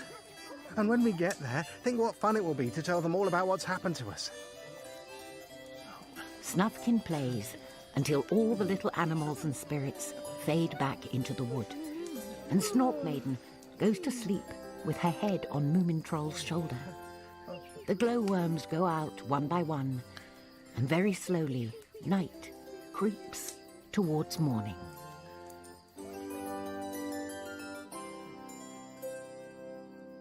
On the 5th of August, the sun rises so pale you can hardly see it at all, and overhead the comet hangs like a cartwheel, surrounded by a ring of fire. Come on, we've nearly reached the coast. Just over this next rise, we'll see the water. Oh. No sea. Where the soft blue waves should be, hot steam rises from the dried-up seabed. The whole sea is dried up. Oh dear, oh dear. No more swimming. No more sailing. No more fishing. A beautiful sea. Finished. Lost. Gone. But Snufkin, you're such a happy-go-lucky sort of type. It's dreadful to see you like this. Surely the key question is, how are we going to get across this great empty abyss? We haven't got time to go round it. What alternatives do we have for crossing the dried-up sea? Flying. Don't be silly, Sniff. Proposal rejected. Next? Walking? Ridiculous. We should fall down those great crevasses or sink into the mud. I know. Stilts. Stilts? Nonsense. Proposal But I did it in the land of volcanoes. Did you? Isn't it awfully difficult to walk on stilts? We can practice here on the beach. It's just a question of finding the stilts. So they all set off in different directions on a stilt hunt.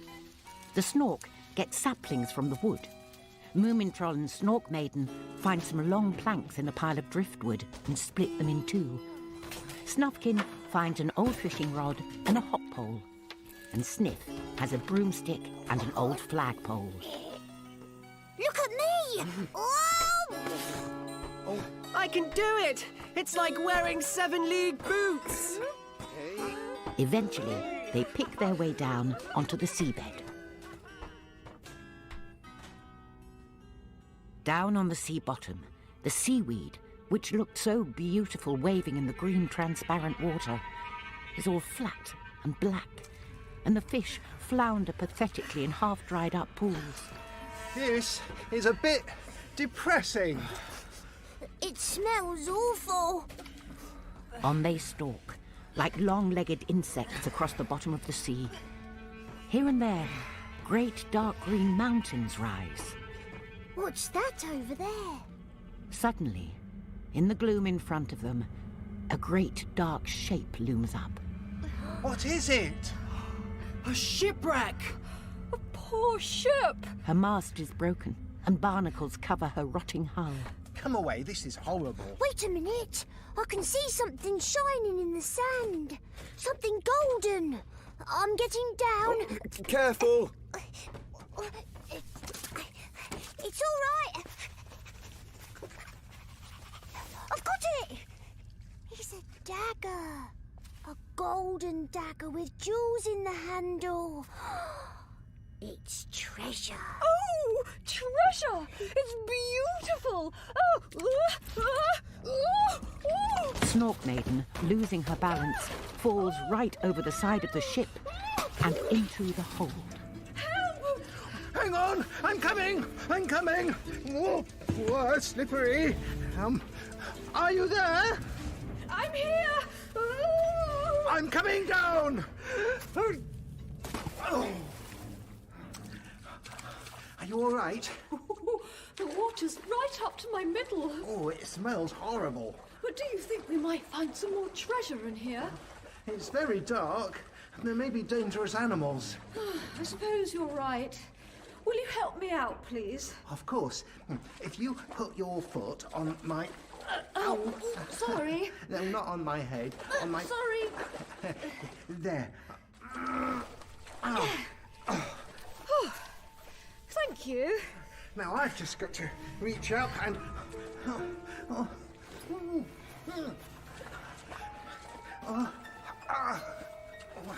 I can't quite... I can't... What's that? What? Behind you! Oh. A huge octopus is squirming slowly out of a corner towards Moomintroll. Take my paw! I can't reach! What's happening? An octopus! Tentacles!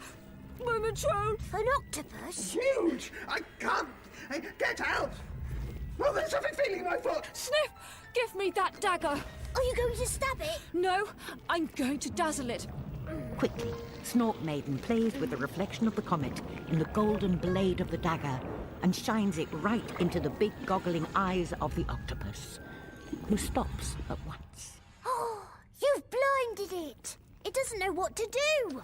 Quick, Moomintroll! Here! Grab this stilt! Got it! Oh.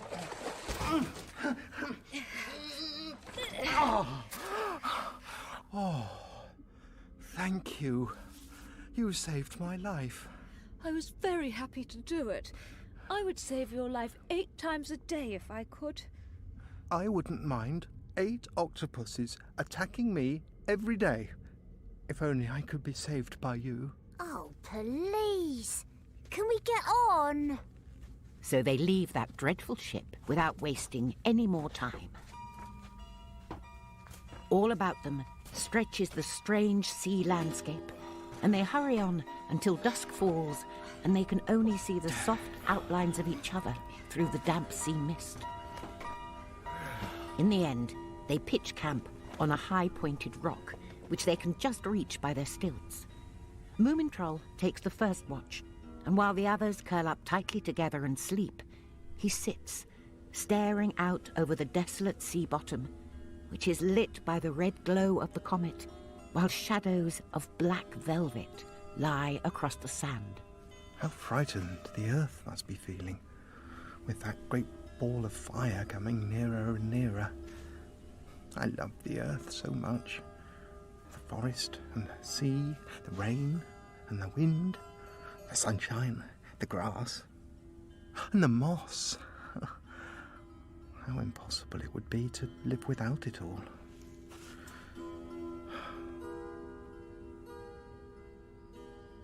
Next morning, they reach the shore, take off their stilts, and set off for home. It is the 6th of August. Moomin Valley can't be far now. Before long, they meet a house troll coming towards them on a bicycle.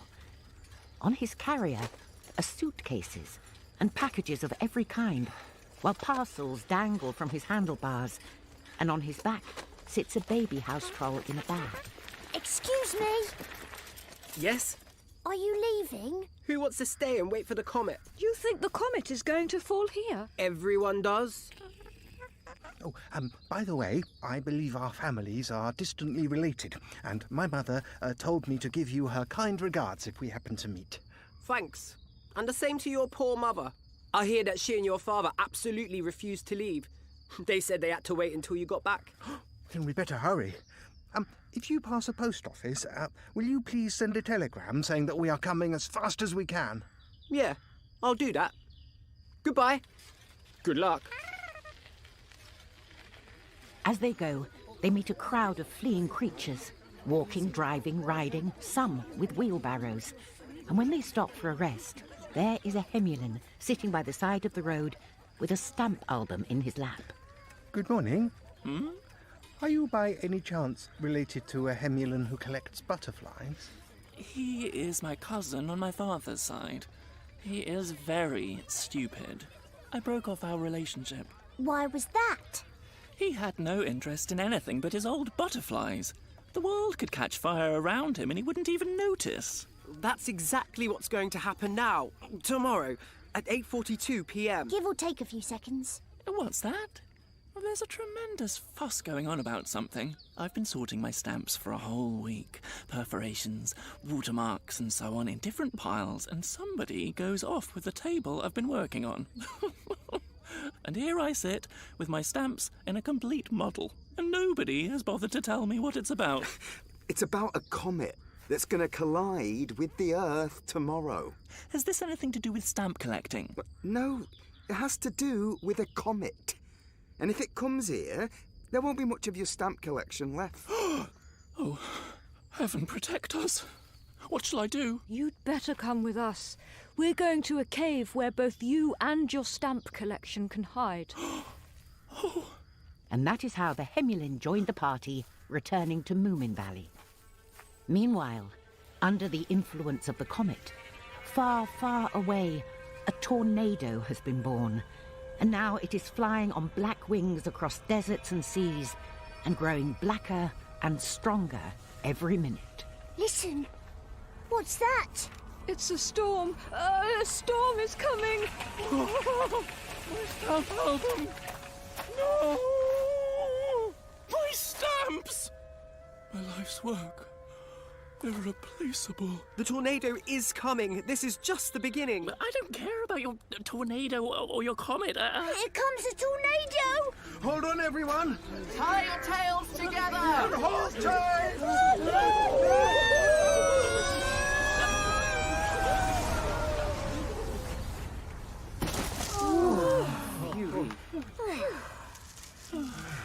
Is everyone here? Is everyone all right? I'm here, and I wish to point out that I will not join these childish games in future. I'm still here. Is this a plum tree? Yes. It broke our fall. I've still got my mouth organ. Where's Smith? Here, I think. Oh, it's you, all right. Oh, sorry. I'm thirsty. I wish we were home. Snuffkin, Yes? play the higgledy-piggledy song. That's how I feel just now.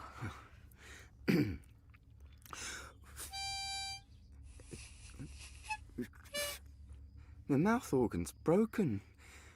I've only got 1 or 2 notes.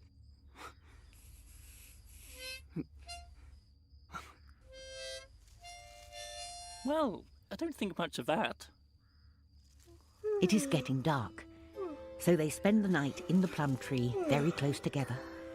And they are so tired after their adventures that next day they don't wake up until very late.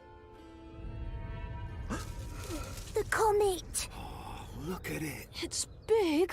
We must get home. Do you think the comet will reach Moomin Valley before us? We'll get there in time. They set off as fast as they can. The comet hangs in the sky. The red has turned to yellowish white, and round it is a circle of dancing flames. The world seems to be waiting, breathless. Oh, we're here! We're here! There below them lies the Valley of the Moomins. There's the bridge, and that's your house. It's so peaceful and wonderful, just as you described it. Now everything is going to be all right. Moomin Troll is so overcome, he has to sit down. Moomin Mama is in the kitchen, decorating a big cake with pale yellow lemon peel and slices of crystallized pear. She has just finished icing the words, To my darling Moomin Troll. It's nearly 5:30. Where can they have got to? Well, I think that's young Moomin Troll coming up the steps now. But he's got some very odd friends with him. Why didn't you say so before? Oh. Oh, my boy. Mama! I thought I'd never see you again. Oh, you should have seen me fighting the poison bush. Snip, snap. Killed it. And who's this little girl? Oh, this is Snork Maiden. I rescued her from the bush. Hello. And this is Snufkin, one of the world's wanderers. Hello. Do please sit down, everyone. Let's have some coffee. And this is the Hemian. Yes. He collects stamps. I collected stamps in my youth. A very interesting hobby. It's not a hobby. It's my life's work. Perhaps you could give me your opinion of a stamp album that blew here yesterday evening. A stamp album that blew here? Yes. Oh, where is it? Let me show you. Oh, Toy! Look here. We need to discuss the projected arrival of the comet. Oh, yes. The muskrat says it will fall tonight. It will fall in the kitchen garden. Which I've just weeded. But the question is, what is to be done? It's quite simple. Yes? All we have to do is creep into Moomin Troll's cave and take our most precious belongings with us. It's my cave. I found it. Oh, sorry. Really, Sniff? Your coffee's gone all over. Sorry. Really, Moomin Troll, it's obvious you've all been living like hooligans while you were away. Sorry. Sorry. So, we must carry the belongings up to the cave as soon as possible because it's almost 6 now. Perhaps my sister and I could carry the bedclothes. That would be very kind of you. Sniff, dear, will you start emptying the drawers of the bureau? Yes, right. I don't intend to leave a single thing for that old Comet. Hurry up, everyone. Time's getting on. We still need to block up the cave door. I'm coming. I just want to get the best of the roses. No, I'm sorry, my dear. We must leave the roses behind. Now, hop into the wheelbarrow and I'll push you up to the cave. No. It's gloomy and desolate on the shore, with the great void that had been the sea on one side, and on the other, the forest panting in the heat, and above, the comet. It is very near now, glowing white-hot and enormous as it rushes towards Moomin Valley. They heave the wheelbarrow across the sand and into the cave. We've got the bedding. And everything from the bureau. What a move. Always fuss and hurry. I don't know what's come over you all. And all the while, it gets hotter and darker, and the hands of the clock slowly creep towards 8:42 p.m. I'll make up beds for everyone. I'll hang a blanket across the door. Do you think that will be enough protection? My underground sun oil. Remember? There are a few drops left. Just enough to scatter on the outside of the blanket. Then 20 comets won't hurt it. Will it wash out after? Now we're ready. What's the time? 8:36. It gets hotter and hotter in the cave. They all sit in separate corners and wait. Where's the muskrat? We've forgotten the muskrat. So we have. What a dreadful thing. He must be rescued. I'll go. I'll be quickest. No, we haven't got time. Oh, please don't go, dear Moomin Troll. I must. Don't worry, I've got several minutes. Diving out under the blanket is like emerging into an enormous oven with the heat full on. The trees hang limp and motionless, while the comet is a blinding glare that fills the sky. I can't even look at it. Muskrat! Muskrat! Where are you? Muskrat! Muskrat! Only 3 minutes. Muskrat! What? Muskrat! What is it? You must come with me. Why? The Comet! Look! Please! You must come now. No, don't want to. Please! We've only got 2 minutes. Come to the cave. Please. Well, I suppose it is quite hard to think in all this heat. It's nice and cool in the cave. All right. We must hurry. It is unnecessary and undignified for philosophers to rush about like this. Less than 2 minutes. We must run. I can't run on this sand. Oh, look! There's Mama at the cave entrance. Quickly, run!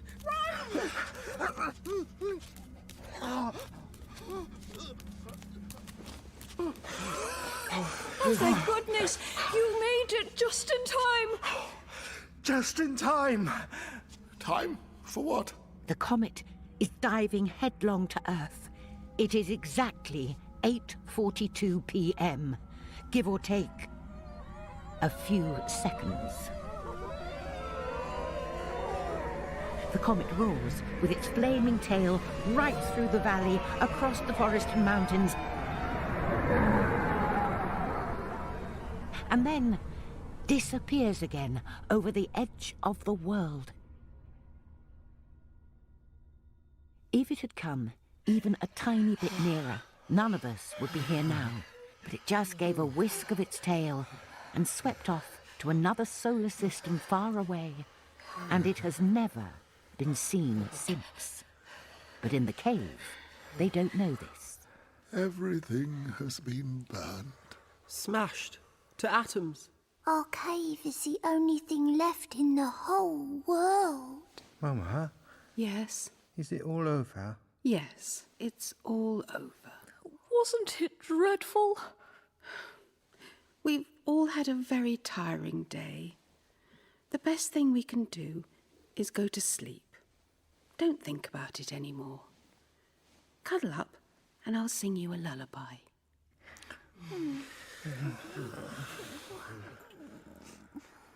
Snuggle up close, shut your eyes tight, and you will sleep soundly the whole of the night. The comet is gone, and Mother is near to keep you from harm until morning is near. And presently, one by one, they all fall asleep. Next morning, Moomin Troll is the first to wake. For a long time, he can't remember where he is. But when it all comes back to him, he tiptoes to the mouth of the cave and cautiously looks out. Oh, What a sight meets his eyes. the sky isn't red anymore. It's a beautiful blue again. The sun is shining in its usual place. Moomin Troll? Oh, lovely sunshine. Look, the sea has come back. There it is, all glittery. Same old sea I love. You know we have some pearls in our cave. Yes? I would like you to have them. Because you are the most beautiful snork maiden in the whole world. Oh, Moomin Troll. Excuse me, I've got to get down to the beach and set my stamps in order. Oh, good morning. Excuse me. I must go and see if my hammock is still hanging where I left it. Good morning. Good morning, all. Good morning, Papa. I've got a new chapter for my memoirs. My goodness, it's going to be an exciting one. Certainly is, dear. But so many exciting things happen to us. That's very true. What a joy it is to see the sun again. Moomin Troll, do you think the wood is still there? And the house? And the kitchen garden? I hope so. Come with me and have a look. Everyone, the mouth organ's working again. Hurrah!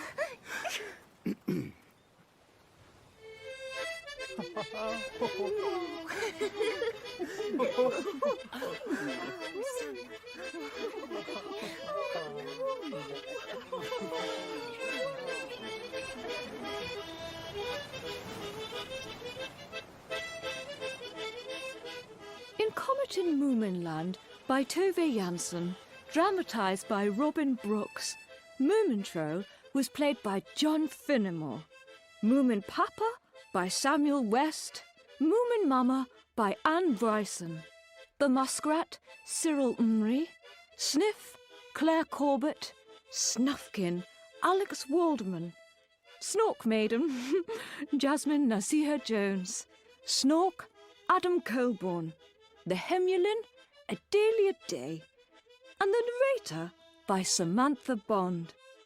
It was directed and produced by Fiona McAlpine, with sound design by Lucinda Mason-Brown. It was an Allegra production for BBC Radio 4.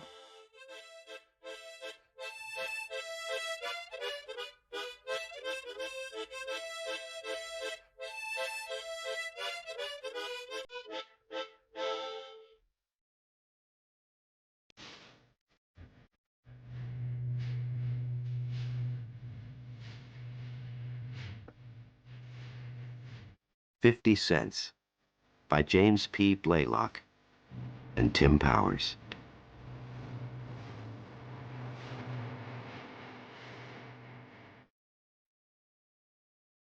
Enchiladas, Lyle thought. Sonora style, like you get out here away from the coast. He listened to the engine in the old blue Fairlane as he sped east down Interstate 10 into the glare of the desert. The engine was shaking perceptibly, missing a stroke. Probably a fouled spark plug. But he had spare spark plugs and tools in the trunk. A car wasn't infinitely fixable, of course, but who cared about the infinite? Time and chance happen to cars just as much as they happen to people.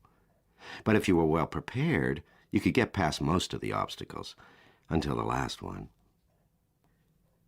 He had filled up the tank in Cabazon, and he wouldn't be surprised if he got all the way out into Arizona today. There were lots of thrift stores and used bookstores in Arizona. He'd know the book when he saw it, The Golden Treasury of Songs and Lyrics, selected by Francis T. Palgrave. Not today, probably, but one day. When it came to finding old books, you usually stumbled on them by chance, like so many things out here. There was a Mexican restaurant in Quartzsite, he recalled, just 20 minutes into Arizona, that served good enchiladas, and he hadn't checked the Quartzsite thrift stores in months. The air was clear out in the desert, almost like no air at all, and the sky was a deep, cloudless blue. He rolled the window down and let the warm air blow through the car. He saw a roadside phone booth up ahead on the left, and there was a man standing beside it, though there was no car. Put up a phone booth anywhere on Earth, Lyle thought, and somebody will need to make a call there. He pulled off onto the shoulder, rolling to a stop just on the far side of the booth. The man looked like a desert prospector of some kind, grizzled white hair and beard, stained khaki pants and a T-shirt, red suspenders. "Need a lift?" Lyle called through the open window. The man's face showed a deep confusion, like a man who had just waked up in unfamiliar surroundings and hadn't remembered yet where he was or why he was there. "Nope," the man said abruptly. "You got a couple of quarters for the phone?" He had a voice like a shovel in a gravel pit, but it was airy and a little high, as if there was just a shade of helium in the mix. "Name's Lyle," he called to the man as he levered open the door. "George Lyle." He trudged up to the booth. "Try these 2 quarters on for size, bub." The man stared back at him, as if names in general meant nothing to him. He took the coins awkwardly, as if he had arthritis. His fingers were cold, Lyle noticed. "You feeling all right?" he asked. "I'll be happy to give you a lift." "I got a call to make," the man said, turning around and feeding the coins into the slot. "I got to talk to my daughter." Slowly he pushed the buttons, hesitating between each as if digging the number out of the deep recesses of his mind. Lyle heard the boo-de-weet of a missed connection. "Can't get through yet," the man muttered, hanging up the phone. He picked the quarters out of the coin return slot and idly rattled them in his right fist like dice, and then turned away from the telephone and blinked at Lyle, as if he had forgotten that he wasn't alone. "Thanks for the kindness," he said awkwardly. Name's Swinger Campbell. I'll have to owe you that 50 cents. I'll put it on the tab, Lyle said. Why didn't you get in the car, Swinger? Hell, I've got nothing better to do than give a man a lift. But Swinger Campbell had started walking away, not down the highway, but straight out into the desert. Lyle stood for a moment watching him, undecided, but then wearily set out after him. He couldn't just let the man walk to his death, for God's sakes. Swinger, Lyle shouted, cupping his hands to his mouth. But either Campbell didn't hear or he didn't care. The heat haze was obviously distorting things, because all Lyle could see now were Campbell's black boots rising and falling, and the cross-red lines of his suspenders. There was no way Lyle was going to catch him. He was moving like a damn coyote. Lyle trudged back to the phone booth. He could at least call the highway patrol and tell them to send someone out with some kind of off-road vehicle. Lyle opened the Fairlane's passenger side door and fetched 2 more quarters out of the purse in the glove box. But when he walked back to the payphone and lifted the receiver, he could hear nothing. Campbell at least got sounds out of it, he thought. Lyle climbed back into the Fairlane, started up the engine. Then he crossed over into the eastbound lane and pushed it up to 60 again.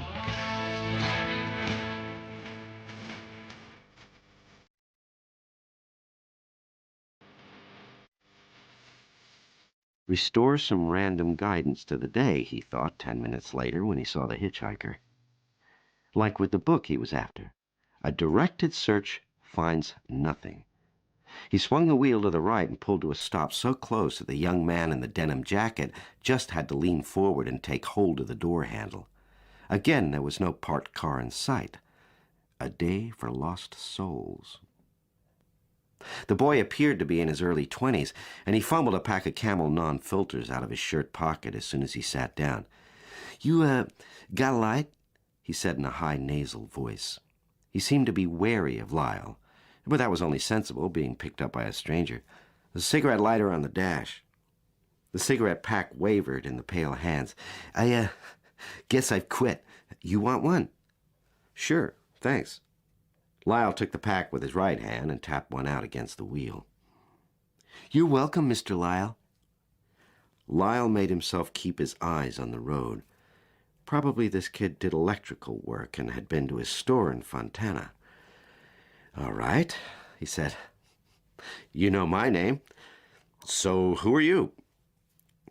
I'm you, from the future. Lyle exhaled one syllable of surprised laughter.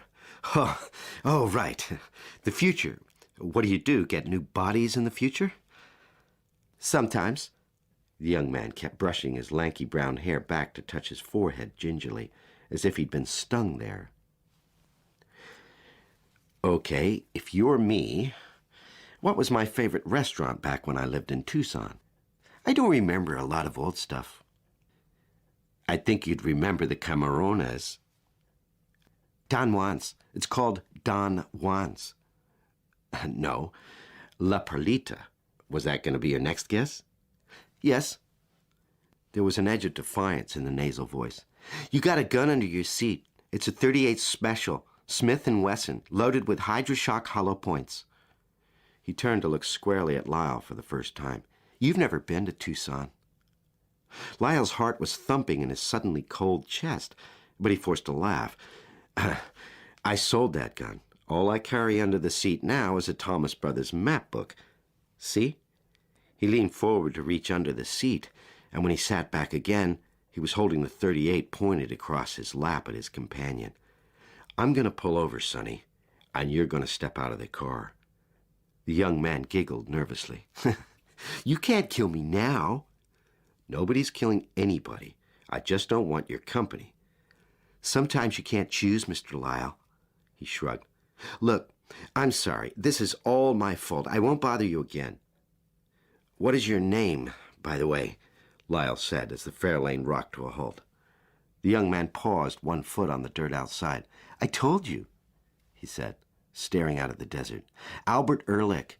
I won't see you again. I'm sorry for all the hassle. I hope you're all right. I was desperate, as I recall. He looked back over his shoulder at Lyle and grinned miserably. How did you know about the gun? I've seen it before. Ehrlich exhaled and stepped away from the car to look back the way they'd come.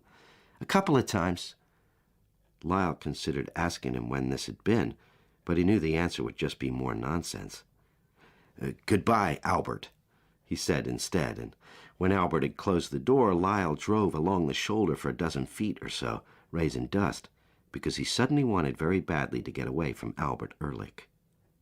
Lyle leaned forward to tuck the revolver back under the seat, and he gasped at a sudden pain in his stomach. Ulcers? The enchiladas should settle that question for better or worse. And ideally he'd find a thrift store somewhere, a yard sale, the Golden Treasury, a squat little book issued with a yellow dust jacket, and if the dust jacket was gone, the binding was gray cloth with silver stamping on the spine.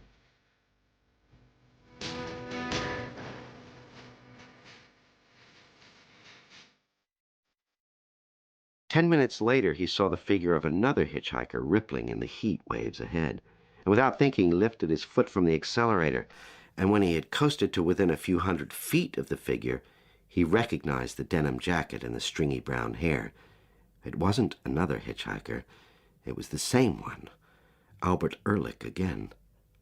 The backs of his hands were chilled on the steering wheel in spite of the hard sunlight through the windshield, and his ribs tingled as if he had soda water for blood. You didn't turn around, he told himself. God help you, you didn't.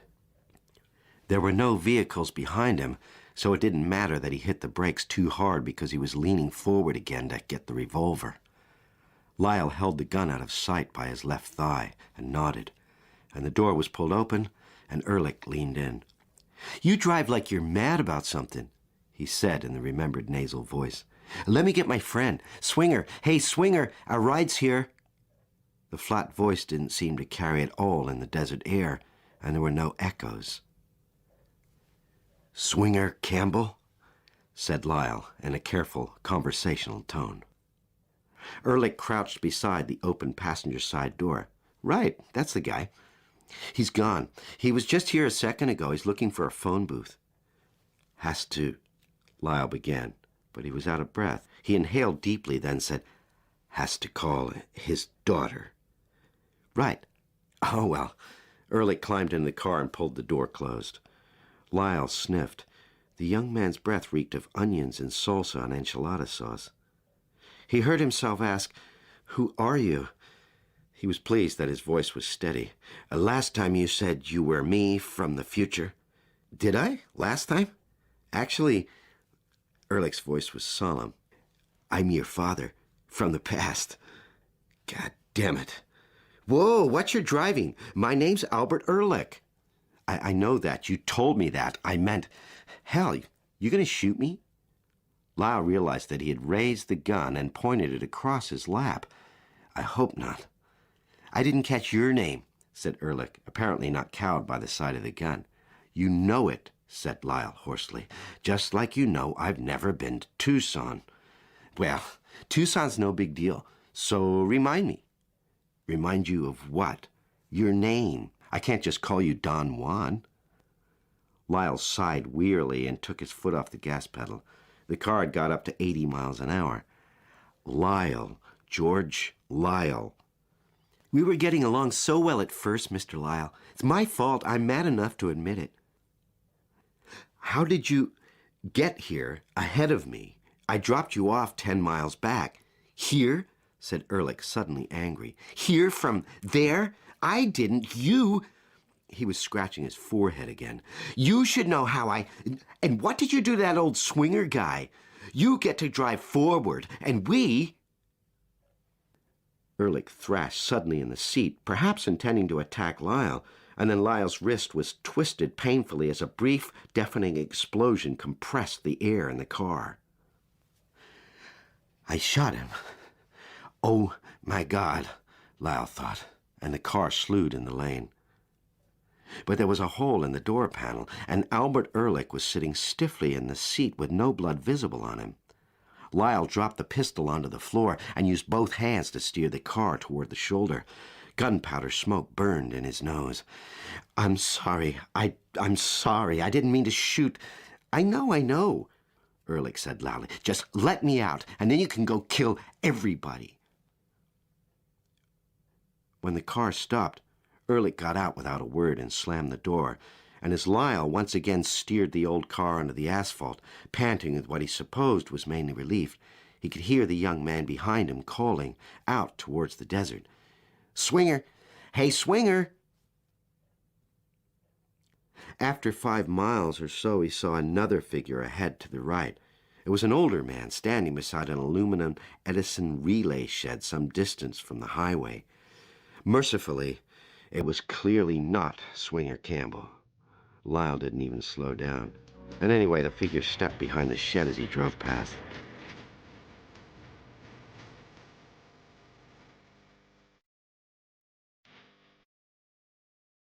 Quartzsite. The green sign said, "Food, gas, lodging." And Lyle pulled off the interstate and turned right into the dusty Main Street, where the first thing he saw was a Goodwill thrift store and a rundown strip mall. His wife had given him Palgrave's golden treasury on his birthday in 1960.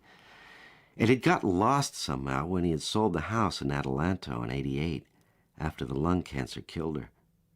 It was his own carelessness that cost him the book, and he hadn't even noticed the loss until a year or so ago, but he'd been devoting his time to searching for the golden treasury ever since. Time and chance, he thought again, and sighed heavily. Phyllis had had a hell of a nice voice when he met her. Back when they were young, she knew enough show tunes to fill a shoebox. He would check the book section in this Goodwill, and he'd call the highway patrol. But right now, he needed several beers to calm him down, along with lunch. How the hell had the gun gone off? It had been a case of nerves. He shouldn't have been holding the thing, let alone had a finger on the trigger, for God's sakes. And he shouldn't have picked up Ehrlich the second time and set himself up for something like that. There was the Mexican restaurant on the corner past the Goodwill, and he had turned into the parking lot, switched off the engine, before he looked at the sign over the door and noticed the name of the place. Don Juan's. He opened the door but didn't get out, and after a while he pulled his shirt out from under his belt, picked up the revolver from the floor and tucked it into his waistband. Then he took the last 2 quarters out of the coin purse in the glove box. Tip money, if he needed something other than bills. He walked across the sun-softened asphalt parking lot and pulled open the door to the restaurant, clanging a set of bells hung on the inside of it. Inside, it smelled just as it should, like beer and salsa and corn tortillas. A middle-aged waitress motioned him in and waved him to a booth. "Budweiser," he said to her when he had sat down on the side facing the front door and she had laid a menu in front of him. "Make it 2, please." He exhaled as if he'd been holding his breath and smiled at her. She looked a bit like his wife Phyllis, more than a little bit. She had that sparkle in her eye and the same who-gives-a-damn hair. "Anything to eat?" she asked, glancing at the menu on the table. There it was again on the front of the menu. Don Juan's. Probably Ehrlich was familiar with this place and had pulled the name out of his hat. He pushed the menu away. "A couple of cheese enchiladas, please," he said, "with beans and rice. Coming up." There were dividers between the booths, and he could see enough of the restaurant to know that the place was mostly empty. There was someone, a man, over across the way, just the white hair on the top of his head visible from here, and he heard another man's voice saying something to someone, probably to the waitress. But he couldn't see them either. Here came his beer, right on time, God bless it. The waitress set both bottles down and poured half of one into a small glass. He saw that her name tag read Donna. "Thanks, Donna," he said. The pistol's hammer pinched the flesh on his stomach, and he wished that he hadn't brought the damn thing in with him. Although if he hadn't, sure enough that goddamn Ehrlich would show up and steal it out of the fare lane. He felt another twinge of pain in his gut, deep inside. But just then Donna brought the enchiladas. Ulcer or no ulcer, he was going to eat the damn things.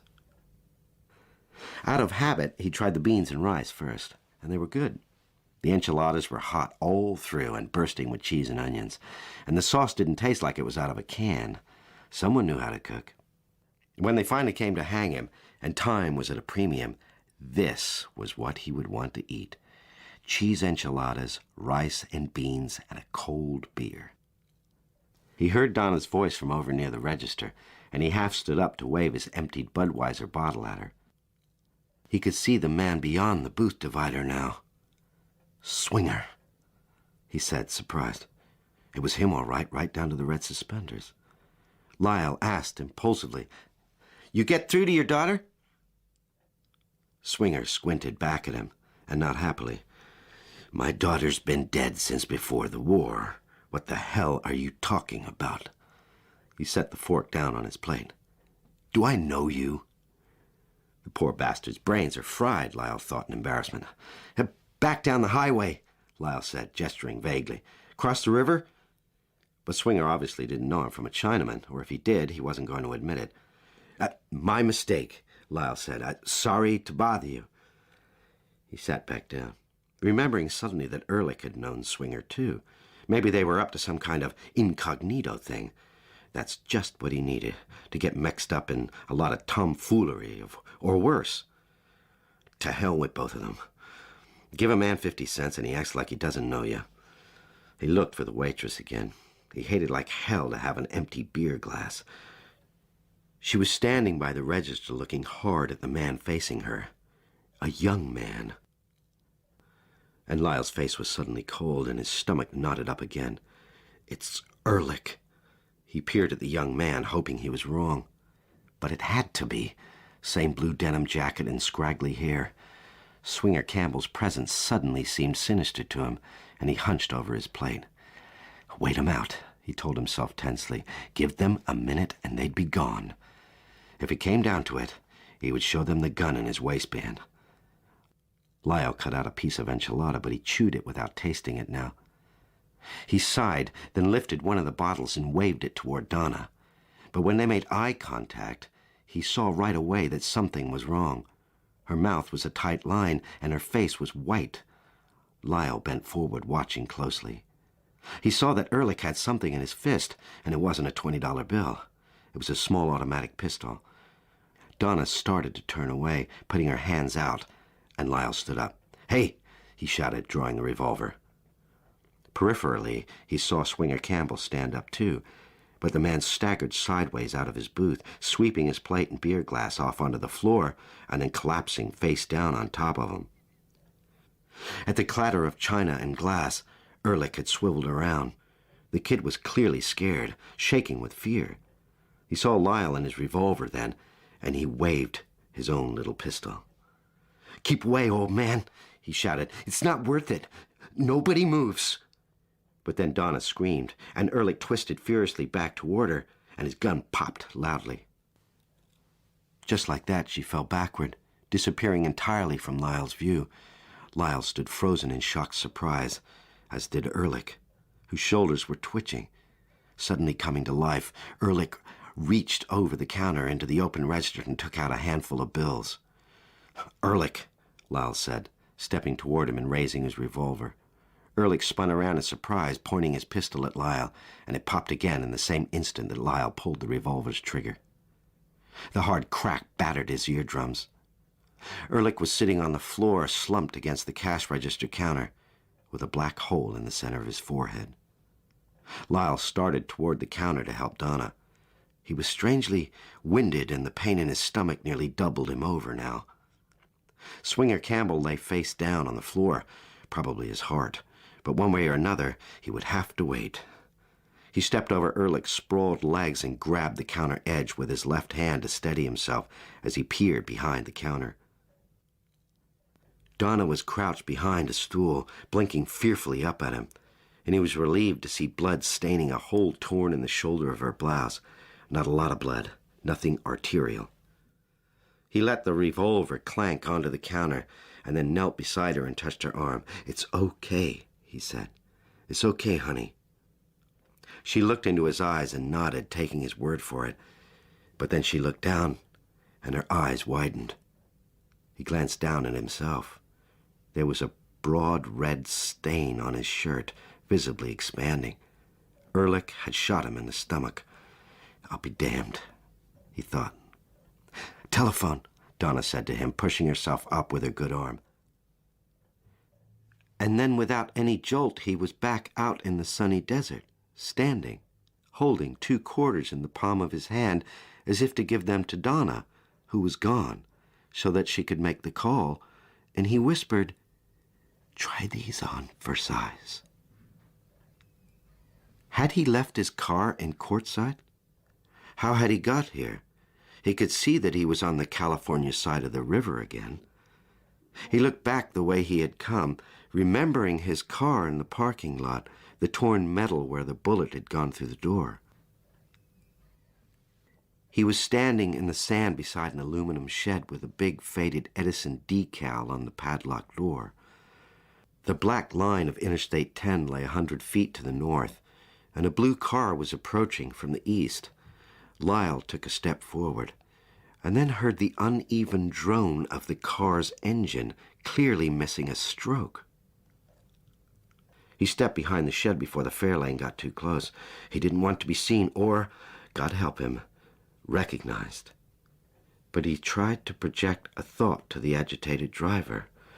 Go to the Goodwill store before you eat. This is your last chance to find the book. He'd have known the book by the inscription on the flyleaf. Happy birthday, George. Love, Phyllis. Too late now. No more birthdays now.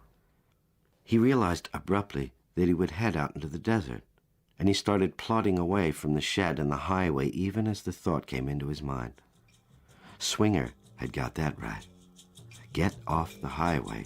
There was no point lingering, no point going on skipping backward like a stone across a lake. He felt light, as if a burden had fallen away. He heard the Fairlane speed past, heading towards Arizona, but he didn't look back.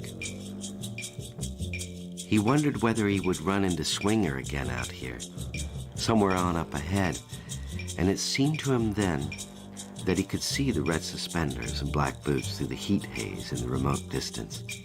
He hoped so. He could use the company. Sometimes you couldn't choose.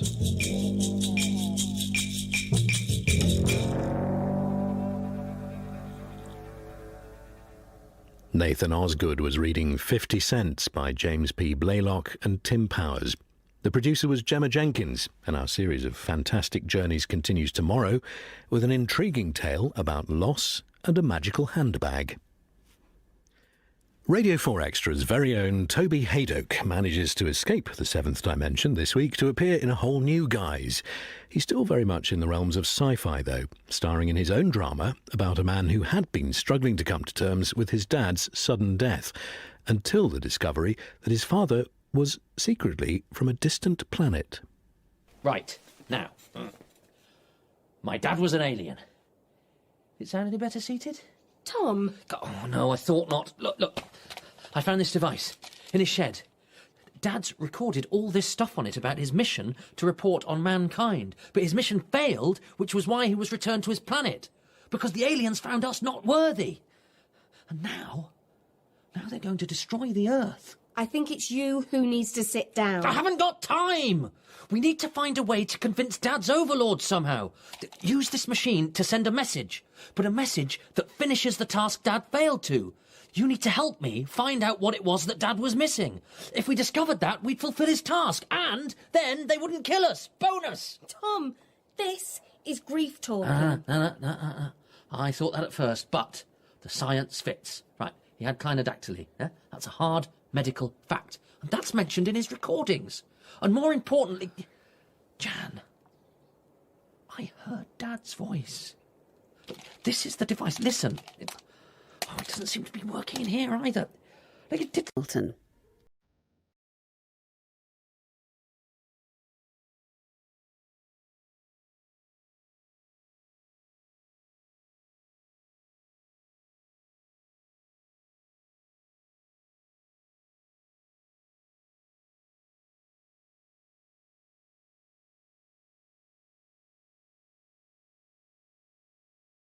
If at First by Peter F. Hamilton.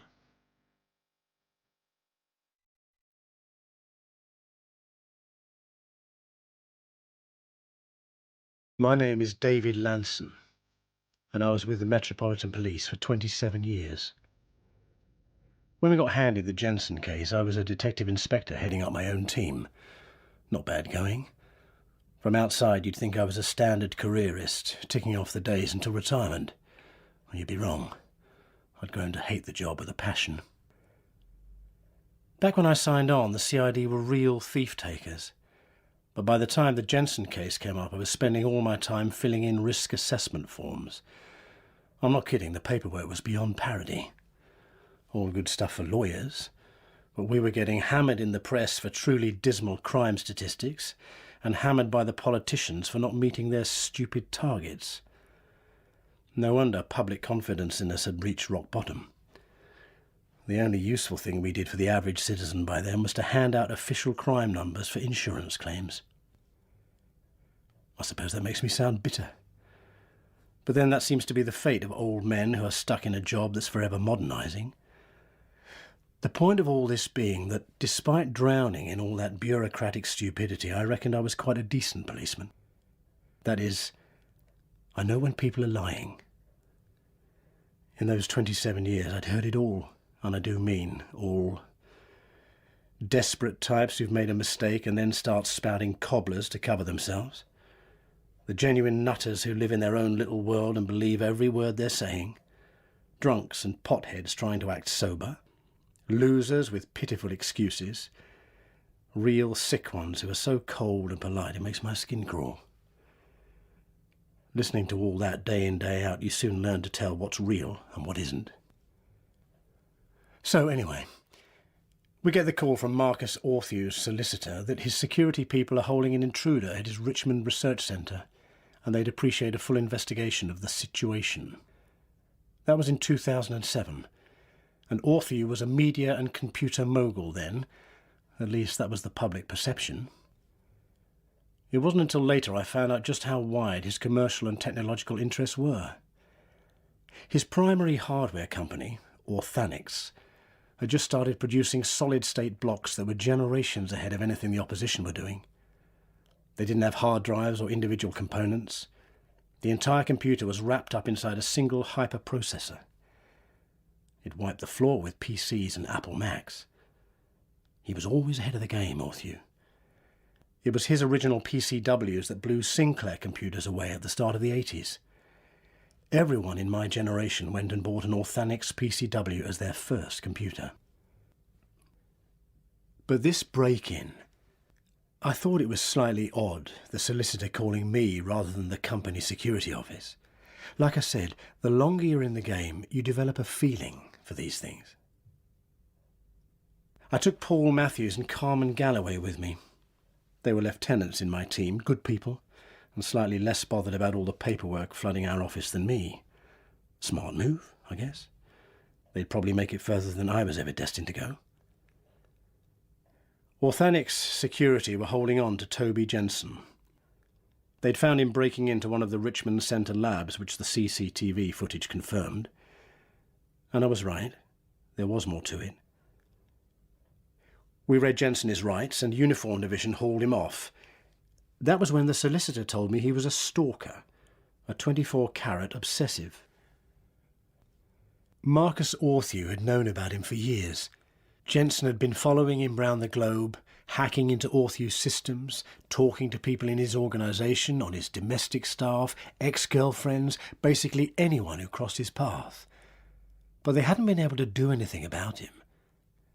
Jensen was smart. There was never any activity they could take him to court for. He never got physically close. All he did was talk to people. The hacking could never be proved in law. The Richmond break-in changed all that. As it was Orthew making the allegations, my boss told me to give it complete priority. I guess she was scared about what his magazines and satellite channels would do to the Met if we let it slide. I went out to Jensen's house with Paul and Carmen. Jeez, you should have seen the bloody place. I mean, it was out of a Hollywood serial killer film. Every room was filled with stuff on Orthew. Thousands of pictures from all over the world, company press releases dating back decades, Filing cabinets full of newspaper clippings, articles, every whisper of gossip. Records of his movements, maps with his houses and factories on, copies of his magazines, tapes of interviews which Jensen had made, city financial reports on the company. It was a cross between a shrine and a Marcus Orthew museum. It spooked the hell out of me. No doubt about it. Jensen was totally fixated on Orthew. Forensics had to hire a removal lorry to clear the place out.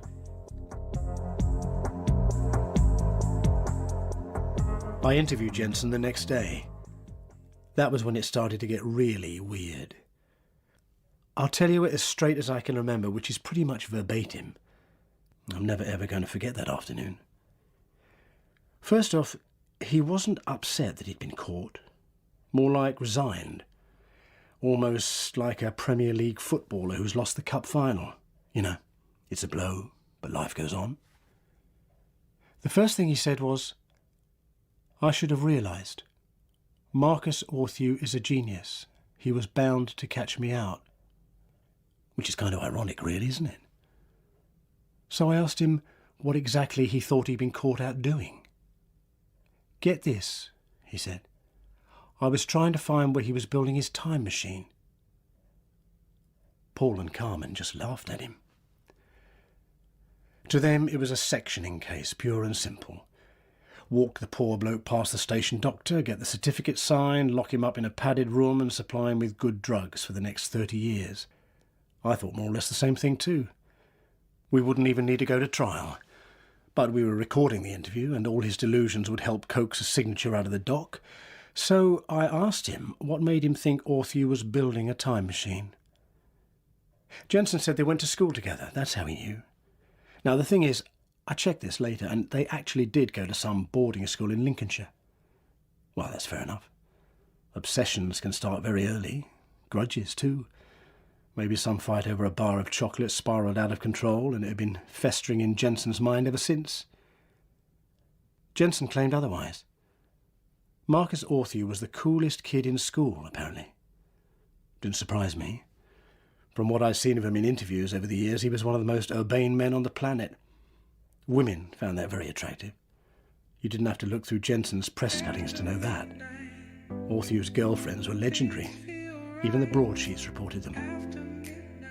So how on earth did Jensen decide that the coolest kid in school had evolved into someone building a time machine? It's simple, he told us earnestly. When I was at school, I got a cassette recorder for my 12th birthday. I was really pleased with it. Nobody else had one. Marcus saw it and just laughed. He snatched one of the cassettes off me, a C90 as I remember, and he said, "State of the art." Huh. Damn, it's almost the same size as an iPod. Which didn't make a lot of sense to me. Paul and Carmen had given up by then, bored, waiting for me to wrap it up. "So?" I prompted.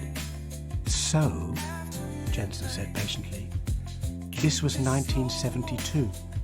Cassettes were state-of-the-art then. At the time I thought it was odd that iPod was some foreign word. Marcus was already fluent in 3 languages. He'd throw stuff like that at you every now and then, all part of his laid-back image.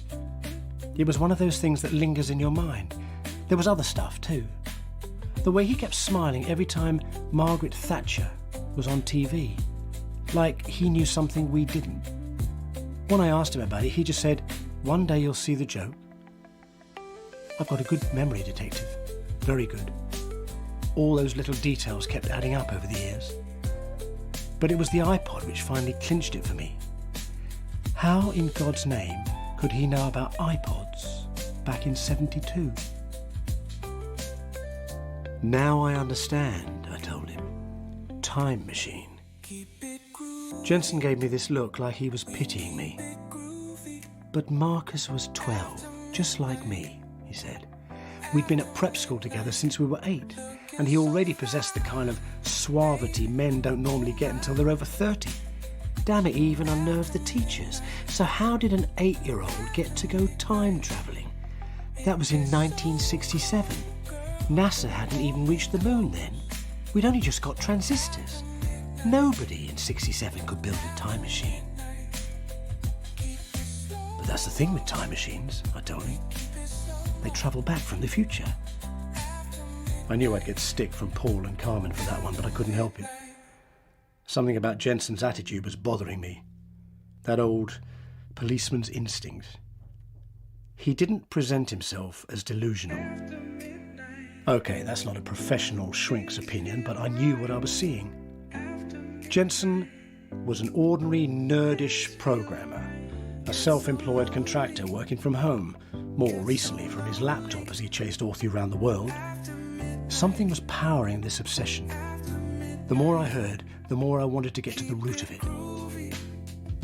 Exactly, Jensen said. His expression changed to tentative suspicion as he gazed at me. At first, I thought an older Marcus had come back in time and given his young self a 2010 encyclopedia. It's the classic solution, after all, even though it completely violates causality. But knowledge alone doesn't explain Marcus's attitude. Something changed an ordinary little boy into a charismatic, confident, wise 50-year-old trapped in an 8-year-old body. And you worked out the answer, I guess. Jensen produced a secretive smile.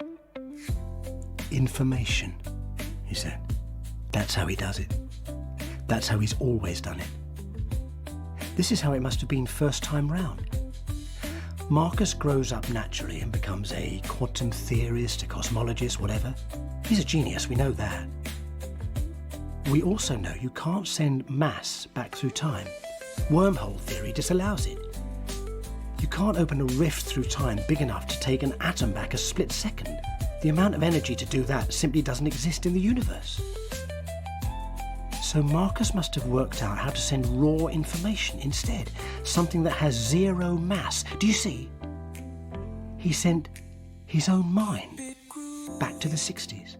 All his memories, all his knowledge packaged up and delivered to his earlier self. No wonder his confidence was off the scale. I had to send Paul out then. He couldn't stop laughing, which drew a hurt pout from Jensen. Carmen stayed, though she was grinning broadly. Jensen beat any of the current sitcoms on TV for chuckles. All right then, I said. So Orthe sent his grown-up memory back to his kid self, and you're trying to find the machine that does it. Why is that, Toby? Are you kidding? He grunted. I want to go back myself. Seems reasonable, I admitted. Is that why you broke into the Richmond lab? Richmond was one of two possibles, he said. I've been monitoring the kind of equipment he's been buying for the last few years. After all, he's approaching 50. What's the relevance of that? Carmen interjected. He's a bloke, Jensen said. You must have read the gossip about him and girls. There have been hundreds. Models, actresses, society types. That always happens with rich men, she told him. You can't base an allegation on that, especially not the one you're making. Yes, but that first time round, he was just a physicist, Jensen said. There's no glamour or money in that. Now, though, he knows how to build every post-2000 consumer item at age 8. He can't not be a billionaire. This time round, he was worth 100 million by the time he was 20. With that kind of money, you can do anything you want. And I think I know what that is. You only have to look at his genetics division. His electronics are well in advance of anything else on the planet. But what his labs are accomplishing with DNA sequencing and stem cell research are phenomenal. They have to have started with a baseline of knowledge decades ahead of anybody else. Next time he goes back, he'll introduce the techniques he's developed this time round into the 1970s. We'll probably have rejuvenation by 1990. Think what that'll make him. A time-travelling immortal. I'm not going to miss out on that if I can help it. I don't get it, I told him. If Orthe goes back and gives us all immortality in the 90s, you'll be a part of it. We all will. Why go to these criminal lengths? I don't know if it is time travel, Jensen said forlornly. Not actual travelling backward. I still don't see how that gets round causality. It's more likely he kicks sideways. I don't get that, I said. What do you mean? A parallel universe, Jensen explained. Almost identical to this one. Generating a wormhole might actually allow for total information transfer. The act of opening it creates a Xerox copy of this universe as it was in 1967. Maybe. I'm not certain what theory his machine is based on, and he certainly isn't telling anyone. I looked at Carmen. She just shrugged. Okay, thank you for your statement, I told Jensen. We'll talk again later. You don't believe me, he accused me. Obviously, we'll have to run some checks, I replied. Tape 83-7B, he growled at me. That's your proof. And if it isn't at the Richmond Centre, then he's building it at Ealing. Check there if you want the truth. Which I did. Not immediately. While Carmen and Paul sorted out Jensen's next interview with the criminal psychologist, I went down to forensic. They found the videotape labelled 83-7B for me, which had a big red star on the label. It was the recording of a kids' show from '83, Saturday Breakfast with Bernie. Marcus Orthew was on it to promote his Nanox computer, which was tied into a national school computer learning syllabus for which Orthanix had just won the contract. It was the usual zany rubbish, with minor celebrities being dunked in blue and purple goo at the end of their slot. Marcus Orthew played along like a good sport, but it was what happened when he came out from under the dripping nozzle which sent a shiver down my spine. Wiping the goo off his face, he grinned and said, "That's got to be the start of reality TV." In 1983. It was Orthew's satellite channel which inflicted Big Brother on us in 1995. Toby Jensen's computer contained a vast section on the Orthanix Ealing facility. 8 months ago, it had taken delivery of 12 specialist cryogenic superconductor cells. The power rating was higher than the ones used by Boeing's shiny new Electro-Ramjet spaceplane. I spent a day thinking about it while the interview with Toby Jensen played over and over in my mind. In the end, it was my gut police instinct I went with. Toby Jensen had convinced me. I put my whole so-called career on the line and applied for a warrant. I figured out later that was where I went wrong. Guess which company supplied and maintained the Home Office IT system? The request must have triggered red rockets in Orthew's house. According to the security guards at the gate, Marcus Orthew arrived 12 minutes before us. Toby Jensen had thoughtfully indicated in his files the section he believed most suitable to be used for the construction of a time machine. He was right, and I'd been right about him. The machine was like the core of the CERN accelerator, a warehouse packed full of high-energy physics equipment. Right at the centre, with all the fat wires and conduits and ducts focusing on it, was a dark, spherical chamber with a single oval opening. The noise screeching out from the hardware set my teeth on edge. Paul and Carmen clamped their hands over their ears. Then Carmen pointed and screamed. I saw a giant brick of plastic explosives strapped to an electronics cabinet. Now I knew what to look for. I saw others. Some were sitting on the superconductor cells. So that's what it's like being caught inside an atom bomb. Marcus Orthew was standing inside the central chamber. Sort of. He was becoming translucent. I yelled at the others to get out and ran for the chamber. I reached it as he faded from sight. Then I was inside. My memories started to unwind, playing back my life very fast. I only recognized tiny sections amid the blur of colour and emotion. The high-speed chase that nearly killed me, the birth of my son, Dad's funeral, church where I got married, university. Then the playback started to slow, and I remember that day when I was about 11 in the park when Kenny Mattox, our local bully, sat on my chest and made me eat the grass cuttings.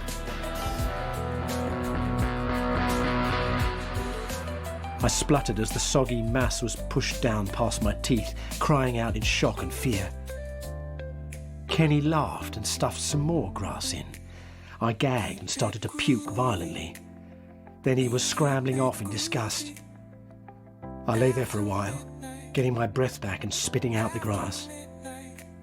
I was 11 years old, and it was 1968. It wasn't the way I'd choose to arrive in the past. But in a few months, Neil Armstrong would set foot on the moon. Then the Beatles would break up. What I should have done, of course, was patented something. But what? I wasn't a scientist or even an engineer. I can't tell you the chemical formula for Viagra. I didn't know the mechanical details of an airbag. There were everyday things I knew about. Icons that we can't survive without, the kind which rake in millions. But would you like to try selling a venture capitalist the idea of Lara Croft 5 years before the first pocket calculator hits the shops? I did that. I was actually banned from some banks in the city. So I fell back on the easiest thing in the world. I became a singer-songwriter. Songs are ridiculously easy to remember, even if you can't recall the exact lyrics. Remember my first big hit in '78? Shiny, Happy People. I always was a big R.E.M. fan. You never heard of them? Ah, well. Sometimes I wonder what the band members are doing this time around. Pretty in Pink, Teenage Kicks, The Unforgettable Fire, Salisbury Hill. They're all the same. That fabulous oeuvre of mine isn't quite as original as I make out. And I'm afraid Live Aid wasn't actually the flash of inspiration I always said either. But the music biz has given me a bloody good life. Every album I've released has been #1 on both sides of the Atlantic. That brings in money.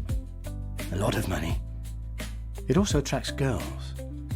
I mean, I never really believed the talk about backstage excess in the time I had before, but trust me here, the public never gets to hear the half of it. I thought it was the perfect cover. I've been employing private agencies to keep an eye on Marcus Ortheus since the mid-70s. Several of his senior management team are actually on my payroll. Hell, I even bought shares in Orthogene. I knew it was going to make money, though I didn't expect quite so much money. I can afford to do whatever the hell I want. And the beauty of that is nobody pays any attention to rock stars or how we blow our cash. Everyone thinks we're talentless, junked-up kids heading for a fall. That's what you think has happened now, isn't it? The fall. Well, you're wrong about that. See, I made exactly the same mistake as poor old Toby Jensen. I underestimated Marcus. I didn't think it through. My music made ripples, big ripples. Everyone knows me. I'm famous right across the globe as a one-off super talent. There's only one other person in this time who knows those songs aren't original. Marcus. He knew I came after him. And he hasn't quite cracked the rejuvenation treatment yet. It's time for him to move on, to make his fresh start again in another parallel universe. That's why he framed me. Next time around, he's going to become our god. It's not something he's going to share with anyone else. I looked round the interview room, which had an identical layout to the grubby cube just down the hall where I interviewed Toby Jensen last time around. Paul Matthews and Carmen Galloway were giving me blank-faced looks, buttoning back their anger at being dragged into the statement. I couldn't quite get used to Paul with a full head of hair. But Orthogene's follicle treatment is a big earner for the company. Everyone in this universe uses it. I tried to bring my hands up to them, an emphasis to the appeal I was making. But the handcuffs were chained to the table. I glanced down as the metal pulled at my wrists. After the samples had been taken, the forensic team had washed the blood off my hands, but I couldn't forget it. There'd been so much. The image was actually stronger than the one I kept of Toby Jensen. Yet I'd never seen those girls until I woke up to find their bodies in the hotel bed with me. The paramedics didn't even try to revive them. "Please," I implored. "Paul, Carmen, you have to believe me." And I couldn't even say, "For old time's sake."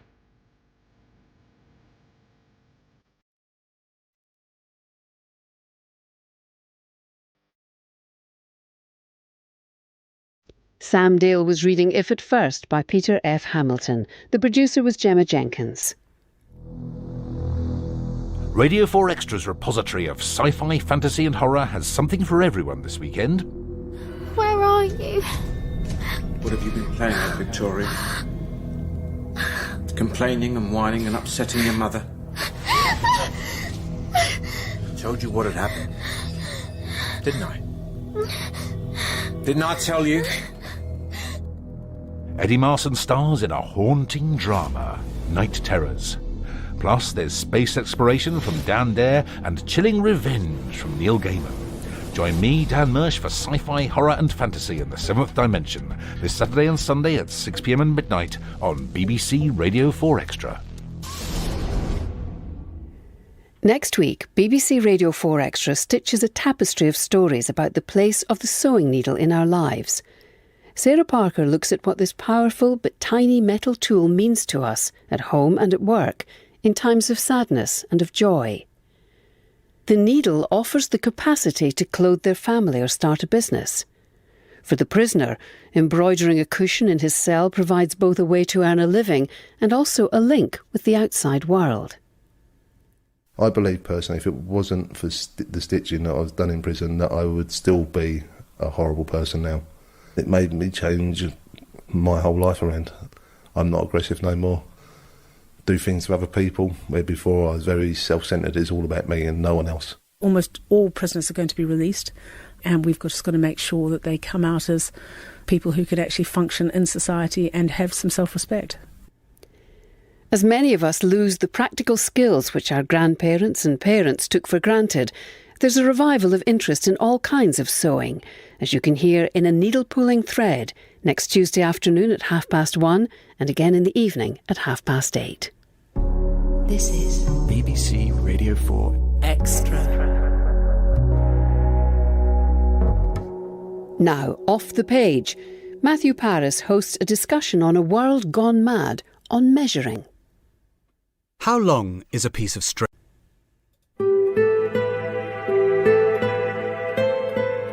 The Door in the Wall by H.G. Wells.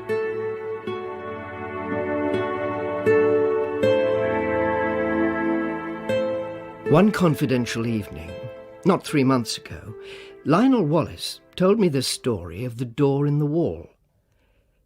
At the time, I thought that, so far as he was concerned, it was a true story. He told me with such a direct simplicity of conviction that I could not do otherwise than believe in him. But in the morning, as I recalled the things he had told me, stripped of the glamour of his earnest, slow voice and the pleasant dinner we had shared, I saw it all as frankly incredible.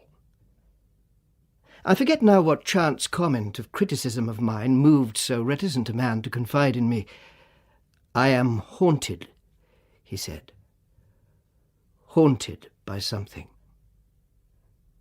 He paused, checked by that English shyness that so often overcomes us when we speak of moving or grave or beautiful things.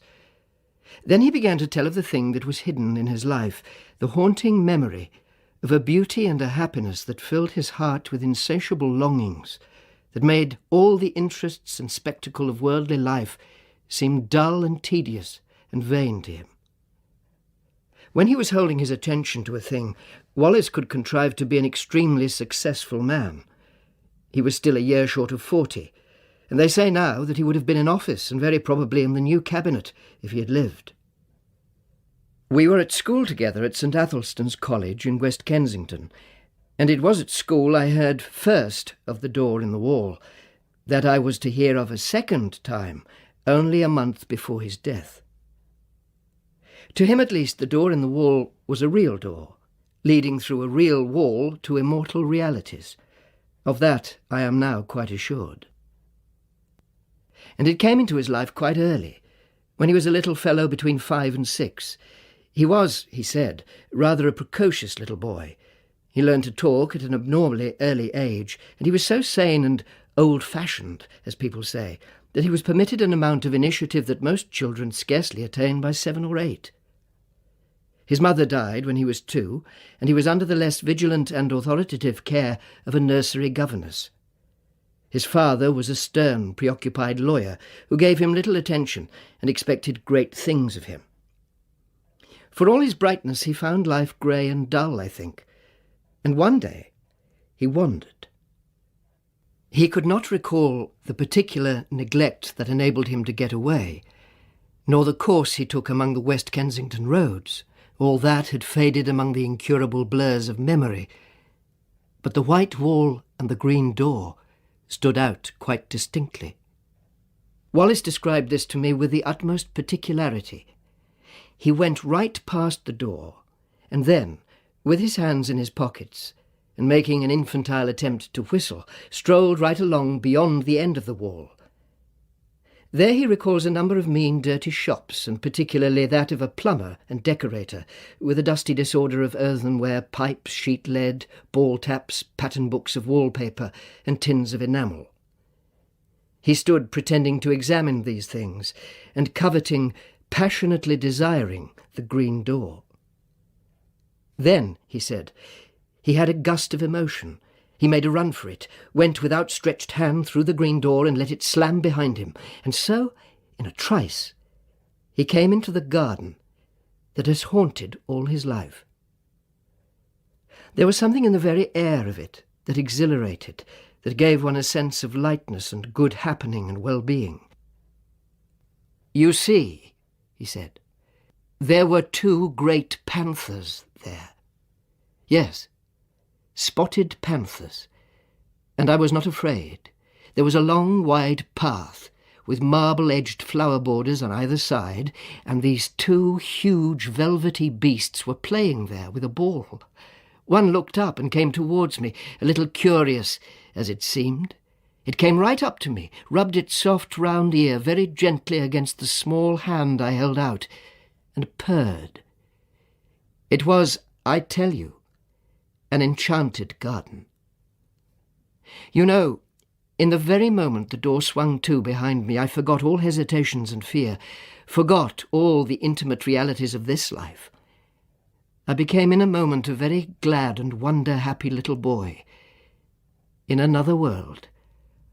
There was a keen sense of homecoming in my mind, and when presently a tall, fair girl appeared in the pathway and came to meet me, smiling, and said, "Well?" to me, and lifted me and kissed me and put me down and led me by the hand, there was no amazement, but only an impression of delightful rightness, of being reminded of happy things that had, in some strange way, been overlooked. There were broad red steps, I remember, that came into view between spikes of delphinium, and up these we went to a great avenue between very old and shady dark trees. Along this cool avenue my girlfriend led me, looking down. I recall the pleasant lines, the finely modelled chin of her sweet, kind face, asking me questions in a soft, agreeable voice, and telling me things, pleasant things I know, though what they were I was never able to recall. He paused. "Go on," I said. "I remember little things. We passed an old man, musing among laurels, I remember, and a place gay with paroquets, and came through a broad shaded colonnade to a spacious, cool palace, full of pleasant fountains, full of beautiful things. And there were many things and many people, some that still seem to stand out clearly, and some that are vaguer. But all these people were beautiful and kind. He mused for a while. Playmates I found there. That was very much to me because I was a lonely little boy. They played delightful games in a grass-covered court where there was a sundial set about with flowers. But it's odd, I don't remember the games we played. I never remembered.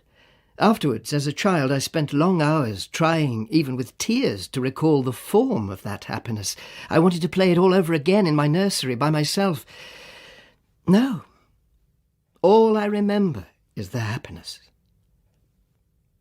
Then presently came a sombre, dark woman with a grave, pale face and dreamy eyes, wearing a soft long robe of pale purple, who carried a book and beckoned and took me aside into a gallery above a hall, though my playmates were loath to have me go. "Come back to us," they cried. "Come back to us soon." I looked up at her face, but she heeded them not at all. She took me to a seat in the gallery, and I stood beside her, ready to look at her book as she opened it upon her knee.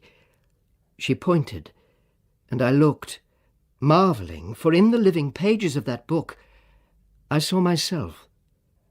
It was a story about myself, and in it were all the things that had happened to me since ever I was born.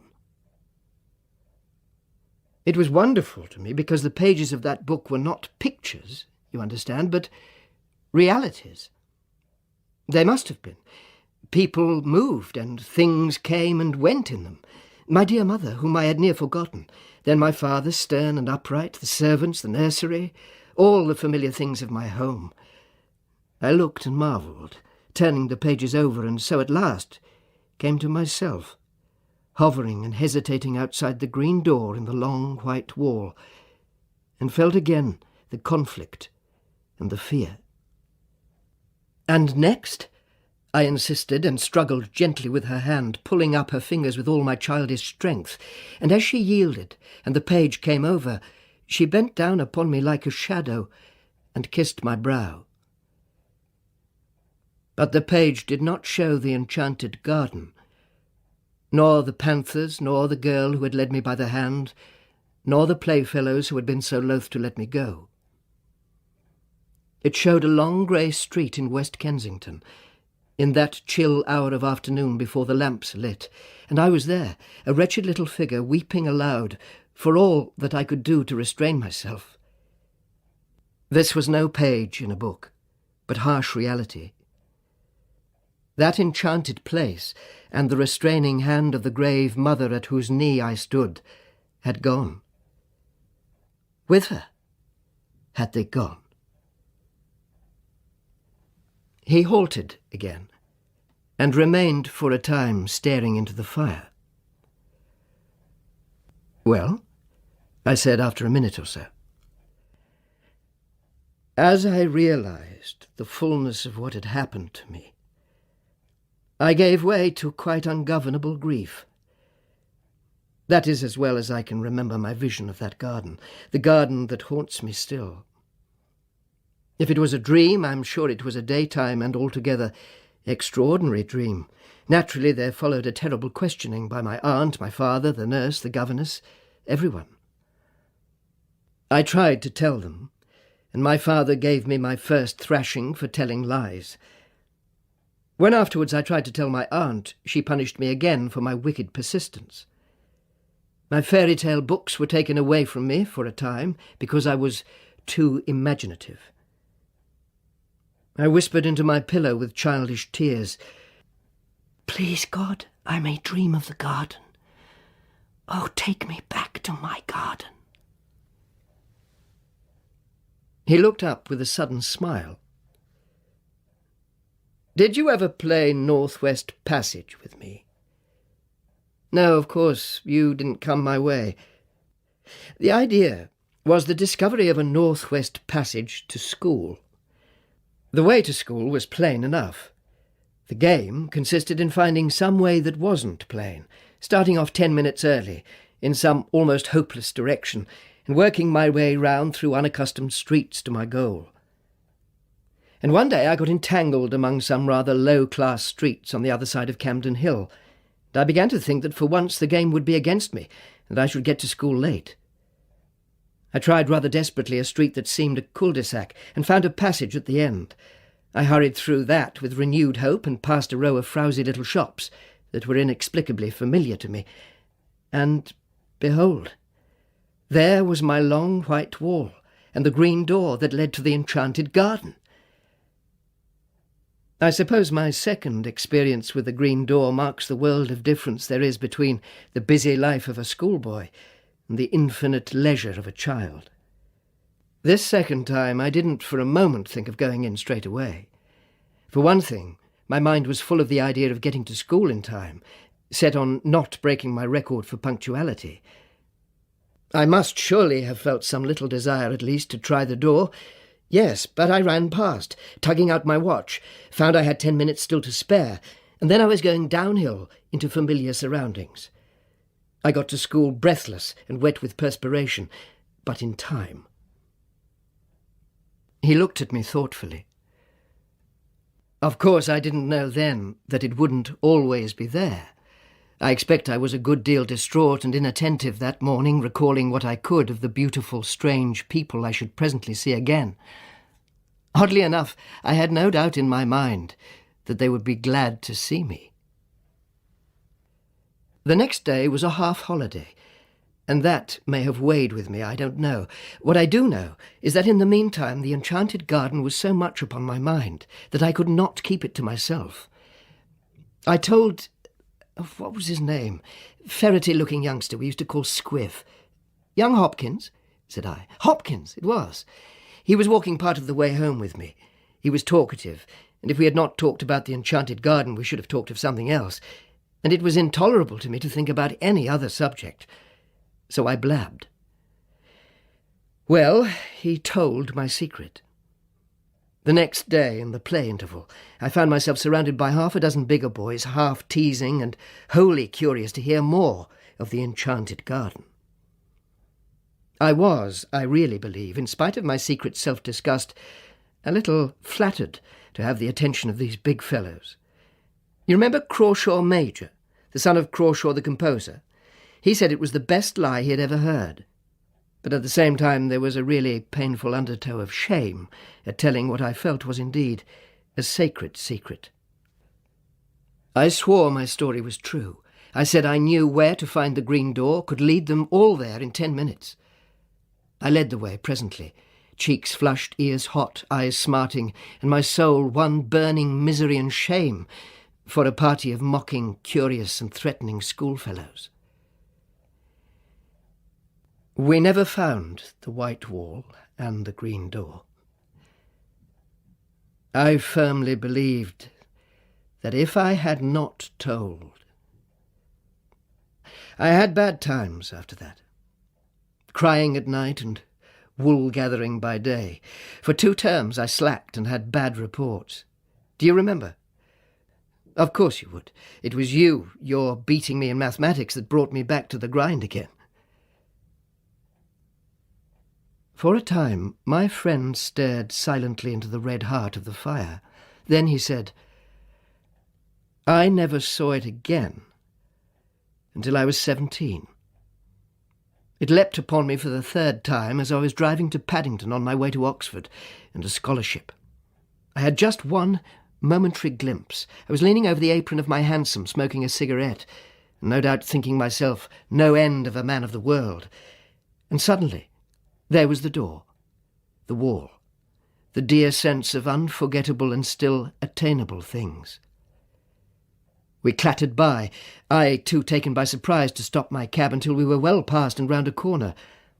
Then I tapped the little door in the roof of the cab and brought my arm down to pull out my watch. Yes, sir, said the cabman smartly. Well, it's nothing, I cried. My mistake. We haven't much time. Go on. And he went on. I got my scholarship, and the night after I was told of that, I sat over my fire in my little upper room, my study in my father's house, with his praise, his rare praise, and his sound counsels ringing in my ears, and thought of that door in the long white wall. If I had stopped, I thought, I should have missed my scholarship. I should have missed Oxford, muddled all the fine career before me. I fell musing deeply, but I did not doubt then this career of mine was a thing that merited sacrifice. My grip was fixing now upon the world. I saw another door opening. The door of my career. Well, he said, and sighed, I have served that career. But I have dreamt of that enchanted garden, 1,000 dreams, and seen its door, or at least glimpsed its door 4 times since then. Yes, 4 times. For a while this world was so bright and interesting, seemed so full of meaning and opportunity, that the half-effaced charm of the garden was by comparison gentle and remote. Who wants to pat panthers on the way to dinner with pretty women and distinguished men? I came down to London from Oxford, a man of bold promise that I have done something to redeem. Something. And yet there have been disappointments. Twice I have been in love. I will not dwell on that. But once, as I went to someone who I knew doubted whether I dared to come, I took a short-cut through an unfrequented road near Earl's Court, and so happened on a white wall and a familiar green door. Odd, said I to myself. But I thought this place was on Camden Hill. It's the place I never could find. And I went by it, intent upon my purpose. It had no appeal to me that afternoon. I had just a moment's impulse to try the door. 3 steps aside were needed at the most, and then I thought that doing so might delay me on the way to that appointment in which my honour was involved.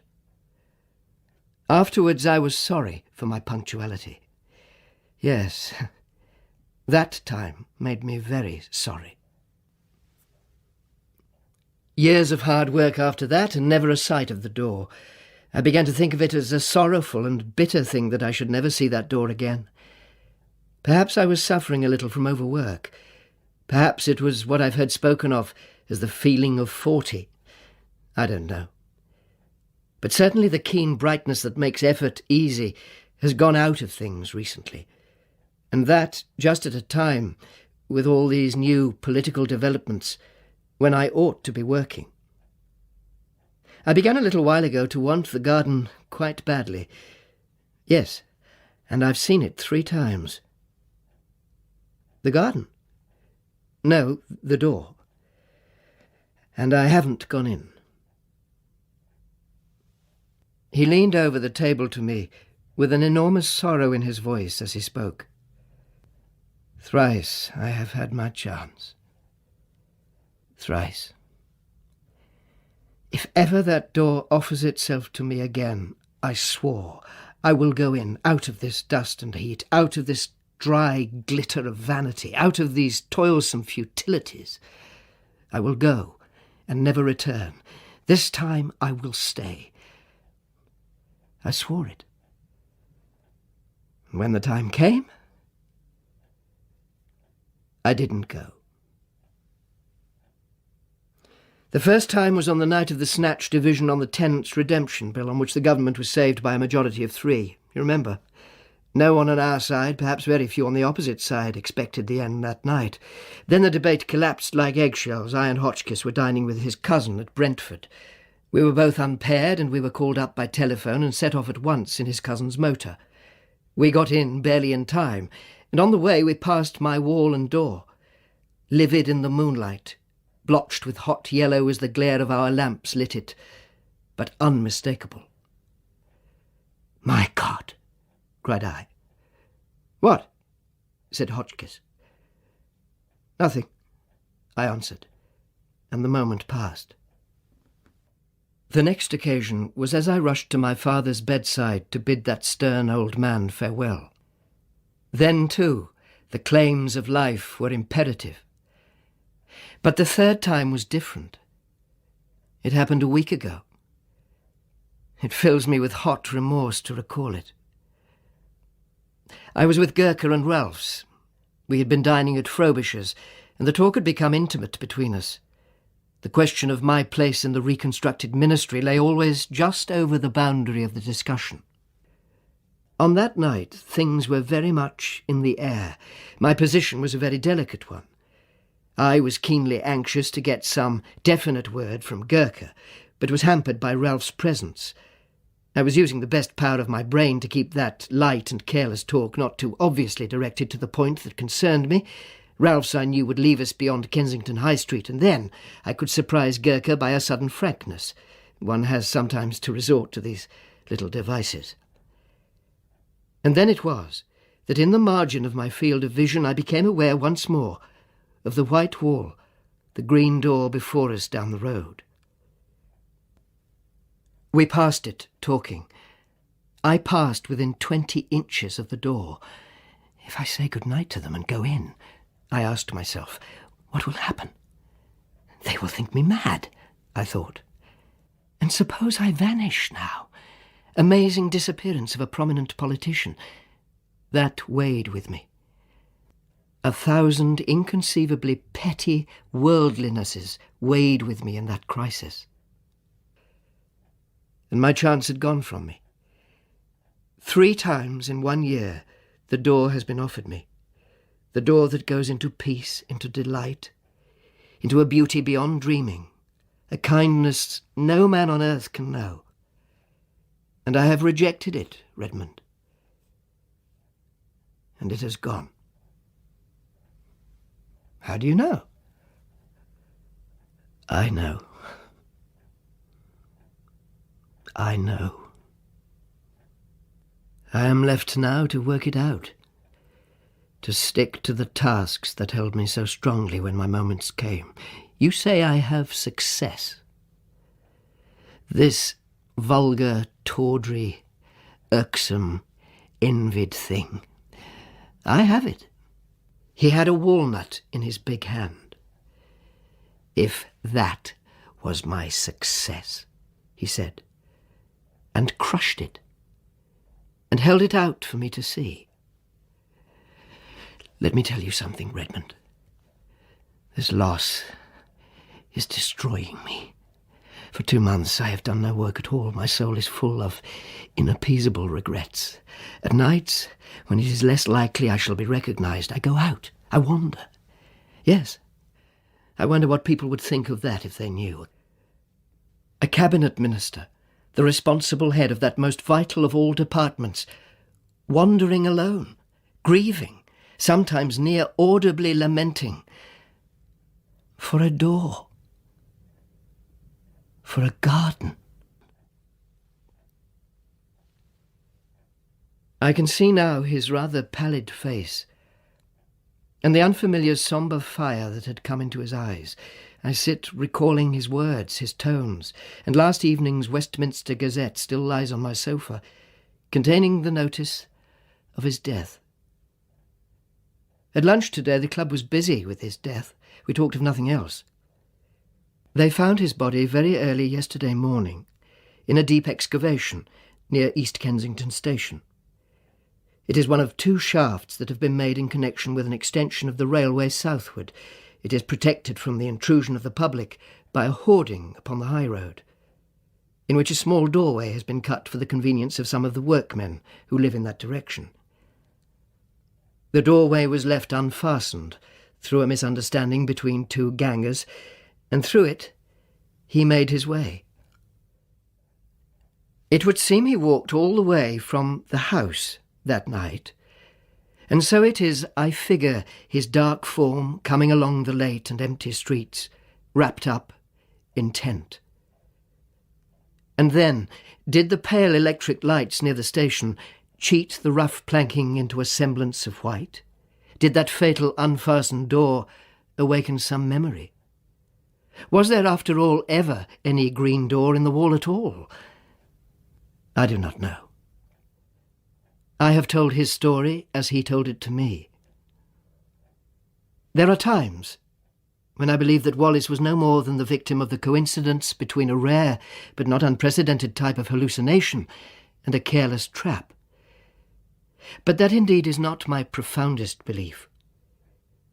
You may think me superstitious and foolish, but indeed I am more than half convinced that he had in truth an abnormal gift, and a sense that the guise of wall and door offered him an outlet, a secret and peculiar passage of escape into another and altogether more beautiful world. At any rate, you will say, it betrayed him in the end. But did it betray him? There you touch the inmost mystery of these dreamers, these men of vision and the imagination. We see our world fair and common, the hoarding and the pit. By our daylight standard, he walked out of security into darkness, danger and death. But did he see it like that?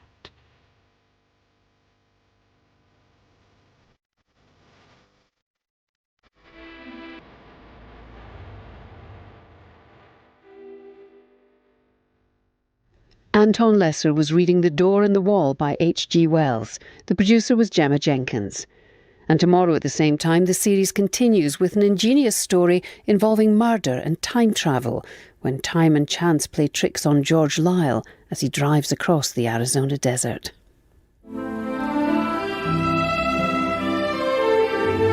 Desert Island Discs Revisited on BBC Radio 4 Extra.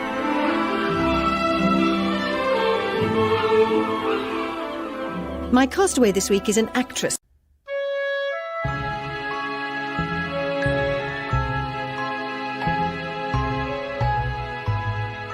The Faery Handbag by Kelly Link.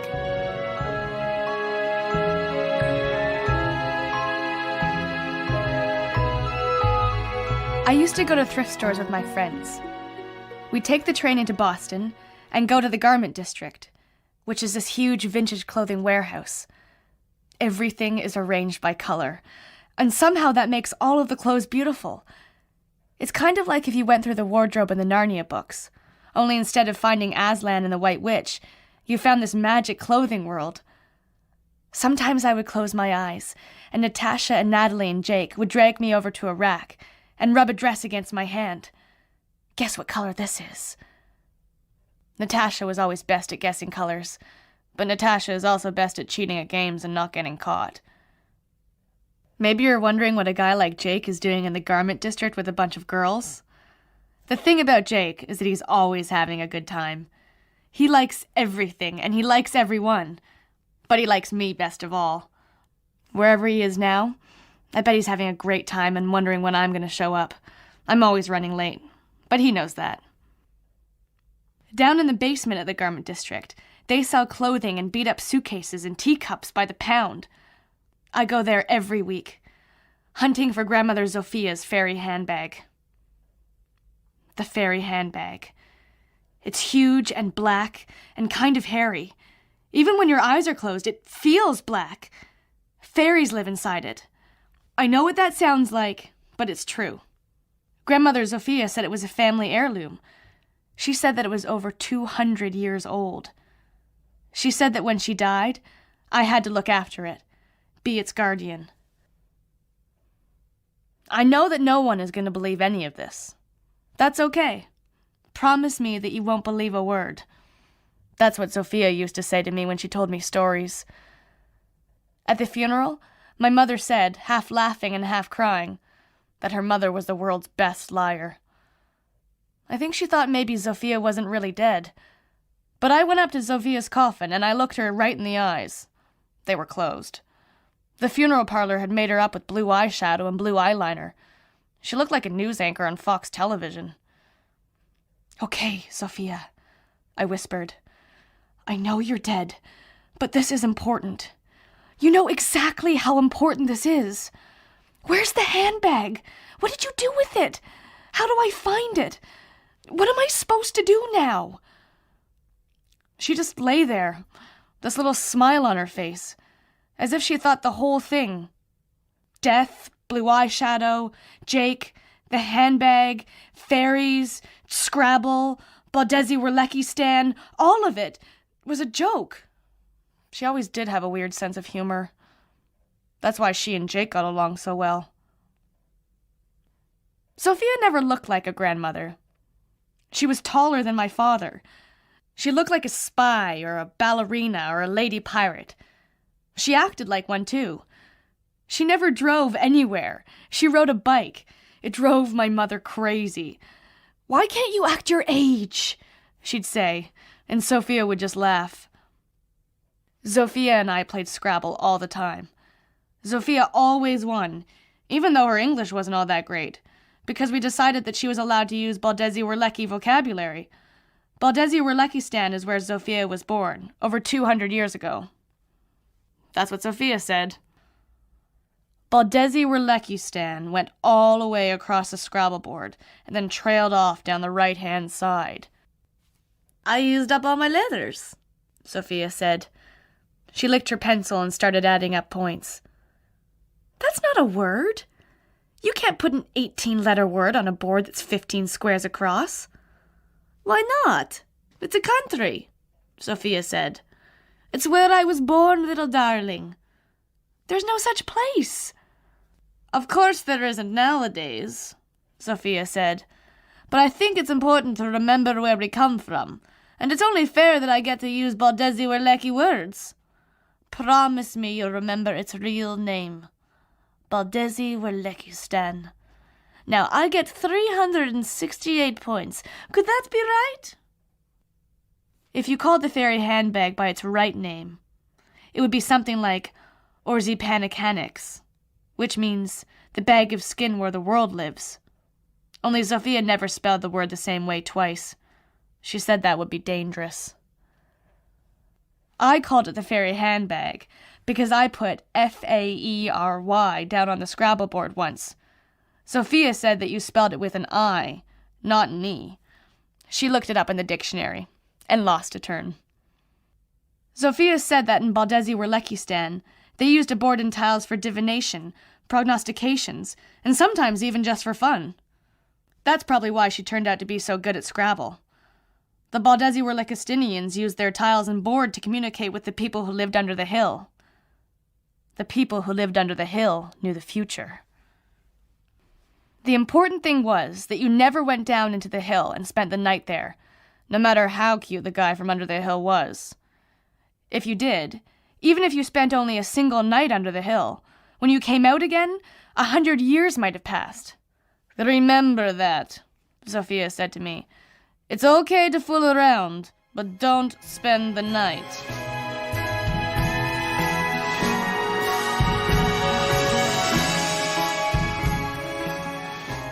When Sophia was 19, the shaman priestess in her village threw the tiles and discovered that something bad was going to happen. A raiding party was coming. They would burn down everyone's houses and take the young men and women for slaves. And it was even worse than that. There was going to be an earthquake as well, which was bad news because usually when raiders showed up, the village went down under the hill for a night, and when they came out again, the raiders would have been gone for months or decades or even 100 years. But this earthquake was going to split the hill right open. The people under the hill were in trouble. Their homes would be destroyed, and they would be doomed to roam the face of the earth, weeping and lamenting their fate until the sun blew out and the sky cracked, and the people dried up and turned to dust and blew away. So the shaman priestess went and divined some more, and the people under the hill told her to kill a black dog and skin it, and use the skin to make a purse big enough to hold a chicken, an egg, and a cooking pot. So she did. And then the people under the hill made the inside of the purse big enough to hold all of the village and all of the people under the hill. "Your purse is made out of dog skin?" I said. "That's disgusting." "Little dear pet," Sophia said. "To Baldezi Werleckistinians, dog is a delicacy." Before the raiding party arrived, the village packed up all of their belongings and moved into the handbag. The clasp was made out of bone. If you opened it one way, then it was just a purse big enough to hold a chicken and an egg and a cooking pot. If you opened the clasp another way, Then you found yourself on a little boat floating at the mouth of a river. On either side of you was a forest, where the Baldezi were Lacustinian villagers and the people under the hill made their new settlement. If you opened the handbag the wrong way, though, you found yourself on a dark land that smelled like blood. That's where the guardian of the purse, the dog whose skin had been sewn into a purse, lived. It tore apart anyone who turned the clasp in the opposite direction and opened the purse in the wrong way.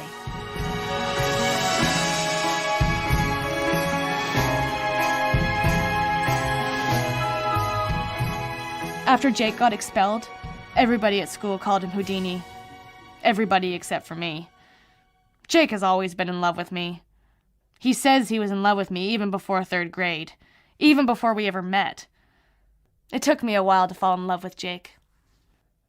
In 3rd grade, Jake used to follow me around all day long. It made me so mad that I kicked him in the knee. When that didn't work, I threw his backpack out of the window of the school bus. That didn't work either, but the next year Jake took some tests and the school decided that he could skip 4th and 5th grade. Even I felt sorry for Jake then. 6th grade didn't work out. When the 6th graders wouldn't stop flushing his head down the toilet, he went out and caught a skunk and set it loose in the boys' locker room. The school was going to suspend him, but instead Jake took 2 years off while his mother homeschooled him. He learned Latin and Hebrew and Greek, how to write sestinas, and even how to knit. He learned fencing and ballroom dancing. He worked in a soup kitchen and made a Super 8 movie about Civil War reenactors who play extreme croquet in full costume instead of firing off cannons. When he came back 2 years later, because his mother had cancer for the first time, the school put him back with our year, in 7th grade. He was still way too smart, but he was finally smart enough to figure out how to fit in. Every girl in school had a crush on Jake, but he used to come home after school with me, and play Scrabble with Sophia, and ask her about Baldezi Werlekistan. Jake's mom was named Cynthia. She collected ceramic frogs and knock-knock jokes. When we were in 9th grade, she had cancer again. When she died, Jake smashed all of her frogs. That was the first funeral I ever went to. A few months later, Jake's father asked Jake's fencing teacher out on a date. They got married right after the school expelled Jake for his project on Houdini. That was the first wedding I ever went to. Jake and I stole a bottle of wine and drank it, and I threw up in the swimming pool at the country club. Jake threw up all over my shoes.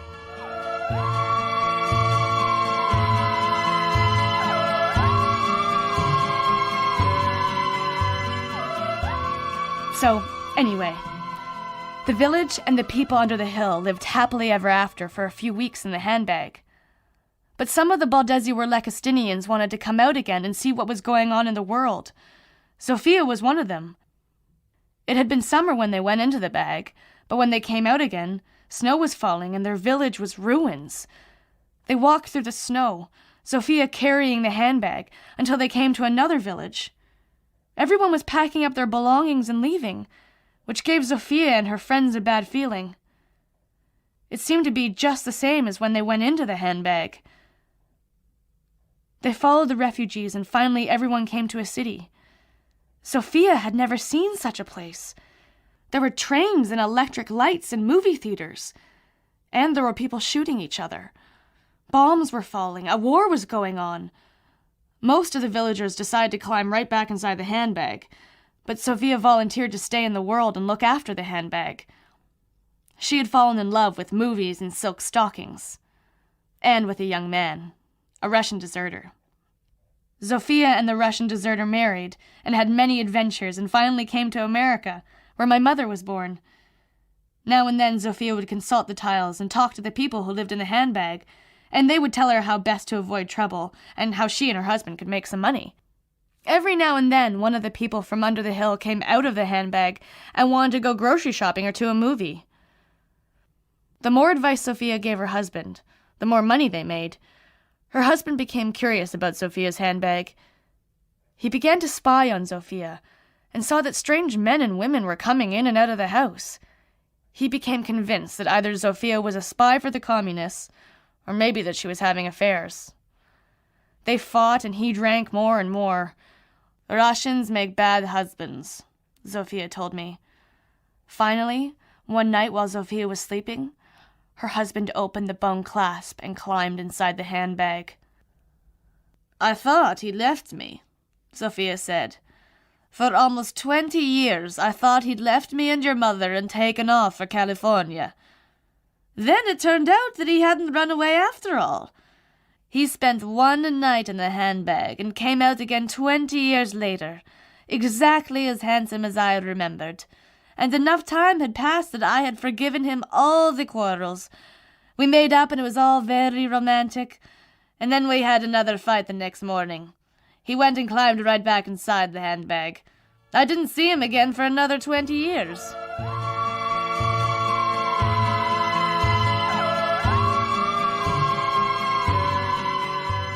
The thing about Zofia is that she's always losing library books. She says she hasn't lost them. It's just that 1 week inside the Faery handbag is a lot longer in library world time. So what is she supposed to do? The librarians all hate Zofia. She's banned from using any of the branches in our area. When I was 8, she got me to go to the library for her and check out biographies and science books and Georgette Heyer romance novels. My mother was livid when she found out, but it was too late. Zofia had already misplaced most of them. It's really hard to write about somebody as if they're really dead. I still think Zofia must be sitting in her living room, watching some old horror movie, dropping popcorn into her bag. When I was 8, I believed everything Zofia told me. By the time I was 13, I didn't believe a single word. When I was 15, I saw a man come out of our house and get on Zofia's 3-speed bicycle and ride down the street. He wore funny clothes. He was a lot younger than my mother and father, and even though I'd never seen him before, he was familiar. I followed him on my bike all the way to the grocery store. "Who are you?" I said. But I already knew. He looked like he could have been my mom's younger brother. He was really cute. I could see why Zofia had fallen in love with him. His name was Rustan. Zofia told my parents that he was an expert in Baldezi-Werlekistinian folklore who would be staying with her for a few days. She brought him over for dinner. Jake was there too, and I could tell that he knew something was up. "You mean Baldezi-Werlekistan is a real place?" my mother asked Rustan. "My mother is telling the truth?" I could see that Rustan wanted to say that his wife was a horrible liar, but then where would he be? Then he couldn't be the person that he was supposed to be. Rustan took a lot of pictures at dinner. The next day I went with him to get the pictures developed. He'd brought back some film with him, with pictures he'd taken inside the Faery handbag, but those didn't come out well. Maybe the film was too old.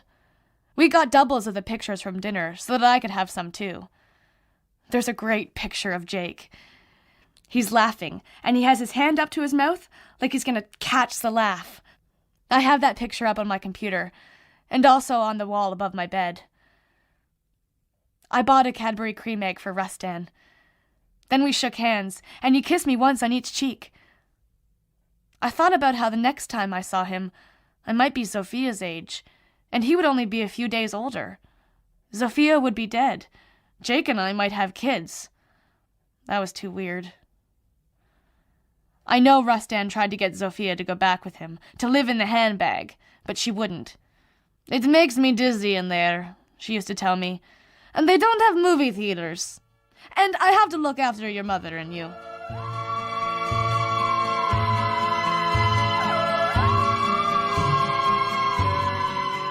I didn't fall in love with Jake because he was smart. I'm pretty smart myself. I know that smart doesn't mean nice, or even mean that you have a lot of common sense. Look at all the trouble smart people get themselves into. He asked if I wanted to go see a movie, and I asked if I could bring my grandmother and Natalie and Natasha. He said sure, and so all 5 of us sat and watched Bring It On. I fell in love with Jake because he told stupid knock-knock jokes to Natalie, and told Natasha that he liked her jeans. I fell in love with Jake when he took me and Zofia home. He walked her up to her front door, and then he walked me up to mine. I fell in love with Jake when he didn't try to kiss me. Instead, he gave me this really big hug. He put his face in my hair and sighed. "I just wanted to smell your hair," he said. That made me feel weird, but in a good way. We stood there and smelled each other's hair, and I felt so good. I felt so happy.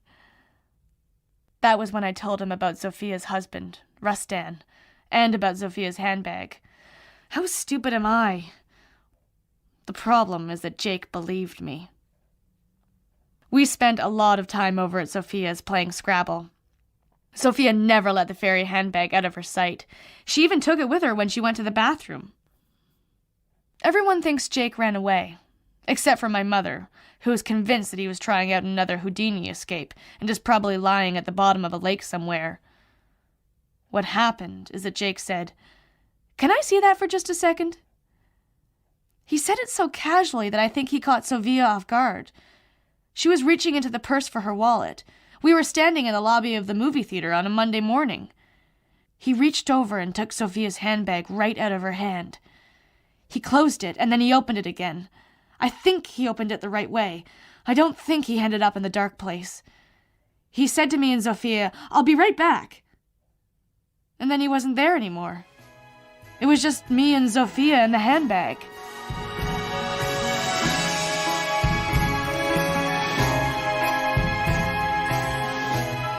If I'd been fast enough, I think I could have followed him. Sophia snatched the bag back and glared at me. "He's a very bad boy." "Give me the handbag," I said. "I have to go get him." "It isn't a toy, Genevieve. It isn't a game. This isn't Scrabble. He comes back when he comes back. If he comes back." "Give me the handbag," I said, "or I'll take it from you." "What are you going to do? Are you going to steal the handbag? Are you going to go away and leave me here to explain to your parents where you've gone? When you come out again, your mother will be an old woman and I will be dead." "I don't care," I said. I sat down on the sticky red carpet in the lobby and started to cry. She took my hand and pulled me up. "I have a plan. I will go find Jake. You will stay here and look after the handbag." "You won't come back either," I cried even harder. "Or if you do, I'll be like 100 years old and Jake will still be 16. "Everything will be okay," Sophia said. I wish I could tell you how beautiful she looked right then. It didn't matter if she was lying, or if she actually knew that everything was going to be okay. The important thing was how she looked when she said it. "My plan will work. First we go to the library, though. One of the people under the hill just brought back an Agatha Christie mystery. I need to return it." "We're going to the library?" I said. "Why don't we just go home and play Scrabble?" Sophia gave me a sharp look. She knew that if I was being sarcastic, that my brain was working again. She knew that I was coming up with my own plan, which was a lot like Sophia's plan, except that I was the one who went into the handbag. How was the part I was working on. "We could do that," she said. "Remember, when you don't know what to do, it never hurts to play Scrabble. It's like reading the I Ching or tea leaves." "Can we please just hurry?" I said.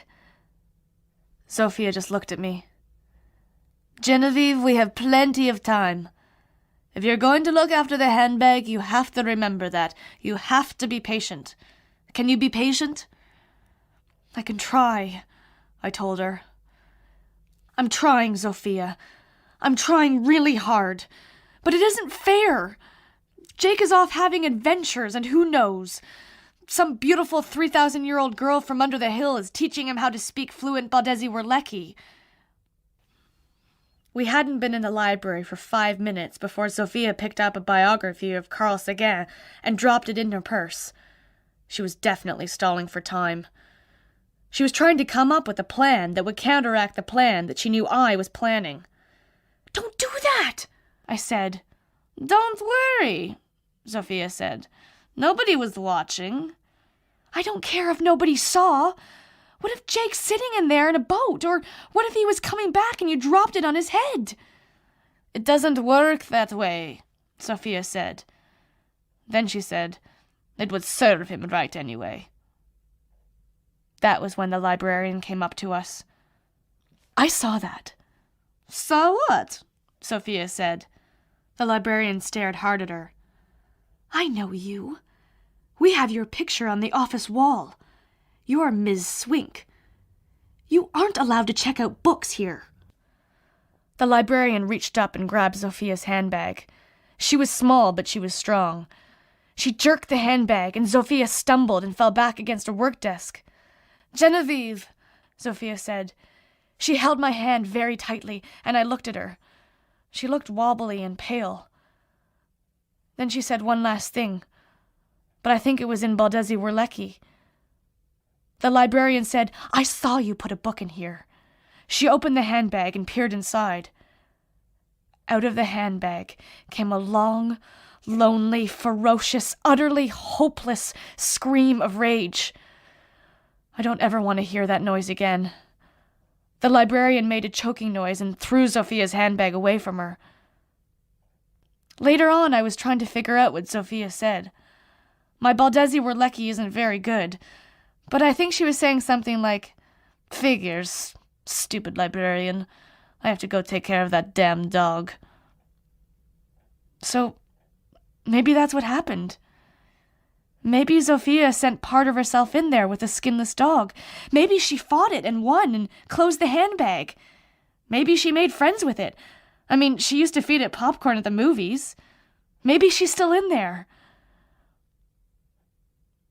What happened in the library was Sophia sighed a little and closed her eyes.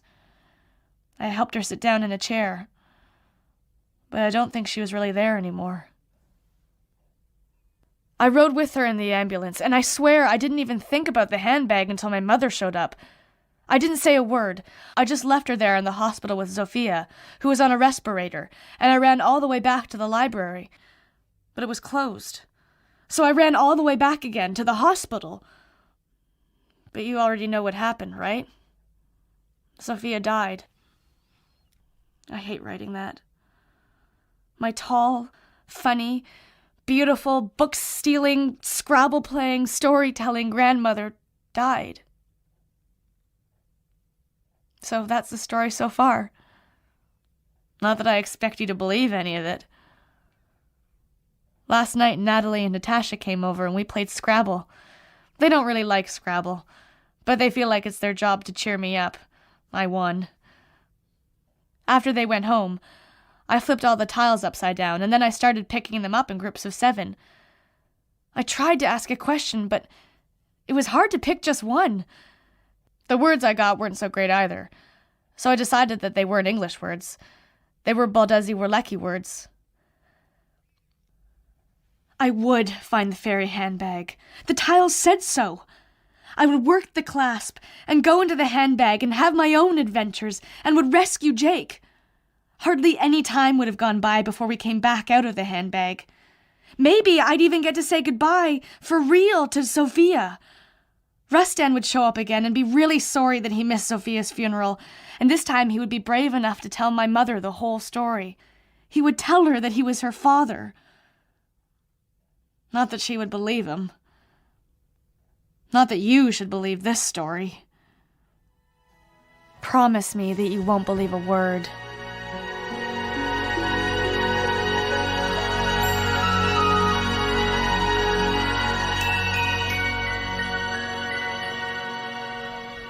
Maggie Blake was reading The Faery Handbag by Kelly Link. The producer was Gemma Jenkins. And in the final fantastic journey in the series, multimillionaire businessman Marcus Orthew has an incredible secret that allows him to always stay one step ahead of the game. If at First, by Peter F. Hamilton, is tomorrow at this time.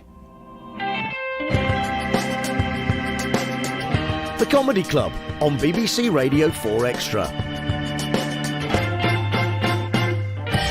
Hello, I'm joined again in the studio by From No Such Thing as a Fish. It's Dan Schreiber and James Harkin. Hello. Hello again. Hello, thank you for coming back. I've got a little quiz for you guys if you're up for it, because you're used to being the question setters and the researchers, so I thought, right, I'm going to find some little facts, and it's just a true or false quiz. Okay. Straightforward. You up for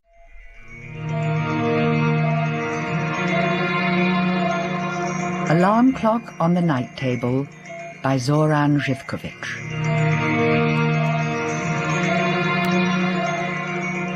Miss Margarita's eyes popped wide open. She realized instantly that something was wrong. Lying in bed, she tried to figure out what had given her this impression. She couldn't remember dreaming, and that was odd, because she always had dreams. Then she realized what was wrong.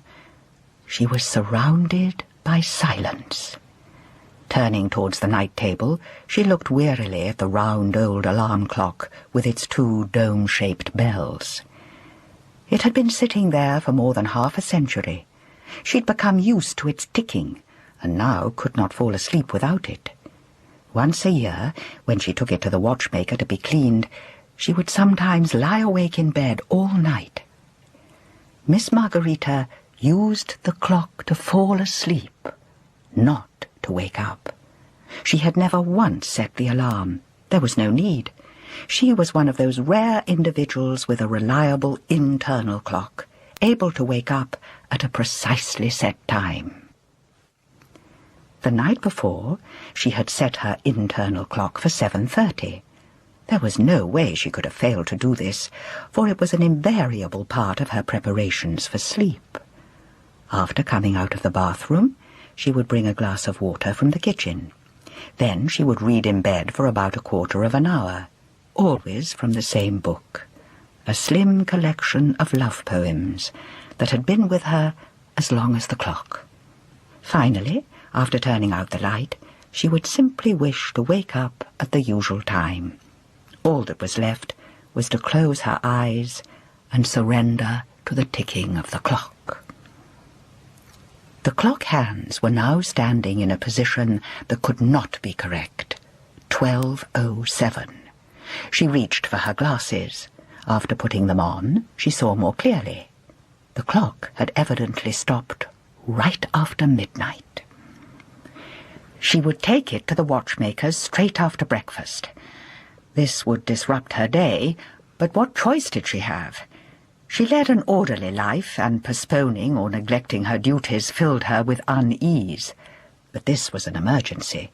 The thought of the clock standing broken on the night table with her doing nothing to fix it would upset her even more. She had a quick breakfast. She knew her sensitive stomach might complain, but she couldn't eat any more slowly. It didn't take her long to get dressed either. She had 2 dresses for outings during the summer.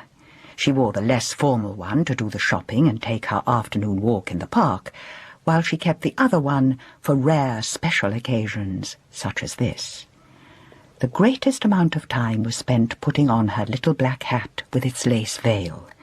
Before, when her hair was still luxuriant, she had put her hat in place with ease, but her hair had thinned with the years, making it harder and harder.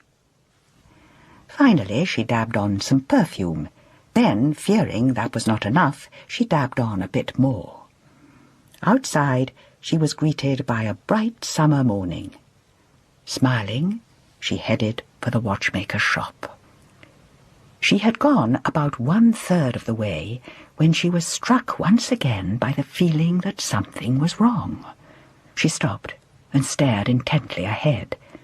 Then she turned her head around slowly and looked behind her. One glance was enough to confirm that not a living soul was anywhere to be seen. Strange. She went to the grocery store every day and always met someone along the way, even in the worst weather. That was her entire social life. Since she had no friends to visit or to come and visit her, the only chance she had of talking to anybody was when she ran across acquaintances from the neighbourhood each morning. Her conversations in the street were not particularly profound, but she always felt satisfied and fulfilled afterwards, and the solitude of the rest of the day was easier to bear. Why wasn't there anyone about? She mulled it over briefly, but could find no explanation. She finally shrugged her shoulders. Maybe the watchmaker would be able to tell her what was going on. but he would probably think her a senile old woman when she asked. The best thing, actually, would be not to mention it. Was it all that important whether there were people in the street or not? This way was even better, as though the beauty of the day belonged to her alone. When she was almost there, she realized there was something missing in this beauty. The row of chestnut trees along the street was usually full of birds. Now only the breeze could be heard in the treetops. Where had they all gone?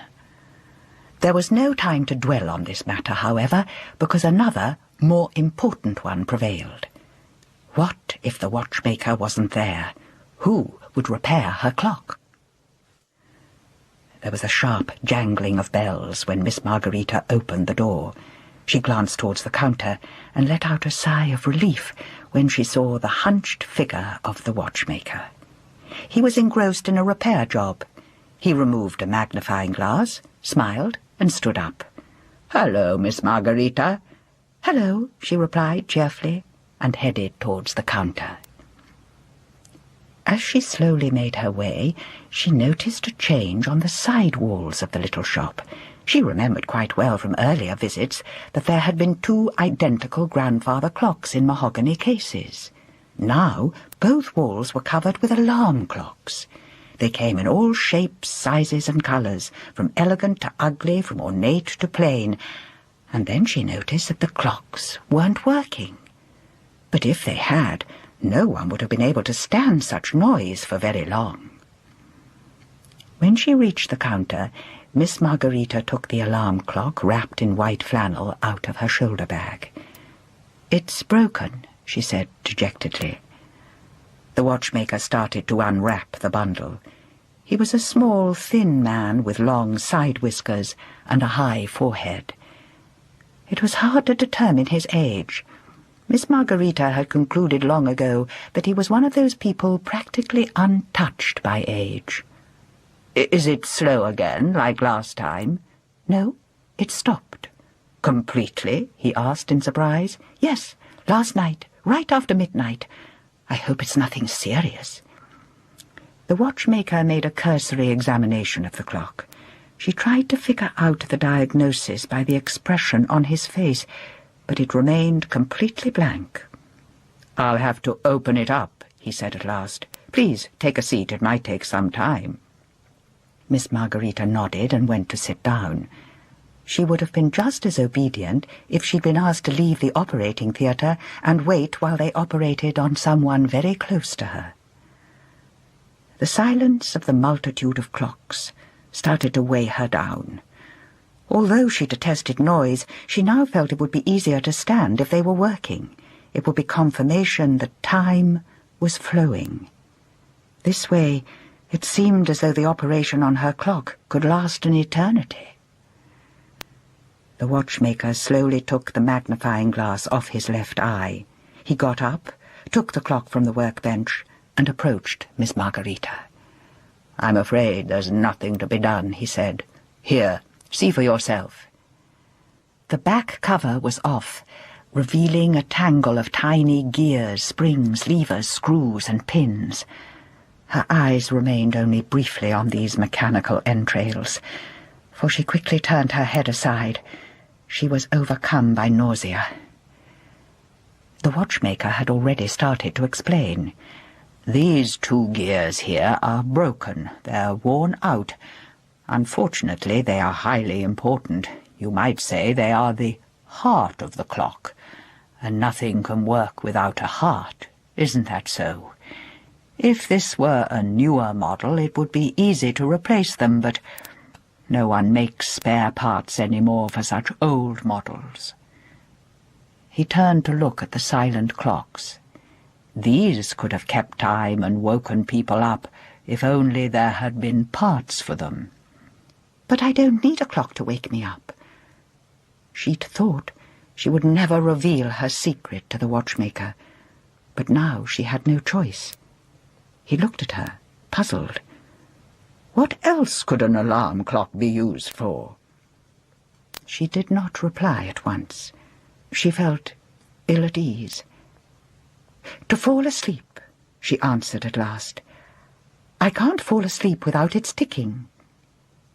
"Then maybe you should think about buying a new one. I will be happy to buy your old alarm clock, so a new one won't cost very much. As you can see, I collect them."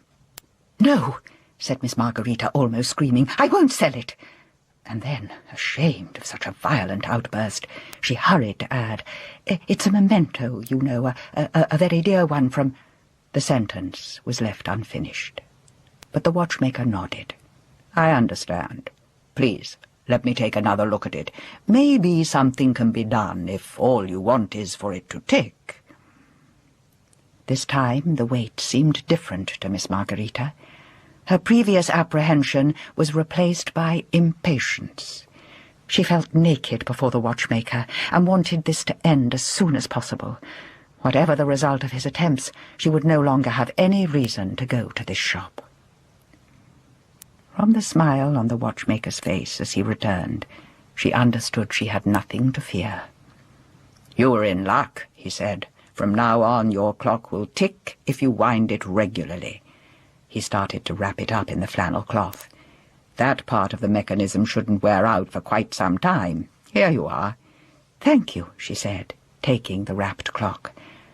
As she put it in her bag, she could hear the soft ticking. "How much do I owe you?"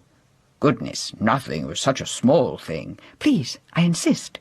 "Miss Margarita, I doubt whether you will be needing my services any more. Consider this a small farewell present." She had never liked people to give her services free of charge. If she were to insist on paying, however, the watchmaker might take offence, and this was certainly something she wanted to avoid, particularly if this truly was, as he felt, their last meeting. "Thank you once again. I shall remain in your debt." The watchmaker bowed. "Farewell, Miss Margarita." She turned and headed for the door. Just a few minutes earlier, she'd wanted never to come here again, and now she hoped he was wrong. Suddenly it became important for this not to be her last visit to the watchmaker. When she went out in the street, her first thought was that her eyesight had blurred for some reason. The world that had seemed perfectly clear before had now become completely opaque. Wrapped in greyness that made it impossible to see even the pavement on which she was standing, she seemed to be floating in mid-air. She thought about going back inside, but then she would be faced with having to explain and would only become hopelessly muddled. No, she would head home. Where else would she find refuge on such an unusual day but in her house? It wouldn't be easy, but luckily all she had to do was move straight ahead. There were no turns. She would use the row of chestnuts as her guide. It took great strength of will to leave the shop entrance and walk into the mist. Somewhere from the edge of oblivion flashed a memory from her childhood, when she was learning how to swim. Then she had been forced to overcome tremendous internal resistance to leave the shelter of the shore and venture out into deep water. She went slowly down the street, holding one arm out in front like a blind person holding a white stick. She soon felt dizzy from staring into the unchanging whiteness. After the 17th step, when she almost crashed into the second chestnut, the relief she felt rivaled that of a castaway thrown fortuitously onto land by a storm. This feeble encouragement soon evaporated, however, when she realized that she would not be able to tell when she reached home. She didn't know how many trees there were between her home and the watchmaker's shop. She continued her slow steps. Right now, it was important to advance in the right direction. Her hampered eyesight sharpened her hearing. She was between the 6th and 7th chestnut when she heard soft voices coming from somewhere in the mist. They seemed to be coming from the treetops, as though the birds had returned and were now chirping with human voices. She pricked up her ears and finally started to make out the words. They were disconnected parts of conversations. There were men's, women's, and children's voices, old and young. The fragments were not long. They started in the middle of a sentence and then suddenly ended. Sometimes laughter would resound. Much less frequently, the conversation was serious and gloomy, and one was even filled with quiet crying. Most of the voices sounded familiar, but hard as she tried, she could not call to mind the faces of those who were talking. This filled her with frustration. Her memory had recently started to fail her like this. She would be on the verge of grasping something, and then it would be maliciously whisked away. Then she noticed a common characteristic. There was a female voice in every fragment, old, coughing, sometimes defiant. This was the moment of truth. She might still not have recognized her own voice were it not for the defiance that was her manner of confronting the world. As though someone had pulled the veil from her memory, suddenly there were no more secrets. Regardless of how brief the fragment, she knew unfailingly when it was, where, and to whom she was talking. Her life stood before her, as clear as an open book, intermittently underlined. Making her way through the endlessly thick mist, she wondered whether the lines she heard were highlighted merely at random or with some purpose in mind. It seemed to her as if someone had noted down parts of her life without rhyme or reason, or else she was unable to detect any. She was just about to stop searching when she noted a new pattern. Each fragment was farther back in time than the one before. The farther she got from the watchmaker's shop, the deeper she retreated into the past. Her voice became gradually younger and softer. It wasn't hard for her to imagine the increasingly younger face that went along with it. Her wrinkles smoothed out, the loose skin hanging sadly under her chin disappeared. The spots on her cheeks vanished. Most of those she now heard herself talking to were no longer among the living. She had outlived them all. She ascribed this primarily to her orderly lifestyle. She knew that the most dissolute among them secretly made fun of her self-discipline and moderation, but she had been the one in a position to laugh last. She had never done this, however. She had been defiant and stubborn, yes, indeed, but not malicious. The loss of each one had been hard for her. Tears came to her eyes even now as she heard their long silent voices return. The closer she got to her younger years, the greater became her apprehension. It had taken a lot of effort to block out the incident that had shaped the rest of her life. She had no way of knowing how these audible fragments from her past would treat the incident, but she felt certain they could not ignore it. Her anxieties came true, but not as she had feared. Judging by the number of chestnut trees she'd counted, she must have already been close to home when the noise in the treetops suddenly ceased. Then she heard a soft sound somewhere behind her. It was repeated at regular intervals, becoming stronger. She didn't recognize it until it was almost upon her. Someone was walking down the street. Judging by the spryness of the steps, it must have been a younger man who did not seem the least bothered by the mist. Like the beam of a reflector sliding through the darkness, a clear oval bubble was making its way through the mist. The young man inside was tall and slender. His face had firm, regular features that were handsome in their accentuated masculinity. The officer's dress uniform fitted him perfectly. In his left hand were 2 small packages wrapped in brightly coloured paper and tied with red ribbons. One was flat, the other square. Miss Margarita's breath failed her. She opened her mouth and made every effort to breathe deeply, but her heart began to pound frantically. She snapped out of it when the greyness surrounded her once again. She took after the oval almost at a run. The doctor had strictly forbidden such efforts, but that made no difference to her now. It was the safest way to reach home. The young man would take her there without fail.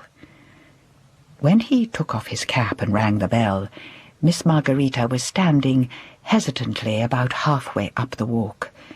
She knew who would open the door to him, but it seemed somehow inappropriate to look at that person. In addition, she was still very angry with her.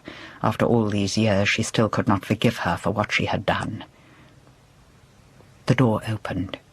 For just a moment, she caught sight of the hem of a light yellow dress fluttering in the draught. She still had it, but kept it out of sight, so as not to awaken painful memories. The closed door did not prevent Miss Margarita from seeing what was happening inside. She accepted the 2 little packages with delight. She had always loved presents. She untied the ribbon on the flat package first. Smiling broadly, she went up on her tiptoes and lightly touched the young man's lips with hers in thanks. It was just a hint of a kiss, but their intimacy had not yet gone any farther. The deluxe edition of the poems looked magnificent. She'd wanted it so much. She couldn't imagine what was in the other package.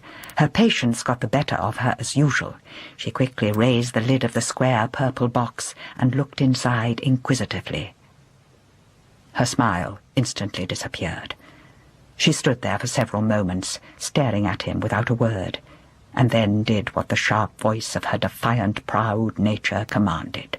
She roughly put everything she was holding into his hands, turned, and quickly walked out of the parlour. She almost slammed the bedroom door behind her.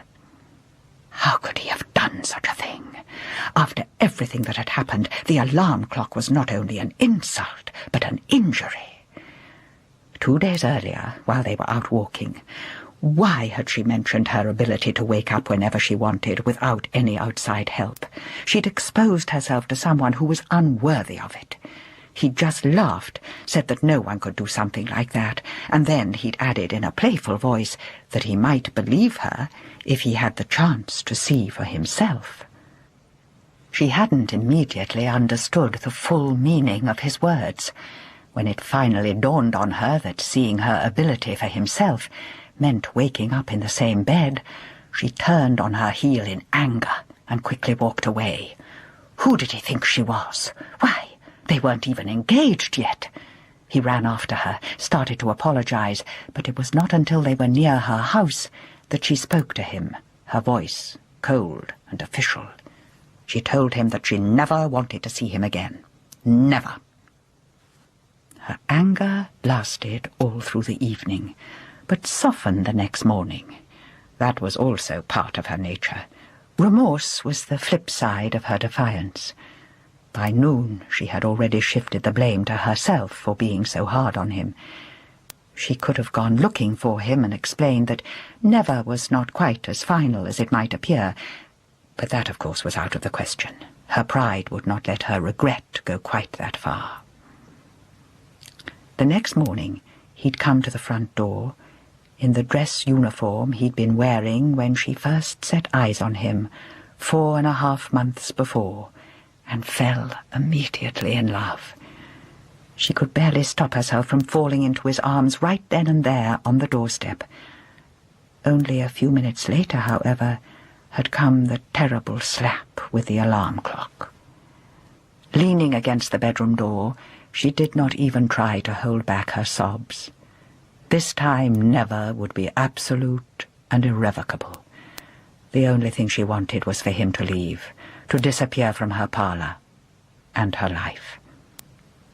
And he had left, the parlour and her life. First, he'd put the opened presents he brought on the table. He certainly couldn't take them where he would soon be heading. He thought briefly about knocking on the bedroom door and telling her that in less than 3 hours he would board a train that would take him straight to the front. But he hadn't knocked. He already knew her quite well. He turned slowly around the room, as though wanting to fix it in his memory. Then he put his cap back on and went out. The oval bubble was waiting in readiness to clear his path through the mist that he didn't see, just as he didn't see the tiny, stooped old woman that he almost brushed against. If he had been able to hear through the chasm of time that separated them, her sobs would seem strangely familiar to him. Miss Margarita went straight to the bedroom. That was where she kept a chest full of mementos. Among these old things was a wilted piece of paper. She slowly started to read the 4 lines typed on it, although, just like the book of poems, she had learned them by heart long ago. This text was not the least bit lyrical. She had received it only 3 days after leaving him in the parlour. She was not related to him, but her name had nonetheless been on the list of those to be informed in case of his death. The officer who had brought the news added awkwardly that there had been no funeral. The general slaughter at the front offered little opportunity for that. She put the telegram back and closed the chest. She stood next to it for several minutes, not knowing what else to do. What time of the day was it? This reminded her of the alarm clock in her bag.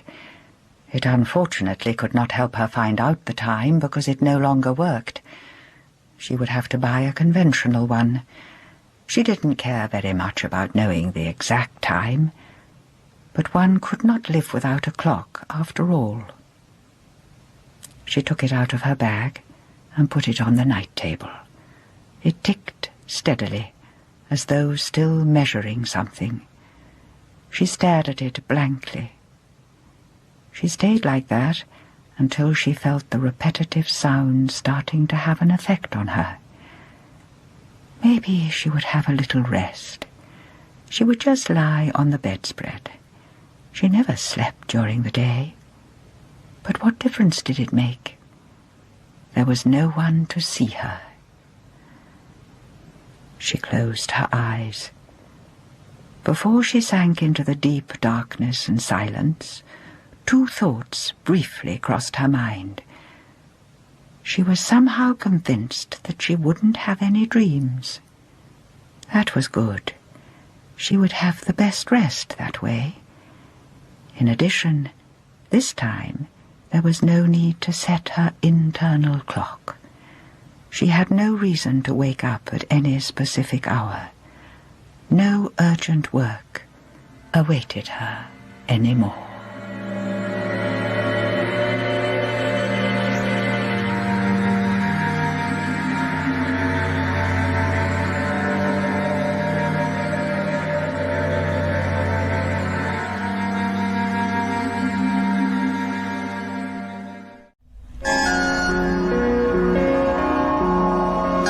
Delhi by Vandana Singh.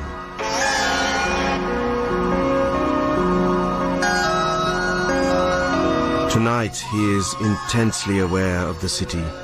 Its ancient stones, the flat-roofed brick houses, roads choked with traffic.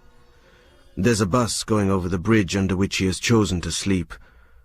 A man is lighting a bidi near him, face lean, half in shadow, and he thinks he sees himself. "My name is Asim," he says. The man glares at him and spits. Asim steps back in a hurry. No, that man is not Asim's older self. He leaves and makes his way through the litter to the neon-bright highway. The new city is less confusing. The colours are more solid, the lights dazzling, so he can't see the apparitions as clearly. When he was younger, he thought the apparitions were ghosts of the dead, but now he knows that is not true. Now he has a theory that his visions are tricks of time, tangles produced when one part of the time stream rubs up against another and the two cross for a moment. He knows he is not the only one with this ability, because some of the people he sees also see him and shrink back in terror. The thought that he is a ghost to people long dead or still to come both amuses and terrifies him. He's seen more apparitions in the older parts of the city than anywhere else, and he's not sure why. There is plenty of history in Delhi, no doubt about that, In medieval times alone, there were 7 cities of Delhi, he remembers, from a well-thumbed history textbook. And the 8th city was established by the British during the days of the Raj. The city of the present day, the 9th, is the largest. Only for Asim are the old cities of Delhi still alive. He wishes he could discuss his temporal visions with someone who would take him seriously and help him understand his peculiar malady, but ironically, the only sympathetic person he's met who shares his condition happened to live in 1100 AD or thereabouts, the time of Prithviraj Chauhan, the last Hindu ruler of Delhi. He was walking past the faded white colonnades of some building in Connaught Place when he saw her. An old woman in a long skirt and shawl, making her way sedately across the car park, her body rising above the road and falling below its surface, parallel to some invisible topography. She came face to face with Asim, stopped and put a wondering arm out toward him. "What age are you from?" she said in an unfamiliar dialect of Hindi. He did not know how to contain the sharp shock of joy. She, too, had looked across the barriers of time and glimpsed other ages. She named Prithviraj Chauhan as her king. Asim told her he lived some 900 years after Chauhan. They exchanged stories of other visions. She had seen armies, spears flashing, and pale men with yellow beards, and a woman in a metal carriage, crying. He was able to interpret some of this for her before she began to fade away. He started toward her as though to step into her world, and ran into a pillar. Sometimes he stops at the India Gate lawns in the heart of modern Delhi, and eats ice cream, sitting by one of the fountains that Lutyens built. Watching the play of light on the shimmering water, he thinks about the British invaders. They built these great edifices, but even they had to leave it all behind. Kings came and went, the Goras came and went, but the city lives on. Sometimes he sees apparitions of the Goras, the pale faces, walking by him or riding on horses. Each time he yells out to them, "Your people are doomed, your empire will crumble." Once in a while they glance at him, startled before they fade away. In his more fanciful moments, he wonders if he hasn't caused history to happen in the way it does. But he knows that nobody he has communicated with is of any real importance in the course of history, and that he is simply deluding himself about his own significance. Still, he makes compulsive notes of his more interesting encounters, but because the apparitions he sees are so clear, he is sometimes not certain whether they belong to this time or some other. Only some incongruity, spatial or temporal, distinguishes the apparitions from the rest. Sometimes he sees landscapes too, a skyline dotted with palaces and temple spires, a forest in the middle of a busy thoroughfare, and strangest of all, once an array of tall, jewelled towers reaching into the clouds. Each such vision seems to be charged with a peculiar energy, like a scene lit up by lightning. There are certain places where he sees, he thinks, the same people again and again. For instance, while travelling on the metro, he almost always sees people in the subway tunnels, floating through the train, their faces pale and unhealthy as though they have never beheld the sun. The first time he saw them, he shuddered. The metro is quite new, he thought, so what I saw must be in the future. One day, he tells himself, he will write a history of the future. The street is Nai Sarak. New road, it means, but this road has not been new in a very long time. The ground floors of houses are taken up by tiny, musty shops containing piles of books. It is a hot day and there is no shade. The girl he is following is just another Delhi University student looking for a bargain, trying not to get jostled or groped in the crowd. Asim hasn't been here in a long time. He is not prepared for any of this. The brightness of the day, the old stone walls enclosing him in people and sweat and dust. He's dazzled by the white kurtas of the men, the neat beards and the prayer caps. This is the Muslim part of the city, Old Delhi. Among the crowds that throng these places, he has seen the apparitions of courtesans and young men, the blood and thunder of invasions, and the bodies of princes hanged by British soldiers. To him the old city is like the heart of a crone who dreams perpetually of her youth. Asim hasn't been able to get a proper look at the girl who's caught his attention. All he's noticed are the dark eyes and the death in them. After all these years, he's learned to recognize a certain preoccupation in the eyes of some of his fellow citizens, the desire for the final anonymity that death brings. Sometimes, as in this case, he knows it before they do. He loses sight of her for a moment, but there she is, walking past the mosque to the bus stop. He sees her struggling through the crowd toward a bus, and at the last minute she's right in its path. It's an immense green and yellow monstrosity bearing down on her. This is Asim's moment. He lunges at the girl, pushing her out of the way. There is a roaring in his ears, the shriek of brakes and the conductor yelling. She's trembling with shock. In her eyes he sees himself for a moment. A drifter, his face unshaven, his hair unkempt. He tells her, "Don't do it, don't ever do it. You have a purpose you must fulfill." He repeats it like a mantra. Although he knows she's not the woman he is seeking, he pulls out the computer printout just to be sure. No, she's not the one. Cheeks too thin, chin not sharp enough. He pushes one of the business cards into her hand and walks away. He remembers all too clearly the first time someone gave him one of the cards. Worried about your future? Consult Pandit Vidyanath, computerized and air-conditioned office. Discover your true purpose in life. There is a logo of a beehive and an address in South Delhi. Later he will write up this encounter in his notebook. In 3 years he's stopped young men from flinging themselves off bridges, he's prevented women from dousing themselves with kerosene, from murderous encounters with city traffic. All this by way of seeking her whose story will be the last in his book. But the very first story is his own. 3 years ago, he is standing on a bridge over the Yamuna. There is an odorous fog in the air, the kind that mars winter mornings in Delhi.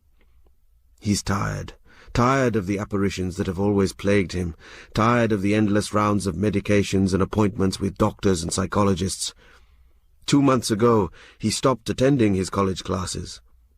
His mother and father are dead. There will be no one to mourn him. Last night he tried, as a last resort, to leave Delhi, hoping that perhaps the visions would stop. He got as far as the railway station. "Name?" said the man behind the ticket counter, but Asim couldn't remember it. All he could think of were the trains, hissing softly like snakes, waiting to take him away. The thought of leaving filled him with a sudden terror. He turned and walked out of the station. Outside he breathed deep, fierce breaths of relief, as though he had walked away from his own death. So here he is, standing on the bridge, shivering in the fog. He notices the seedling of a pipal tree growing on the outside of the rail. He wonders which will fall first, the pipal tree or the bridge. Just then he hears a bicycle on the road behind him. Before he knows it, some rude fellow with a straggly beard has pulled him off the railing and onto the road. "Don't be a fool, don't do it," says the stranger, breathing hard. He pushes a small card into Asim's unresisting hand. The address on the card proves to be in a small marketplace near Sarojini Nagar. Asim finds himself before a door with a small sign saying, "Pandit Vidyanath, Consultations." He goes in. The Pandit is not in, but his assistant, a thin, earnest-faced young man, waves Asim to a chair. He is sitting behind a desk with a PC, a printer, and a plaque bearing his name. Om Prakash, BSc Physics, failed. Delhi University. There is a window with the promised air conditioner, apparently defunct, occupying its lower half. On the other side of the window is a beehive in the process of completion. Asim regrets already the whim that brought him here, but the beehive fascinates him, how it is still and in motion all at once, and the way the bees seem to be in concert with one another. Om Prakash assures Asim that the bees are harmless and tries to interest him in an array of bottles of honey on the shelf behind him. Asim shakes his head, and Om Prakash gets down to business with a clearing of his throat, asking questions and entering the answers into the computer. By now, Asim feels like a fool. "How does your computer know the future?" Asim asks. Om Prakash makes a deprecating gesture with his long, thin hands. "A computer is like a beehive. Many bits and parts, none is by itself intelligent. Combine together, and you have something that can think. This computer is not an ordinary one, built by Pandit Vidyanath himself." Om Prakash grins as the printer begins to whir. "All persons who come here seek meaning. Each person has their own unique purpose. We don't tell future because future is beyond us, Sab. We tell them why they need to live." He hands a printout to Asim. It consists of X's arranged in an apparently random pattern. He holds it at a distance and sees, indistinctly, the face of a woman. "Who is she?" "It is for you to interpret what this picture means. You must live because you need to meet this woman, perhaps to save her or be saved. She could be your sister or daughter, a wife or stranger." There are dark smudges for eyes, the hint of a high cheekbone, and swirl of hair across the cheek. The face is heart-shaped, narrowing to a small chin. "But this could be almost anyone. How will I know?" "You will know when you meet her," Om Prakash says with finality. "There is no charge. Thank you, sir, and here are cards for you to give other unfortunate souls." Asim takes the cards and leaves. He distrusts the entire business, especially the bit about no charge, in a city like Delhi. But despite his doubts, he finds himself intrigued. That Asim must live simply so he might be there for someone at the right moment. What an amusing, humbling idea. As the days pass, he comes to believe it. He scans the faces in crowds, looking for her. He lives so that he will cross her path some day. For 3 years he has convinced himself that she is real. He's made something of a life for himself, making deliveries for shopkeepers in Defence Colony who pay enough to keep him in food and clothing. He's handed out hundreds of the business cards and visited the address in South Delhi dozens of times. He's become used to the bees, the defunct air conditioner, and even to Om Prakash. Asim has told him about the apparitions. Om Prakash receives these confidences with his rather foolish grin and says he will tell Pandit Vidyanath. Only each time Asim visits, there is no sign of the Pandit. So he now suspects that Om Prakash himself is the unlikely mind behind the whole business. But sometimes he is scared of finding the woman. He imagines himself saving her, realizing at last his purpose. But after that, what awaits him? The oily embrace of the Yamuna. Asim hasn't slept well. Last night the police raided the Aurobindo Marg sidewalk where he was sleeping. Some foreign VIP was expected in the morning, so the riffraff were driven off by stick-wielding policemen. Asim is smarting with rage. Death lurks behind the eyes of the populace, but for once he is sick of his proximity to death. So he goes to the only place where he can leave behind the city without actually leaving its borders. Another anomaly in a city of surprises. Amid the endless sprawl of houses and crowded roads, there lies an entire forest. The Delhi Ridge. Only a little way from the main road, the forest is still, except for the subdued chirping of birds. He curls up under an acacia tree and dozes off. Some time later, he hears a tapping sound, soft and regular. He sees a woman, a young girl, on the path in front of him, holding a cane before her. She's blind, obviously, and lost. This is no place for a woman alone. He clears his throat, and she starts. Is someone there? She is wearing a long blue shirt over a salwar of the same colour. The thin material of her dupatta drapes her head, half covering her face. He looks at her and sees the face in the printout. Or thinks he does. You are lost, he says, his voice trembling with excitement. Where do you wish to go? Naya Devas Lane, good sir. I'm travelling from Jaipur. I came to meet my sister, but I lost my papers. They say you must have papers, or they'll send me to Nichi Delhi with all the poor and the criminals. I don't want to go there. My sister has money. Please, sir, tell me how to find Naya Devas. He's never heard of Naya Devas Lane or Nichi Delhi. New Day Lane? Lower Delhi? What strange names. There aren't any such places. Somebody has misled you.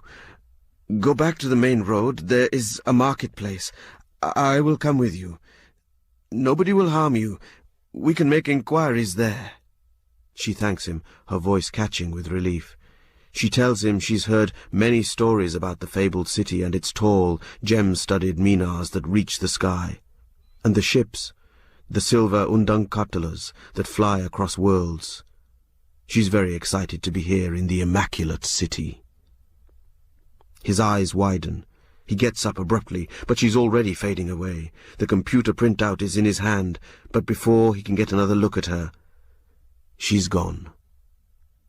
What has he told her? Where is she going? In what future age, buoyed by the hope he has given her, which, he fears now, may be false? He looks at the printout again. Is it mere coincidence that the apparition he saw looked like the image? What if Pandit Vidyanath's computer generated something quite random, and that his quest has been completely pointless? There's only one thing to do. Go to Prakash and get the truth out of him. He takes the metro. At one of the stops he sees the apparitions of people, their faces clammy and pale. He smells the stench of unwashed bodies too long out of the sun. He knows they are from some future he'd rather not think about, but now it occurs to him with the suddenness of a blow that they are from the blind girl's future. Lower Delhi, Nichi Delhi, that is what this must be. A city of the poor, the criminal. He thinks of the metro, its tunnels abandoned to the dispossessed, and the city above a delight of gardens and gracious buildings. By the time he gets to Vidyanath's shop, it is late afternoon. At the bus stop where he disembarks, there is a young woman sitting, reading something. She looks vaguely familiar, but he notices her only peripherally. He bursts into the room. Prakash is reading a magazine. Look, Prakash, something serious has happened. I met the young woman of the printout, but she's from the future. I need to find her. You must get Vidyanath for me. If his computer made the image of her, he must know how I can reach her. Prakash shakes his head sadly. Panditji speaks only through the computer. He looks at the beehive, then at Asim. Panditji cannot control the future. You know that. He can only tell you your purpose. But I made a mistake. I didn't realize she was from another time. She could be in danger.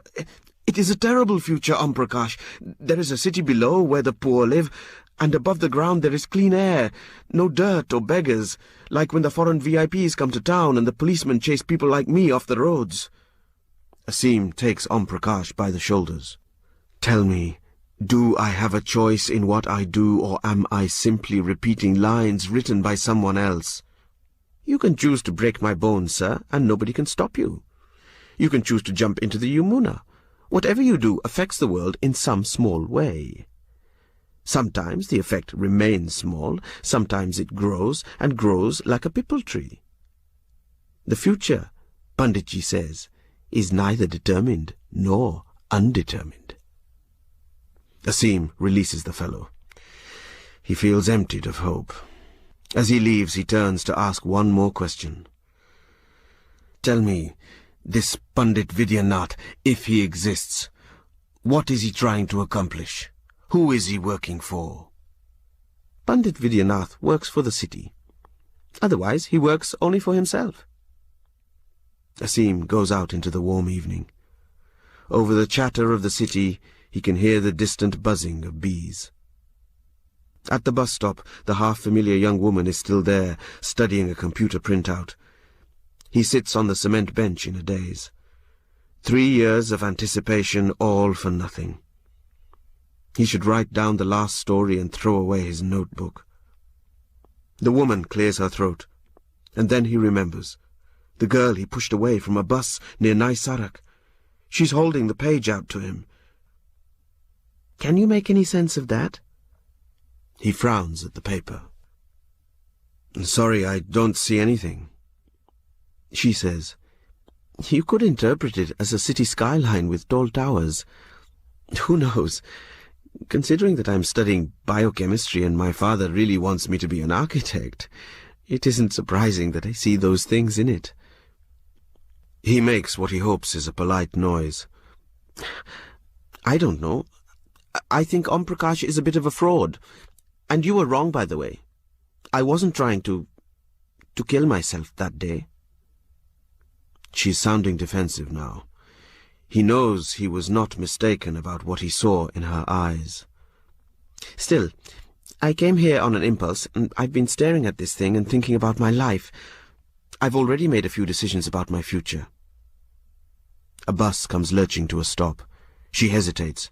He knows she wants to talk, but he keeps scratching away in his notebook. At the last moment, she climbs aboard. The look he had first noticed in her eyes has gone, for the moment. He finishes writing, and with a sense of inevitability that feels strangely right, he catches a bus that will take him to the Yamuna. At the bridge, he looks into the dark water. The pipal tree still grows in a crack in the cement. The municipality keeps uprooting it, but it is buried too deep to die completely. He wishes he had given his notebook to someone, like that girl at the bus stop. He can't make himself throw it away.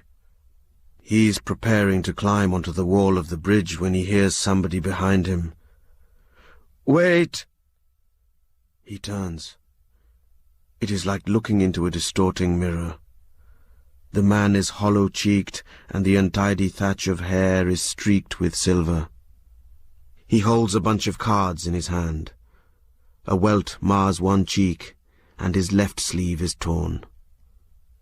Asim, says the stranger who is not a stranger. Don't. He is already starting to fade.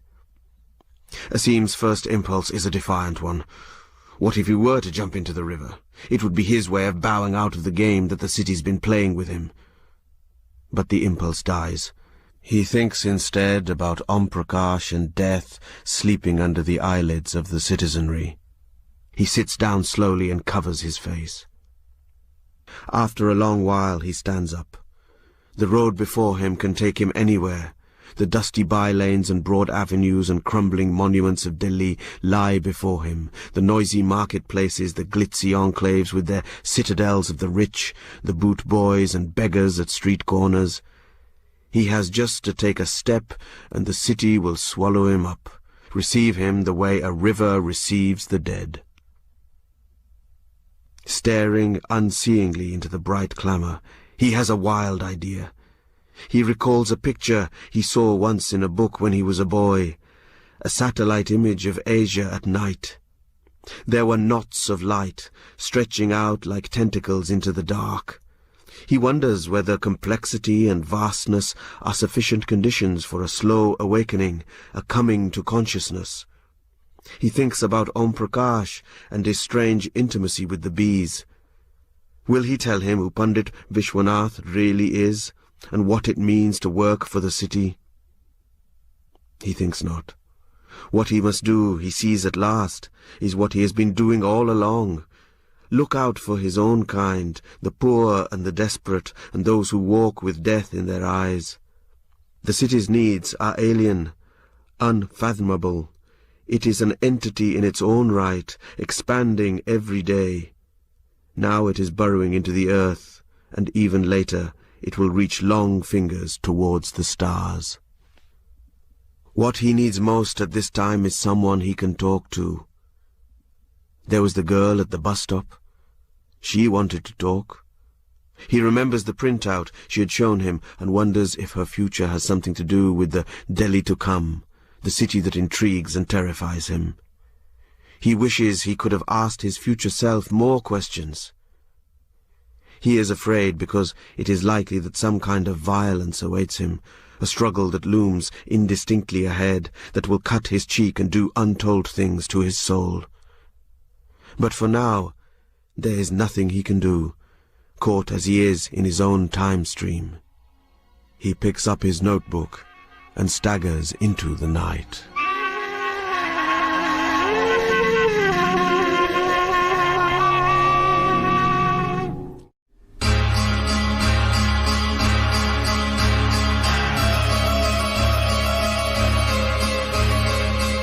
The White People by Arthur Machen.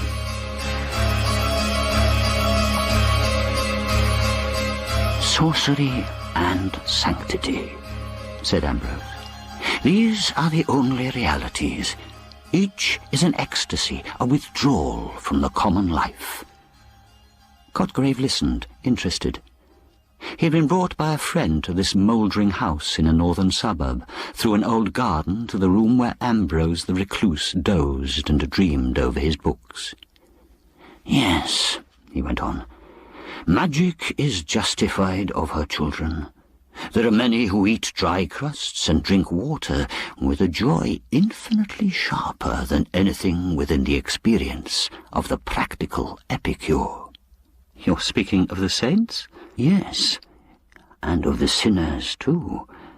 I think you are falling into the general error of confining the spiritual world to the supremely good. But the supremely wicked necessarily have their portion in it. I have no doubt but that many of the very highest among the saints have never done a good action. And on the other hand, there have been those who have sounded the very depths of sin, who in all their lives have never done an ill deed. The murderer murders not from positive qualities, but from negative ones. He lacks something which non-murderers possess. Evil, of course, is wholly positive, only it is on the wrong side. You may believe me that sin, in its proper sense, is very rare.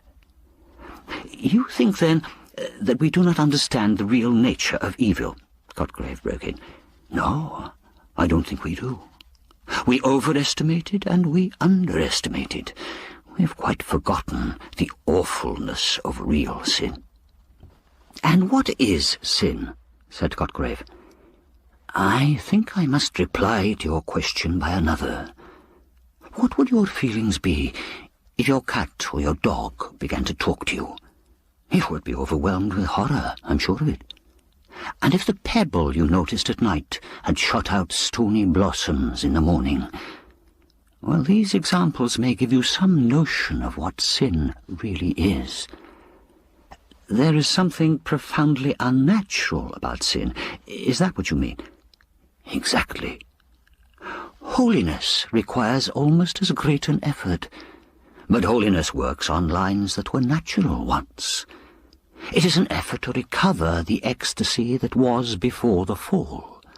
But sin is an effort to gain the ecstasy and the knowledge that pertain alone to angels. And in making this effort, man becomes a demon. Evil is unnatural in a much deeper sense than good. The saint endeavours to recover a gift which he has lost. The sinner tries to obtain something that was never his. In brief, he repeats the fall. But you're a Catholic, said Cotgrave. I am. Well, then how about those texts which seem to reckon as sin that which you would set down as a mere trivial dereliction? Consider. Can you imagine that a false statement which saves an innocent man's life is a sin? No. Very good, then. It is not the mere liar who is excluded by these words. It is, above all, the sorcerers who use the failings incidental to material life as instruments to obtain their infinitely wicked ends. Our higher senses are so blunted, we are so drenched with materialism, that we should probably fail to recognize real wickedness if we encountered it. With most of us, convention, civilization, and education have blinded and deafened and obscured the natural reason. "I'm trying to get hold of it all," said Cotgrave. "Now, from what you say, I gather that true evil differs generically from that which we call evil." "Certainly, because true evil has nothing to do with social life or social laws, or if it has, only incidentally and accidentally. It is a lonely passion of the soul, or a passion of the lonely soul, whichever you like." "Your psychology is very strange to me," said Cotgrave, "but I confess I like it. In a word, what is sin? You've given me an abstract definition, but I should like a concrete example." "I told you it was very rare," said Ambrose. "If you like, I can show you something that bears on the very curious subject we have been discussing." Ambrose took a candle and went to a dim corner of the room, drew out a parcel, and came back to the window where they had been sitting. He undid a wrapping of paper and produced a green pocket-book. "Don't leave it lying about. It is one of the choicer pieces in my collection, and I should be very sorry if it were lost.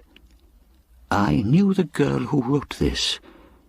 When you read it, you will see how it illustrates the talk we have had tonight."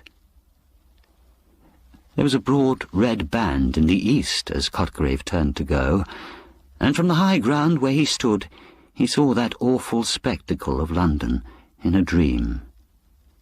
The book looked as if it had been bought on a visit to London, some 70 or 80 years ago. It looked small, but the paper was fine, and there were many leaves closely covered with minute, painfully formed characters.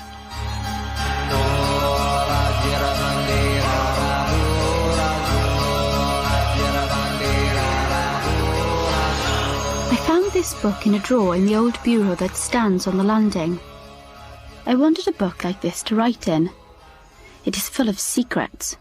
I have a great many other books of secrets, hidden in a safe place. And I am going to write here many of the old secrets and some new ones. But there are some I shall not put down at all. I must not write down the real names of the days and months which I found out a year ago, nor the way to make the Aklo letters or the Kayan language. There are some things that I call the secrets of the secrets of the secrets that I dare not think of unless I'm quite alone. And then I shut my eyes and whisper the word, and the Alala comes. I may write something of these things, but not the way to do them. A wonderful thing happened when I was 5. My nurse was carrying me on her shoulder. We came to a path through a wood, and a tall man went with us. We came to a place where there was a deep pool.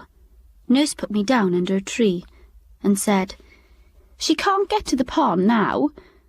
So they left me there, and out of the water and out of the wood came 2 wonderful white people, and they began to play and dance and sing. They were a kind of creamy white, like the old ivory figure in the drawing-room. They played together and danced round and round the pool, and they sang a song till I fell asleep. Nurse woke me up when she came back, and she was looking something like the white lady had looked. So I told her all about it, and asked her why she looked like that. At first she cried, and then she looked very frightened. She said I had been dreaming, but I knew I hadn't. Then she made me promise not to say a word about it to anybody, and if I did, I should be thrown into the black pit. I was not frightened at all, though Nurse was, and I never forgot about it. I was 13, nearly 14, when I had a very singular adventure. So strange that the day on which it happened is always called the White Day. My mother had been dead for more than a year, and in the morning I had lessons, but they let me go out for walks in the afternoon. And this afternoon I walked a new way. It was a long, long way, and it seemed as if I was going on forever and ever. Then I found that I was climbing, and I went up and up until I came out, just under the top of a bare place. I looked out and saw the country. There were hundreds and hundreds of dreadful rocks. Some were like horrid, grinning men. I went on among them, though they frightened me, and my heart was full of wicked songs that they put into it. I went on and on, till at last I liked the rocks, and they didn't frighten me any more. I sang the songs I thought of, songs full of words that must not be spoken or written down. There was a little stream running down a valley. I drank the water, and it tasted like wine. I couldn't drink enough, so I lay down and sucked the water up with my lips. I pretended there was a nymph who lived in the water and was kissing me. I could see nothing all around but the grey rocks. They seemed as if they had been arranged into patterns and shapes. It looked, from where I was standing, something like two great figures of people lying on the grass. It was so strange and solemn and lonely, like a hollow temple of dead heathen gods. I went on, and at last I found a certain wood. I found it in a very curious manner, by seeing some small animal run into a dark passage. I went after it, and came to an open place, and there I saw the most wonderful sight I have ever seen. But it was only for a minute, as I ran away directly. I was hot all over and trembling, and my heart was beating. Strange cries came from me. I ran and ran. I was glad that a great white moon came up from over a round hill and showed me the way. At last I got home again. My father was busy in his study, and the servants had not told about my not coming home. I went to bed and lay awake all through the night thinking of what I had seen. It reminded me of the tales my nurse had told me when I was little. It was the same nurse that took me into the wood where I saw the beautiful white people. I remembered how she had told me a story one winter night in the nursery. It was about a young man who once upon a time went hunting with his hounds, and they hunted all day till the sun sank. The young man was angry because he couldn't find anything, and he was going to turn back when he saw a beautiful white stag. He cheered to his hounds, but they would not follow, and he cheered to his horse, but it shivered and stood stock still. So the young man jumped off the horse and began to follow the white stag all alone. They went through the enormous woods, and they swam across rivers, and they waded through black marshes where the ground bubbled, and the stag fled away down into rocky, narrow valleys, and the man went after it. At last the sun rose, and the young man found he was in a country that he had never seen before. It was a beautiful valley with a bright stream running through it, and a great big round hill in the middle. But just as the man stretched out his hand to catch the stag, it vanished into the earth. The man began to cry. He was so sorry that he had lost it after all his long hunting. But as he was crying, he saw there was a door in the hill, just in front of him, and he went in.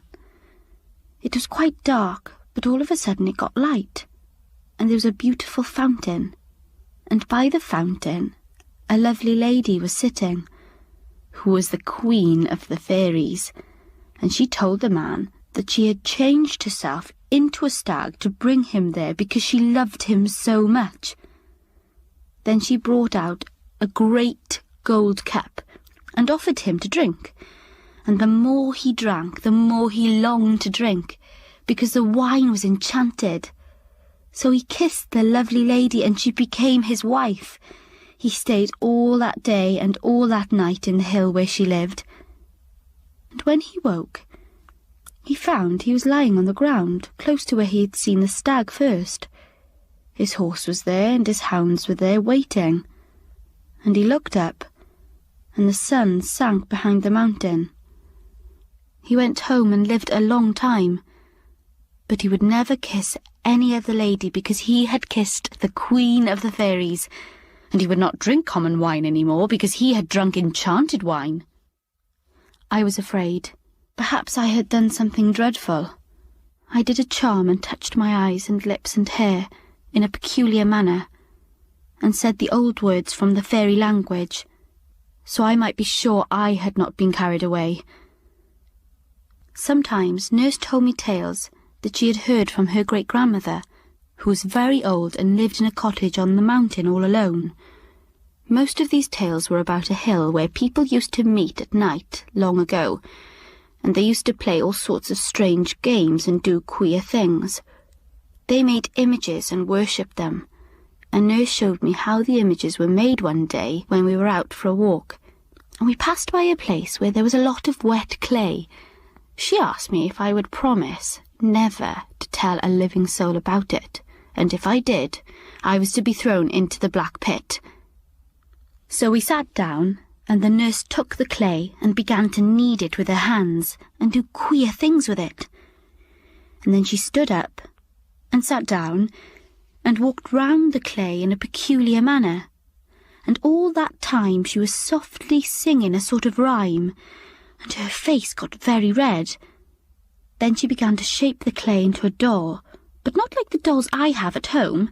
She made the queerest doll I had ever seen, all out of the wet clay, and hid it under a bush to get dry and hard, and all that time she was making it, she was singing these rhymes to herself, and her face got redder and redder. So we left the doll there, hidden away in the bushes where nobody would ever find it. A few days later, we went the same walk, and when we came to that dark part of the lane where the break runs down to the bank, Nurse made me promise all over again. So she did all sorts of queer things with the little clay man, and I noticed she was streaming with perspiration, and then she told me to pay my respects. And I did everything she did because I liked her, and it was such an odd game. And she said that if one loved very much, the clay man was very good if one did certain things with it, and if one hated very much, it was just as good, only one had to do different things. And we played with it a very long time, and pretended all sorts of things. Nurse said her great-grandmother had told her about these images, but what we did was no harm at all, only a game. But she told me one story that frightened me very much. She told me of the queen of the people who danced on the hill on the summer nights. She knew more of the secrets than anyone else. She knew how to destroy young men, how to put a curse on people, and other things I do not understand. Her real name was Lady Avalyn, but the dancing people called her Cassap. She was whiter than any of them and taller. She could sing songs that none of the others could sing, and when she sang, they all fell down and worshipped her. These were all the things I was thinking about in those days after the strange walk, when I thought I had seen a great secret. Then one day I became sure that all that Nurse had said was quite true. I was all alone when I found it out. I trembled with joy and terror. When I came to the place where the elder was, I covered up my face with my hands and lay down flat on the grass. I stayed there for 2 hours without moving, whispering to myself delicious, terrible things, and saying some words over and over again. It was all true and wonderful, and when I remembered the story I knew and thought of what I had really seen, I got hot, I got cold, and the air seemed full of scent and flowers and singing. I wanted to make a little clay man, like the one Nurse had made so long ago. I brought the wet clay and did everything that she had done, only I made a much finer image than the one she had made, and when it was finished I did everything that I could imagine and much more than she did, because it was the likeness of something far better. And a few days later, when I had done my lessons early, I went for the second time into a strange country. I went into the place where there are the hollows and the 2 beautiful mounds and all the strange shapes. This time I made out the figures quite plainly, as it was lighter, and I had remembered the story I had quite forgotten before, and in the story the 2 figures are called Adam and Eve, and only those who know the story understand what they mean. Then I went on until I came to the secret wood. When I had gone about halfway, I stopped and bound a handkerchief tightly round my eyes.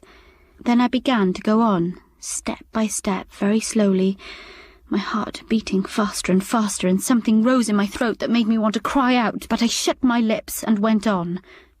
Boughs caught in my hair as I went, and great thorns tore at me, but I went on to the end of the path.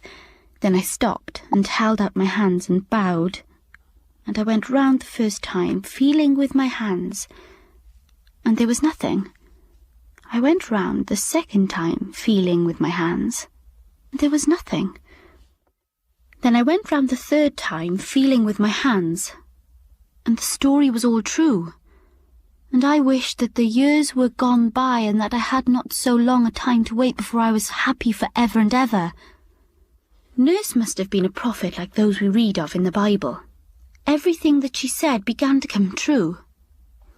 In the secret place I went to the brimming well, and when I looked in, I knew who the white lady was that I had seen in the woods so long ago. And I trembled all over, because that told me other things. Then I remembered how some time after I had seen the white people in the wood, Nurse asked me more about them, and I told her, and she listened. At last she said, "You will see her again." So I understood what had happened and what was to happen, and I understood about the nymphs, how I might meet them in all kinds of places, and they would always help me, and I must always look for them, and find them in all sorts of strange shapes and appearances, and without the nymphs I could never have found the secret, and without them none of the other things could happen. There were 2 kinds, the bright and the dark, and both were very lovely and very wonderful.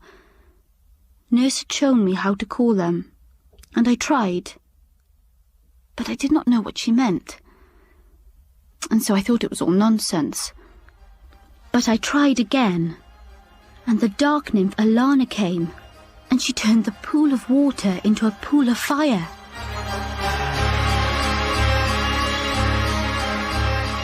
That's a very queer story, said Cotgrave, handing back the green book to the recluse Ambrose. I see the drift of a good deal, but there are many things that I do not grasp at all. What does she mean by nymphs? Well, I think there are references throughout the manuscript to certain processes, which have been handed down by tradition from age to age.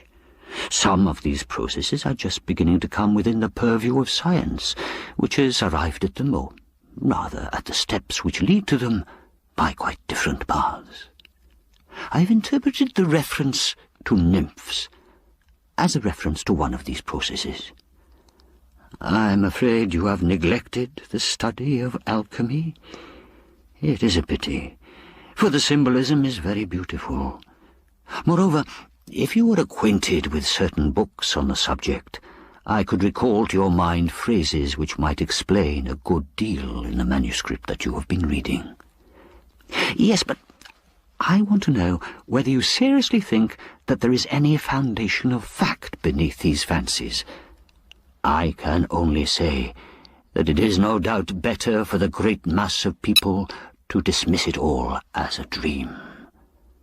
But my belief, that goes the other way. I have known cases in which men have stumbled quite by accident on certain of these processes, and have been astonished by wholly unexpected results. Powerful and sovereign medicines, which are, of necessity, virulent poisons also, are kept in a locked cabinet. The child may find the key by chance and drink herself dead. But in most cases the search is educational, and the phials contain precious elixirs for him who has patiently fashioned the key for himself. You see how the manuscript illustrates the talk we had last week?